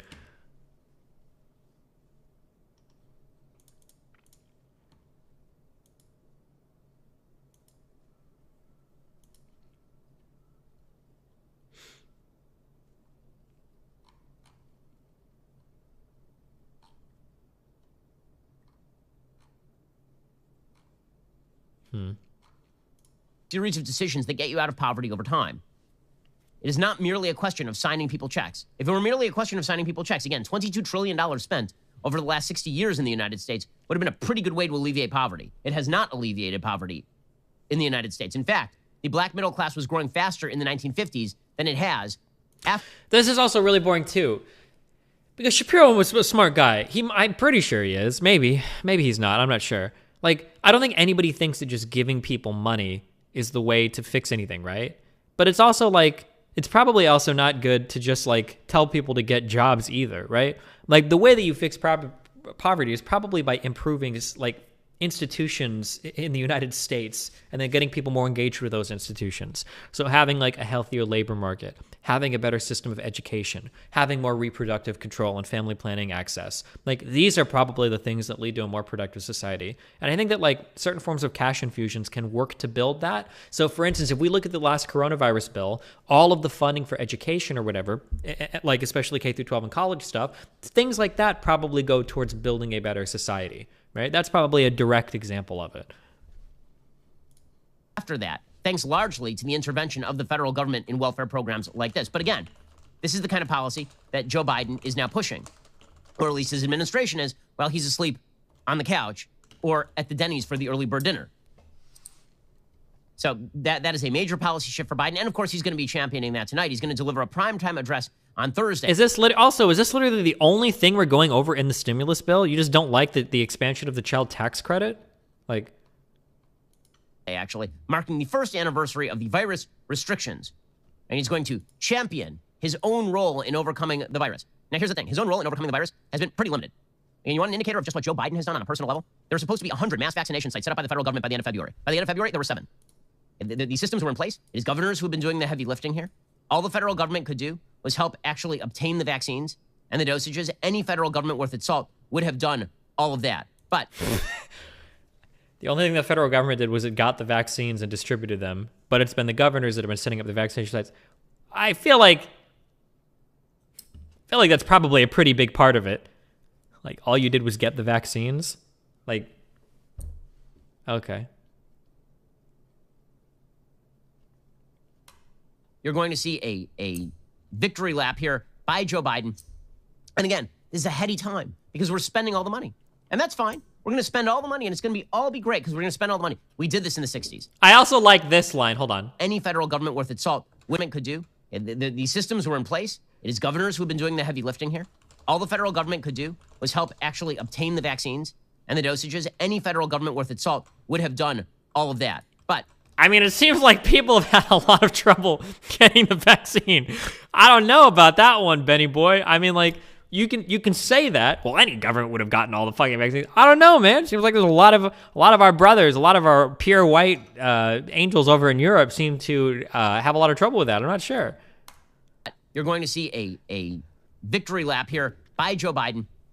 And again, this is a heady time because we're spending all the money. And that's fine. We're going to spend all the money. And it's going to all be great because we're going to spend all the money. We did this in the 60s. Okay, in the 1960s, we blew out the spending. If you look at the growth rates in the early 60s and GDP in the American economy, very, very high. That was because the rest of the world had been devastated by World War II. They were still trying to move beyond their own socialistic policies. Many of them had to curb those policies. In the 1960s, the United States decided it was going to become a social democratic country. It was going to become much more European in its view of the welfare state. We blew out the domestic spending. We actually blew out military spending as well for a period there. And we ended up with the stagnation of the 1970s, an awful time for economics, so bad that there was a backlash in the form of the Reagan Revolution in the 1980s. So that is what we are about to relive. We're basically just reliving the mid-1960s to late 1970s. And this began over the course of the past couple of years with the pandemic. It began with the... Why do Americans feel like it is so unattainable for us to just have a few of the worker-related policies that exist in Europe? Why is it that somebody working at McDonald's in France can get 5 or 6 weeks of paid vacation? Or why is it that somebody working at Max in Sweden is able to get like a fucking year maternity leave? Or what? Like, we really can't do any of this in the U.S.? Why is it that anybody in Germany can get sick and go to the hospital and have to pay a small fee for it, and in the U.S. you're like bankrupt? Like, we can't do any of this. We really can't. It's just out of reach for America. We're just so special. We're just such a special people. We just can't do any of this. Like, with the racial protests and riots in America's major cities, it feels very much like about 1968 right now. It feels a lot like that in terms of where we are and what the next decade is going to look like. And of course, Joe Biden is in on it. I mean, he's loving this stuff. Facts don't care about your feelings, and it's a fact that the Ben Shapiro Show is... All right, well, we've got Ben hates welfare queens. Man, I guess the nice thing about big legislation is there's something in it for everybody to just fucking hate against. All right, who do we have next? Who else are we suffering through?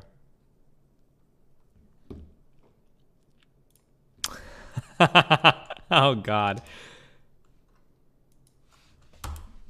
So the $1.9 trillion COVID relief bill is it passed the Senate. It's gonna pass the House. Probably already has by the time you're watching this. And I don't want to give people the wrong impression as to this bill. There's a lot of good stuff in this bill. Good job. All right. People need the help. You have the $3,000 child tax credit, which would cut child poverty in half. You have the $300. I think it's.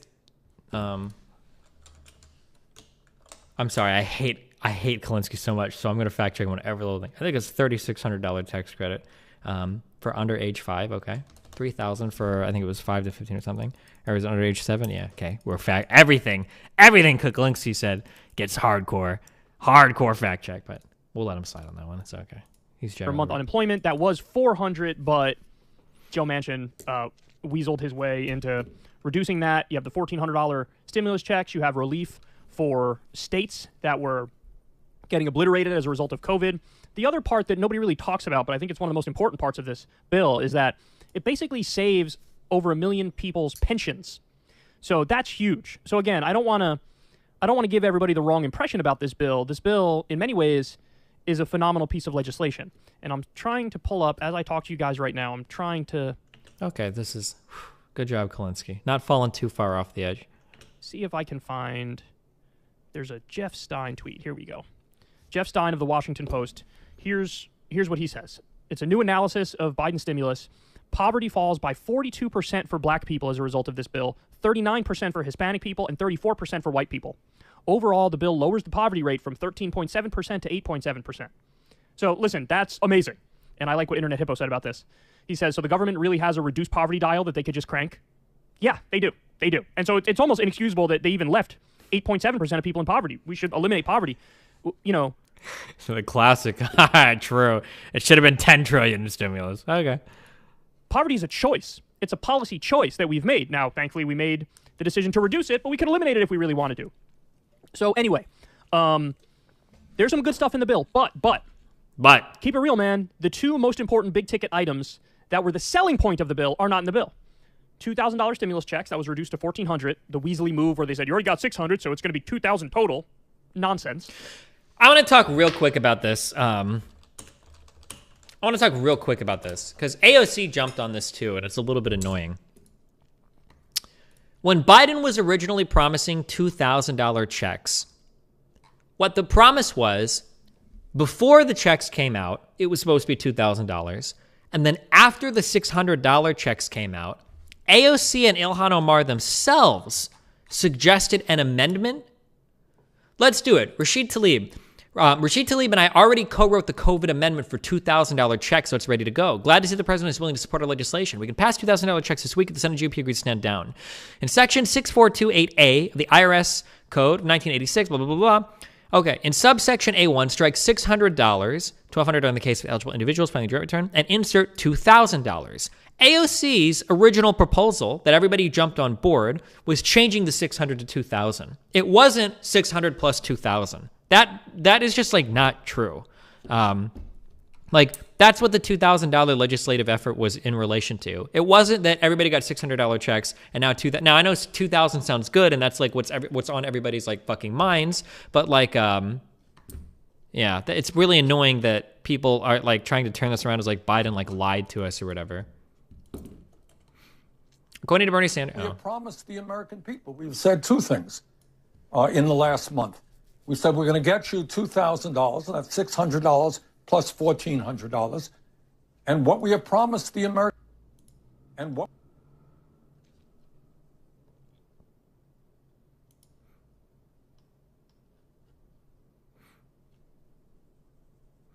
they lowered the unemployment by $100 but extended it till September. Kyle is lying, saying it's Joe Manchin lowered the unemployment checks. Oh, sure. Okay. I mostly agree, but it looks bad optically since the main selling point of voting for Warnock and Ossoff was they're going to $2,000 period. I guess, but it's not technically true, but I guess bad optically. But mainly bad optically because pundits like this guy like will scream at you about how bad optically it is. But sorry, I just wanted to talk about that for a second. $2,000 checks and the $15 minimum wage. It's not in there. So now you're going to hear the conversation going on in elite media about this. You're going to see Morning Joe and one other MSNBC show. Look at how they're talking about the left in relation to this bill. And how are they dealing with their own party? I know that there were actually progressives that were complaining that this didn't do enough. There was some fighting going back and forth, attacks against Joe Manchin and Kristen Sinema. How do they feel those back and forths are going? I would think almost every progressive, even just looking at Steve's charts, every progressive has to understand this is the most historic piece of legislation to help working class and middle class Americans that this country has put forward in decades. Well, there was certainly some sarcastic behind-the-scenes commentary about Senate Majority Leader Joe Manchin, considering the senator from West Virginia's outsized influence on the process right now. Those in the West Wing weren't always delighted about that, but they recognize that the deals had to get made. And in terms of attacks from the left, they are actually really grateful for the support of Bernie Sanders, who they believe has really given them progressive cover here. That yes, there are some on the very left portions of the party in the House who have some complaints, who might make a little bit of noise this week, but they feel like if Bernie Sanders is on board with this and released a statement afterwards touting how historic it was and how necessary it was, the progressives will fall in line too. The COVID relief package, the vote seems to be sliding by a day as they try to get the text together for it. Do you see any challenges on the horizon getting this back through the House? I mean, progressives have been critical of Joe Manchin for essentially forcing them to negotiate with themselves, lowering that unemployment number. Do you see any problems? Or, I mean, I have a hard time imagining someone's going to stand up and say, yeah, actually, I'm going to stand in the way of the Democratic president's first major priority.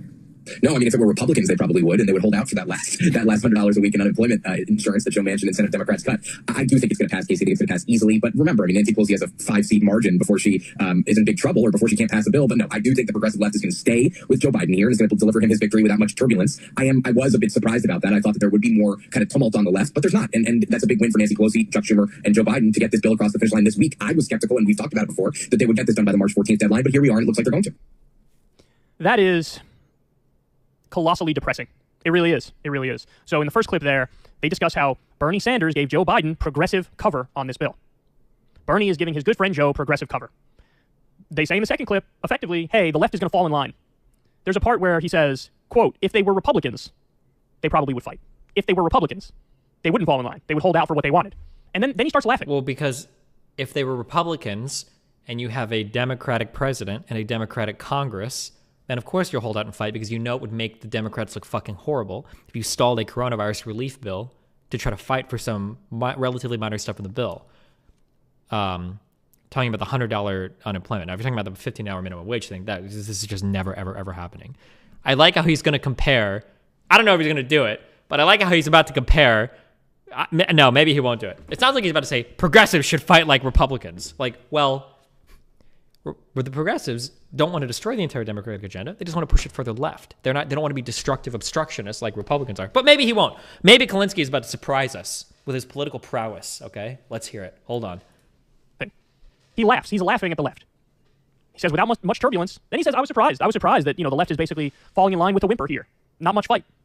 Honestly, it's embarrassing. It's embarrassing. Now, Ro Khanna, a few days ago, or last week or something, drafted a letter and sent the letter to the Biden White House. And the letter basically said, we want that $15 minimum wage in there. You should overrule the parliamentarian.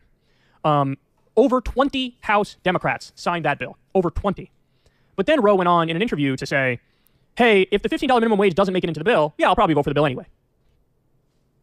So in other words, you wrote a letter suggesting to the Biden White House to overrule the parliamentarian who said, oh, $15 minimum wage can't be in there. Why the fuck would they ever listen to your suggestion? Why would they listen to your There's no reason for them to listen to your suggestion. You're going to say, thanks, Ro, we're done here. We're going to go in the other direction. Why? Because they don't want to do a $15 minimum wage. The part that's so frustrating is this. Over 20 House Democrats signed that letter. If those over 20 House Democrats voted as a block, the $1.9 trillion COVID relief bill would not be able to pass. It is a must-pass bill. So you know what? What? Okay, so he did exactly what I didn't truly believe he could do. But so he's just saying that the Democrat, like whatever concessions you make to those people on the far left are not going to be accepted by the people on the right. So what do? Do you just... Do you just say, fuck it? We're just not going to pass COVID relief until, like... But they would have had to take a seat at the table and figure out a way to get the House Democrats on board to vote for the bill. And the House... To get the House Democrats on board, how are you going to bring the Republicans on board? Democrats could have said, there's more of us that are mandating the $15 minimum wage be in the bill than there are those that say it shouldn't be in the bill. So it's on you, Kamala Harris and Joe Biden. It's almost like he thinks that this bill was literally just about well, no, he opened the start talking about all the good things of the bill. Here is a better question. Here's what I wish. Not a single Republican voted for it, did they? Not in the Senate. I don't know in the House.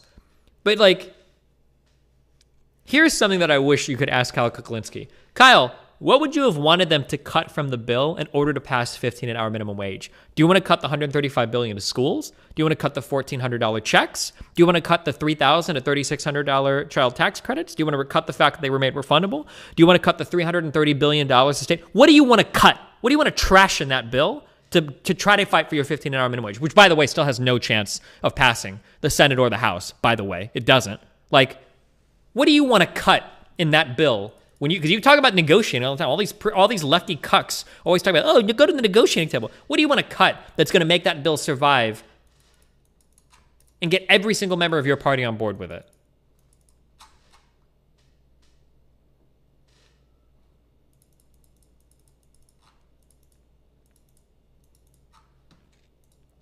To get to work.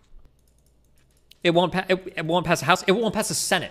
If the bill goes from the Senate to the House, there were 8 Democrats. So you would have to get some Republicans on board with your legislation, right? Or I don't even know how you do it. There were 8.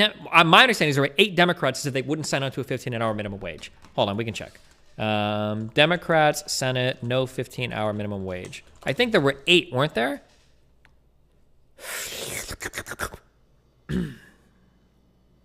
Oh, here it is. The 8 Democrats who voted no on the 15-an-hour minimum wage. There's no way that this was ever passing. Like,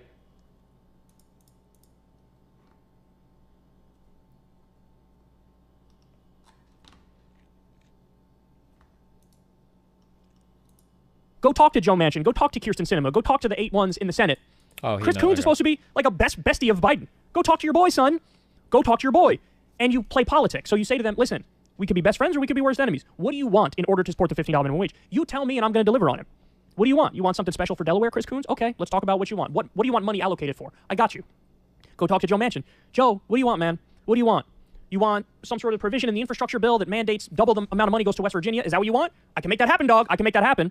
It's a carrot and stick approach. You can either be their best friend or their worst enemy. If you cross me on this... I feel like Kalinsky thinks that Biden could literally have passed any piece of legislation he wants.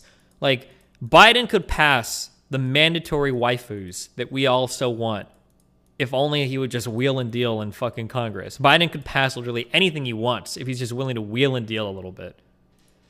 And if you don't vote for the $15 minimum wage, listen, I'm going to make you an offer you can't refuse. You're going to support it. But if you don't support it, I'm going to make your life a living hell and your career in Washington, D.C. is over. And I'm going to take my 62% approval rating and campaign directly against you and support a primary opponent against you as well. I like them apples. This is how you play politics. This is what you do. I also like this idea that, like, the way that you play politics is we need to go primary our own people when we have a 50-vote majority in the Senate.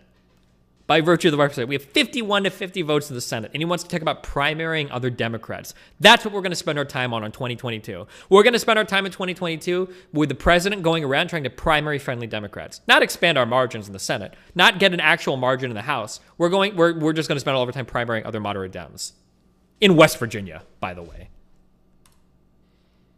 But guess what? Joe Biden and Kamala Harris were never going to fucking do that unless they were forced to do that. The only people who had the power to force them to do that were those over 20 House Democrats who could have voted as a bloc. Said, no, we're not supporting this bill. You said $15 minimum wage. You said it. I didn't make you say it. You said it. It's a 67% issue according to a poll from 2019. 67% of the country supports it. You're going to do what you promised. And I'm going to... It sounds like he watched like an episode of House of Cards and he's like, oh, we're not going to do proportional response. We're going to fucking blah, blah. Like that's honestly what it sounds like is he watched like too many episodes of House of Cards. He's like, I know how to do all of politics. We just got to go hard. Make you do what you promised. You said $15 minimum wage. We're not voting for this bill unless it has a $15 minimum wage in there. They didn't fight.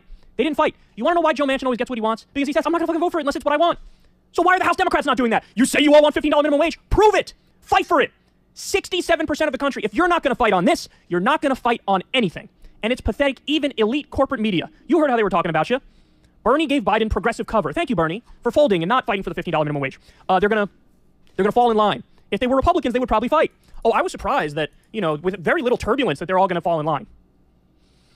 You guys are embarrassing, man. You guys are embarrassing. And you know what? I think the reason why they don't want to do it, honestly, is because it's hard. It is hard. If you fight for $15 minimum wage, you know what's going to happen? All of Democratic leadership is going to rain holy hell down on you. You're going to have Nancy Pelosi, Chuck Schumer, and Joe Biden put you on their enemies list. That's what they're going to do. The media is going to try to slick... Why does he think didn't Biden say he was for $15 an hour minimum wage? Didn't he say that on the campaign trail? Didn't we hear him say this multiple times? I thought Biden has said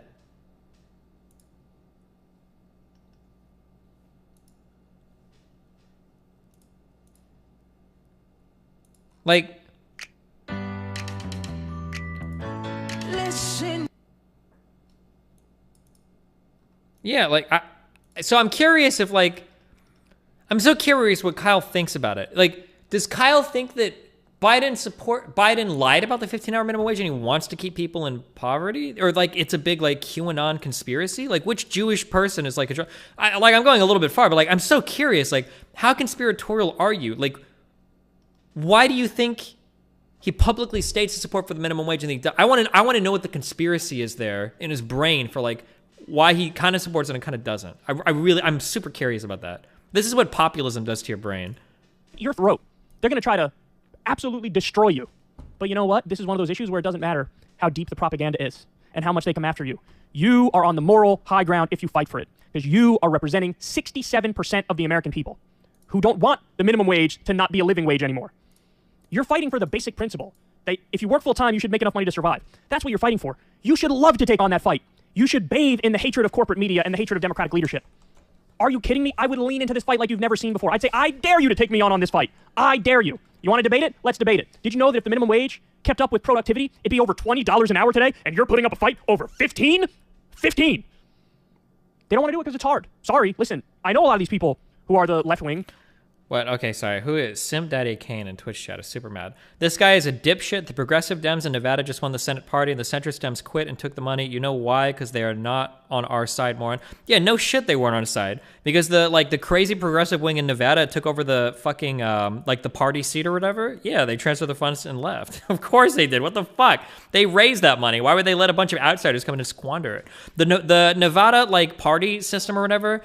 Those people have always been fucking insane in Nevada. I think that fucking 20 not 20 years ago, it was 15 years ago, it was a whole bunch of Ron Paul people ended up taking over. For whatever reason, I don't know what the fuck happens in Nevada, but Nevada party politics shit is insane. I don't know why or what you guys do in Nevada, but yeah, that shit is fucking wild.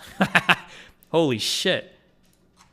Yeah, those people are posting guillotines and shit on Twitter afterwards. The people in Nevada that do politics are insane. That populist drug, oof.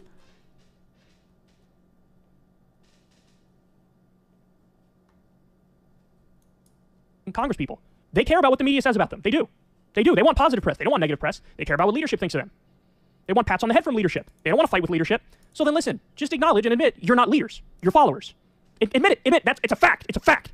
Leaders would fight on this. Leaders would take the fire from the media, would take the fire from leadership. That should be what you want to do. You should want that fight. And I don't care if it's the Republicans or if it's Democrats who are blocking me. You are my enemy on this issue if you're not for $15 minimum wage. Again, if you're not going to fight for this, you're not going to fight for anything.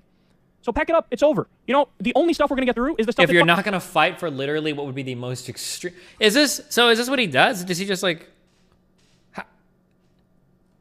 well, Bernie saved Joe Biden and the left fell in line. Okay. I was going to say, because I wonder if this, because he doesn't even really talk about the COVID-19 legislation. It's just, I wonder how many videos, I wonder if I were to go through the past 2 years of Kyle Kulinski videos, how much he just tries to shoehorn Medicare for all or 15 an hour minimum wage into every single fucking video. If that's all he talks about. Fucking Joe Manchin allows. So we basically have a moderate Republican president in Joe Biden and Joe Manchin, who's really the president. That's what we have. Then expand your lead. Why don't you go take your little Justice Dems and go win in some competitive areas? Don't just primary Dems in safe districts. Expand our margins. That's how you get legislation passed. Welcome to democracy. And, some people might be okay with that little pocket change. I'm not okay with that. And working people aren't okay with that. And the world can't wait for that. So, Well, I guess we'll see how popular this legislation is. And we'll see how much the working people like it, huh? Honestly, it really is just pathetic. It's pathetic. If you're not going to fight for this, you're not going to fight for anything. So, there's nothing else to say except you're failures. Now, I told you, there's stuff in that bill that's good.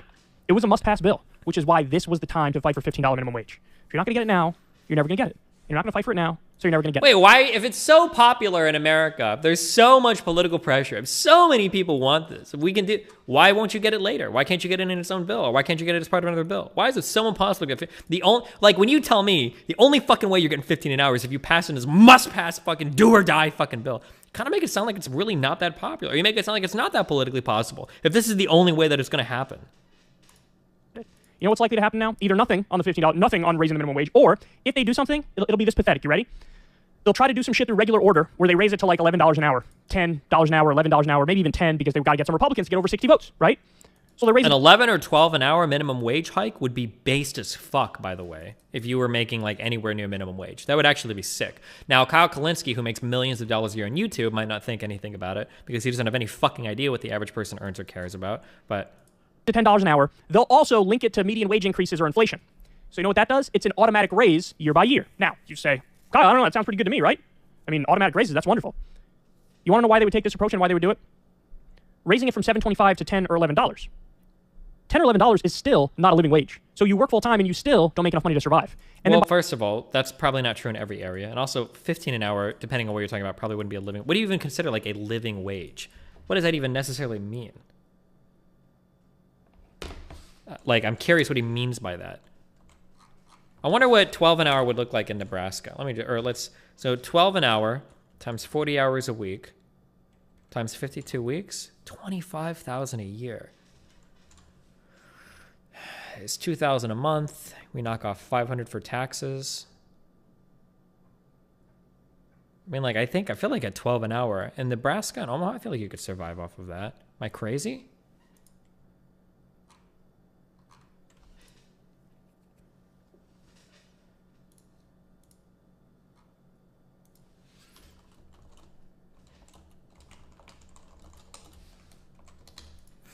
by linking it to inflation or median wage increase, they give you the automatic raises, but it never gets to the point where it's a living wage.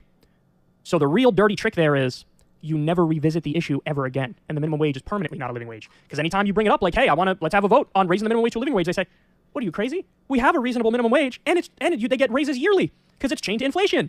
So no, we're not going to vote on that. We're never going to vote on that again. They get the raises automatically. We don't need to revisit this issue. This issue is done. See how dirty it is? And all that could have been avoided if the left fought, because over 20 said we want. Okay, this is such a stupid argument. Can't you make this argument for the 15 an hour minimum wage? Can't you just, like, I feel like if I was like Kyle Kalinske, like 2.0, if I was like the robot version of Kyle Kalinske, I was upgraded, couldn't I just say, this is why we could never pass minimum wage at 15 an hour, why we always have to peg it to inflation? Because imagine, if we pass 15 an hour, well, what's going to happen in 10 years when the cost of living goes up, when the median wages go up? Well, now they're going to say, well, look, we passed 15 an hour before, so now we're never going to make it any higher. We already gave you the biggest wage hike of all time. We gave you 15 an hour. You didn't want it pegged to median wages before. Now you're asking for it. Like I feel like you could. Like, this is so dumb. This is so stupid. This is so like basic. Like I feel like this is like high school kids arguing at a lunch table over like politics. Like that's what it feels like. Want the $15? Like, wouldn't it be base if we did like, no, dude, that would be so stupid. Like we got to do this. Like, well, what about in that one episode of The West Wing where, like, I don't know. This seems dumb. Minimum wage in there.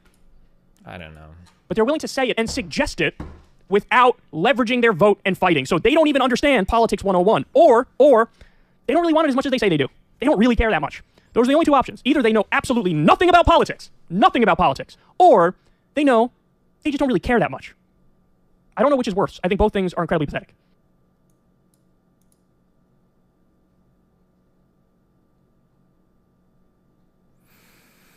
The media is all a Twitter. Okay.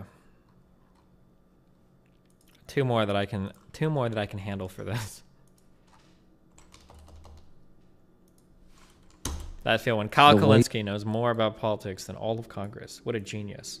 Let's see what these guys are going to bring up. Is it all going to be 15 an hour? This process has shook out is the Senate bill, the House passed it, they passed a bill with $50 minimum wage. The Senate this weekend passed a bill without the $50 minimum wage, with a reduction in the unemployment benefits, the emergency unemployment benefits to, I believe it's $300 a week now. Originally it was $400. I see. But extended to September, right? I recall it being promised to be $600 before the election, but I mean, that's we can do over the fascist one. That was Trump's America when all was possible.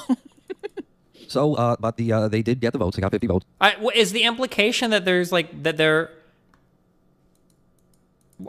that Trump would have passed like a more progressive, like, form of relief? Is that the implication?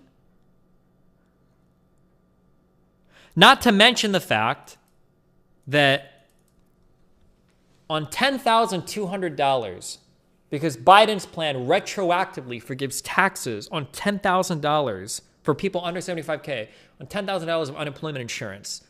What is that? That's probably an extra, what, $2,000 if I say 20%? Maybe $1,500? But it's for the COVID package in the Senate, and now the two houses are going to get together and they're going to merge the bills.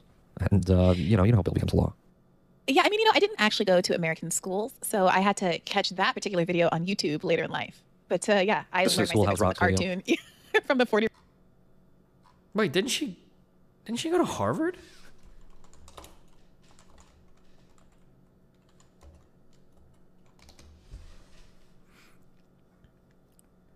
Gray earned a Bachelor of Arts degree from Harvard University and a Juris Doctor from Harvard Law School. Does she just mean she didn't go to grade school in America? Okay, I don't know. Whatever. This is a dumb nitpick by me. I hate this person so much. I'm sorry. Yeah, I learned my civics from the cartoon, from the 40-year-old cartoon, like everybody else. The other part of what David Sirota, you alluded to is, the lack of courage, one might say, from the left. Pointing out that the same way that Joe Manchin has amassed, Infinity Stone levels of power for himself is by just being willing to hold out and say, you need my vote, and I'm not going to give it to you unless you concede to my concessions. This is a must-pass bill, and so you need me. Now, there are other senators, who potentially ones on the left, who could say the same thing. And there are certainly a large number of progressives in the House who could do the same thing because, as we've discussed at length on this program, we have very narrow margins in the House, and 6 or so progressives could hold out and make similar kinds of demands. The reason why it doesn't make sense for them to make those demands, though, is because they're never going to lose their seats based on their vote because they're in incredibly safe areas, whereas people like Manchin could lose their seat.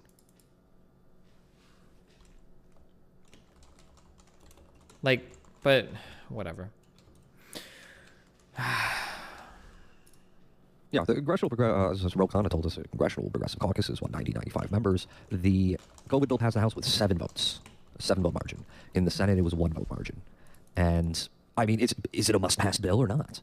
If it's a must-pass bill, then you can do a lot to gum up the works. Yeah, so when Democrats talk about it being a must-pass bill, what they mean is, I will give you anything. I have no leverage. I will sublimate myself. I will prostrate myself on the ground, wear a hair shirt, defenestrate myself, whatever you want. Daddy, I'll give you, as long as this bill passed. What conservatives hear when you say it's a must-pass bill is, I'm in power, you really want to pass this bill, you thirsty so-and-so, so you got to do what I say. And there's no reason that has to be the posture here. I'm pretty sure that if it's a must-pass bill, I'm trying to remember, if somebody can link me polling data so that I can make sure I'm still rooted in reality, I'm pretty sure that the way that must-pass bills work are the onus, the political pressure is on the party that holds power in order to pass the bill. So when Trump, for instance, was blocking out like the budget stuff, that I'm pretty sure that scored well for the Democrats. When the government was being threatened to shut down and stuff, that typically the party in power will get blamed for a failure to negotiate on those bills. So when they say must pass, they mean that whatever administration is in charge is the one that must pass the bill. Like, yeah, the Trump bill over the border wall was like the longest government shutdown in history. And I'm pretty sure that polling-wise, that ended up playing out not good for Trump's administration. Like, it hurt them. Or the other thing, they increased the means testing. They dialed the means testing up to 11.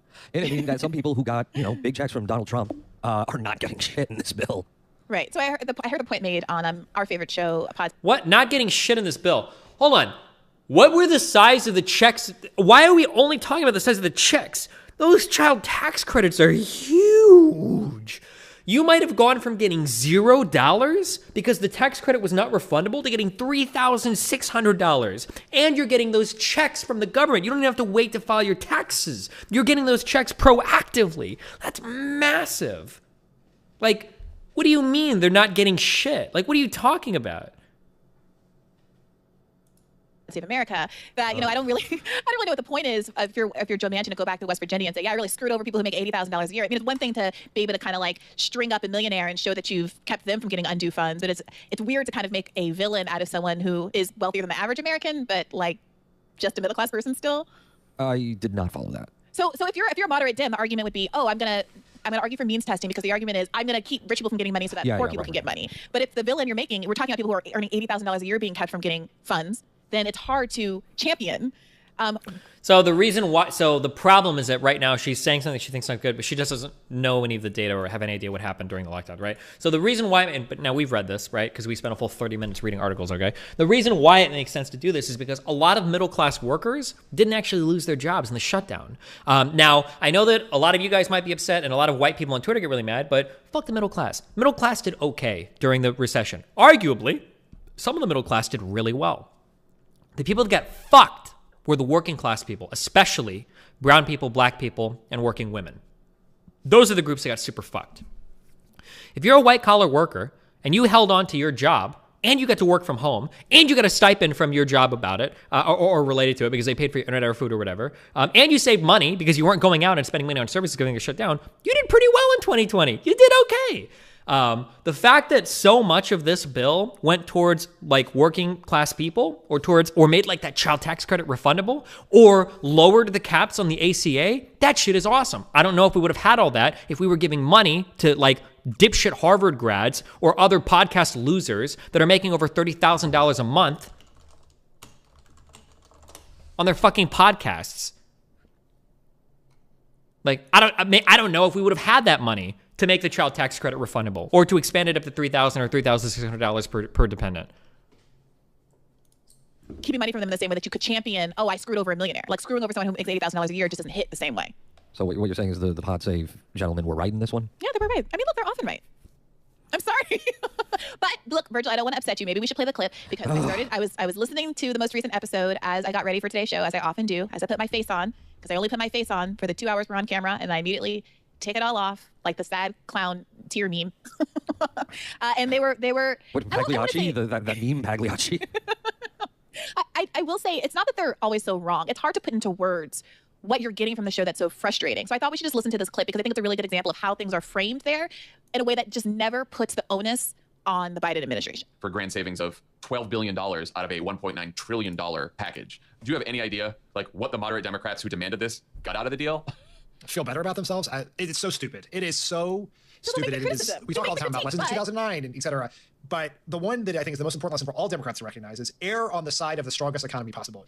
This is not what the Biden administration wanted to do. This was clearly, it must have been, I think there's relatively limited reporting on this, but it's pretty clear that this was what it took to get, I assume, Joe Manchin and maybe a couple others to be the 50th vote for this bill. It is incredibly stupid. It is not, the overall bill is still an incredibly progressive, important piece of legislation because of Joe Manchin and others. It will not be as good as it could be. $15 minimum wage. No, the checks being stingier than they should be. The general rule in an economic crisis is err on the side of helping more people rather than fewer, and they made the wrong decision here. A big progressive piece of legislation. It took Donald Trump like a week to fucking ram through a gigantic bailout package and the Congress, and that was less stingy than this because those checks went out to more people. That's the thing. I like. Whoa, fuck! What was the Noah article? Like it's not just the checks. There's so much more that goes into this. To be fair, for Donald Trump, there was more than that as well. But like, it's not just the checks.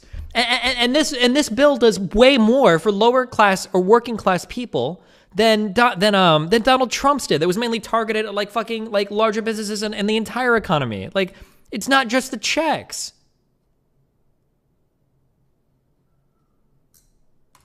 Like, I listen to the show because they'll say the thing that happened and they articulated it well, and they'll even sometimes give you that marginal critique. Yeah, it sucks that all of these conservative Democrats made the bill less good. But somehow, some way, I don't know if it's like a contractual obligation, I don't know if it's just a sincere belief that because Joe is good and likes ice cream and dogs, that of course he must have wanted a better outcome than this, when every single thing, as we've been discussing on this show, indicates that he did not want a better outcome. He's the one that said before the parliamentarian ruling that he didn't think the parliamentarian was going to do it. He's the one whose VP had the power to overturn a parliamentarian ruling. He's the one that had the power to negotiate with Manchin and Sinema and to push them, but instead he used... Just because you overturn the parliamentarian ruling doesn't mean that you're going to get every other Senate Dem on board with the 15 an hour. It's like, this is so boring. They just want 15 an hour. That's like literally the only thing these guys care about. Like, they have a little pet project. They've got like a little virtue signal position, and it's 15 an hour and Medicare for all. And these are the only two things they care about or think about in all of U.S. policy. Like, this is the only thing they think about. Like... It's the only thing that goes through their head. They don't think about any other thing related to politics. And then maybe, like, woke issues when they can get brownie points for it. These artificial roadblocks to, alleviate himself from any pressure to do so. So who gives a shit what Joe Biden wants? Joe Biden wants a warm bath and the nurse to stop stealing his change. Because he doesn't know where the fuck he is. Anyway, I heard it, so you do too. I sometimes feel like the left's criticisms are... like just, these people suck and I hate it. And, it's a little bit more than that. Like, I think it's important for us to understand why it is that we all saw the same thing happen with the $15 minimum wage. But one cohort of us, the left, is furious. And all of these liberals who ostensibly were like, yes, fight for 15 hashtag in their bios and stuff, are so easily accepting the outcome. And this is why. This is why. Because of that show? Yeah, because all the entire media narrative coming out of the center is that this was an inevitability that Joe Biden can control. And all of the blame lies on these third parties, whether it's conservative Democrats or parliamentarian or the idea of bipartisanship. Yeah. They talk endlessly about how 0 Republicans voted for and all of this kind of stuff to distract from the fact that regardless, we could have had a better outcome. Yeah, absolutely. Just so we know what we're up against, that's all. Okay, so this was my weekly torture session. I mean, we can just go to the interviews. I just have to comment on the weirdness of the past few days. Please. There's some very weird vibes coming out of politics. Kristen Sinema, or is it Kirsten Sinema? I never figured it out. You know she spells the name with a Y. So well, then that's her parents' fault. The H, I would just like to say the H in my name is clarifying with respect to pronunciation. It's not confusing. The H is Yeah. Sorry. This is her name. I don't know what I'm doing. Who showed up in this kawaii fucking outfit and thumbs down her vote against the minimum wage hike. Yeah, did a little shimmy and then promptly accused everybody who complained about her doing the thumbs down, which not only mocked poor people, but John McCain, who people in Arizona adore. Everyone who criticized her is of course doing a sexism. Yeah, I'm just gonna say right now, Kristen Sinema is no longer bisexual. I'm gonna do erasure to Kristen Sinema. You're out. You remember the racial draft sketch? I think it was Dave Chappelle. Yeah, Dave Chappelle? Yeah, Chappelle show. You're gonna have like a LGBT draft sketch. Yeah, I don't know who gets her the straights, the asexuals. Yeah, give everyone the asexuals. We're done. Okay, one last one of these. Okay. Well, howdy there, Internet. This guy. Good luck. Bao? I don't know how to pronounce this guy's name. I only see it typed. I never hear people refer to him. Bo. All right. Most videos I've seen of this guy seem to be decent-ish. Let's see. Where do we get off on the Biden train, baby? Good luck. Well, howdy there, Internet people. It's Bo again. So today we're going to talk about Biden, what he has done, what he's planning on doing, what he learned from Democratic presidencies of the past, and how he plans to avoid the same mistakes they made. And me. We got two questions here. One's really more of a comment, but it kind of leads into the other thing. It said that I was the only person on YouTube who had a higher opinion of Biden today than I did before the election. I don't know if that's true. I don't know the opinions of everybody on YouTube. But if I seem like I have a higher opinion of Biden today than I did before the election, it's because I have a higher opinion of Biden today than I did before the election. Yeah, that's an accurate read. I did not expect a whole lot from Biden. Like nothing, really. If you were around then, you know numerous times. I said, he's not my man. He is not my people. We don't share the same politics. We don't share the same ideology. He's not my guy. He's just better than the other guy. He's a stopgap. Honestly, I expected a reboot of the Obama administration. And I think there's a lot of people who think that's what we're getting. It's not. It's not. Not if you're paying attention. It's not what's happening. I also think there's a habit among people who talk about politics to talk about what should be rather than what is first. You can talk about what should be, but you have to acknowledge the reality of the world that you're in. And I think there were a whole lot of progressive people who wanted things from Biden and expected things from him that he never agreed to. I never did. I just expected him to do kind of the bare minimum, revert and get rid of the worst of Trump's policies. That was my expectation of him. He's done more than that already. So yeah, I do have a higher opinion of him. And we're going to talk about why. And I think a lot of people's opinions about him are going to change because it goes into that next question. And that was, why didn't he trash the Republicans in his speech? Democrats don't know how to wield power. He should have pointed out that they voted against the stimulus and all of this stuff, and they've been obstructionist. And yeah, I mean, I get it. And that would make sense if you weren't doing what Biden's trying to do. He doesn't actually need to do that because Republicans have been trained by Trump to call everything radical left and distance themselves and be obstructionist and point out that they're being obstructionist. Biden is running on this theme of unity or whatever. We all know it's not real. There's no unity up there. And Republicans are pointing it out, so he doesn't have to. He can get up there and take a high road and not really suffer for it. I feel like are doing the work. Something that I'm so curious, and this is how I'm just so curious how this is going to play out. I don't know what's going to happen. So this relief bill seems like it. So under Trump, now whether you like it or not, and I listened to a lot of local radio and shit at the time. I don't remember why. So maybe my shit is a little bit biased here. But when those Trump tax cuts went through, I felt like the average American, regardless of how tilted these were towards large corporations, was really happy that they saw some like bumper bonus in cash. That there were a lot of Americans that were like, yo, I got a $500 bonus in my job. This is actually fucking awesome. That the vast majority of Americans, whether left, right, or whatever, that they got like an actual impact from the money that they earn. And they were like, you know what? Fuck Trump, but damn, this is sick. And then the people that like Trump were like, this is Trump 100%. Thank God. God bless us, it's Trump. And I feel like that impact was felt. Like, not on podcasts, not on news or whatever, but like actual individuals in the U.S. like felt that like Trump had helped them. When you have this type of cash transfer, this expansion of unemployment, this much stimulus to people with children, if they feel that, if they have that feeling of like, damn, I'm getting actual fucking big ass checks now from the government because I have kids and shit, I feel like that's got to be so damaging that Republicans stood in unison and voted 100% against the COVID-19 relief package, especially with like all the state government funding being shored up and everything. Like, that's got to be, I'm so curious how that's going to play out in the future. Who knows? We'll see like a year or two from now. Like, I'm really, really, really curious, or maybe people will just forget or they won't know or whatever. I don't know. I'm so curious about that. And in that stimulus bill, there's a whole lot of stuff that Republicans are going to have to answer for. And they've done it themselves. They have done it themselves. They have pointed out that they didn't support it. They pointed out that it was left. It's not. But there are some breadcrumbs in it. Some little hints of leftish stuff. Social Democrat stuff. People talked about the child tax credit. And they're like, it's going to lift kids out of poverty. It's great. Standard talking point. And yeah, I mean, that sounds like DC stuff. This is a little different. It's going to be an unusual tax credit in some ways. Because some people will be able to collect a portion of their tax refund each month from July on. They'll be able to just go ahead and take a couple $100 a month from it. And the impact of this is if you are a minimum wage worker, have 2 kids, you're about to see 50% increase in your take-home pay, roughly 47-ish, somewhere in there. That's sounds kind of UBI-ish, because it is. It is. There's some healthcare provisions. People who lost their job, they're going to get free healthcare for a couple months. There's more subsidies. It's not socialized, that would be bad. Subsidies, free healthcare. There are little bits and pieces of left-wing stuff throughout it. Not real left, but American left. And it's a test run. Working class Americans are going to get to experience it. And most of this stuff ends right before the midterms. That is strategically important too, right? Yeah. Man, the midterms are going to be so important. And the Republicans who are now sitting there and have been sitting there saying, this is left, it's bad, we're going to vote against it, are going to have to explain why they voted against it and convince the working class Americans who I would assume would grow to like some of it. Now, I don't advocate for this, but if Biden wanted to play real nasty, he could have done what Trump tried to do. Because what Trump tried to do was, what was it? Trump was trying to make it so that you would be exempt from paying payroll taxes, I think. However, there was like a clause that would have made it so you would have had to pay all of it back at the beginning of like this year if he didn't get reelected.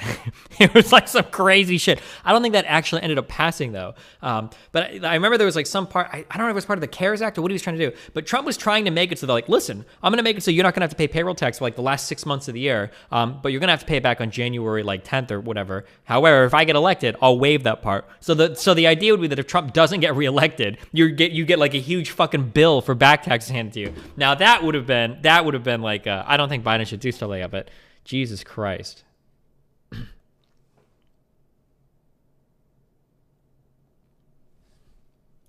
The stuff that they will vote to keep it. There have been a lot of Democratic presidencies in the past that suffered major setbacks because of losses at the midterms. Biden has set the stage to make sure that doesn't happen to him. He is working to try out ideas that are far more progressive than anything I ever expected from Biden. Holy Dan, what's up? Good morning. Good morning. Wait, give me like 10 minutes and I'll be done with this, okay? Or less, okay? All right. Okay, be careful. To be completely honest, and I don't think there are many people on this channel watching this that expected anything like that from him. Status quo. And it is. I mean, it's still not real. Wouldn't the next president just waive that too? Not necessarily, because if a Democratic president got in but the Republicans still control the Senate, then they wouldn't let them get rid of it. Or it would become a new negotiating point, basically. Yeah. Left policies. But it's a whole lot further than I think anybody genuinely expected. Not what they wanted, not what should be. But in reality, what is, I don't think anybody expected this kind of stuff. And the only reason you would run a test run using these things is if you planned on pushing more through after the midterm. Biden, it's been said that Biden wants a FDR-style presidency. If this little test run works, if the American people respond to the little bits and pieces that are embedded in all of this various stuff, he might be on his way to it. It's surprising to me. I didn't expect it from him. He never hinted that that's what he was going to do. But that is certainly where it seems to be heading. Now, maybe we're wrong. Maybe working class Americans are going to get a little taste of unions and healthcare and social democratic policies, and they don't like it. Maybe that happens. He suffers a big loss at the midterms. Or maybe there's some scandal. I don't think that's going to happen, though. I think Biden's plan is to do exactly what he's been doing. Stay out of sight, let everybody underestimate him, push through bills that are very vague, and have little bits and pieces of stuff in it. Stuff that will have a tangible impact on a whole lot of people. And then Republicans, in their obstructionist nature, will have voted against it, and they will have to defend those positions come the midterms. And it is far beyond anything I expected from Biden. So, Fuck, not to mention that, like, I'm thinking of, like, because since I know so much more about the Omaha situation now, I'm thinking of, like, on the Omaha budget, there was going to be a big shortfall of cash, basically, as well. And there's, like, so much money that they needed in Omaha for different projects. How does it feel when you have, like, a Republican mayor, so I'm thinking of Gene Stoughton in Omaha, or like a Republican governor, so Ricketts in Nebraska, and then other Republican governors, who are now finally able to, like, shore up their budgets because of a progressive president's, like, stimulus. That's going to be, I feel like that's like a lot of pressure that could theoretically be put on you as well. Like come election time, like, oh, cool, like glad you could finally balance the budget. What President Biden able to do, right? I feel like that there's like the implication behind a lot of that is interesting as well. So yeah, I do have a higher opinion of it. I do. And this doesn't just extend to stuff like this. I know the way people feel about the foreign policy, but it's the details. It's the intent. It's the long-term goal that you have to look at. And it's not the same. It really isn't. There are a lot of signs that show that he is testing the waters for a far more progressive administration than anybody expected. But he's doing it in a way that allows him to backtrack very quickly into normal Democratic establishment mode if it doesn't go well. So, anyway, it's just a thought. Y'all have a good day.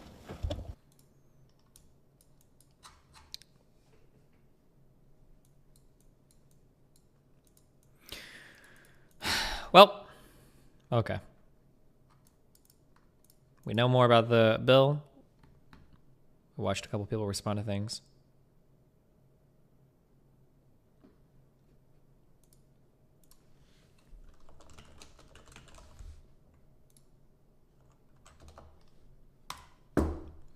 Are we good? August, did I do my time?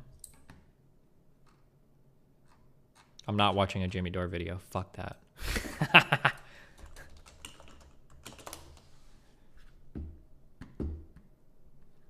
Hassan take on minimum wage. Oh no.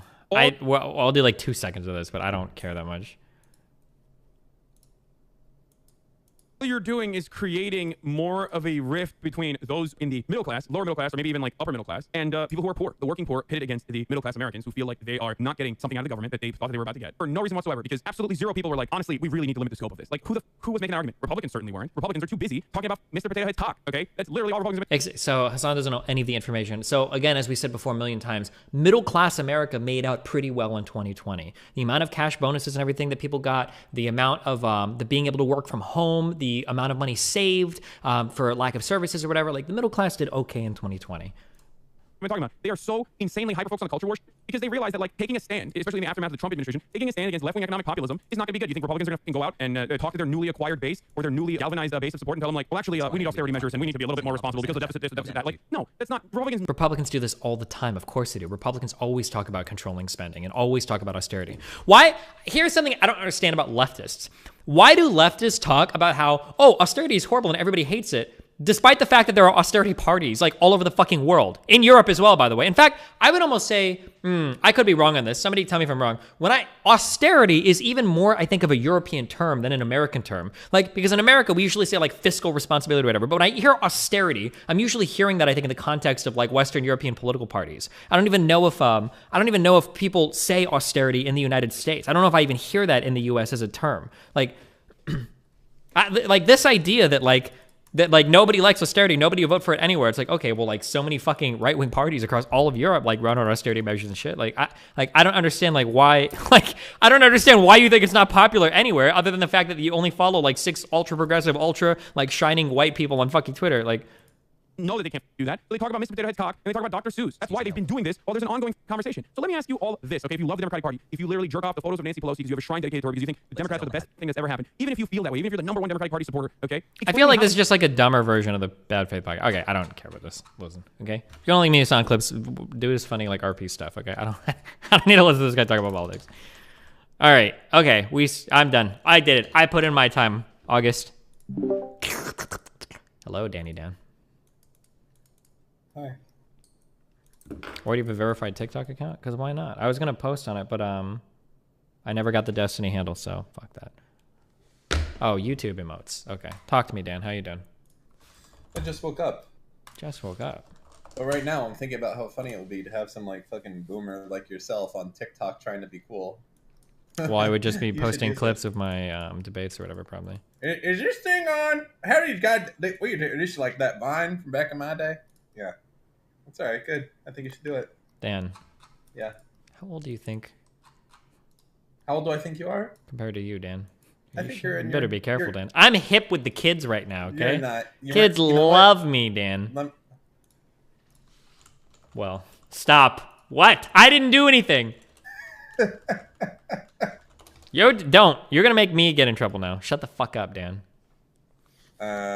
You're in your 30s, dude. Okay? I hate to tell you. Early 30s, okay?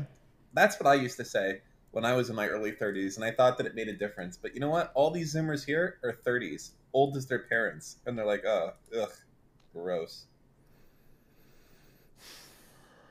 We're over here like, oh yeah, I'm in my early 30s. They're like, this motherfucker, senior citizen, get that fucking old person discount. Chill, okay. I took a 4-hour nap today. But Big the weird mistake. part, yeah, it probably is a big mistake, but the weird part is that I wasn't, like, I had a normal night's sleep. I don't know how I was able to do it. I'm becoming, like, super old person. Like, I can sleep a great night and then just take a 4-hour nap in the middle of the day, too. It's my superpower. No. Uh-oh.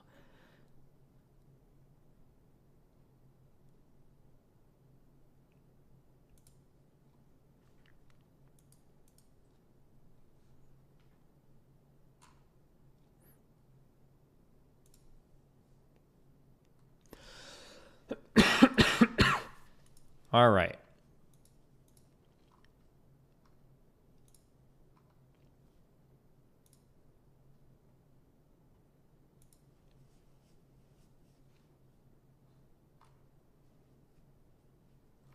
How do you guys type emojis right now in my YouTube chat? Like if you, oh, wait, I can just try this. Hold on. Is it like, oh, sick. Did you fix Okay. the YouTube donations?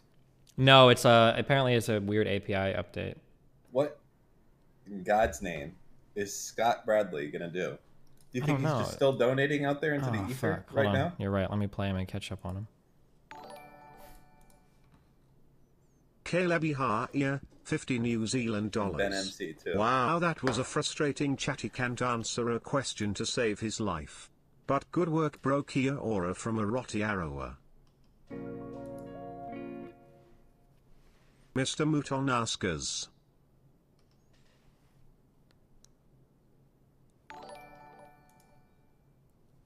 Caleb Haya, 50 New Zealand dollars. Wow, that was a frustrating chat. He can't answer a question to save his life. But good work, bro. Oh, thank you Kia for the, ora that was a from $34 Aroti donation. Arawa. Thank you. Dr. Dankenstein's meme stir, $4.99. Wait, this Dank thread memes. sucks. What do you guys do? You guys were supposed to post images for me. Dr. Dankenstein's meme stir, $4.99. Dank memes. You gnome fuck! Wait, what is this? Guys.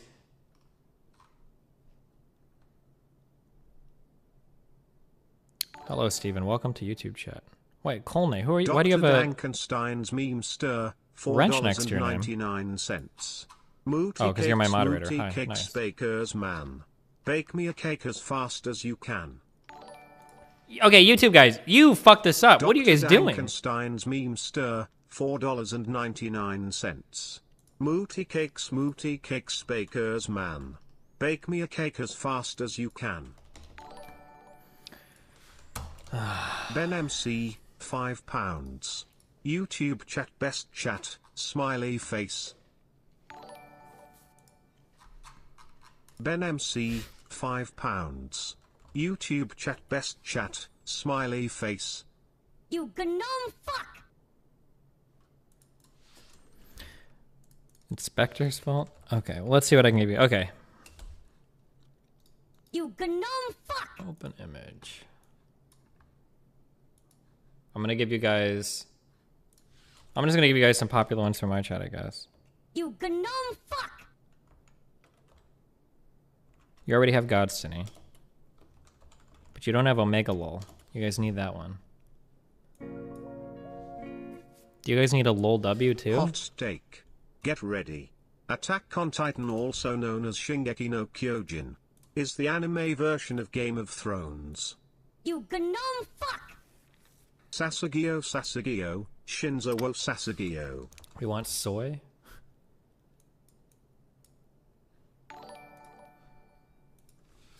Not so hacked, $5. Pineapple? Pizza?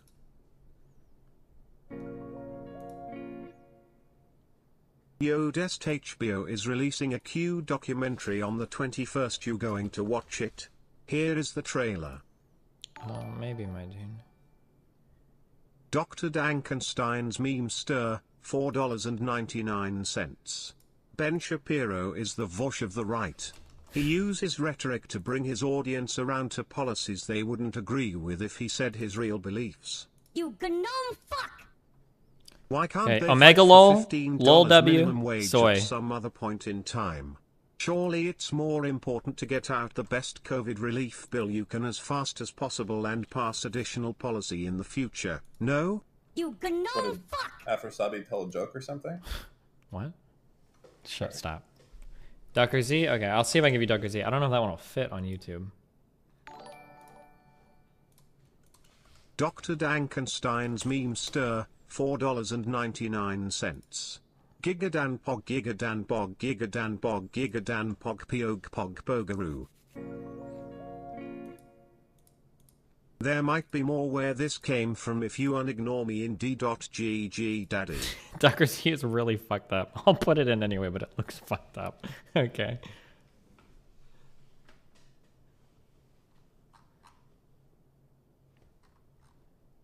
Save and publish. I don't know if they have to review these. Oh, fuck. Oh no, it won't let me do any of these because the image aspect ratio has to be 1:1. Scott Bradley. Well, I can give you Omega Lol. That one works, okay? $4.99. Dan's asking where I am. Him and his mom. Woo yeah. Oh wow, I think I just got like 2 new members on YouTube. Thanks. Okay, I don't know if they add these instantly or these have to get like approved or how that works, what the process is on that. Wait, with a duck, you split it. I don't know if this. You know you can split them in two, right? Yeah, but I have to like break out my paint and do this shit. I think I have them all done. Do you want it? No. At least the duck I have done. I'll Never just mind. I don't care this much. bother Igor to do it or something. Okay, listen, if you're a YouTube chatter and you want emotes, you saw the requirements in the thread, okay? Just email me the pictures and I can do it, okay? I just need the things made and I can put them in, right? Okay, you've got Omega Lol on the way whenever it gets approved, though.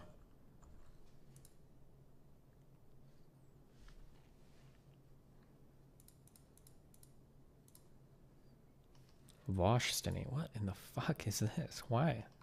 Is it Call of Duty time? Yeah, it can be. It can. Let's fire it up, Dan. How many Dan emotes do they have in YouTube? Wait, it got approved? Do I have to refresh the chat? Wait, I don't see it in chat. Do you guys see it in chat? Oh, wait. Oh my god, hold on. Oh, there you go. Omega Lol.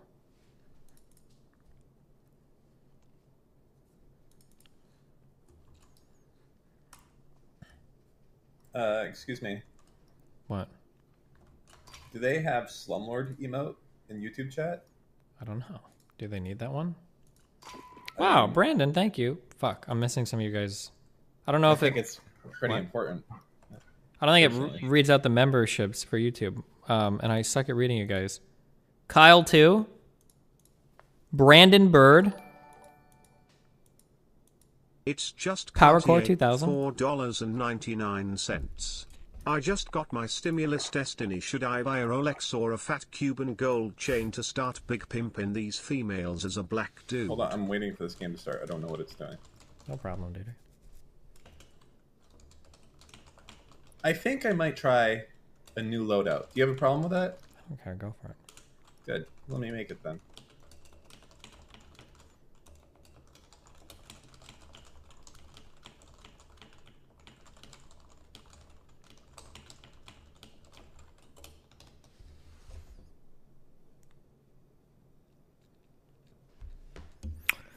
Wow, Icon Karth and Boostly, thank you for joining my YouTube memberships. Wow, we got a lot of bullies in chat, huh? Pretty cool. Pretty cool. You bully. gnome fuck!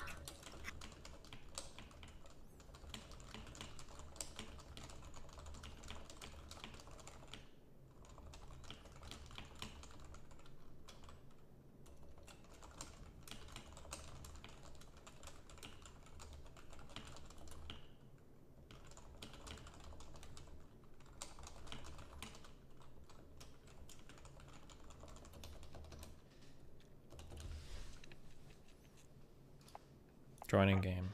Yeah, hold on. Scootaloo and Braddles 2, $4.99. Oh, Andrew Where's McDonald, my thanks. glob emote?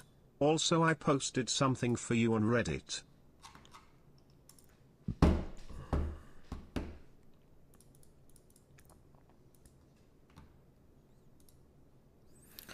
Destiny, what is the deal with this number? Destiny. That's a woman. Oh, nice, cute. Shut up, Dan. Cuck. Are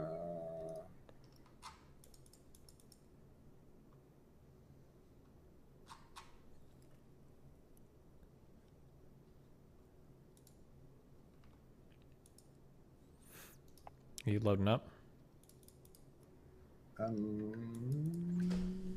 you do that. I'll be right back. And you better be ready to queue. 1 sec.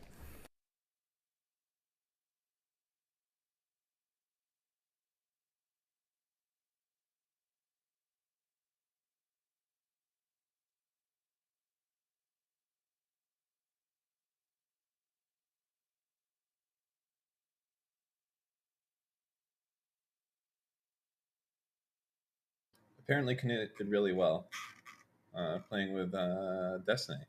And I want you guys to all know that that doesn't count because I was on that bitch-made fucking small map. I come in #1 on that shit every fucking time I play with my eyes closed. Nothing but betas play that, okay?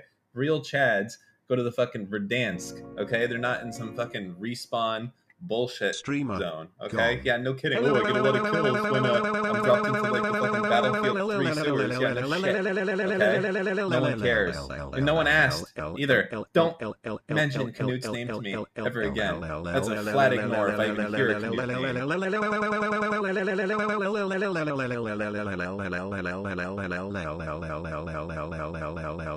Hey, Adrian D in YouTube chat, you're fucking cringe, okay? What now? What are you gonna do now except take it? Everyone's laughing at you. They just see that I called you out in the stream? Yeah, that's you. You think I didn't see this stupid chat? But I did. I had it open for a second. Alright? Loser. How dare you? I'm a person. Who the fuck do you think you are? Calling it a...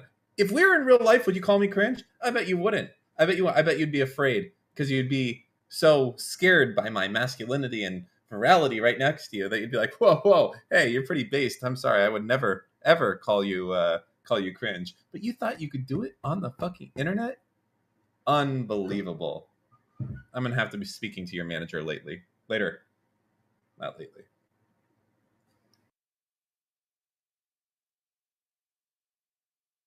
You know, there's a little parts of YouTube that slip over in YouTube as well. It's like they're trying to be nice, but they don't get it. Like the unforgettable here. Dan is my favorite. Dark Waffle, $5. Now that could be, any thoughts nice, about the but it could also be RPM like, and current that stuff could be going YouTube on around car like, modifications? You know what I mean? I know it's not your content, but thought you might want to look at that it. Could be different parts of YouTube sipping through. Be like, well, this one's not so bad. It's like, all right, well, you know what? Thank you. I appreciate that.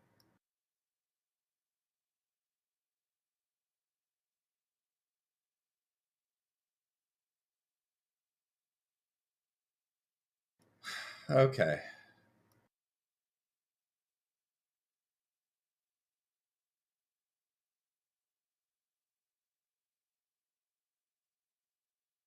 Do I have my soundboard ready? I do. Okay, let's get ourselves prepared, all right? #1 victory royale. Yeah, Fortnite, we like to get down. Get down. 10 kills on the board right now. Just wiped out Tomato Town. My friend just gone down. I revived him. Now we're heading southbound. Now we're in the Pleasant Park Street. Oh, I missed the last part. Look at the map. Go to the mark sheets. Take me to your Xbox or however the fuck it goes. Yeah. There you go. All right.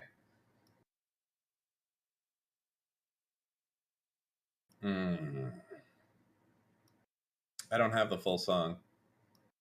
It's not a dead meme. I tried to kill it. Trust me. All right. I'm the man who is going to kill it. It's not dead. You going to tell me it's dead? You simple man.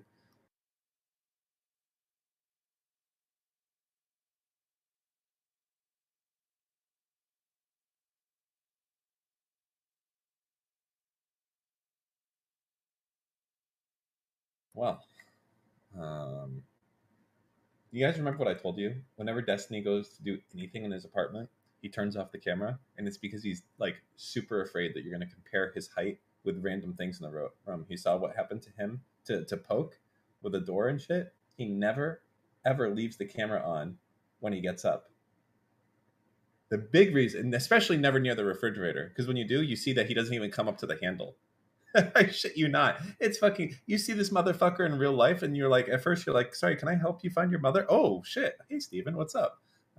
So yeah, it's like that's just a first time thing. Then you know to look out for it after that.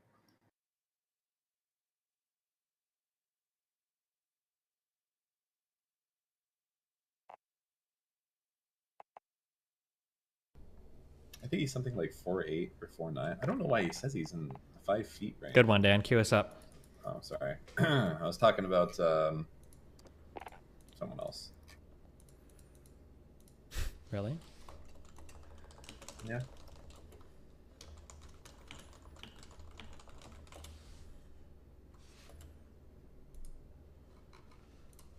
Okay. Does it sound like you were talking about me for a second there? No, I could see how it would seem that way, but no.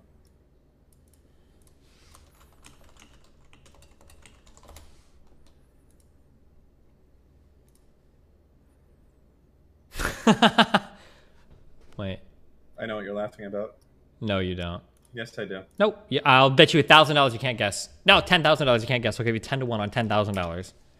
How about 100 to 1? No, 1,000 to 1. Ooh, you're so confident. I know. I think you're laughing about the comment that... would you tell me the truth? Was it a DGG comment you're laughing at? Something someone said and you're remembering something? I can tell you exactly. Yeah, I will. I think it was the... remember when Devin thought he was 5'10"? No, not at all. Sorry. There's a guy that does like really cute drawings on my subreddit, and he emailed me this. Here, I posted this. I just think it's really cute.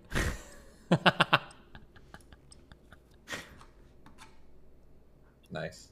Well, That's a solid shirt. Yep. How much is he gonna want for it?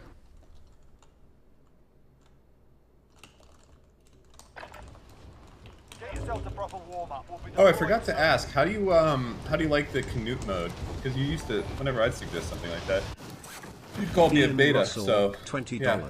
No, I'm okay with like smaller maps and shit. I just don't want to play like Plunder or some shit. Better than he can.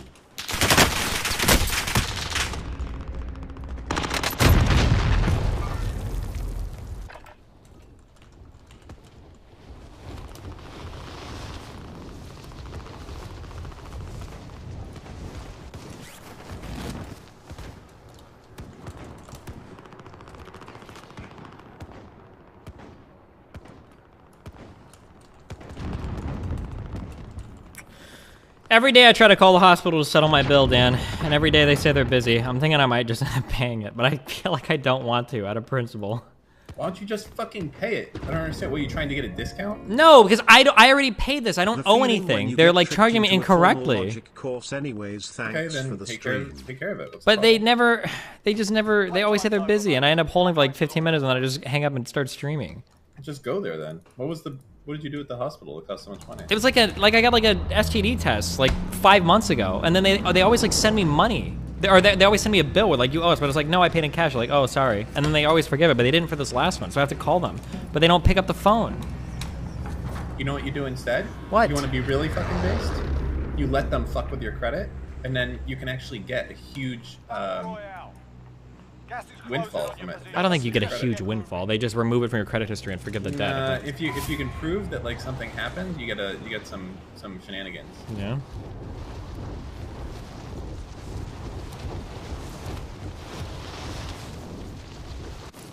What helps, bonus helps though, is if you oh god, there's bros here. Oh. Are you sick? He landed in the window and got a gun. Wow, dude, you're really good at this video game. Nice job.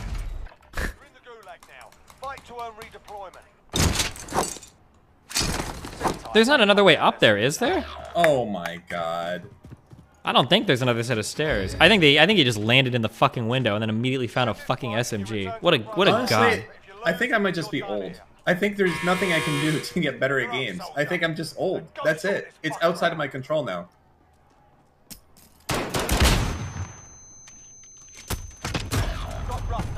You too. We're just. This is it. No, for don't us. put me in the same category as you. You're gonna trigger me.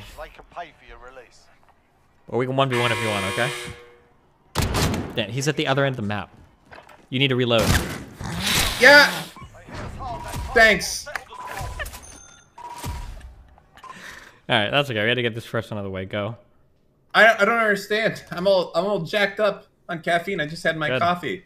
I'm jacked to the tits, and my reaction speed is still like. Is it my reaction speed or is it my aiming or is it both? Play the game. Get the human benchmark one out. Turn your stream on. Let's click. Oh no. I'm scared.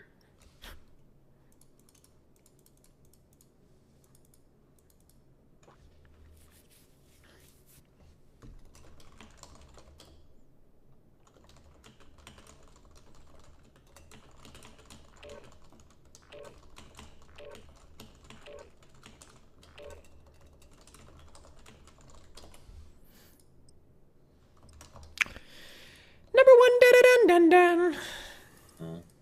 Yeah. Number one victory royale. That's it, Yeah, baby. Fortnite, we about to get down. 10 kills on the board right right now. Just wiped out Tomato Town. $5. My friend has gone down. I revived him. Now we're heading southbound. Now we're in the Pleasant Park Street.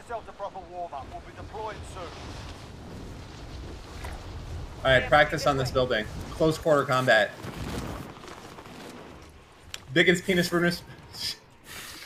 God damn it! I made my. Fuck! Biggest penis rules are in effect. Okay, Dan. Literally, no one dropped near me, Dan. I said go on top of the building. I was on top of a building and no one was there. I got an assist. Someone just kill stole me.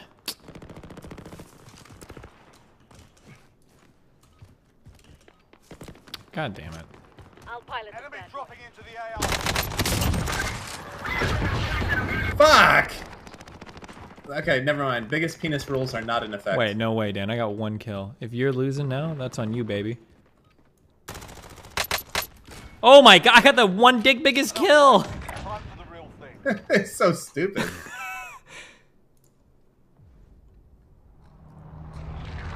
God, we're garbage. Alright, let's go to the prison. Let's warm ourselves up, alright? Let's go, Danny Dan. #1 victory royale!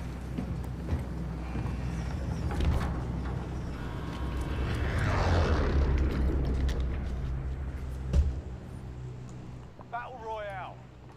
Mark a drop point for your team.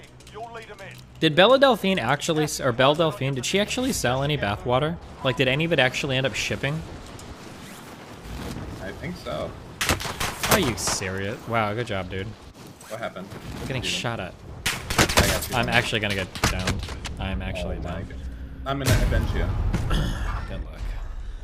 Welcome to the Gulag. If you survive, you earn your freedom. Clear to engage all targets. A lot of YouTubers did reviews on it. Some people drank it. Jesus.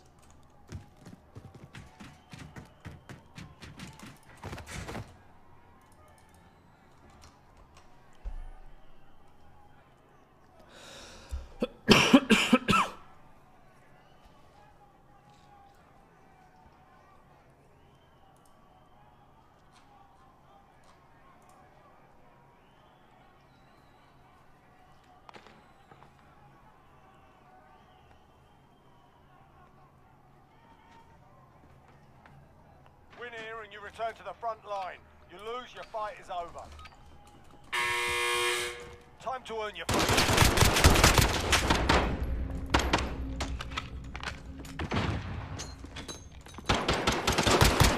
Jesus Christ, that was horrible.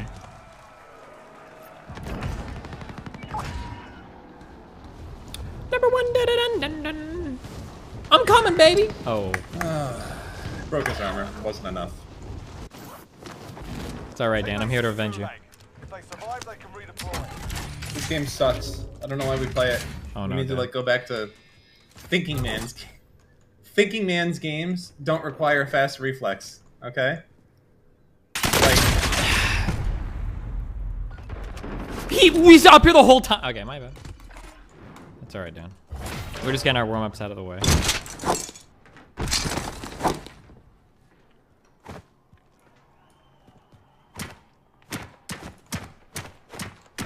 Yes, like TFT and Hearthstone. That's the type of game we need to go back to, where we can strategize. And we still got, you know, it's still timed. We got 60 seconds per turn. That's where we can truly show that we're skilled. Oh, great. Pistols. Perfect. I'm sure I'm gonna win. Oh, he's got the tryhard skin. That means I have to cheese him to win. Oh.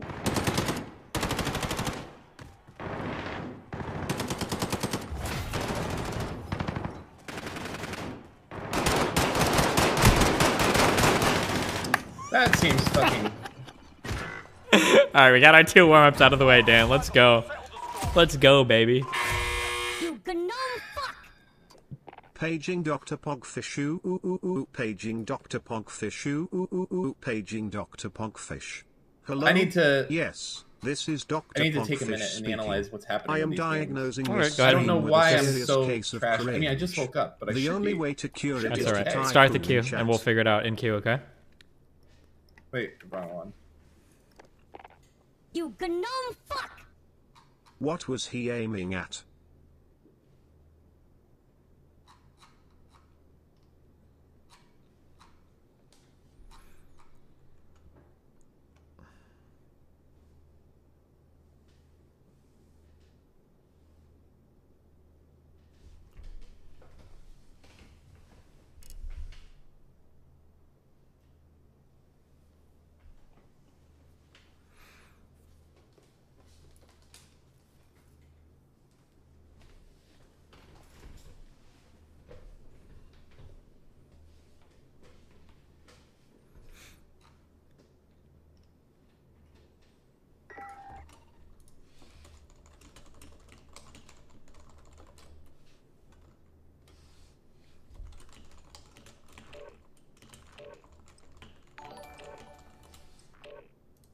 Scootaloo and Braddles 2, $4.99.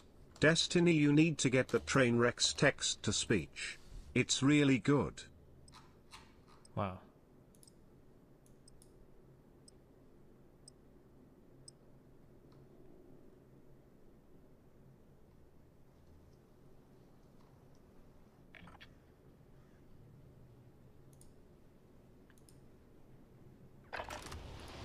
Check your gear and weapons. Planes are making ready for deployment.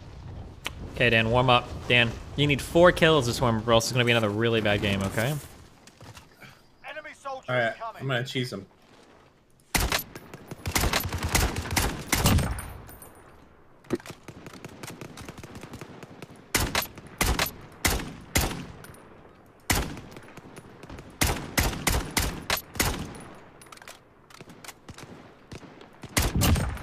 Enemies dropping into the AO. Oh, I got one, and then I got killed, and now I feel discouraged. Dan, you can do it.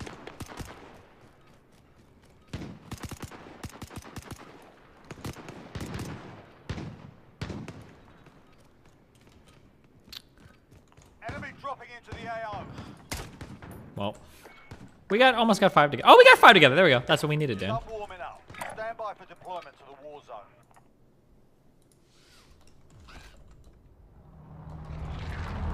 Present. We're gonna make it happen. Or we could, well, shipwreck sucks is the only problem. Never mind. Or when they don't have zombies there. Yeah, that's like I don't know why you would ever land there. Alright, up here, and I'm gonna go for the helicopter and run them over. You think that's a good plan, or do you not like it? Tell me now. Wait, like what? So you land up top, I'll grab the helicopter and try to run them over? Yes or no? Oh, yeah, baby. Let's do it. Here's a good spot.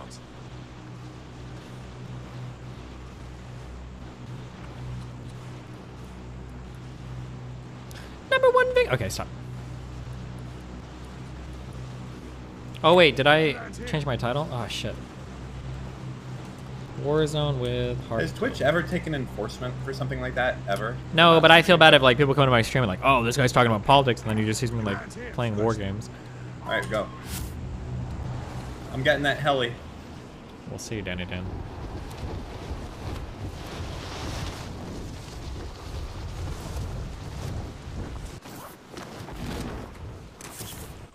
Enemy soldier incoming.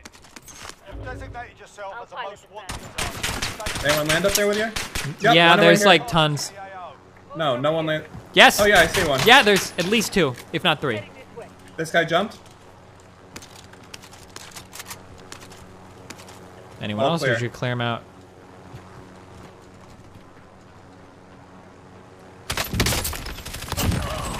Dumbass. I'm gonna loot the towers.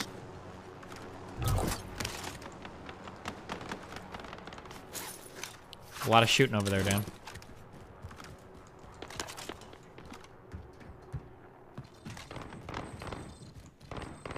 Oh, I picked up a most wanted.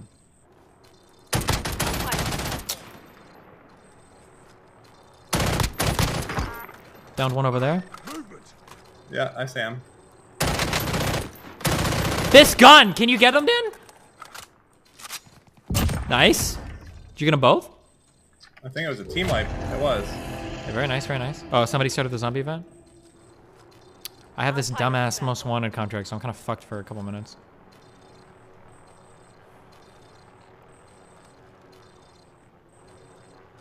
I'll pilot this bad boy. Jesus. I'll pilot this bad Are you okay? How the fucking heli?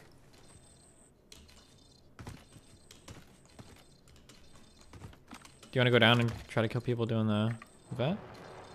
I'll get us in the air.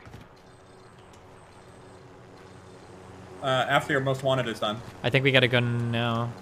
I mean, it's not like they can see exactly where we are unless they ping me on the map. They can see it through the walls. If they All ping. they have to do is tab you. Yeah, but they're not gonna do that. Let's just hold until your most wanted is done, okay? Do you need armor? Oh, I don't have any armor. I have some. Do you want some? Here, extras. Here. Hostile dropping into the Oh, area. enemy Oh. on top. What are you doing? Oh, one more armor play.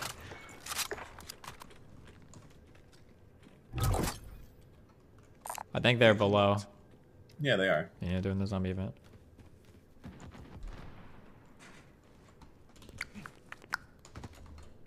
Move in position. All right, fuck it. Let's go. Ready? Nope. Why? Well, because you told me I had to wait 30 seconds, so I was typing. No, by the time we get there, it'll be fine. Let's go. Okay, Danny. Shit. Steven? I moved a lot. Wait, where are you going? Oh. Okay, can you do crouch move? Do what? Crouch move? So they can't hear us? No, we have to get there before they kill the last zombie. Now can we crouch move? Okay, crouch. Hold that. That's where the last zombie is, right there, up top. Well, the last time he's dead, they just have to pick up the card, right? You see the card. Yes, I know. He's to the right. Oh, I've called fuck. zombies again, so now they're... Oh, they can shoot through the thing? Careful. You're backing me up, right? What the fuck? Oh my god, I'm self-reviving. Never donated before. Careful, zombies are gonna fuck you. You have to Someone leave. with a developing affective disorder. Your stream is one of the few things that. I don't even... No, yeah, he's coming. YouTube.gg. Give Destiny and Dan some love in chat. I didn't know you could shoot through this stupid fucking the fence. Oh my god.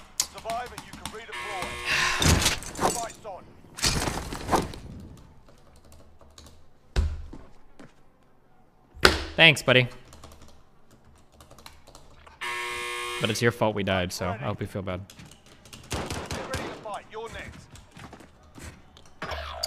I got stunned. Players are just better than me. That's it. I need to go to like baby's first fucking gulag or something. You two, we just both need to go. We're both included. Roll another one, Dan. Roll another one, okay? Don't worry.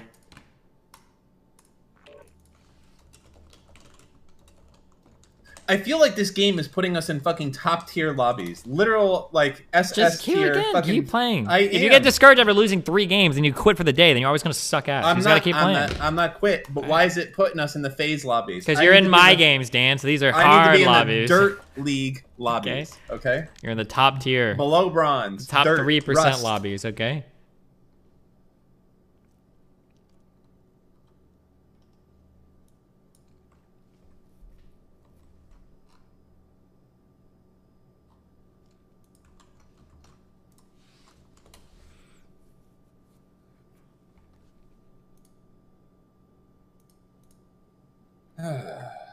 Haven't seen a loadout in so long. I don't remember what's in it anymore.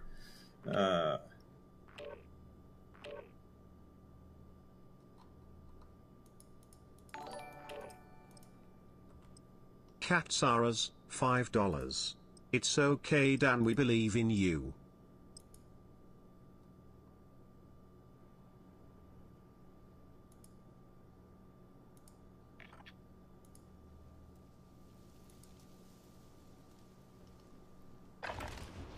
Get yourself to proper warm-up. We'll be deploying soon.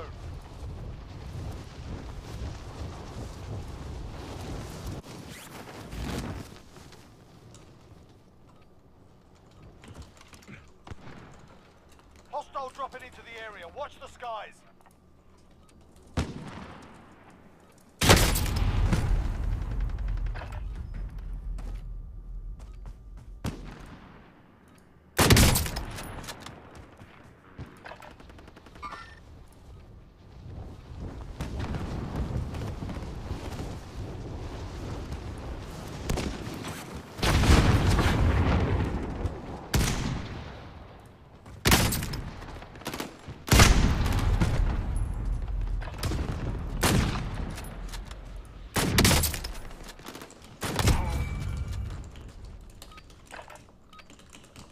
warming up.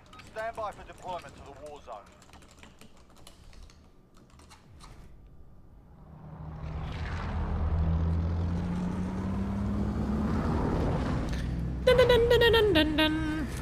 Where now?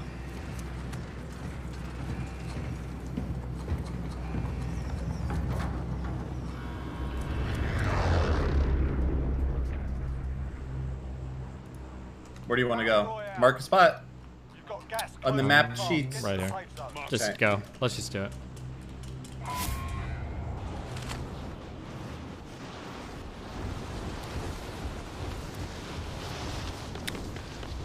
All right, Dan, posture up. Okay, let's go.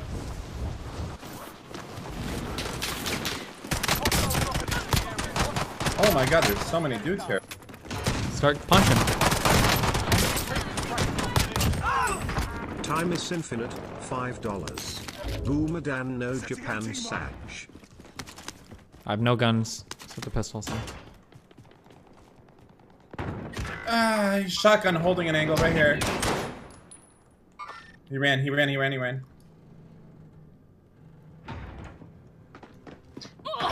You died? Yes, I died. That's what happens if you don't get fucking picked up. I'm sorry, Dan. Boomer Dan. Fuck this game, man. What the fuck? God.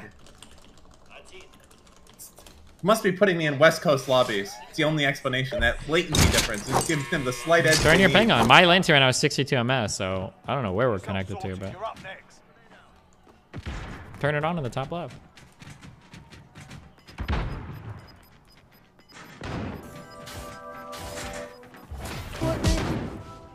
We got a #1 victory royale. Yeah, Fortnite is about to get down. Just wipe down. Time to earn your freedom, soldier. Let's try the small mode shit after this. Hold on. That's not what I was looking for. Jesus. How is this so fast? He mad. Okay, Dan, we're gonna find a nice boomer looter spot, alright? It's not enough. Where are you at? Did you land All the yet? other... No, I'm just in the gulag. Oh. All the other boomers go there. Ah, great. Pistols again. I've had so much You're luck gonna win with this one, these. Dan. You can do it. You can do it. You can do it.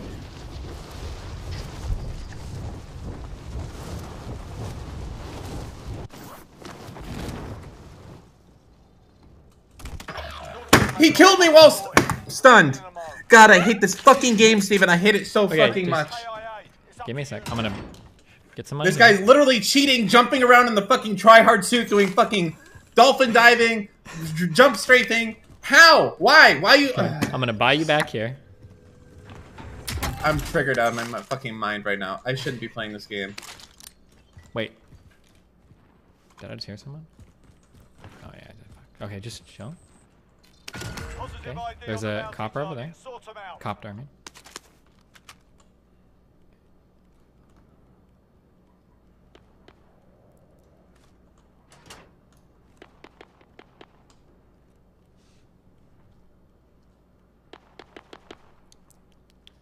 So how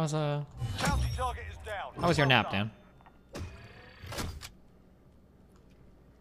No? I don't know.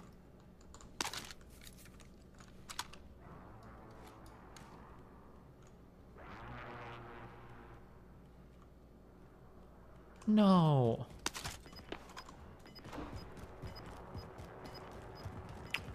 Okay, well, that's kind of what I was. He jumped out on top there. Oh, I was just looking at the helicopter. I'm not even looking at this dipshit. I don't know how people can play this game in camp so hard. I feel like it would be so fucking boring, dude. Cool for a 50-year-old to The small map is We're only so 3-player fucking- though. Yeah, fuck it. We'll try it. 3-player. Do you want to? It can't be worse than that. It literally, it's not possible for it to be worse than this.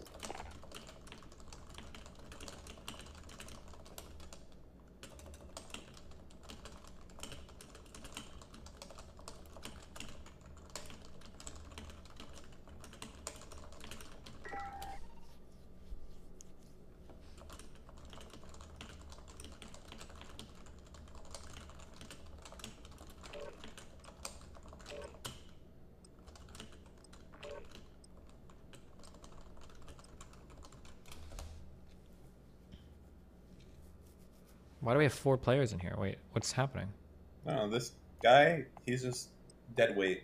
If he's still alive, we can respawn. So that's why I Well, got no, it. wait. It's a 3v3. It's a 3-player thing, though. Yeah. So how is there 4th? There's only 3. Can you not count?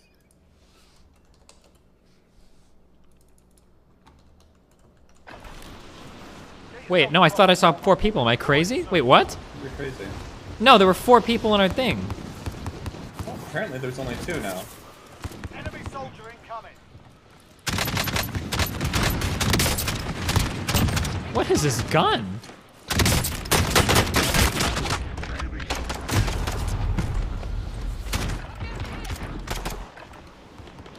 Number 1 victory royale.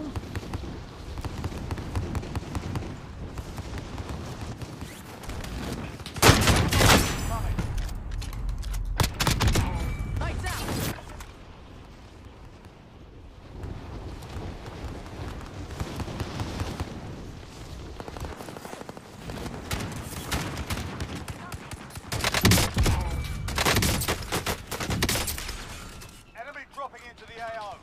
Playtime's over, mate. You're going to the war zone.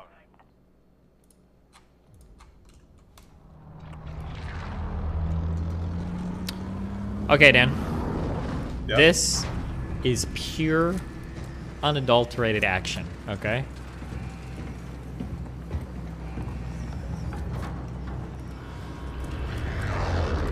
Okay. Battle Royale. Mark a drop point for your team. You'll lead Drop them in. point set. Stick together. Avoid the gas. Get to the safe zone.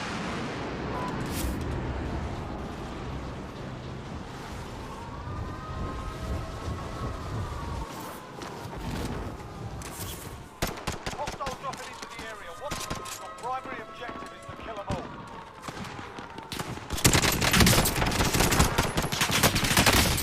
I jumped down somehow. I don't know how the fuck that happened. Okay. I can't fucking see. You jumped down?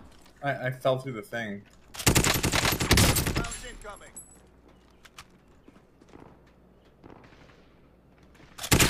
I can't see with this iron, dude. Holy shit. I didn't get a single kill? What? I just downed everybody? Okay, whatever. Great. Well. Oh. Well, we tried.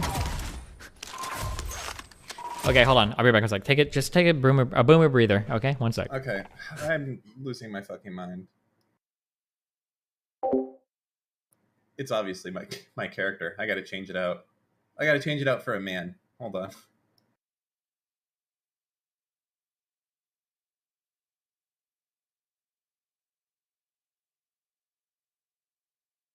Squad W.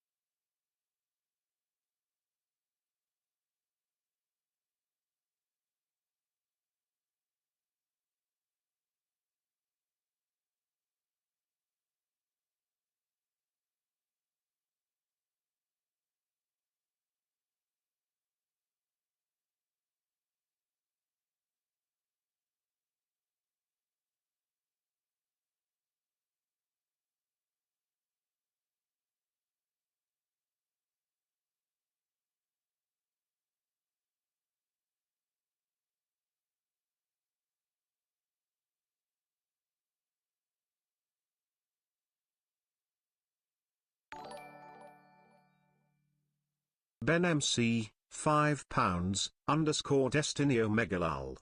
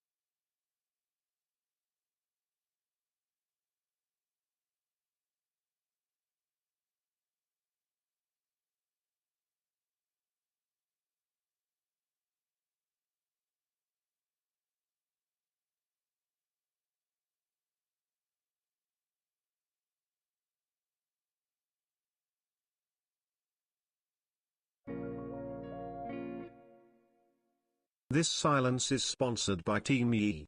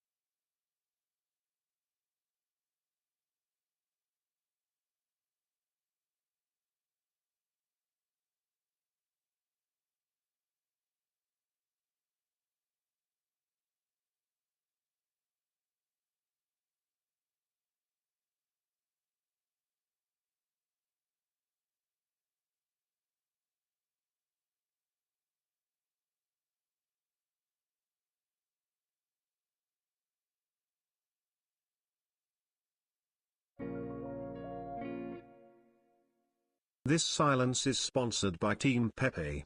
Pepe just won. You ara, you ara, you ara, you ara.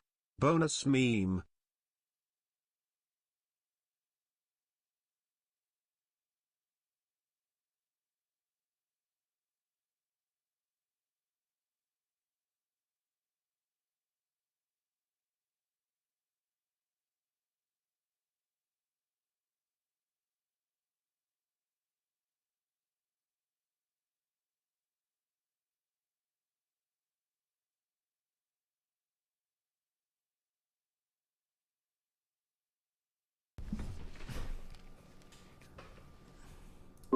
All right, how you doing, Dan?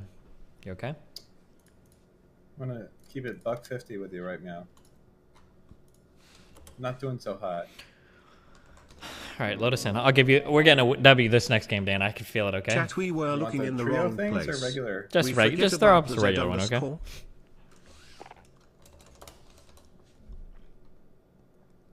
I'm hungry. Yeah. Did you just wake Do you up? think that? Do you think that has something to do with it?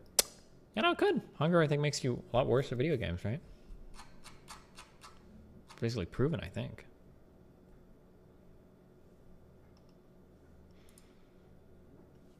I was remembering the Escape from Tarkov when you tried to play it. How mad a few people were like begging for you to play for so long, and then they just saw you fuck it up. The server went down. And they're like, "All right, that's it." They must have been so fucking fuming as a result of that whole situation.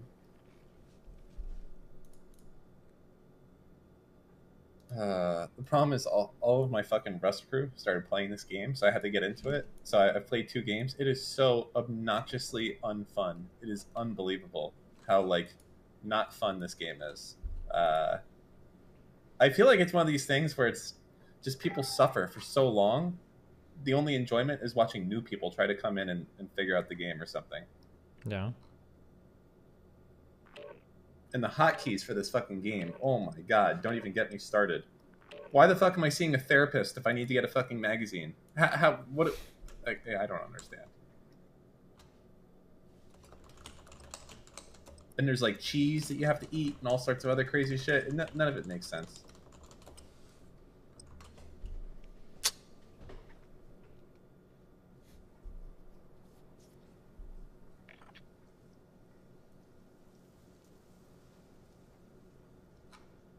How late you staying up tonight, killer?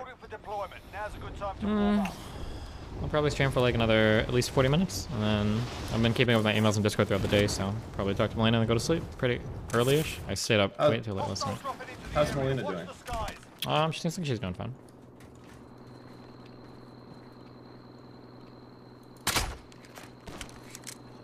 Wait, was that my kill? Did I hit that? No.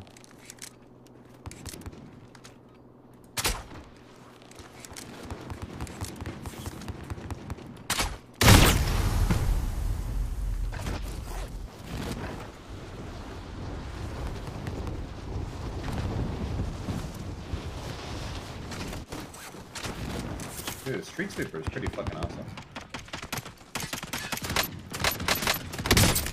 What is this gun?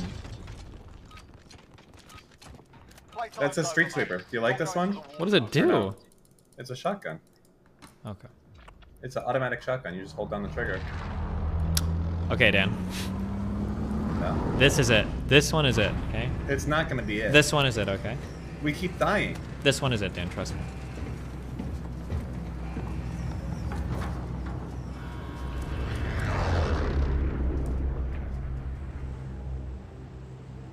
You gnome fuck! Never play Escape from Tarkov. It's a waste of time game where it's usually better to shoot someone's legs instead of their chest and head.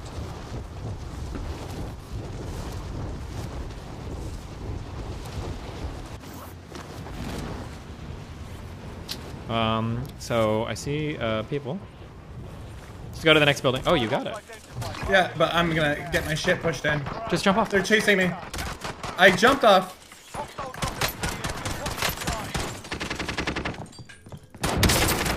No, Dan, I don't have a gun. Take him out. Pick me up, pick me up, pick me up.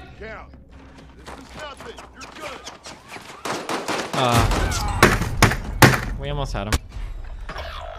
Welcome to the Gulag. If you survive, you earn your freedom. We got the contract. We took one out. Not bad, not bad. Okay, getting better. Marked improvement. All right, marked improvement. So is a well-placed stone. Pay attention, you'll be out there soon. You're up next, mate. Get ready.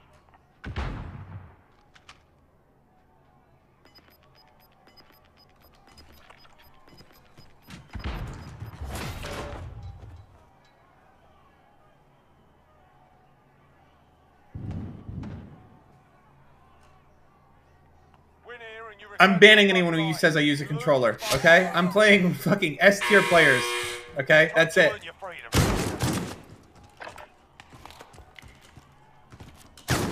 Try me, try me, try me.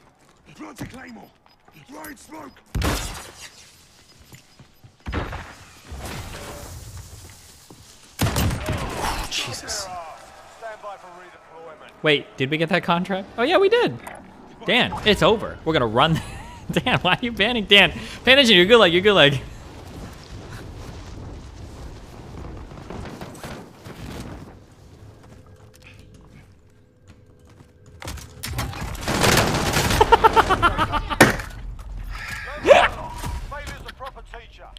All right, next one. Why are you laughing? Go. We'll Why? get him next one. We'll get him next one, Dan. Go. Just go. Load her up.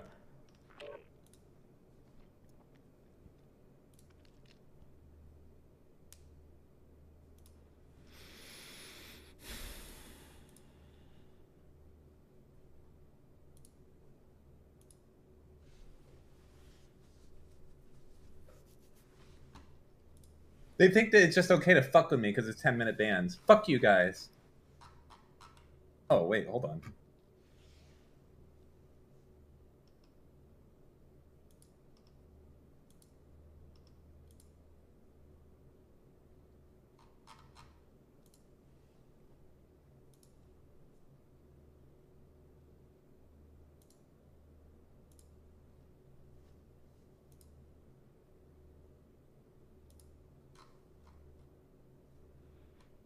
Okay, guys. So some guy suggested a ton of different grammar corrections and everything, okay? Which was POG, and I merged them. But now the problem is for these other two, now there are conflicts. Now, I could go through and resolve these conflicts. Is it bad practice for me to reject their pull requests and tell them to resolve them and then resubmit? Or what is the appropriate practice there for the maintainer? Can you add a section for stop signs? Good one. They should resolve? Okay, yeah. That sounds good. If I just leave a comment, should I close the request or? Controller Dan No Japan. Enemy dropping into the AO. Get yourself sorted. We'll be deploying shortly. Oh, I'm just gonna comment. I won't close with comment. Okay.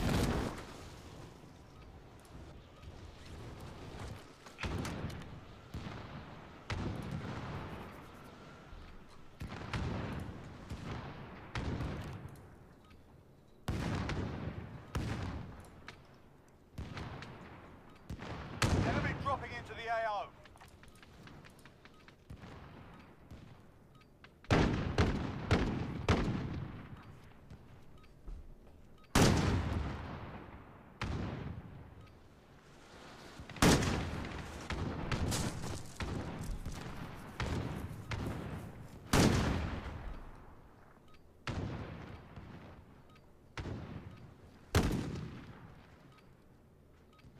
Enemy dropping into the AO. Playtime's over, mate. You're going to the war zone.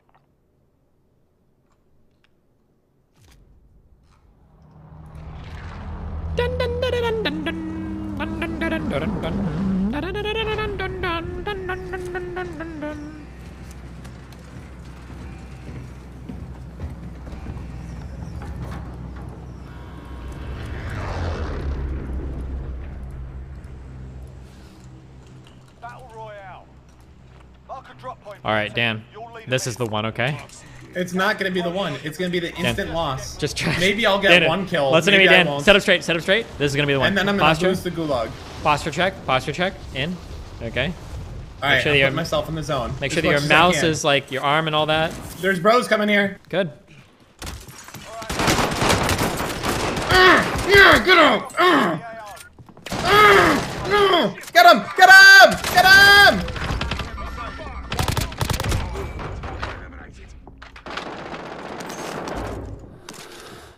Dan. Where are they? Upstairs? There he is! Dude, don't talk to me! Why did you say anything? I said he was upstairs! I know, but I just needed you to And you didn't be hear quiet. him coming I down? heard him, but I had you one tick down. Okay, don't worry. Look, we killed 2 this time, and we got the contract. Okay, we're ready to drop. How are you gonna put that on We're ready me? to drop these kids. Okay. We're gonna double gulag win. We're gonna double drop back. Just shut the fuck up when I'm in the fucking gulag! God damn it! Victory rests on your shoulders. Finish the mission. While you wait, I'm gonna It's buy not your it. fault. I'm not gonna be like you. It's not your fault. That was my fault. I'm gonna buy you back, Dan. Don't worry. Listen, Dan. Just talk to me, Dan. How was your sleep? How was your nap? I don't understand. I was giving it my all there. I still get fucked.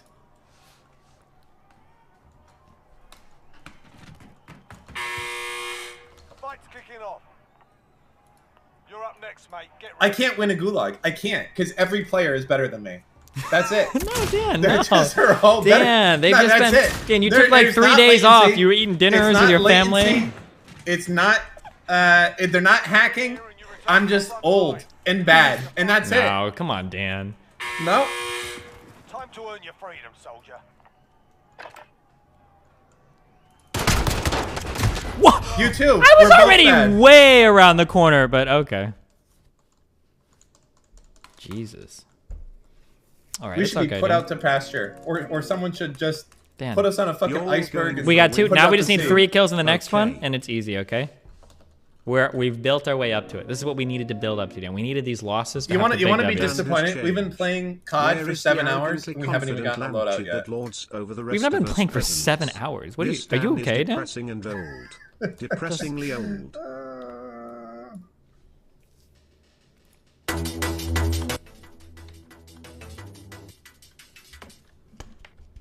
I'm losing my mind. Yes.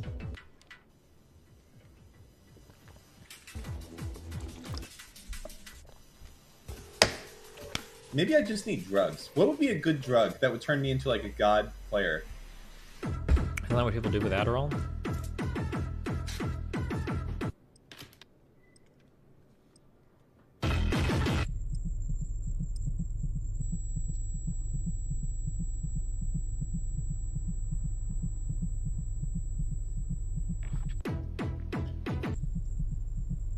You gnome fuck! Control underscore knobs. Control Oh, underscore God. knobs. Control underscore knobs. Control underscore knobs. What? Control Does your game look underscore normal? knobs. Control underscore knobs. Yeah, I think, yeah. What happened? You having boomer vision, Dan? No, Enemy dropping into the AO. Are you okay, Dan? well, I'm about to have an interesting game.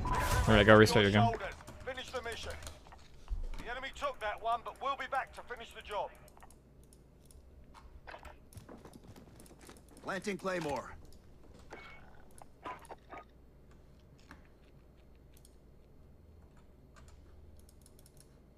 Wait, is Dan still here? Or did he restart his whole computer? I'm restarting the game. Hold Oh, wait. Okay, fuck. I think I should go to sleep soon because it's like 12 o'clock. Okay, tomorrow. Right, just go now. Then this is like too. I'm too triggered right now to do anything, anyways. Yeah, that's what I said. That's why I'm gonna go to sleep. Okay. I love you, Dan. Tomorrow will be a better day for God. I believe in you. Okay. Yeah. Okay. Okay. Be careful, Dan. Yeah. Good night. I love you.